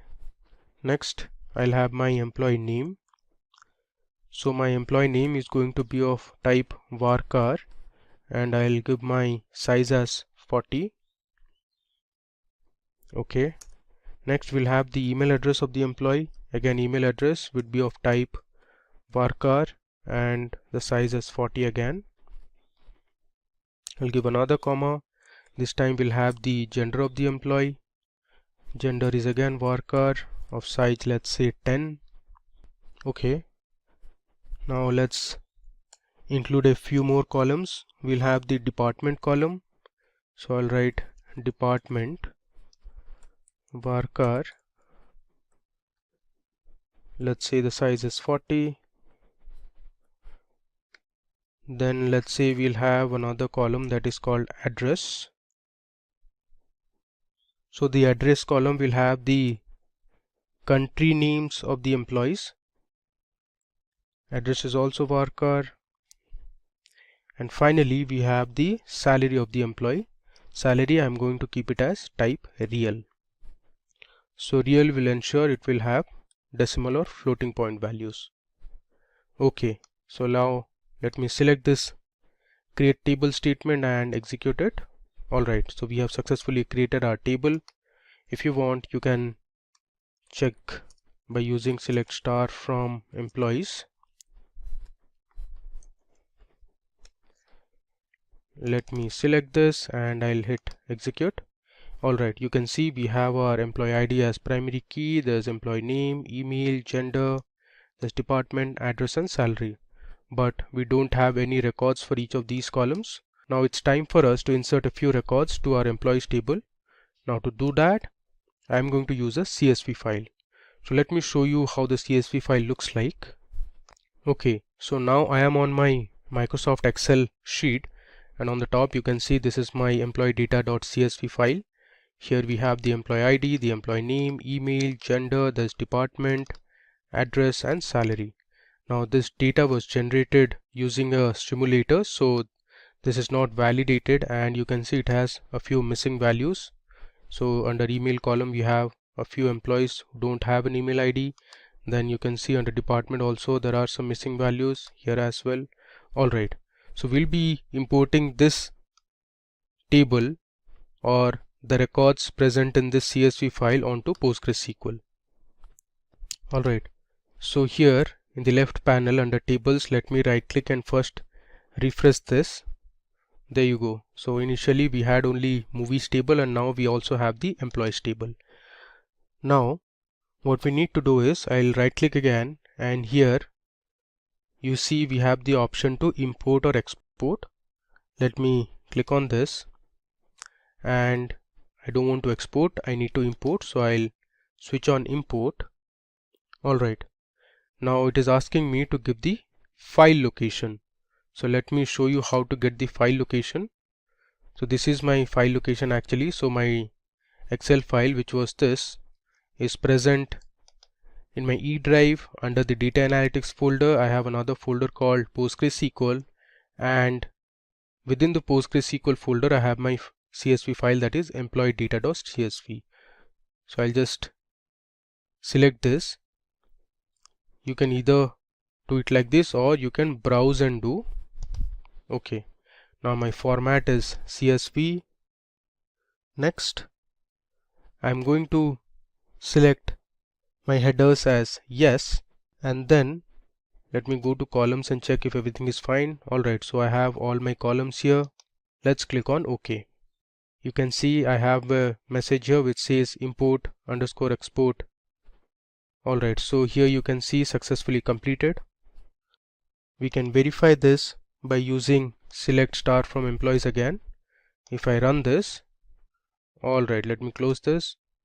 There you go, it says 150 rows affected, which means we have inserted 150 rows of information to our employees table. You can see we have the employee ID, these are all unique. We have the employee name, the email, we have the address and the salary. Let me scroll down so that, okay, you can see we have 150 rows of information. That means we have 150 employees in our table. Okay, now we are going to use this employees table and explore some advanced SQL commands. Now there is an operator called distinct. So say if I write select address from employees, this is going to give me 150 address of all the employees. There's some problem here, I did a spelling mistake. There should be another D. If I run this again, query will return 150 rows, you can see we have the different country names under address, that is Russia, we have France, there's United States, we have Germany, okay, and I think we have Israel as well. Yeah. Now suppose you want to display only the unique address or the country names, you can use the distinct keyword before the column name. So if I write select distinct address from employee, it will only display the unique country names present in the address column. If I run this, see, it has returned us 6 rows of information. So we have Israel, Russia, Australia, United States, France and Germany. Alright. Now, as I said, there are a few null values which don't have any information. So you can use the isNull operator in SQL to display all the null values that are there. Suppose I want to display all the employee names where the email ID has a null value. So I'll write select star from employees where email is null. So this is another way to use your where clause. If I select and run this, there you go. So you see here, for all these employee names, there was no email ID present in the table. So it has returned us 16 rows of information. So around 10% of employees do not have an email ID, and if you see, a few of them do not have an email ID and also they don't have a department. So if you want to know for those employees which do not have a department, you can just replace where department is null instead of where email is null. Now if I select this, okay, it has returned us 9 rows of information, which means around 5% of employees do not have a department. Moving ahead, now let me show you how the order by clause works in SQL. Now the order by is used to order your result in a particular format, let's say in ascending or descending order. So the way to use is, let's say I want to select all the employees from my table, so I'll write select star from employees order by. I want to order the employees based on their salary, so I'll write order by salary. Let me select and run it. Okay, there is some problem. I made a spelling mistake. This should be employees. Let me run it again. Okay, now if you mark the output, our result has been ordered in ascending order. So all the employees which have salary greater than $45,000 appear at the top, and the employees with the highest salaries appear at the bottom. So this has been ordered in ascending order, which means your SQL or PostgreSQL orders it in ascending order by default. Now let's say you want to display the salaries in descending order so that all the top ranking employees in terms of salary appear at the top. So you can use the DESC keyword, which means descending. If I run this, you can see the difference now. So all the employees with the highest salary appear at the top, while those with the lowest salaries appear at the bottom. So this is how you can use an order by clause. Okay, so now I want to make a change in my existing table.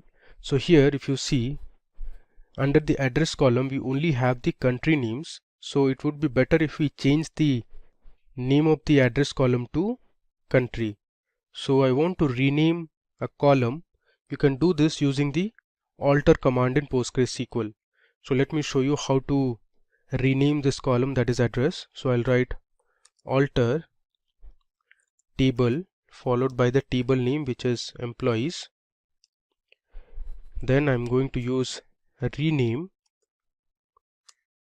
column address. I'll write to, I want to change it to country. If I give a semicolon and hit execute, it will change my column name to country. Now you can verify this. If I run the select statement again, there you go. Earlier it was address column and now we have successfully changed it to country column. Okay, let me come down. Now it's time for us to explore a few more commands. So this time I'm going to tell you how an AND and an OR operator works in SQL. So you can use the AND and OR operator along with the where clause. So let's say I want to select the employees who are from France and their salary is less than $80,000. So let me show you how to do it. I'll write select star from employees where I'm going to give two conditions. So I'll use the AND clause or the AND operator here. I'll write where country is equal to France. Now mark here I'm not using address because we just updated our table and changed the column name from address to country. So I'll write country equal to France, and my next condition would be my salary needs to be less than $80,000. I'll give a semicolon. Let me run this. Alright, so it has returned 19 rows of information. You can see all my country names are France and the salary is less than $80,000. So this is how you can use or give multiple conditions in a where clause using the AND operator. Now let's say you want to use the OR operator and let's say you want to know the employees who are from country Germany, or the department should be sales. So I'll write select star from employees where country is equal to Germany, and instead of and I'm going to use or, their department should be sales.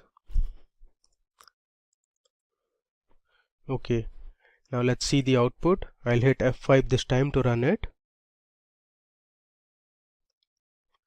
Alright, so we have 23 rows of information now.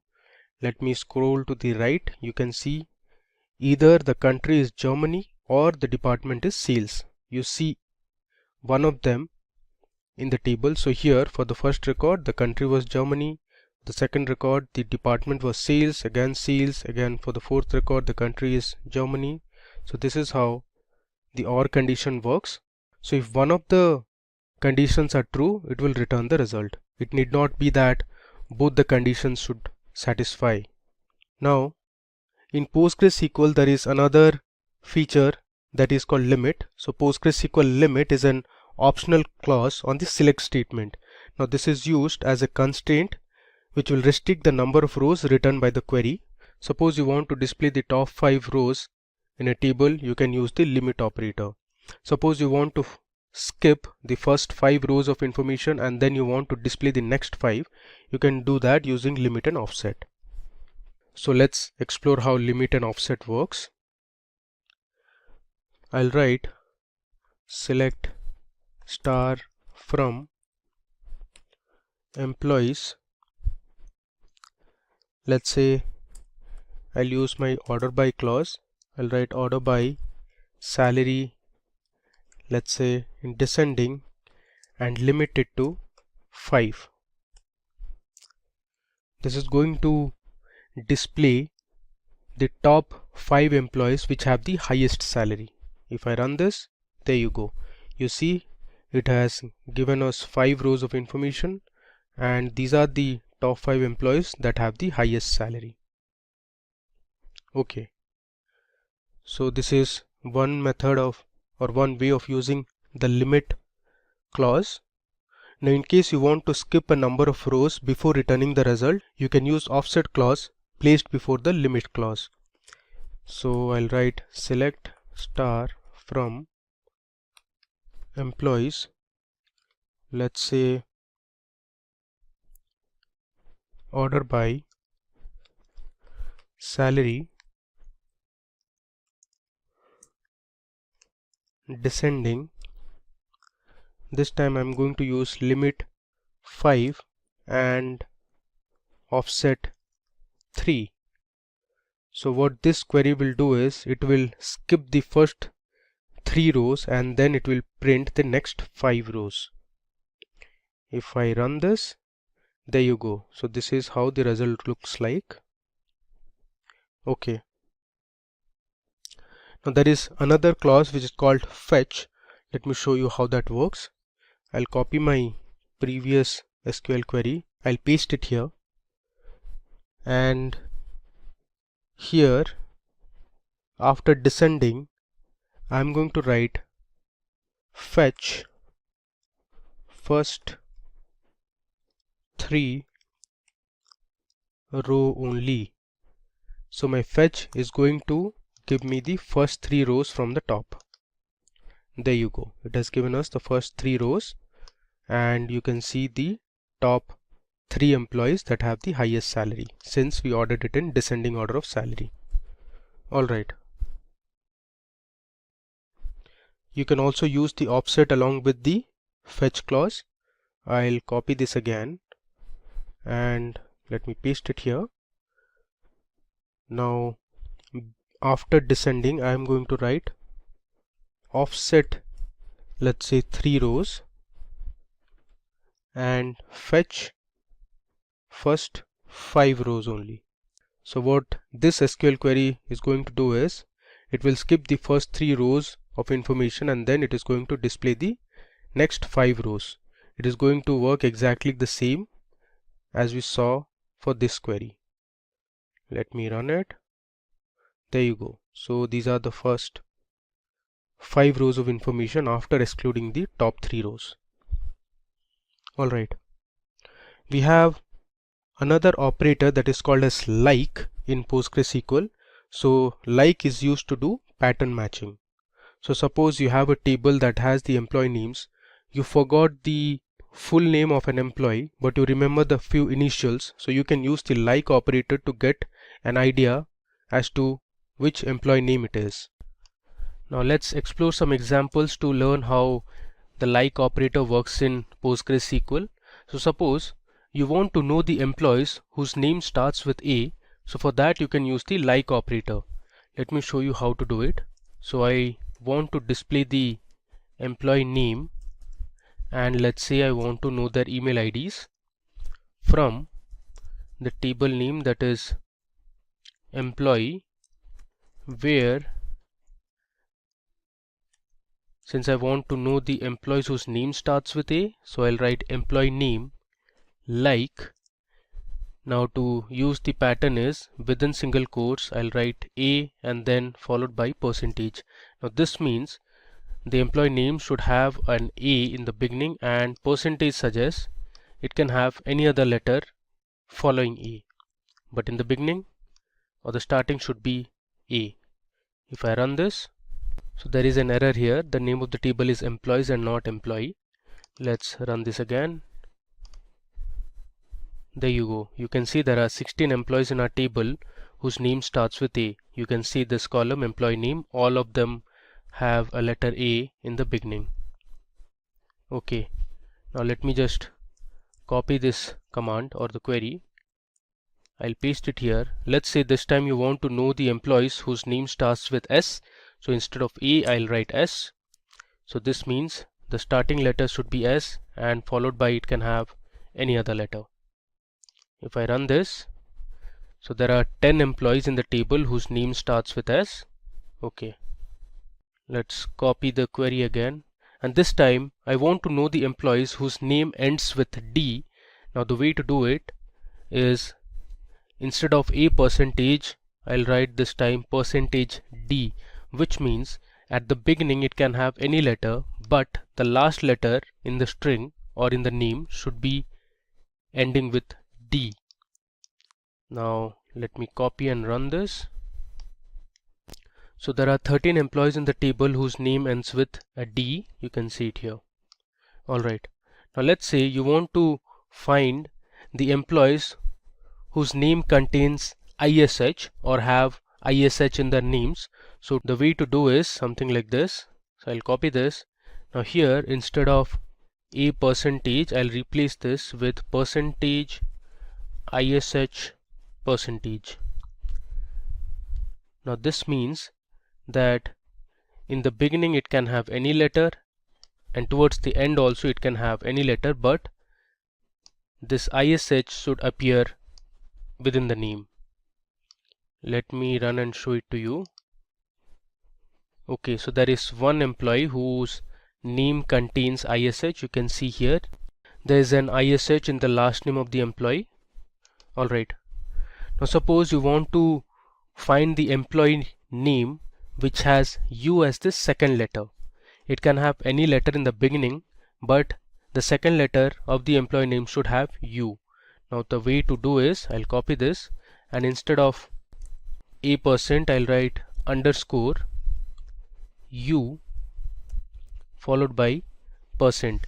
Now this underscore, you can think of a blank that can take any one letter. So the beginning can start with A, B, C, D, or any of the 26 alphabets we have. Then it should contain U as the second letter, followed by any other letter or letters. Let me run this. Okay, so there are 10 employees in the table whose name has a U as the second letter. You can see these. Okay, now moving ahead, let me show you how you can use basic SQL functions or inbuilt functions. So we'll explore a few mathematical functions now. So let's say you want to find the total sum of salary for all the employees. So for that you can use the sum function that is available in SQL. So I'll write sum, and inside the sum function I'll give my column name, that is salary, from my table name, that is employees. Let's see the result. This will return one unique value. There you go. Now this is the total salary. Since the value is very large, it has given in terms of E. Now one thing to note here is, if you see the output, the column says sum real. So this output column is not really readable. So SQL has a method which can fix this, that is called an alias. So since we are doing an operation of summing the salary column, we can give an alias to this operation by using the as keyword. So if I write sum of salary as, let's say, total salary, then this becomes my output column. You can see the difference if I run this. Okay, you can see now in the output we have the total salary. Now this is much more readable than the previous one. So this is a feature in Excel where you can use or give alias names to your columns or your results. Now similarly, let's say you want to find the average of salary for all the employees. Now SQL has a function called AVG which calculates the mean or the average salary. If I write AVG, and I can edit my alias name as well. Let's see, I'll write mean salary. Let's run it. You can see the average salary for all the employees. It's around $81,000. Okay, now there are two more important functions that SQL provides us, which is max and minimum. So if I write select maximum or max, which is the function name of salary, as, let's say, instead of total I'll write maximum. So this will return me the maximum salary of the employee. Let's run it and see what is the maximum salary that is present in the salary column. Alright, so we have $1,19,616 as highest salary of one of the employees. Similarly, you can use the min function as well. I'll just write minimum, and this will return me the minimum salary of one of the employees in the table. I'll replace the alias name as minimum. Okay, now run it.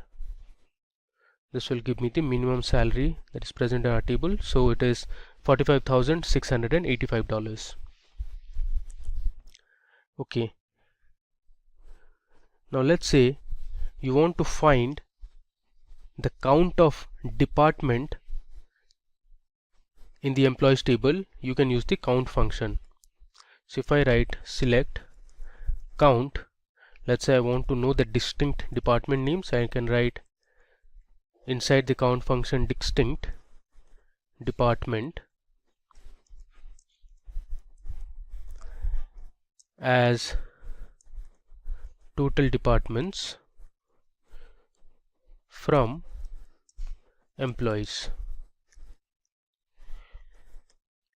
Let's run this. This will return me the total number of departments that are there. So it gives me there are 12 departments. Okay, now let me show you one more thing here. If I write select department from employees, let's run this. Okay, so it has returned me 150 rows of information, but what I'm going to do is I'll place my distinct keyword here just before the column name so that I can verify how many departments are there in total. There you go. So there's, and one of them is null. So moving ahead, we'll replace this null with a department name by updating our table. Okay.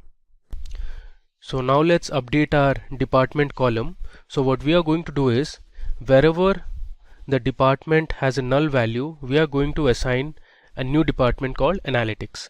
So earlier we have also learned how to use the update command. So I'm going to show it again.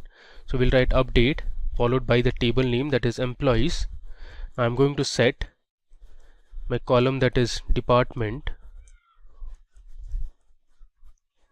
equal to, within single quotes, my name of the department would be analytics,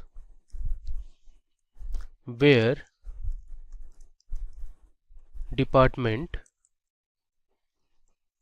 is, I'll say null. So wherever the department has a null value, we'll replace those information with department, that is analytics. Let's run this. You can see query returned successfully. Now let's say I'll run this command again, and this time you can see the difference. There you go. So we have 13 rows of information and there is no null department now. We have added a new department, that is analytics. Okay, now we are going to explore two more crucial commands or clauses in SQL, that is group by and having. So let's learn how group by clause works in PostgreSQL. So the group by statement groups rows that have the same values into summary rows. For example, you can find the average salary of employees in each country or city or department. So the group by clause is used in collaboration with the select statement to arrange identical data into groups. So suppose you want to find the average salary of the employees based on countries, you can use the group by clause. So let me show you how to do it. I'll write select. I want the countries and the average salary for each country. So I'll use the average function, that is avg, and inside the function I'll pass my column, that is salary. I'll give an alias name as, let's say, average underscore salary from my table name. That now let's run this. You can mark the difference in the average salary column. There you go. So as per our result, in United States the average salary is the highest, and if I scroll down, the average salary is the lowest in Germany. Now let's see one more example using group by. Suppose this time you want to find the maximum salary of male and female employees. You can do that too. So let me show you how to do it. So I'll write select. This time we want to find the maximum salary based on gender. So I'll select my gender column, comma, and this time I'll use my max function. Since I want to find the maximum salary for male and female employees, I'll give an alias name as maximum underscore salary from my table that is employees, group by, I'll write gender. Okay, so let's run this.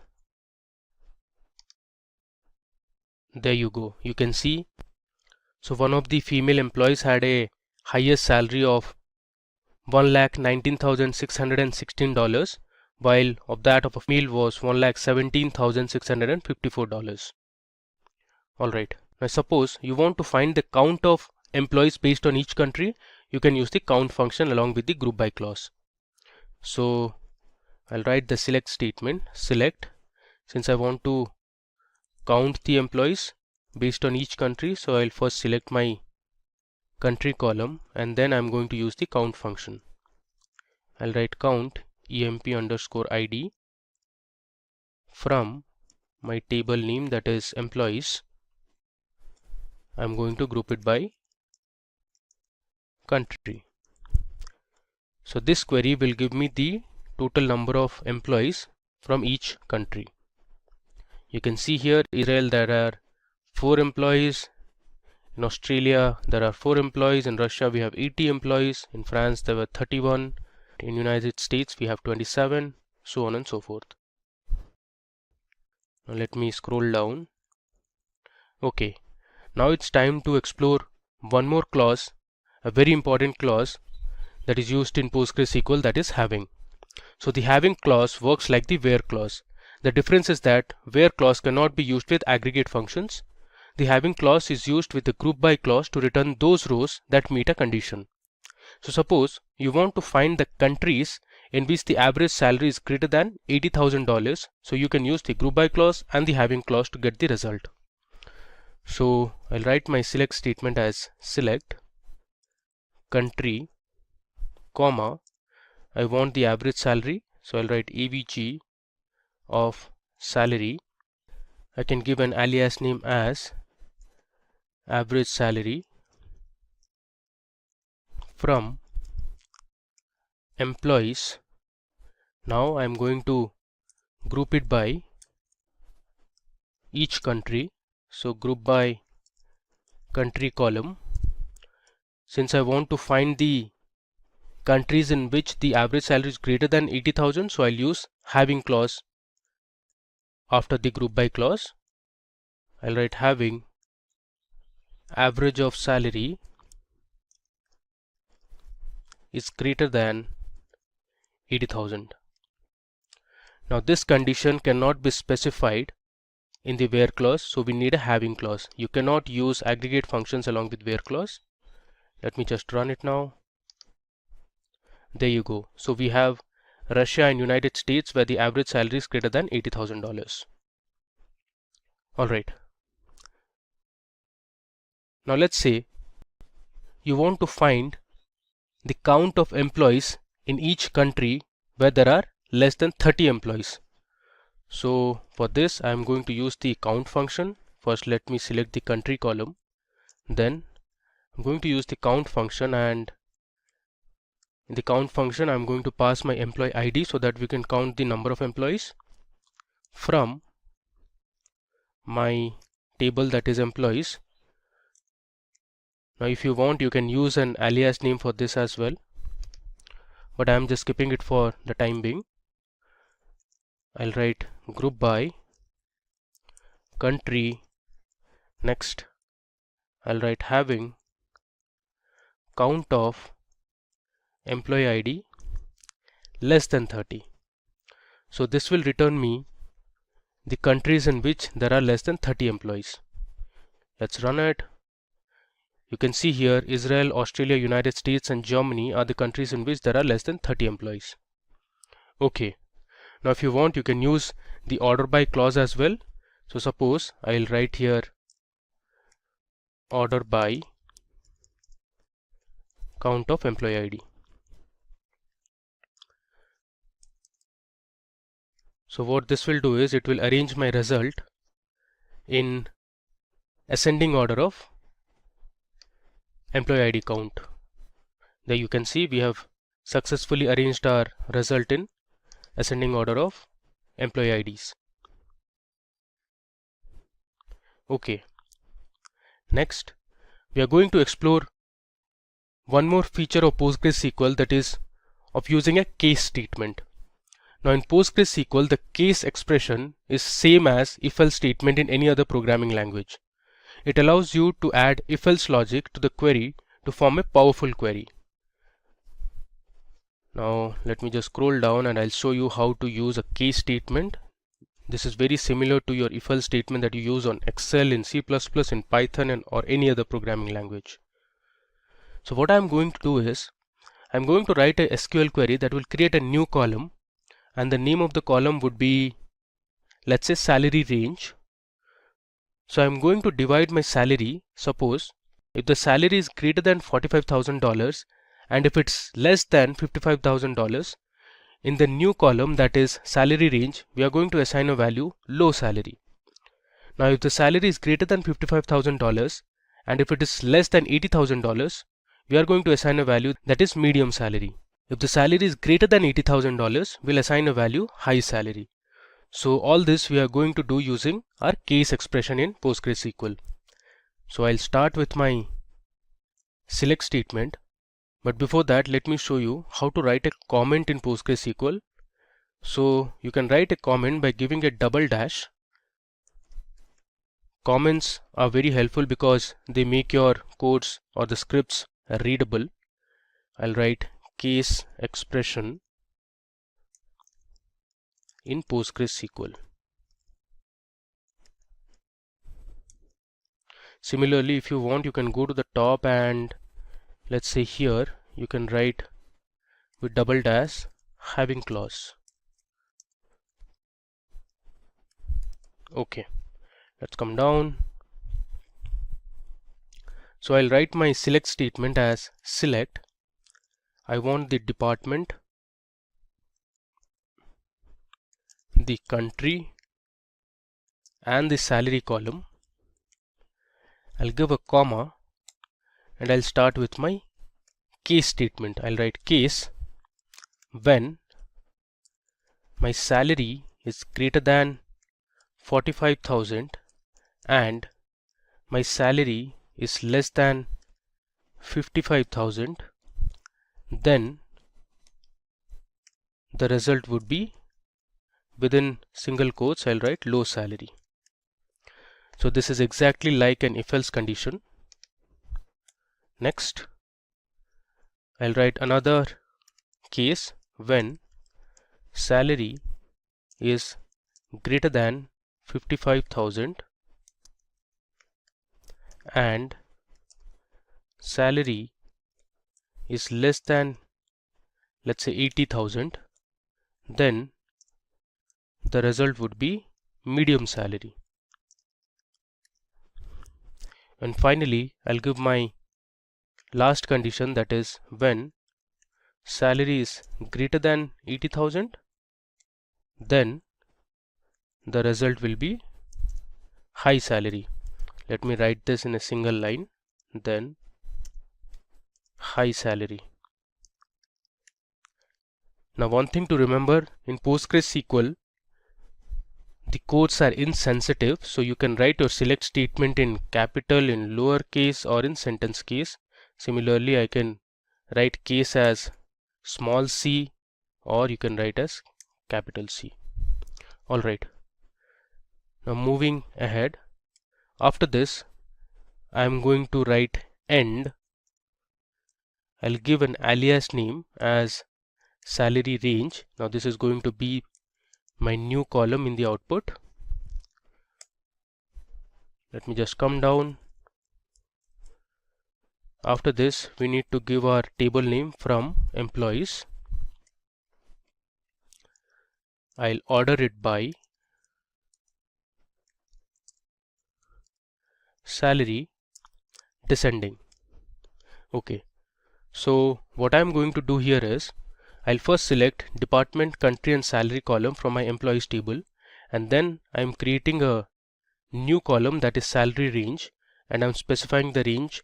So I have three conditions here, for low salary, for medium salary, and high salary.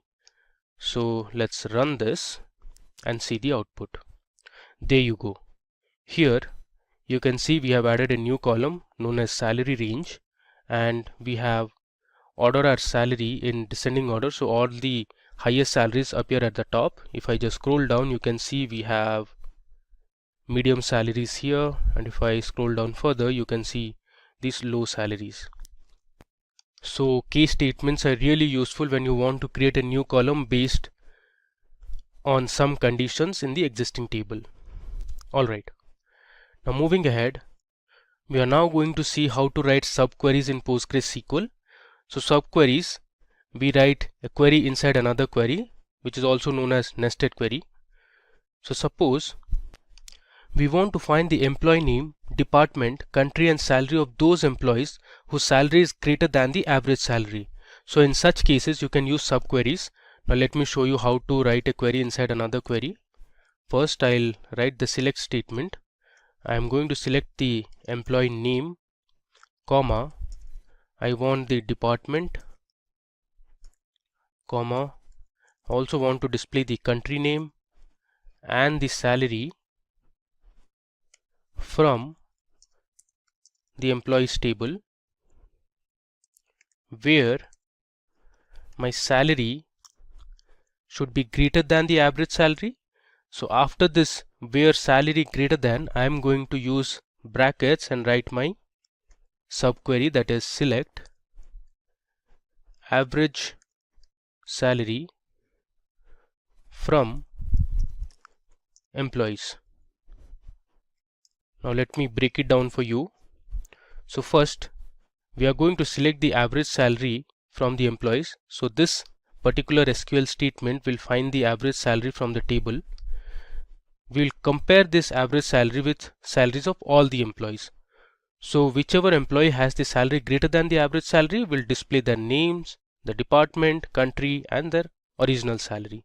So if you want, you can run this statement as well. Let me select this statement and run it for you. You can see we have written the average salary of all the employees, which is nearly $81,466. So we want the salaries of the employees to be greater than this average value. So let me run this and see how many employees have a salary greater than the average salary. There you go. So we have around 75 employees whose average salary or whose salary is greater than the average salary. Alright, now moving ahead, this time I'm going to tell you how to use some inbuilt functions. We'll learn some inbuilt mathematical functions and string functions that are available in PostgreSQL. So I'll just give a comment. There's another way to write a comment. Instead of a double dash, you can use the / an asterisk, and inside the asterisk you can write, let's say, SQL functions, and you need to close this. So I'll give another asterisk and a /. So this is also a comment in PostgreSQL. Alright, so first of all we'll explore a few math functions.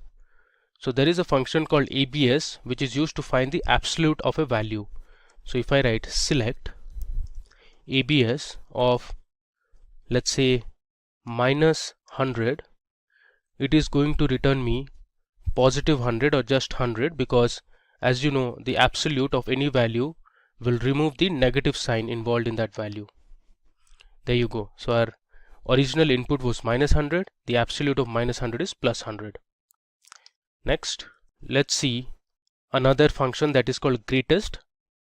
So the greatest function in PostgreSQL will return the greatest number in a range of numbers. So suppose I write select greatest. Inside the greatest function, I'll pass in a few numbers, let's say 2. I'm just randomly passing a few numbers, let's say 490, let's say 56.5, and let's say 70. I'll give a semicolon. Let me run this. You will see the greatest function will return the greatest integer value or greatest number that is present in the range of numbers that we have provided. So in this case 90 was the largest number or the greatest number, so we got the result as 90. Again, you can use an alias for each of these statements. Now, like greatest, we also have a function called least, which is going to return the least number present in a range of numbers. If I run this, so the result is 2 because 2 is the least number that is present in this selection. Alright, now there's a function called mod which is going to return the remainder of a division. So suppose I write select mod, and this takes two parameters, let's say 54 divided by 10. As you can guess, the remainder is 4, and so is our result. You can see it has returned the remainder. 54 divided by 10, the remainder is 4. Alright, if I scroll down, now let's see how to use the power function. So I'll write select power. Let's say I want to know power 2 comma 3, which is 2 cube, that is 8. Let me just run this. There you go. So the result is 8. You can also check, let's say power of 5 comma 3, it should be 125. Alright. Next, you can use the sqrt function that is available in PostgreSQL to find the square root of a number. I'll write sqrt, and let's say I want to find the square root of 100. You can guess the result. The output should be 10. If I run this, you can see the output here 10. Let's say I want to find the square root of, let's say 144. You can again guess the result. It should be 12. Let's verify it. Okay, there is some error. Let me verify it again. There you go. It is 12. Now, there are a few trigonometric functions as well. You can use the sine function, the cos function, and the tan function. Let's say I want to know the sine of 0. If you have studied high school mathematics, you would know the sine of 0 is 0. You can see the result, it is 0. Let's say you want to know sine 90. If I run it, you can see the output here 0.89. Alright. Now there are other functions like ceiling and floor that you can use. So let me show you what the ceiling and floor function does. I'll write ceiling. Let's say I'll pass my floating value as 6.45 and let me run it. You can see the ceiling function returns the next highest integer, that is 7 in this case, since the next highest integer after 6.45 is 7.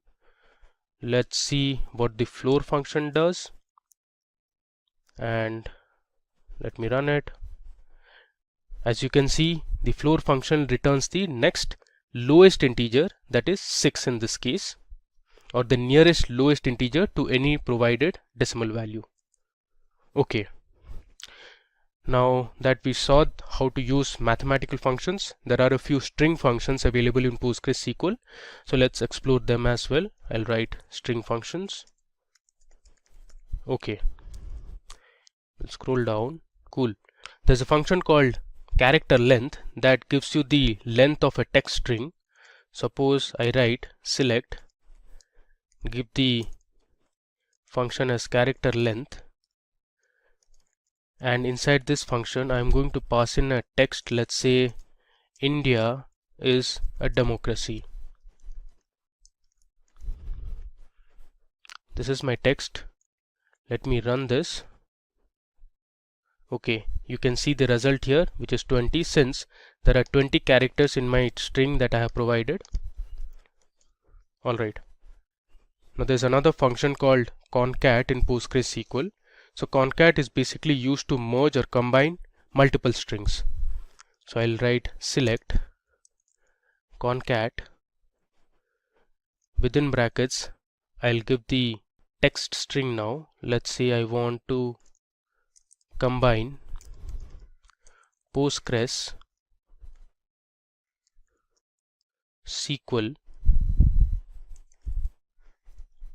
I'll give a space, comma, I want to merge PostgreSQL is, I'll give another comma and write my final word, that is interesting.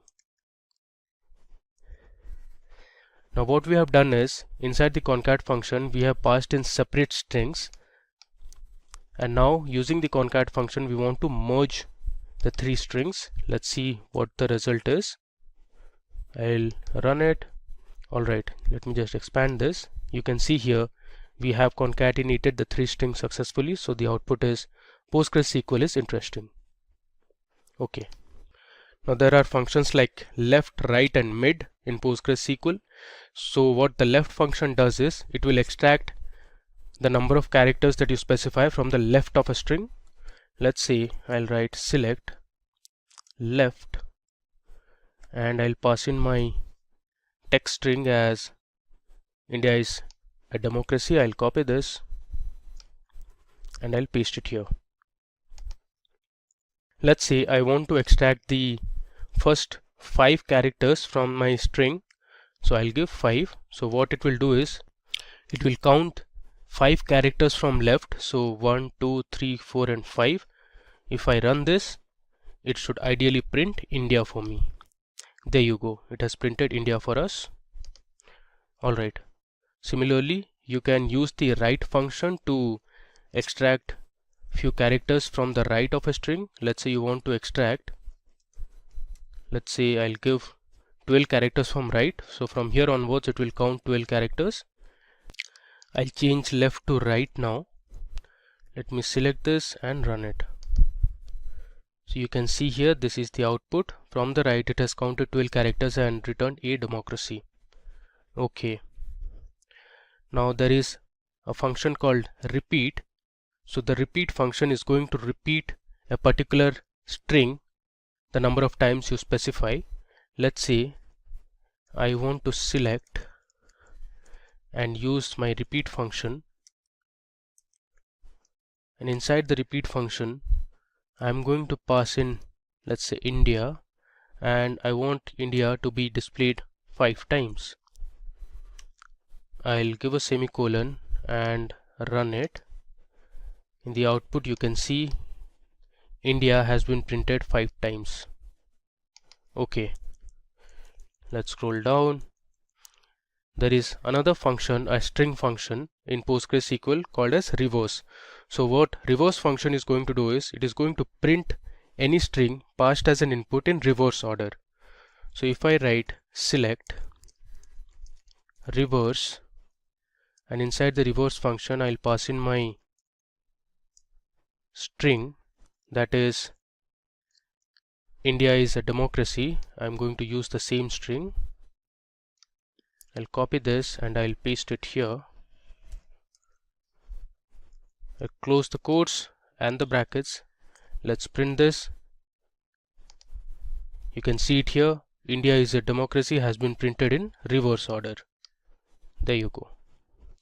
Alright, now this time we explored a few inbuilt functions that are already present in PostgreSQL. Now PostgreSQL also has the feature where you can write your own user-defined functions. So now we will learn how to write a function of our own in PostgreSQL. So let's create a function to count the total number of email IDs that are present in our employees table. So for this we'll write a function, a user-defined function. So let me give my comment as user-defined function. Okay, so let me start by first writing create. So this is the syntax to write a function in PostgreSQL. So I'll write create or replace function, then I'll give my function name as count emails, and as you know functions have brackets. Then I'll write returns, the return type, as integer, then an alias with dollar symbol. I'll write total emails, since I'm going to display the total number of email IDs that are present in my table. I'll close the dollar symbol. Then I'm going to declare a variable. The variable name is going to be total underscore emails. This is of type integer. I'll write begin, and inside begin I'll write my select statement. So I'll write select. I want to count the email IDs that are present, so I'll pass my column name, that is email, into total emails from my table name, that is employees.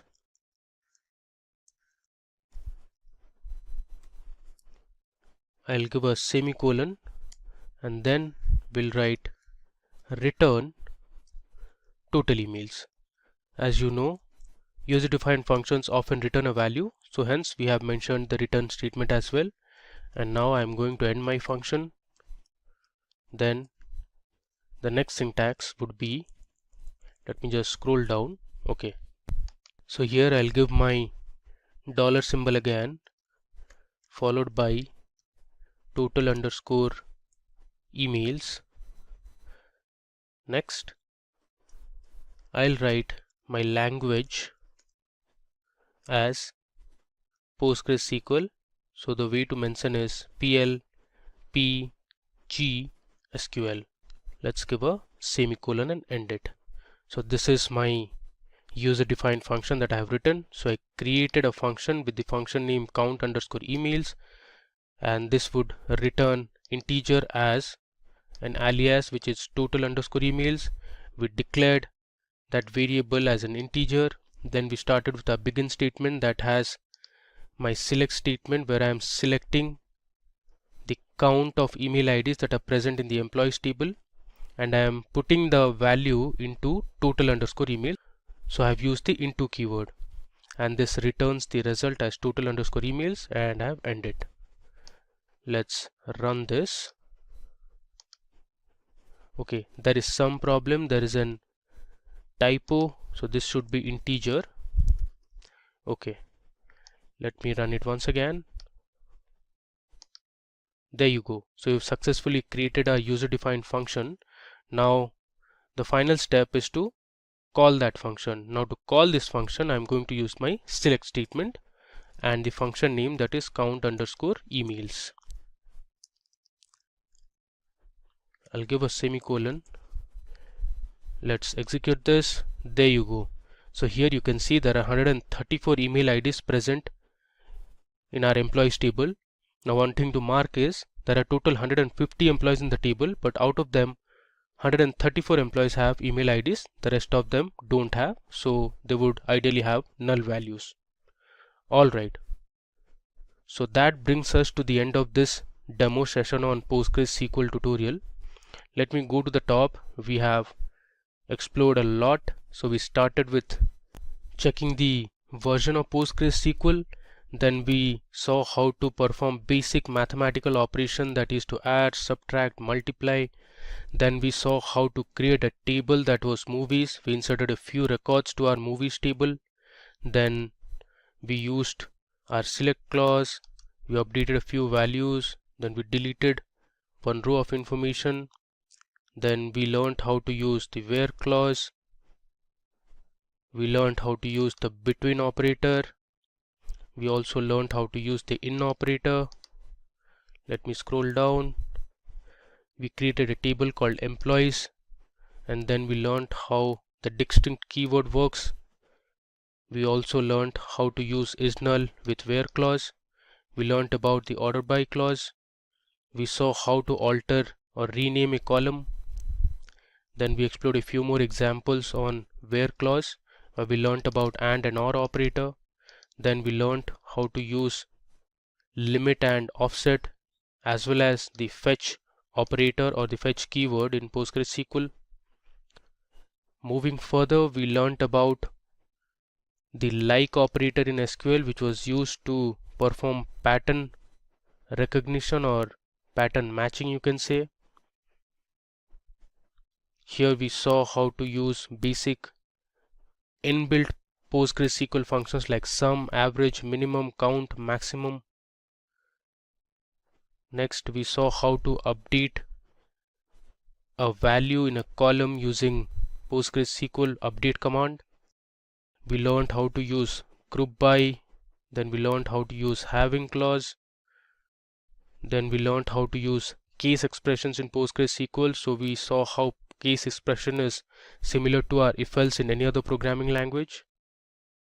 We explored a few mathematical and string functions, and finally we wrote our own user-defined function. So that brings us to the end of this tutorial on PostgreSQL. Now if you want to get this SQL file that we have used in the demo, you can give your email IDs in the comment section and our team will share this SQL file with you over email. So, what exactly is a CTE, you ask? Now, if you are a beginner in SQL, let's say you wanted to club two different tables or more different tables, maybe 3 or 4, right? So you will be using one keyword, which is join, right? And let's say you may have to create a query in such a way that you have to club different tables and you have to extract the results from one table into another and finally create a output table, right? So this might be sounding a little too complex. So basically what CTE does is it acts as a temporary table, right? Now you can write a query and save it as a CTE, right?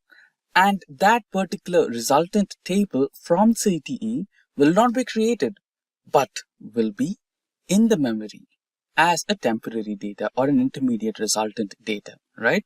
Now, whenever you want to use a join or whenever you want to use the same query inside a bracket or inside something in your query, you can just simply use the name of the CTE and then the data you require, the columns you require, and done. You will get the data. Now, this might be a little too complicated to understand in just mere words. Now, let's just go through the formal definition of what exactly is a CTE and what it does, and then let's quickly. So, it's a little too complicated to understand it just with mere words. So, let's get started with the practical examples. But before that, let's understand a formal definition of what exactly is a CTE in SQL. So, CTE, also known as or also called as the common table expression, or some people also are used to call it as a with expression. So the keyword is with. So a common table expression in SQL is a temporary result set that you can define within a query. As I said, it helps to break down the complex queries, make the code more readable, and allows you to reuse the result set multiple times within the same query. Just you need to use the name of the CTE in the places where you want in your query, and it reduces the code length as well as the execution time. Now, CTEs are defined using the with keyword as we discussed before, followed by the CTE name, right? So for every column name or anything in your dataset, you give a name, right? Similarly, when you are using CTEs in SQL, you also need to give a name to the CTE, and that particular name will be used in your subquery positions that will reduce the query length and execution time. So you should be giving a name and the query that generates the result set. The CTE is available only during the execution of that particular query or specific query, right? So as I said, the CTE table, the resultant table which is created while you are using the CTE, will not be created as a permanent table in the database, right? It will be a temporary or intermediate result which will be active as long as your current query, which is using the CTE, is active. Now, let's go to the demonstration mode where we will try to create some simple queries, right?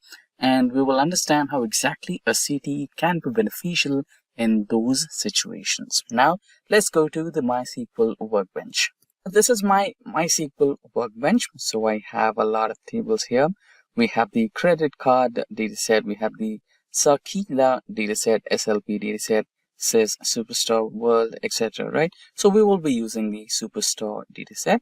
The database. So firstly, we need to write in the query, which means that I am going to use the Superstore database, right? Sorry, Superstore. So I prefer using smaller case or lowercase for database names and column names, and uppercase for the keywords. For example, here use is uppercase and Superstore is the name of the keyword, right? So that is for identifying or easy readability, which is a keyword and which is a name, right? So let's execute this query and have access to the Superstore dataset. And in Superstore dataset, I have one table called as Excel data. Now let's quickly check what we have in Excel data. Select star from Excel data. Here we have row ID, order ID, order date, ship mode, customer care, everything, right? So we have region, we have sales, quantity, discount, profit rate. So we have a number of possibilities, a number of reports that we can generate. But let's try to keep it simple. Let's try to find out unique regions, right? Select unique of regions, right? Or just regions, Excel data.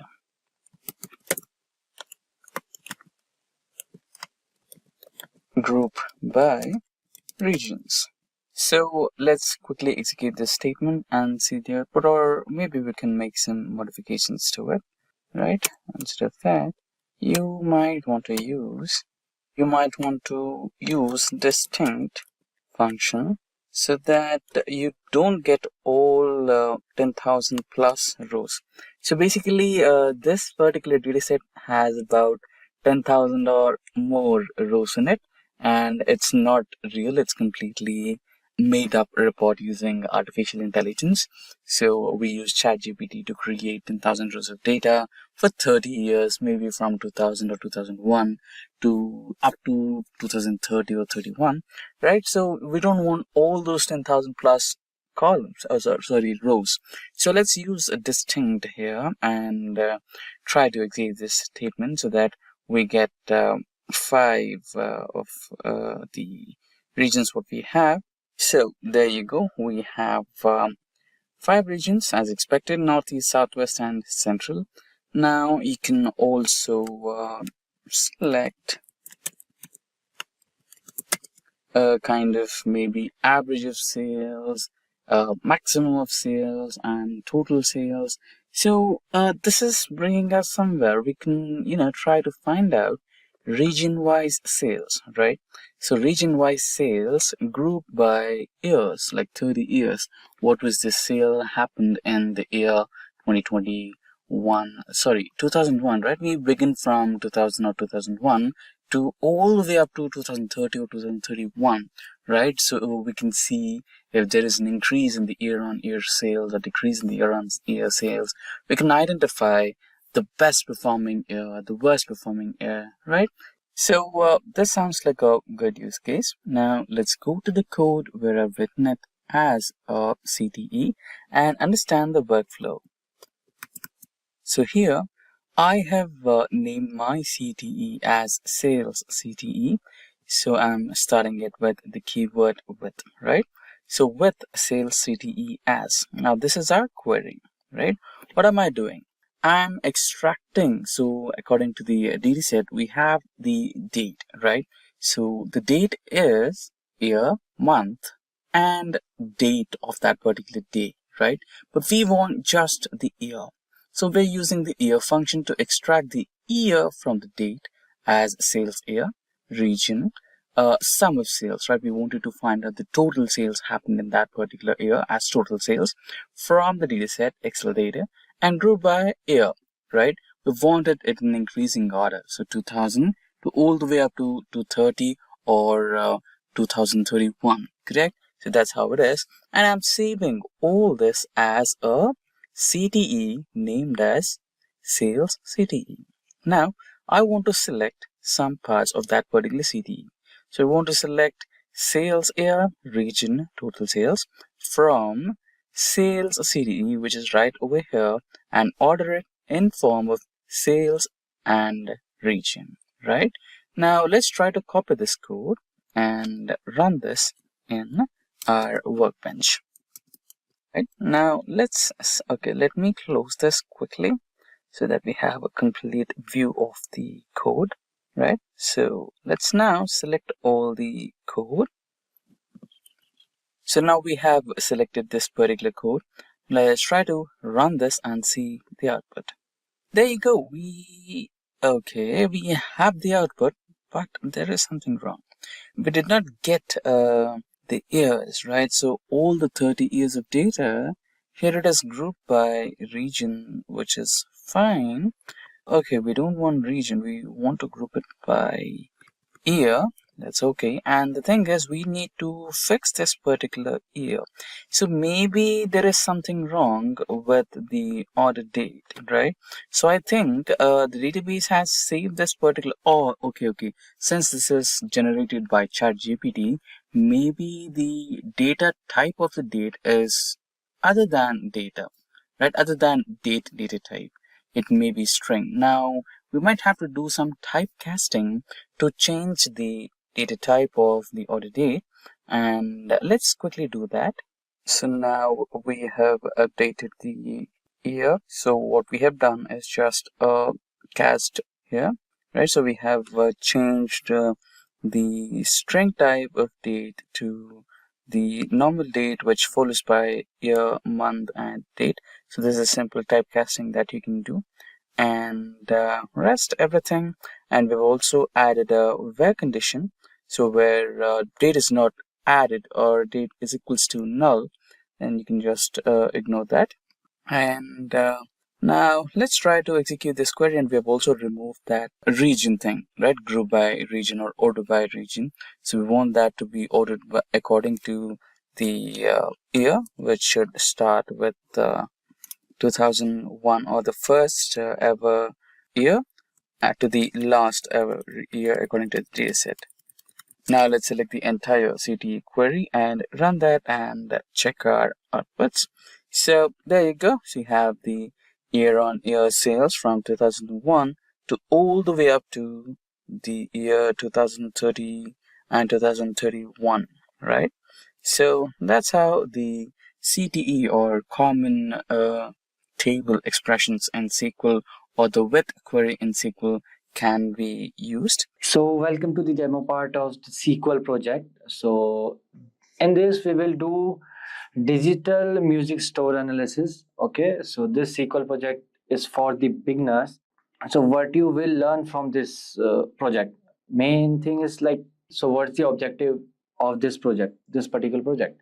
So this project is for beginners and will teach you how to analyze the music playlist database, and you can examine the dataset with SQL and help the store understand its business growth by answering simple questions. So as you can see, I will show you. So I have three set of questions.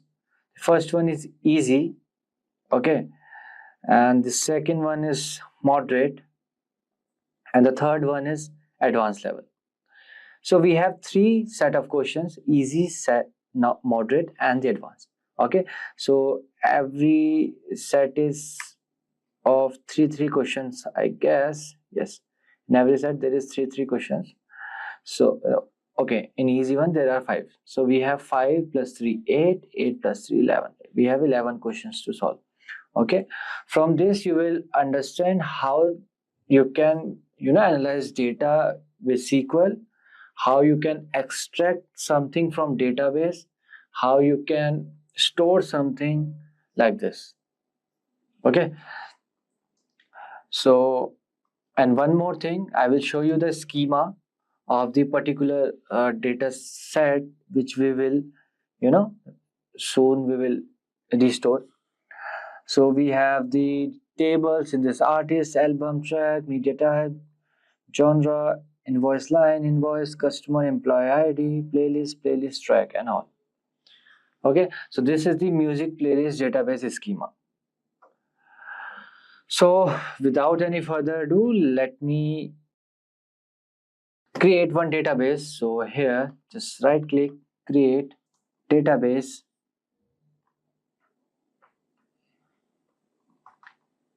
Okay, here I will write music.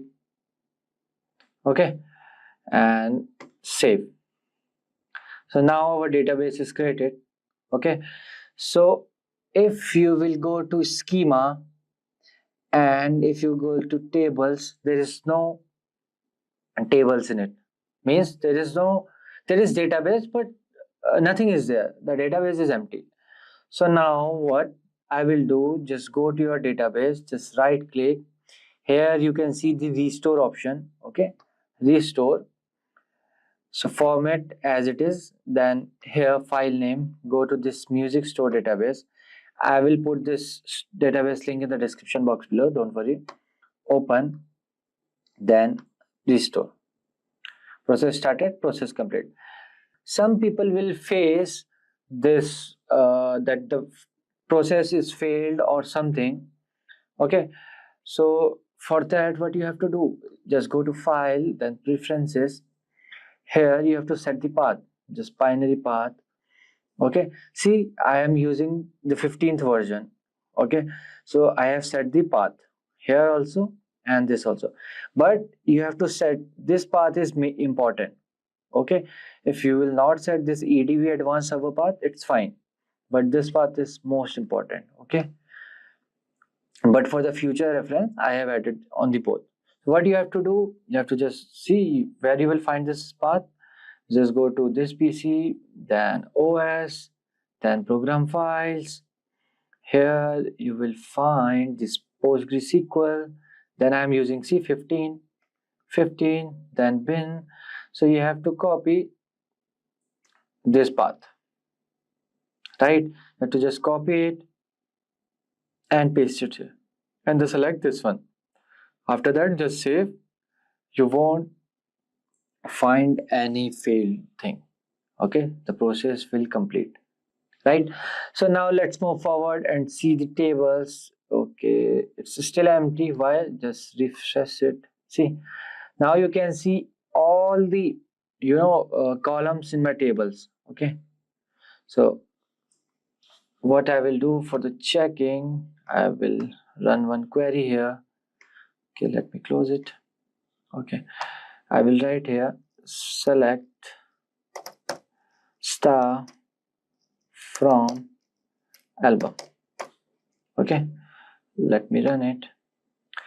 So now, as you can see here, my table is working fine. Everything seems good. Okay.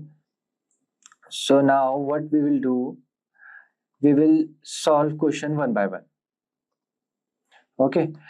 So the first question, let's see the first question, easy one. Who is the senior most employee based on job title? Okay. Who is the senior most? Okay. So I will write here like the first question is who is the senior most employee based on job title. Okay, so this is our question. So we know we have the table name called employee, so we will select that table first. So I will write here select star from employee. So you should know which table should to select. Okay, so here as you can see in this question, there is word employee. Who is the senior most employee based on the job title? Most employee means employee is an employee table, right? So I will run it. Okay, So what I will do, I will just select this and run it. Okay. So now you can see there in employee, there is employee ID, last name, first name, title, report levels, birth date, hire date, and all the details of the particular. Okay. So we will do, so there is one more thing. You can see the levels. Okay, level 1, level 2. So we have to write who is the senior most employee based on the job title. So what I will do, I will write here order by levels in decreasing order. Okay. So first I will do, so now you can see the levels are in the descending order from senior to this. Okay, L7 to L1. So what we want only one employee name. So what I will write here, limit is 1. Okay, I will copy this and I will done it. Okay, so now you can see the last name is Mohan Madan. This is last name, this is first name. So Mohan Madan is the senior most employee based on the job title. So question first is done.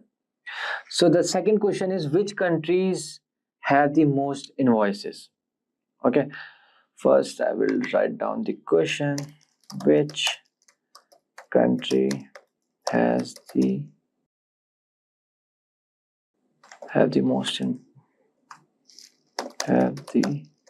most invoices. Okay, so for this what we have to do, see, just first check, first we have to check from which table we will get the solution. So here you can see the word invoices. Okay, so we have one table, invoice and invoice line. We have to select it from this. Okay, so I will write here select star from invoice. Okay, so we have customer ID, invoice date, billing address, billing city, billing state, and everything. So here you can see we have the billing country as well. Okay, because we need the country name, so we will take this column, right? So I will write here, so I will write select, change it, select count star from name, select star billing country from invoice group by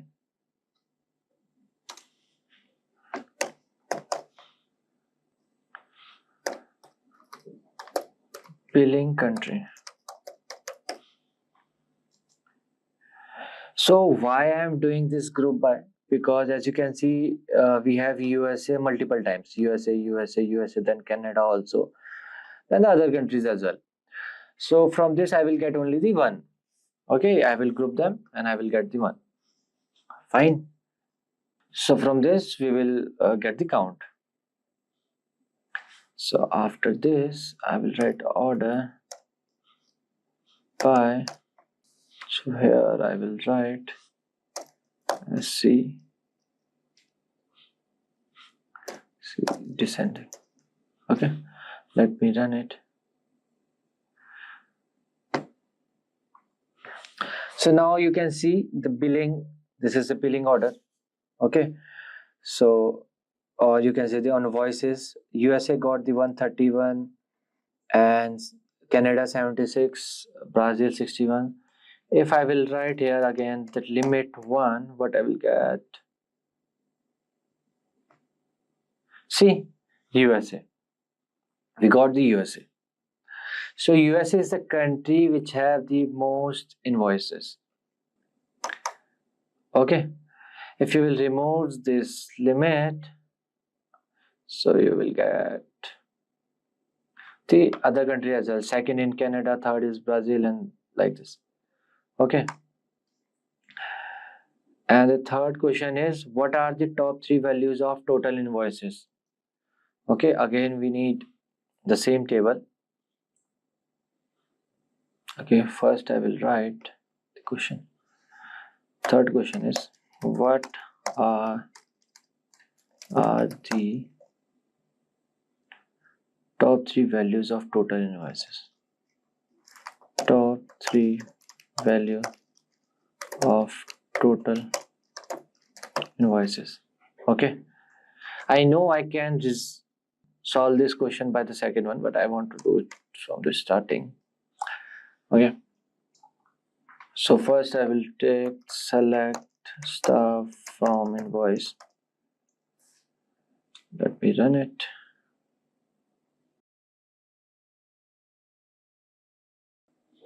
So first we will sort the data. Here I will write order by total, because the last, this is a table name. Okay, total in the descending order. So first I will select. So we need just the top 3. So first I will do, everyone know, limit 3. Okay. Okay. So here I have wrote this star. That is why it's giving me all the values. If I want this, only this value, so I can write select total from invoice order by this. Okay, I will write and run it. So I have this total like 23.75999 and 19.8 and 19.8. So these are the top 3 values of total invoices. Okay. So here the fourth question is, which city has the best customer? We would like to throw a promotion music festival in the city. We made the most money. Write a query that returns one city that has the highest sum of invoice total. Return both the city name and sum of the all invoice total. So let me write the question first. Okay, I am writing question for your better understanding. Okay, question fourth. Which city has the best customers? We would like to throw a party or promotional music festival in this city. We made the most money. We made the most money. Write a query that returns one city that has the highest sum of invoices total.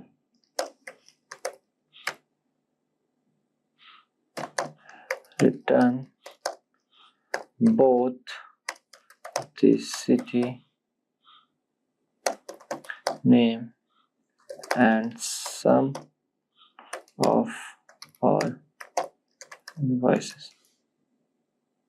Okay.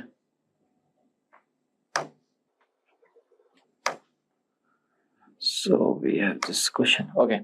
So which city has the best customer? We would like to throw a promotional music festival in the city. We made the most money. Write a query that returns one city that has the highest sum of invoice total. Return both the city name and the sum of all the invoices. Okay. So first, what we will do, we will select stuff from invoice. Okay, sorry, we'll select this. Okay, so first we will select the billing city. We have to focus on this and the total. In this two table we have to just focus on. Okay, so here I will write sum of total as invoice total, comma billing city from invoice. So this time we will do group by billing city because we need the city names. Then I will add order by invoice total in the descending order. Seems good. Select sum total as invoice total billing city from invoice billings. Okay, so let me select this.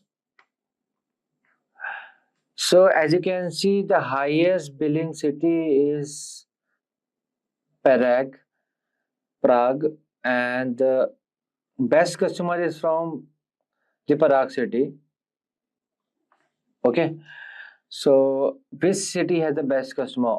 Obviously Prague, you, or sorry for the mispronunciation. Okay, so this is how we have solved our fourth question as well. Okay, because written both the city name and the sum of all the invoices. This is the city names and the invoice total. Okay, moving forward to our fifth question, which is again the long one. Who is the best customer? The customer who has spent the most money will be declared the best customer. Write a query that returns the person who has spent the most money. Okay, so I will write here who is the best customer. The customer who has spent the most money will be declared the best customer. So write a query that returns the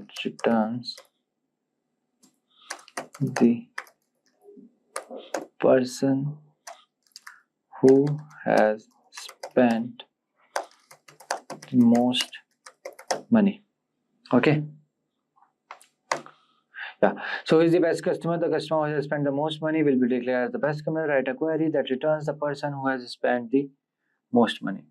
Okay, so for this we have to take this customer table data. Okay, so I will write as select stuff from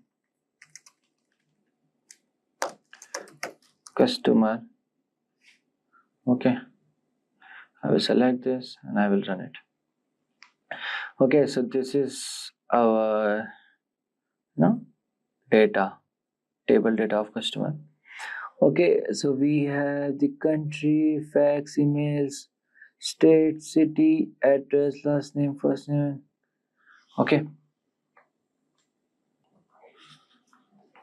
so as you can see, there is nothing like no detail of invoice or the money, okay, which have spent by the customer. So what we will do, we will look at our schema.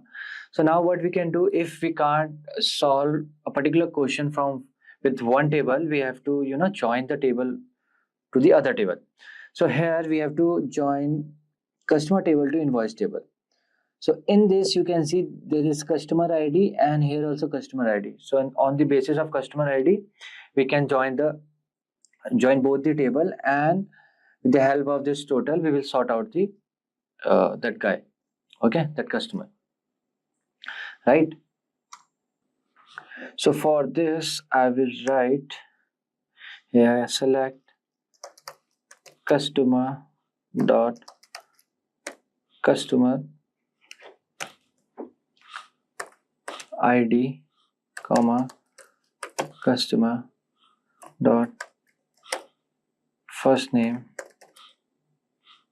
comma customer dot last name, because we need the full name of that guy, comma sum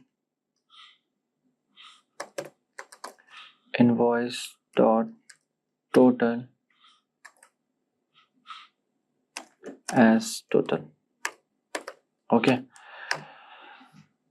let me, can we pause? Okay, I don't need the search pad, right? Then I will write from customer, okay, my bad, then join invoice on customer dot customer ID equals to invoice dot customer ID. Then I need group by, okay, group by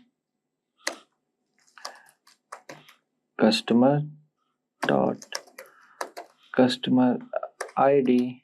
After this, let me order it by the descending order, so the most spend customer will come up. So I will write here order by total, the descending order, then limit equals to 1. Fine, let me run it. Let's see what output should become.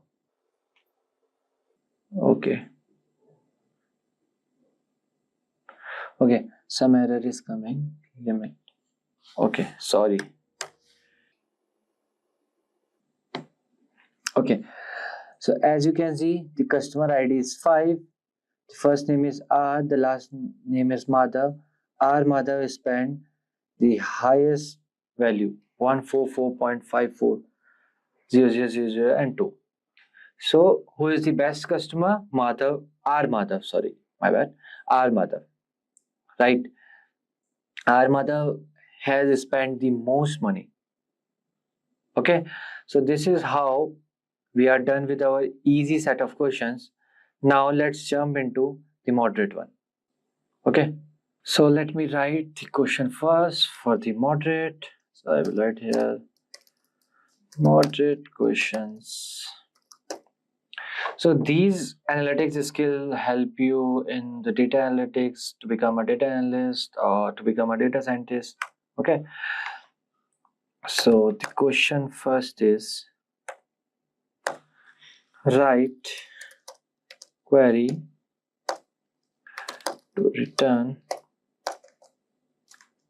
okay, write query to return the email, query to return the email, comma first name, comma last name, and genre of all rock music listener. Okay, then return your list ordered alphabetically by email starting with A. Okay, let me get this. Yeah, so for this, okay, let me open this first. Yeah, Okay, fine. So first, what I will do. So now in this question, as you can see, we have to return the email, first name and the last name and the genre of all rock music listener. So if you will see, select star from customer. Okay, we run this, and if I will see, there is no column name genre. Okay, if I will show you the schema of this, see the genre is here and the customers is here. Okay, we need the first name, last name and the email ID and the genre. Okay, and the genre should be rock. Okay, so what I can do, I can connect this genre with track, then because here is also track ID and here is also track IDs, then track ID to invoice line, then invoice line to invoice, then invoice to customer with the customer ID. Okay, this pattern I have to follow, right? So for this I will write select, just copy this. Okay, just follow these steps. Select distinct email comma first name comma last name from customer, join invoice on customer dot customer ID equals to invoice dot customer underscore ID, then join invoice underscore line on invoice dot invoice ID. Okay, then invoice underscore ID, then where track ID should be in. Here I will do select track ID, okay, from track, then join genre, yeah, on track dot genre dot ID equals to genre dot genre ID, where this is important, genre name like rock, because we need, as you can see, write a query to return this is this and genre of all rock music listeners. Okay, rock, right? Then order by email. Okay, before that let me show you this track. Okay, select star from track. Okay, let me show you this table. You can see the name, the track ID, album ID, media type, genre ID.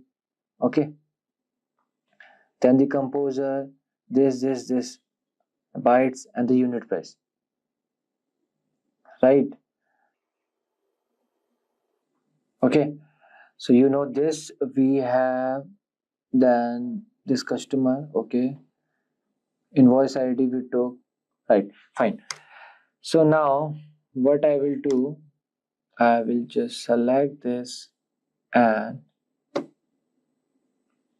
okay, invoice ID. Okay, invoice ID is ambiguous. Here I have to write invoice line dot invoice ID.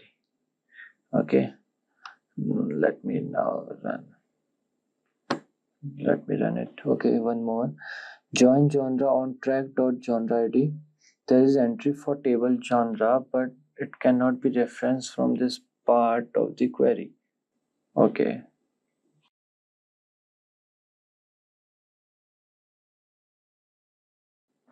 Okay. As you can see here, the table name is genre underscore ID. That was the mistake. Okay, one more. Genre dot name. Spelling mistake. Sorry, my bad, guys. No issues. It happens. Okay. Now you can see we have all the people who love rock music, and we have the email, then first name, then the last name. See, Aaron Mitchell, Alexandra Roca, Astrid Gruber, like this, Camille, Dan, Edward, like this. Okay. So there are total 59 people who loves rock music from this particular database. Okay. Now question 2.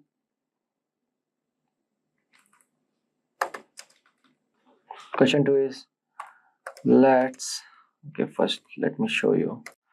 Let's invite the artists who have written the most rock music in our data set. Write a query that returns the artist name and the total track count on the top 10 rock bands.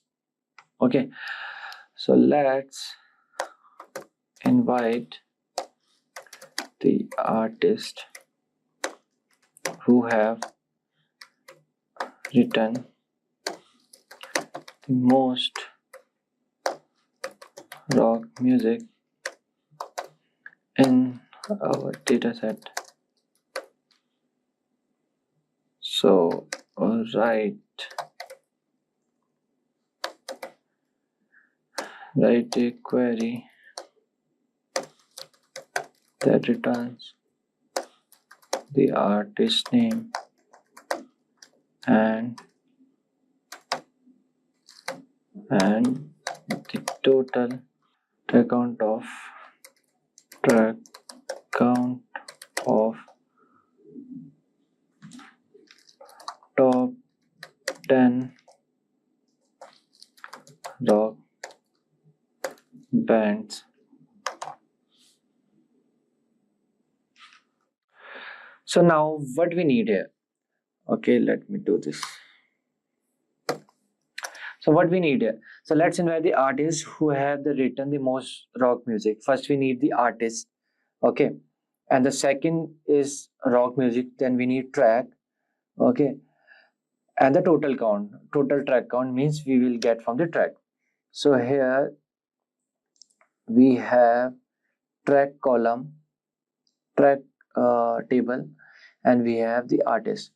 So now let's see the schema part. So we need genre. Okay, for the rock music. Then we have to combine this with the track ID because genre ID is there. From track ID to album because we need the artist name. See, artist ID and artist ID. So this is how we have to connect the table. Now, so for this, I will write here. Just follow the steps. Select artist dot artist ID, comma artist dot name, comma count artist dot artist ID as number of songs because we need the total number. Okay, who have written the most rock music. Number of songs. Find from track. Now we have to join album on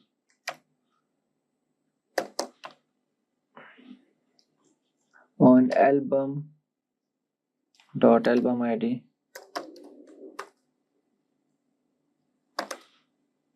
equals to track dot album id. Okay, then we have to join the artist with artist id. So join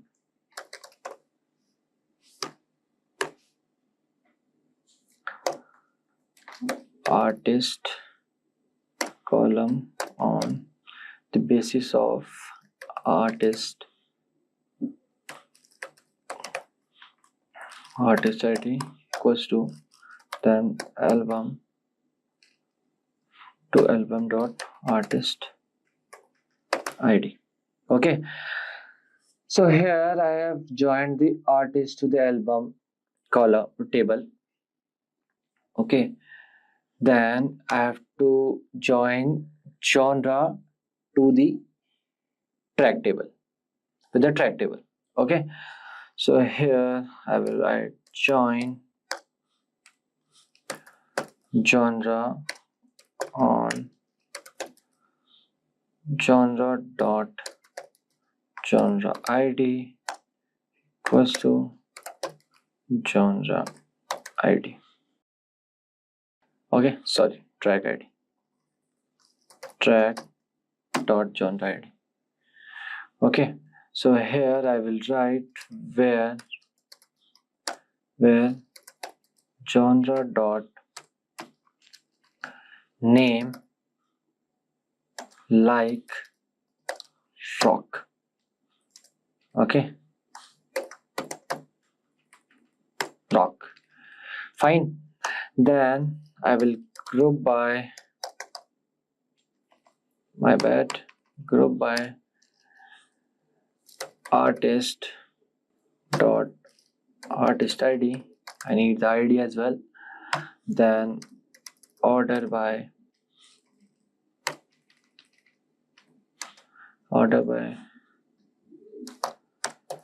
number of songs in the descending. Then limit, I need only 10 rock bands. Limit will be 10. Let me run it. Okay, let me run it. Okay, album. Okay,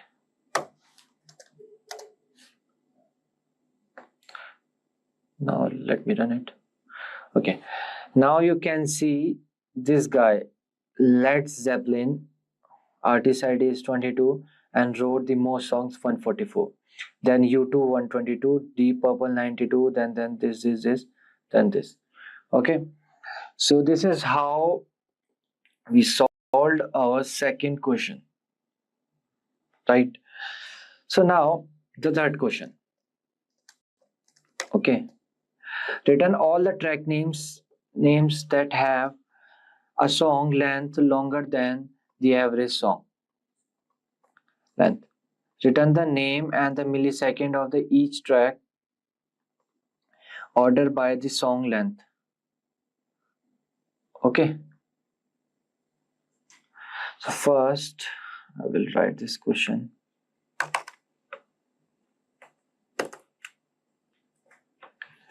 Q3. So return all the track names that have a song length longer than the average song length. Okay, first we return all the track names that have the song length longer than the average song length. Okay, then return the name and milliseconds for each track. Fine. After that, order by the songs with the longest song listed first. Okay, fine. So we have to return all the track names that have a song length and the okay. First we will find the total length of this songs, then we will do the where then we will put the where clause to find out the particular longest song. Okay, so this will do in the two step. First we will find the average track length. Okay, so I will write here select name comma milliseconds, okay, from track where milliseconds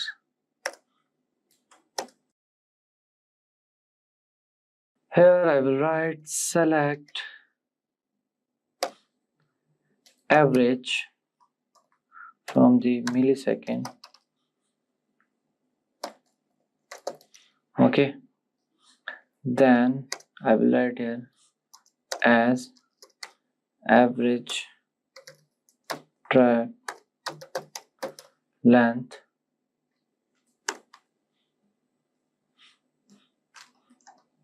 okay, then here I will write from track. After this I will write here order by milliseconds. I need in the descending order.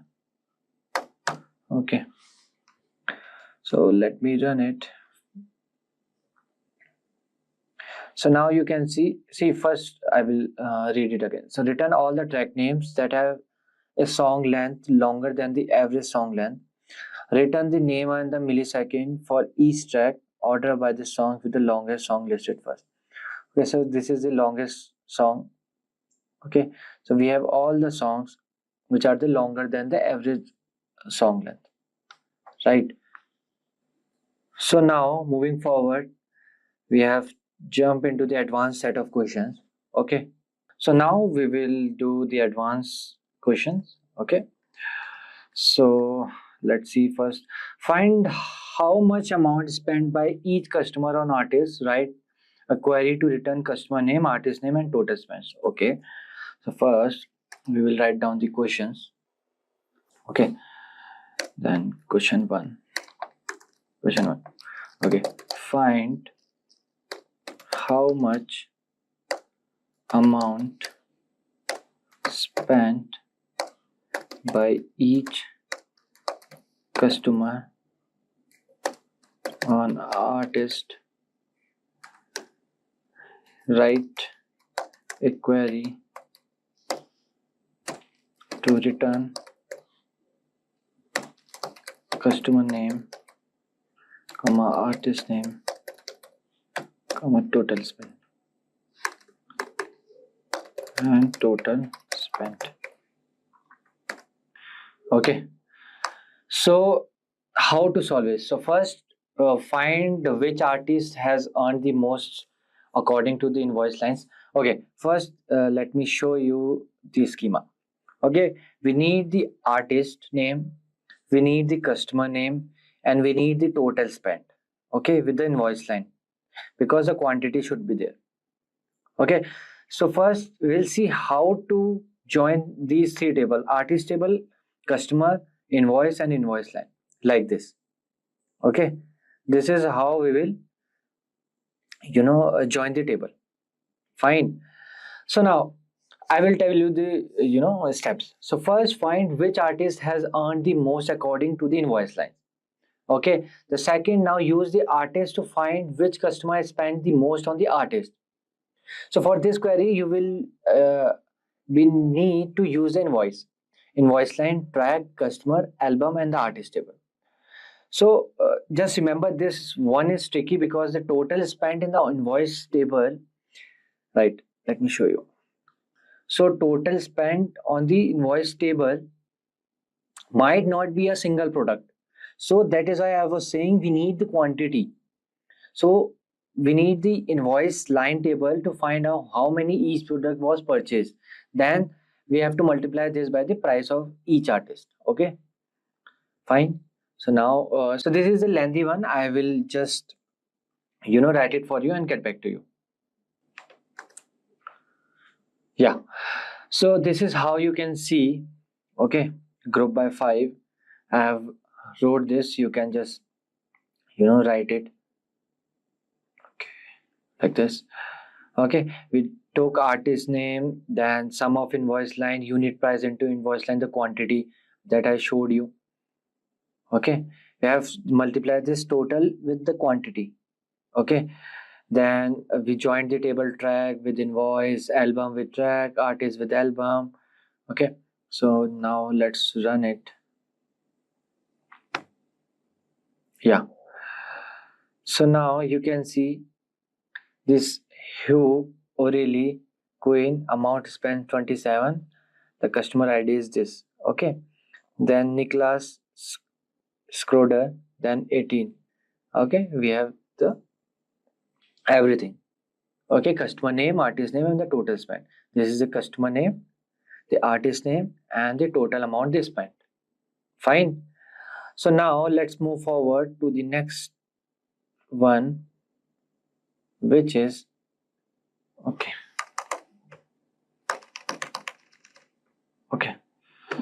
Yeah. So the second one is this. We want to find out the most popular music genre for each country. We determine the most popular genre as the genre with the highest amount of purchase. So write a query that returns each country along with the top genre. For countries with the maximum number of purchases shared, return all the genres. Okay. So what I will do first, I will write the question. Okay. So okay. Question 2. So find out the most popular music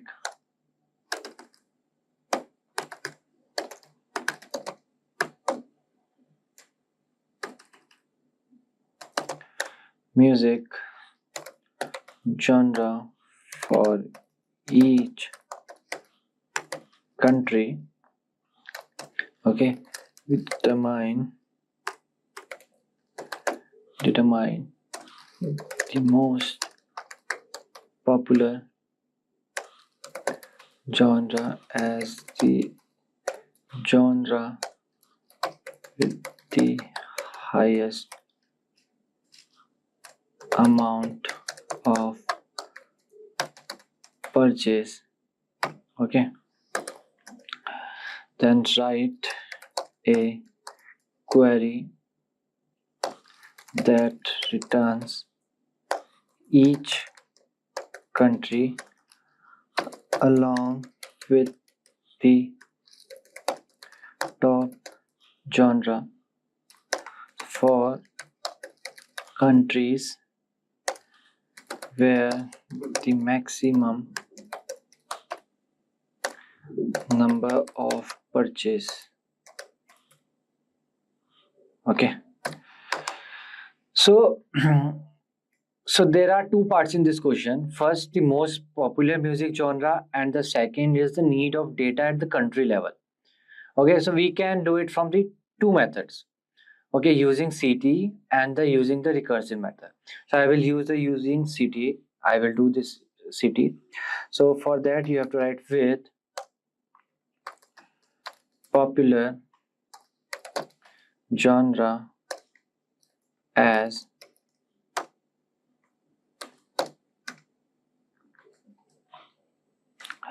select count invoice line dot quantity, okay, as purchases, comma, customer dot country, comma, genre dot name, comma, genre dot genre id, okay. Then here I will write row underscore number,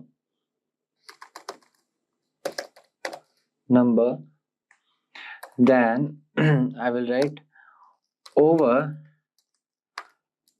partition by customer dot country,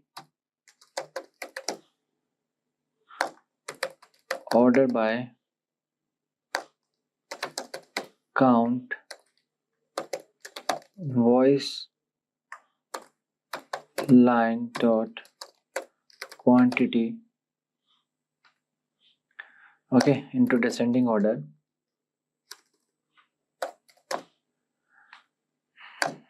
as row number, okay. So from invoice line,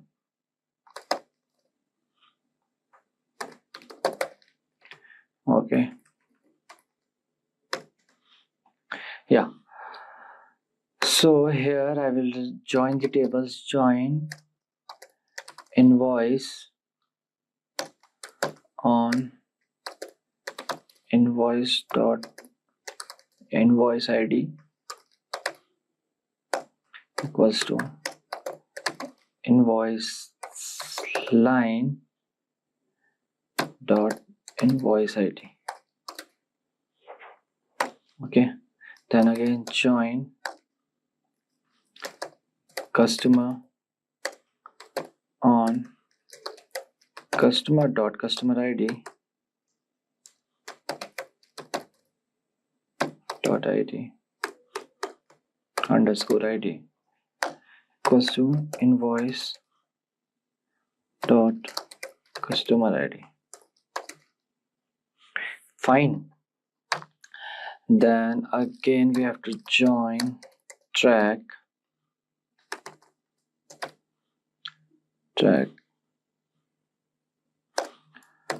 on track dot track id equals to invoice underscore line dot track underscore id. Then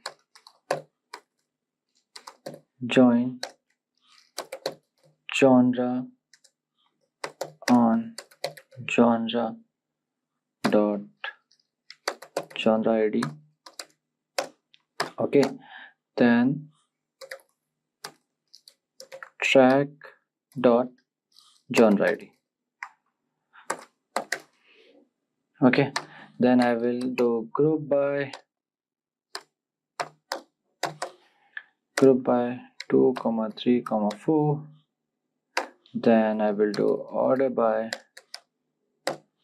2, then ascending order, and then 1 to descending order, okay.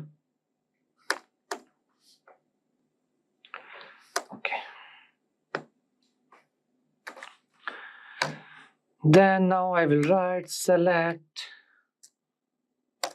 star from popular genre where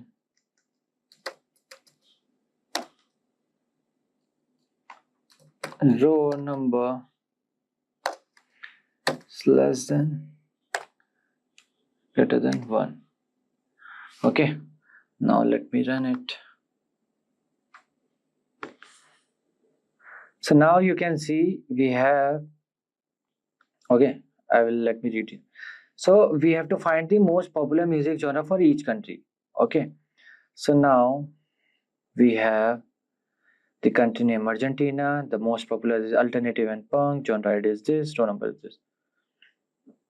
Okay, purchase is this. Then the Australia, this rock. Okay, certain rock, USA rock, and everything is there.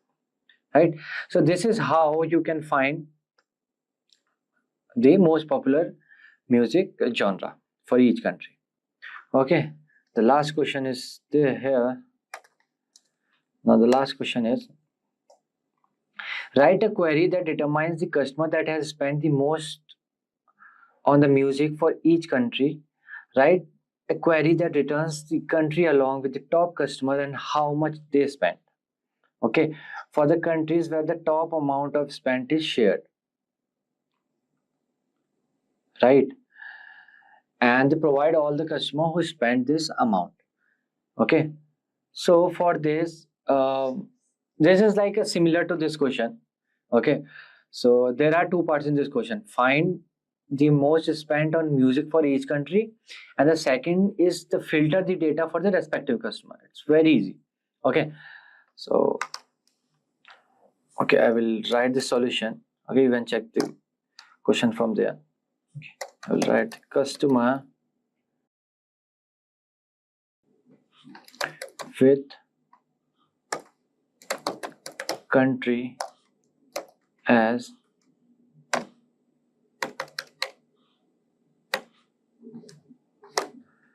I will here select customer dot customer ID comma first name comma last name comma billing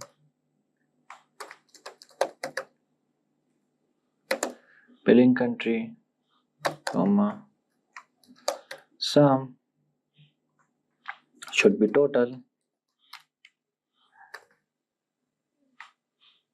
as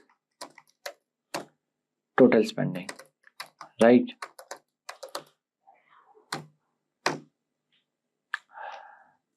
Then I will write row number same over. We have also written here, no? Right? The same we have to write here over. Then partition by billing country, order by sum, total, descending order as row number. Okay, so after this I will write here from invoice you have to fetch. Then again the same thing, you have to join the table, join customer on customer dot customer ID equals to invoice dot customer ID. Okay, then here I will write group by I1, 2, 3, 4, okay, that's it.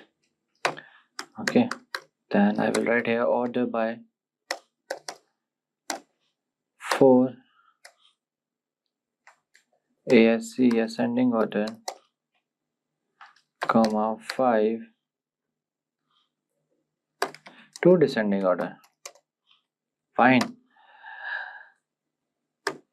So now I will write here select star from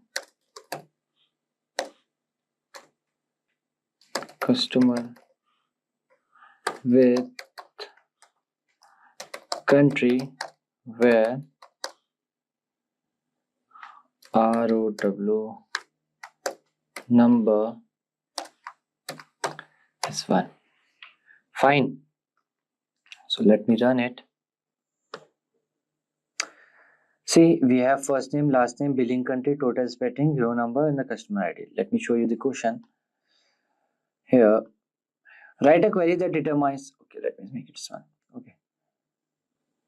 Yeah. So write a query that determines the customer that has spent the most on the music. So customer, we have the customer name. For each country, write a query that returns the country along with this. So we have the country name with the top customer and how much they spend. We have the total spending. For the countries where the top amount is shared, provide all the customer who spent this amount. Okay, so we have everything here, right? We have this Lewis from Brazil, this is okay with the customer ID. So this is how you can solve these questions. So till now, I can say you have a good data analytics skills. So for this, I can say this will help you in the interview of data analyst, in data science, or any SQL. Okay. Picture this, you are in an interview and the interviewer asks, can you write a query to find the top 5 sales records? You freeze for a moment, thinking, am I ready for this or not? Don't worry, SQL might sound complicated, but it's actually a super useful tool that lets you interact with databases. Have you ever wondered how all those apps and websites stores and organize their data? Well, that's where SQL comes in. SQL, which stands for Structured Query Language, is a universal language for talking to databases. It's super powerful and lets you do things like pull out specific information, add new data, update existing stuff, or even delete things you don't need. It's basically your magic key to manage huge amounts of information with ease. Exactly. And if you're aiming for a career in tech, whether it's a database administrator, data analyst, or software developer, SQL is a must-have skill. Databases are at the heart of almost every application. So knowing SQL can unlock some really exciting opportunities. Now here's the exciting part. This video is your secret weapon to master SQL interviews. We have packed it with 45 carefully chosen SQL interview questions that cover everything you need to ace those tough questions. So we'll be starting with the basics like how databases work and then diving into advanced query challenges. And by the end, you'll be fully prepared to tackle any SQL question thrown at your way. So let's dive in and get you closer to your dream job. So let's get started. So now let's start with a SQL interview question. We'll cover every question starting from basic level to advanced level. So now let's look at our first question, which is very basic. What is SQL? So we all know that SQL stands for Structured Query Language, and it is the language which is used to talk to databases. Think of it like giving instructions to a computer system that stores and organizes data. For example, if you want to find out all the customers who ordered a specific product, then SQL can help you do that with a simple command. You can also use SQL to add new data, like entering a new customer details into a database. If you want to update someone's phone number, SQL has got you covered. Or maybe you want to delete old records that are no longer needed, SQL can handle that too. Here's a quick example. If you want to find all the customers in New York, you could write something like select star from customers where city is equals to New York. So we are using this command to find all the customers in New York. Remember, if you want to find out all the specific data from the table, you have to use the star command. And if you want to add new customer, you can just simply write insert into customers, name, city, and then you can also insert value name, which is John, and you can just enter the specific location. So SQL works the same way across many popular databases like MySQL, PostgreSQL, or SQL Server, which is why it's such an important skill for anyone working with data. So now let's look at our second question, which is what are the different types of SQL commands? So SQL commands are like instructions you give it to a database to tell it what to do. There are different types of commands and each one has a specific purpose. So let me explain these in simple terms. Remember, if an interviewer asks you such questions, simply explain using the proper keywords and use proper definitions and easy language. That's it. So the DDL command we have, which stands for Data Definition Language. It basically defines the structure of the database. For example, if you want to create a table, or if you want to alter a table, or if you want to drop a table. Then we have DML, which stands for Data Manipulation Language. It deals with the actual data in the database. For example, insert, update, delete, all of these things. Then we have DCL, which is Data Control Language. It will manage permissions and access control. So if you want to manage permission or access control, then you have to use this particular type of SQL command, which is DCL, which is grant and revoke. Grant will provide access rights and revoke is used to remove the access rights. We also have TCL, which stands for Transaction Control Language. It will manage transactions in the databases. For example, commit is used to save changes, rollback is used to undo changes, and save point is used to create intermediate points in a transaction. So for instance, in a schema with customers table and an order table, data definition language commands are used to define the table, whereas data manipulation commands, which is select, insert, and delete, it is used to update customer or order data. DCL is used to control access, and TCL, which is transaction control language, is used to manage transactions. That's it. It was very simple.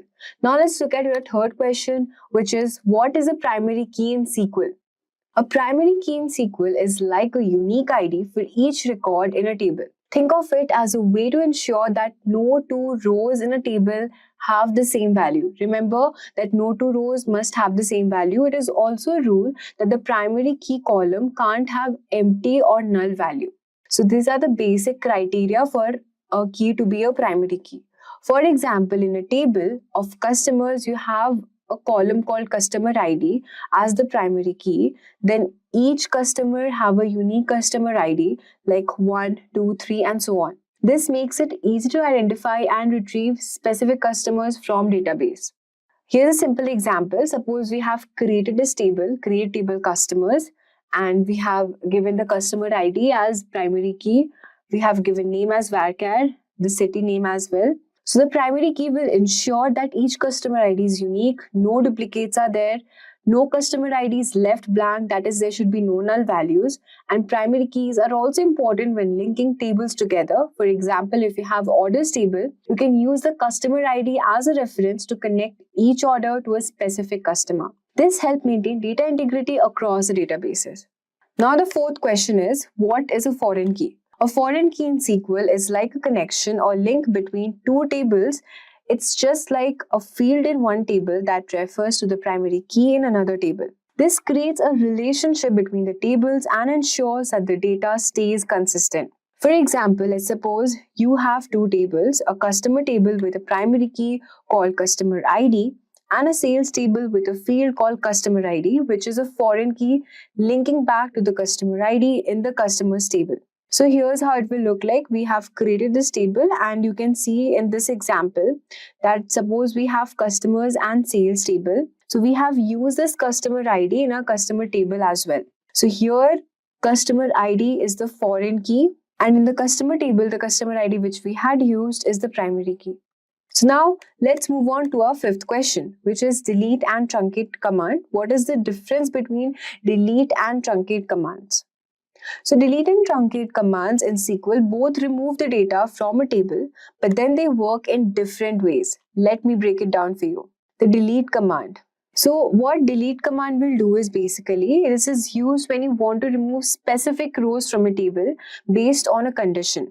For example, if you want to delete all the customers from a specific city, then you have to use this delete command. It will allow you to be selective, but it's slower because it logs each row deletion, which also makes it possible to roll back the changes if needed, if you're using transactions. Moving on to truncate command, truncate will remove all the rows from a table at once without allowing any condition. For example, if you just want to remove all the rows just in a one go, you have to use this truncate command. Just simply write this query as truncate table. Suppose the table name is customers. Is much faster because it doesn't log individual row deletions, and it simply clears the entire table in one go. However, you can't roll back a truncate operation in most databases once it's done. So the key differences is delete is for specific rows, truncate is for clearing the entire table. Truncate is much more faster because it uses fewer system resources. Delete can be rolled back if used within a transaction. Truncate usually cannot. Delete logs each row deletion and truncate doesn't. So this was all for this truncate and delete command. So anytime if the interviewer asks you such questions, just simply explain this. Now let's move on to the sixth question, which is, what is a join in SQL and what are its types? So this is one of the most important questions you'll be getting to know in the interviews. You'll be asked such questions in the interviews. So basically, a join in SQL is used to combine a data from two or more tables based on related column, like a column key that links them together. It's just like connecting pieces of puzzles. Join help you see the bigger picture by merging related data. For example, if you have a customer table and a sales table, you can use the join to see which customer placed which order by linking them through a common column, such as the customer ID. So, you all know what a join in SQL, and let's discuss its type. So join types are basically, there are 4 types of join, which is inner join, left join, right join, and full outer join as well. So what inner join will do is, it will combine rows from both tables where there is a match in the common column. Think of it as the overlapping section in the Venn diagram. Only rows that exist in both the tables are included. The left join, or we can call, or the left outer join, it will retrieve all the rows from the left table and the matching rows from the right table. Remember, the left join will retrieve all the rows from the left table and only the matching rows from the right table.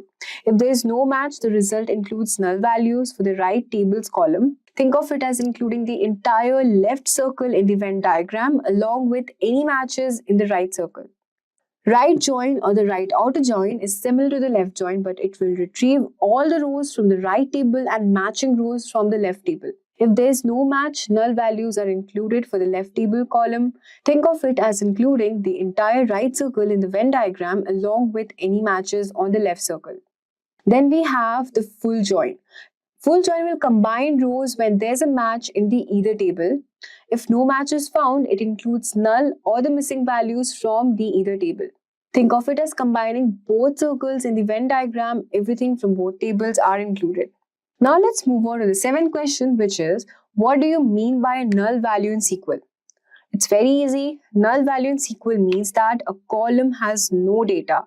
It's missing or unknown. It's not the same as an empty string or the number 0. Those represent actual value, while null represent no value at all. For example, if you have a table of customers and one of the row doesn't have a phone number, then the phone number column for that row would be null. See, we have listed this in the table here, you can see. If you do not have any data, just simply write null. So the next question is, define a unique key in SQL. So a unique key in SQL ensures that all values in a column or a combination of columns are unique. That is, no duplicates are allowed. It's like having a rule to make sure that no 2 rows in a table must have the same value in that column. For example, in a user table, the email column can have a unique key to ensure that no 2 users can register with the same email address. Remember the key points. Unlike a primary key, a table can have more than one unique key. Unique keys allow null values while primary keys do not. So these are very important to remember. So if you're asked a difference between a primary key and a unique key, just simply say that unlike primary key, a table can have more than one unique key, and unique key allows null values while primary key doesn't. So here is a table we have listed below, that is create table users, and we have given user ID as integer primary key, and then we have email varchar as a unique key. So here the email column is a unique key, so that each email must be different. It should not be the same. Now let's look at our next question, which is, what is a database? A database is an organized way to store and manage data. Think of it like a digital filing cabinet where information is neatly arranged in tables with rows and columns. Each row represents a record and each column represents a specific detail about that record. For example, a database for a library must have a table for books. Then the rows could represent individual books and the columns could include the book title, author, and the publication year. The main purpose of a database is to make it easy to store, manage, and quickly retrieve data whenever you need it. Databases are used in everything from apps and websites to banking system and e-commerce platform. Now let's look at our question number 10, which is explain the differences between SQL and NoSQL databases. So here's a simple explanation. SQL databases are structured, which means they can store in tables with rows and columns, like a spreadsheet. They follow predefined schema, meaning the structure of a data is fixed and you need to define it before adding any data. These databases are great when you need consistent and reliable data, like for banking system or inventory management. Examples are MySQL, Oracle, MS SQL, PostgreSQL, etc. And SQL databases are also known as RDBMS, which is Relational Database Management System. Let's talk about NoSQL databases. So NoSQL databases are flexible and do not use table. Instead, they can handle unstructured or semi-structured data. So NoSQL database is dynamic, where data is primarily stored in JSON objects, key value pair, graph nodes, etc. They don't have a specific structure. Such databases are mostly not preferred for performing complex query operations, and the examples include MongoDB, CouchDB, Elasticsearch, etc. So now let's move on to question number 11, which is what is a table and a field in a SQL? So a table is like a spreadsheet that stores data in an organized way using rows and columns. Each table contains records and the details. For example, a table named employees could store information about employees in a company, whereas a field is a column in a table and it represents a specific attribute or property of the data. For example, in the employees table, fields could be employee ID, name, and department. So here's a simple example of the table. You can see here the fields name, or we can say column, and we also have the records or the rows, we can say that. So in this table, the entire table is called employee. Each row or record stores information about one employee, and each column or field represents specific details like employee ID, name, and the department. Now let's move on to question number 12, which is describe the select statement. Well, the select statement in SQL is used to retrieve data from a table or multiple tables. It's like asking databases, show me the specific information. Here's how it works. You can specify which columns you can see. For example, to retrieve all customer names from a customer table, you can select name from customers. If you want to retrieve all the data, just write this query, select star from customers. Remember, I told you before in the first question, we are using star if you want to retrieve all the data from the table. And if you want to just retrieve from a particular row or a column, just simply write, select name from customers, the field name. You can also apply filters. You can use the where clause to filter the results. For example, you can write select name from customers where the city name is New York. You can also sort the results. Use the order by to sort the data. For instance, to sort customers by the name, you can just write select name from customers and then order by name ASC. ASC means ascending order. So in short, the select statement lets you choose what data you want to see. Now let's talk about what is a constraint in SQL and name a few. So if you ask this question, just simply answer a constraint in SQL is a rule applied to a table that ensures the data stored is accurate and consistent. It also helps in maintaining data integrity by restricting what values can be added or modified in a table. Here are some common constraints: primary key, we have foreign key, then we also have unique key, check, not null, and default. So we have already discussed about primary key. It ensures that each row in a table has a unique identifier and the column can't contain null values. Foreign key links to a column in one table to a primary key in another table to maintain relationship. Unique key ensures all the values in a column are distinct, that is, there are no duplicates. The check ensures that data meets a specific condition before being inserted or updated. Not null ensures that a column cannot have null values. The constraints are essential for maintaining reliable and valid data in your database. Now let's talk about what is normalization in SQL. Normalization in SQL is a process which is used to organize data in a database to make it more efficient and reliable. The goal is to reduce redundancy, which is duplicate data, and ensure data consistency. This is done by splitting a large table into smaller related tables and then linking them using relationship like primary and foreign key. For example, imagine a single table that stores customer details and the orders. If the same customer places multiple orders, then their information like name and address would be repeated for each order. Now, using normalization, you would separate this into two tables. First, we would have customer table, which will store customer details like customer ID, name, and the address. And then we have order table, which will store order details like order ID, customer ID, and the order date. Now, by linking these tables using customer ID, you can also reduce duplication and ensure that any changes to customer details are updated in just one place. Now, let's talk about question number 15, which is how do you use the where clause? It's very easy. So just answer the where clause within SQL queries serves the purpose of selectively filtering rows according to a specified condition, thereby enabling you to fetch exclusive those rows that align with the criteria you define. For example, select star from employees where department is equals to HR. Now let's move on to question number 17, which is difference between union and union all. So union is used to merge the contents of two structurally compatible tables into a single combined table.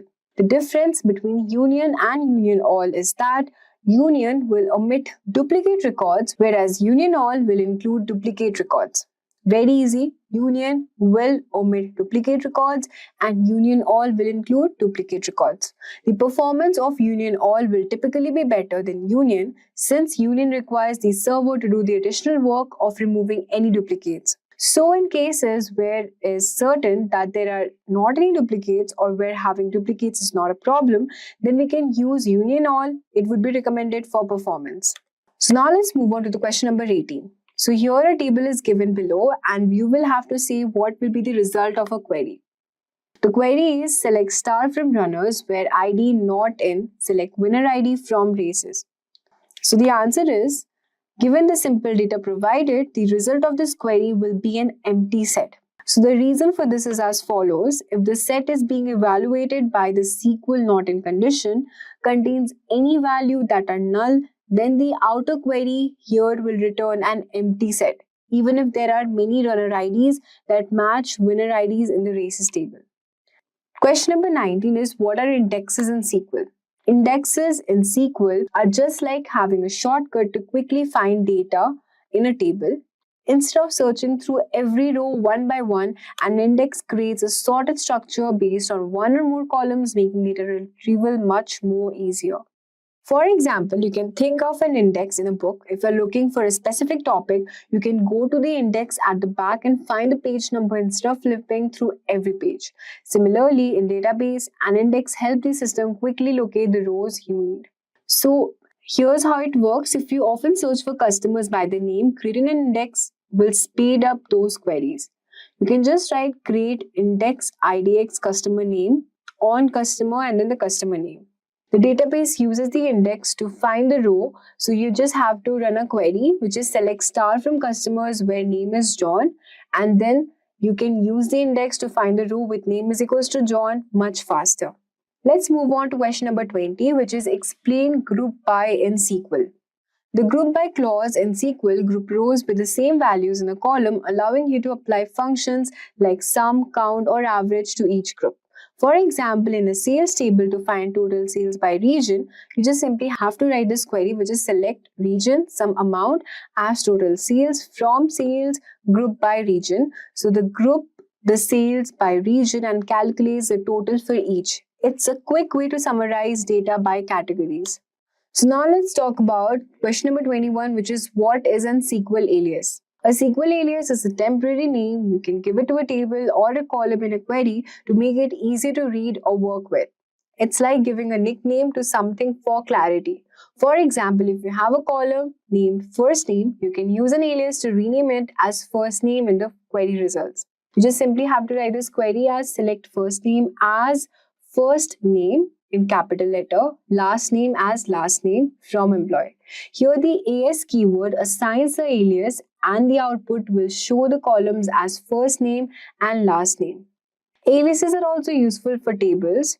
So for this, you can just write the code as select E first name from department table. So this shortens table name for easier referencing. Aliases are not permanent, they only exist while the query is running. Now let's talk about the question number 22, which is explain order by in SQL. So you can answer this question like the order by clause in SQL is used to sort the result set of a query based on one or more columns. You can specify each column sorting order, ascending or descending. For ascending, you have to use ASC, and for descending, you have to use DESC. Okay. So just have to simply write this query as select star from product order by price DESC. Now let's talk about question number 23, which is differences between where and having in SQL. The where clause is employed to restrict individual rows before they are grouped, such as when filtering rows prior to a group by operation. Conversely, the having clause is utilized to filter groups of rows after they have been grouped, like filtering groups based on aggregate values. The having clause, it cannot be used without the group clause, whereas the where clause specifies the criteria which individual records must meet the selected query. It can be used with the group by clause. Question number 24 is what is view in SQL? One more important question. So, an SQL view is essentially a virtual table that will derive its data from the outcome of a select query. Views serve multiple purposes, including simplifying intricate queries, enhancing data security through an added layer, and enabling the presentation of targeted data subsets to users, all while keeping the underlying table structure hidden. Now let's move on to question number 25, which is what is a stored procedure?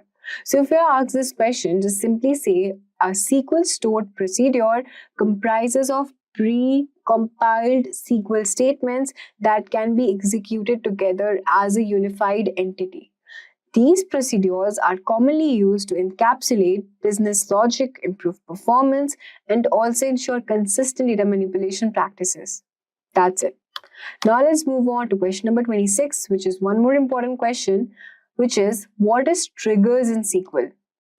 A SQL trigger consists of a predefined sequence of actions that are executed automatically when a particular event occurs, such as when an insert or delete operation is performed on a table. Triggers are employed to ensure data consistency, conduct auditing, and streamline various tasks. So you can use insert trigger, update trigger, or delete trigger accordingly. Now let's talk about what are the aggregate functions, and if you know them, name a few. It's very easy to answer. Aggregate function in SQL perform calculations on a set of values and return a single result. At first, we have minimum, which will get the minimum value from the resultant set. Then we have the max function, which will give you the maximum value from the resultant set. The sum will give you the sum of values from the resultant set. Average will give you the simple average of the resultant set. And the count will count of numbers records from the resultant set. Now let's talk about question number 28, which is how do you update a value in SQL? The update statement serves the purpose of altering pre-existing records within a table. It involves specifying the target from the update, the specific columns to be modified, and the desired new values to be applied. For example, if you want to update, you can use query like update employees, set salary is equals to 6,000 where the department is IT. Now we'll be moving on to some intermediate SQL interview question and answers. So one of the question is, what is a self-join and how would you use it? I would like to repeat again, these join types of question is very important. These are often asked in interviews. So talking about what is a self-join in SQL is a type of join where a table is joined with itself. It's useful for comparing rows with the same table or exploring hierarchical relationship, such as finding employees and the managers in an organization. So imagine if you have an employee table, so you have employee ID, name, and the manager ID. So if you want to find each employee and the manager, you can use a self-join. you can just simply write a query as select ename as employee, mname as manager, from employee, left join employees on manager. So I've already discussed with you before what is the meaning of left, right, and self join. So here the table joined with itself using manager ID to link each employee to the manager. A self join is helpful for comparing rows in the same table or working with hierarchical data. So now let's move on to question number 30, which is explain different types of joins with example. At first, we have inner join. The inner join will gather rows that have matching values in both the tables. Then we have the right join. It will gather all the rows from the right table and any matching rows from the left table. Left join will gather all the rows from the left table and any matching rows from the right table. And the full join will gather all rows where there is a match in either table, including unmatched rows from both the tables. Very easy. Now let's move on to question number 31, which is what is subquery, and provide it using an example. So subquery basically refers to a query that is embedded within another query, serving the purpose of fetching information that will subsequently be employed as a condition or value within the encompassing outer query. So you can just use this query, which is select name from employees where salary is greater than select average from salary from employees. Now the next question is how do you optimize SQL queries? So basically the answer to this question would be something like SQL query optimization involves improving the performance of SQL queries by reducing resource usage and execution time. Strategies include using appropriate indexes, optimizing query structure, and avoiding cost operations like fully table scans. Now let's talk about question number 33, which is what subqueries? It's a type of subquery that makes reference to columns from the surrounding outer query. This subquery is executed repeatedly, once for each row being processed by the outer query, and its execution depends on the outcomes of the outer query. Now we'll be talking about what is a transaction in SQL, and it's very important. One of the most important questions asked every time in SQL interview questions. So basically a transaction in SQL is a group of one or more SQL commands that are treated as a single unit. It ensures that all the operations in the group either succeed completely or fail entirely. This guarantees the integrity of the database. Imagine you're transferring money from your bank account to a friend's account. Then the bank first deducts the amount from your account and then it adds the same amount to your friend's account. These two steps together form a transaction. If one of these steps fails, example, the system crashes after deducting money from your account but before adding it to your friend's account, then the entire transaction is rolled back, meaning no money is transferred and the database returns to its original state. So you can also explain this question with the help of example that would be more, clear to the interviewer. Now let's talk about what are ACID properties in SQL. So basically ACID stands for atomicity, consistency, isolation, and durability. And these are key properties that ensure database transactions are reliable and maintain data integrity. Atomicity, you can think of it as all or nothing. A transaction is a single unit of work. If any part of the transaction fails, then the entire transaction is rolled back and no changes are made to the database. For example, if you're transferring money between two accounts, either both the debit and credit operations happen or neither does. The second we're going to talk about is consistency. The database must always be in valid state. A transaction takes a database from one valid state to another, following all the rules and constraints. For example, if a transaction adds a record that violates a rule, like a duplicate primary key, then the transaction fails, keeping the database consistent. Isolation, transactions don't interfere with each other.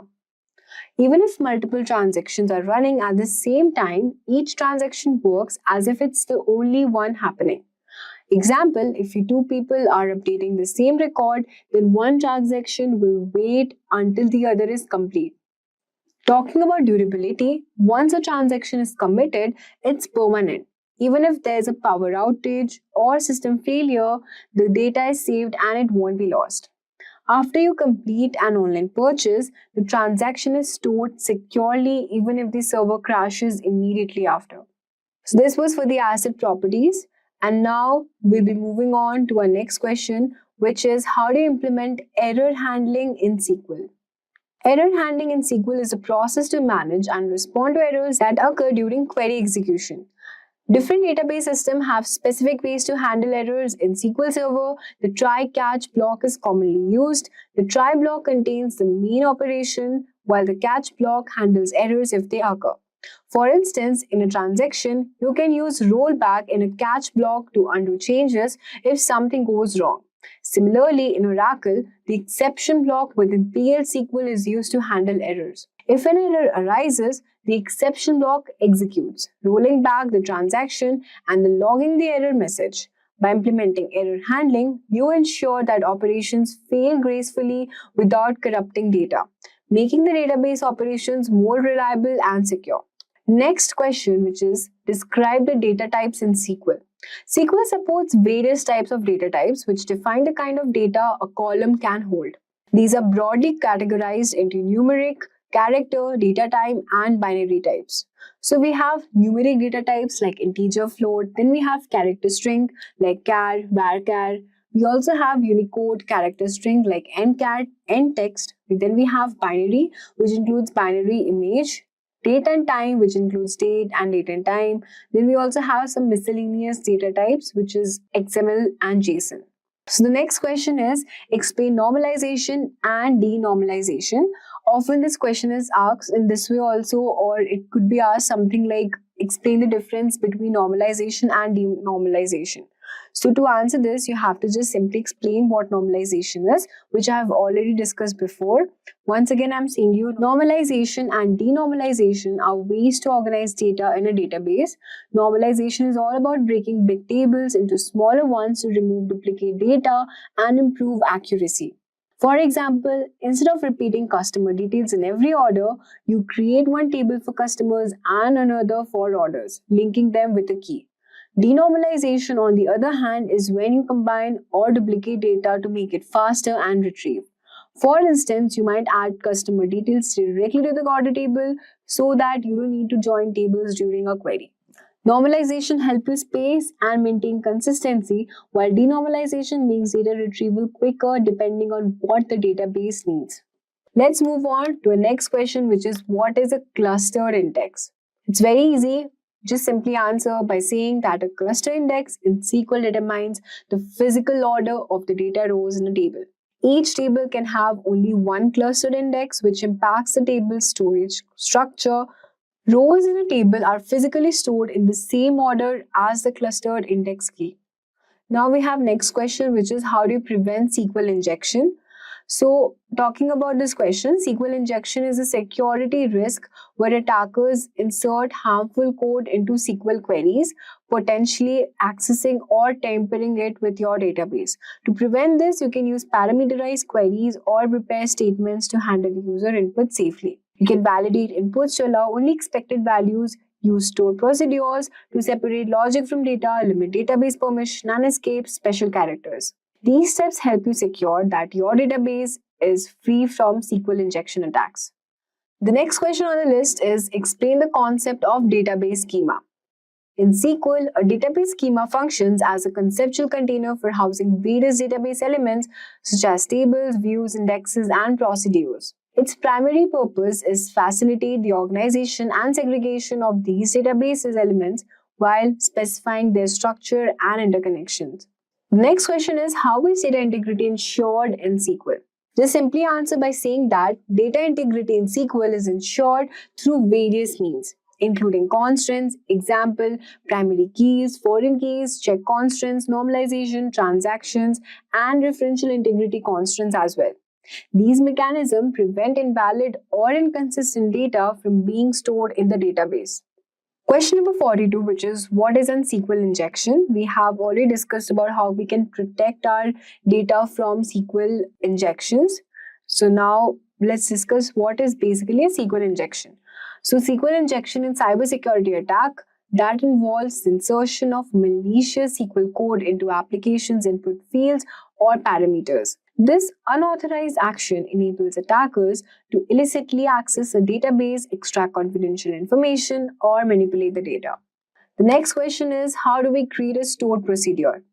You use the create procedure statement to create a stored procedure in SQL. A stored procedure can contain SQL statements, parameters, and variables. So here's a very simple example. You can just simply create by writing this query as create procedure, get employee by ID, at employee ID integer as begin, select star from employees where employee ID is equals to at employee ID. And then you just have to write end.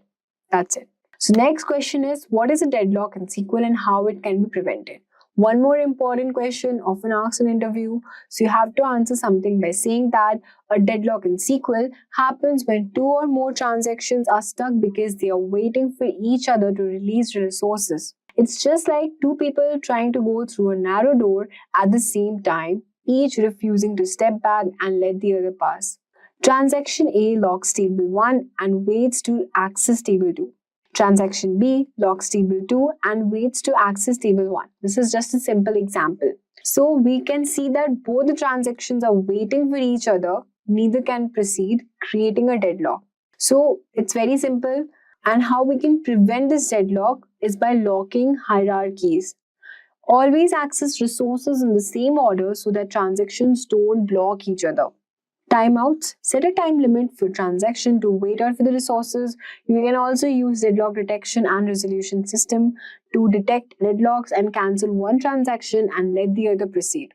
Now let's move on to a last question on the list, which is difference between in and exist. In basically works on list result set. It doesn't work on subqueries, creating a virtual table with multiple columns.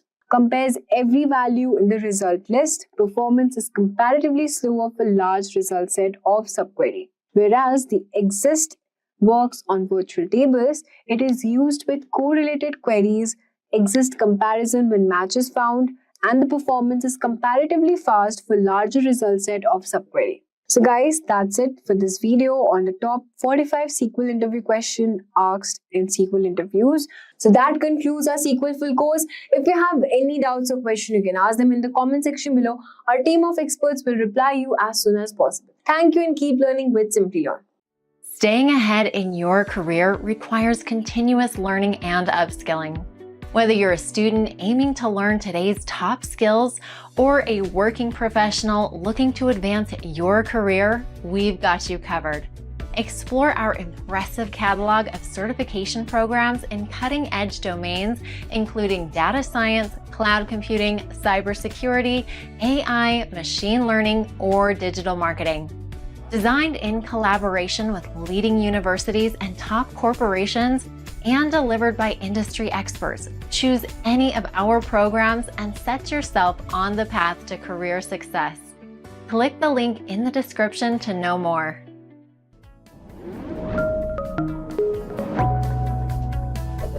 Hi there, if you like this video, subscribe to the Simplilearn YouTube channel and click here to watch similar videos. To nerd up and get certified, click here.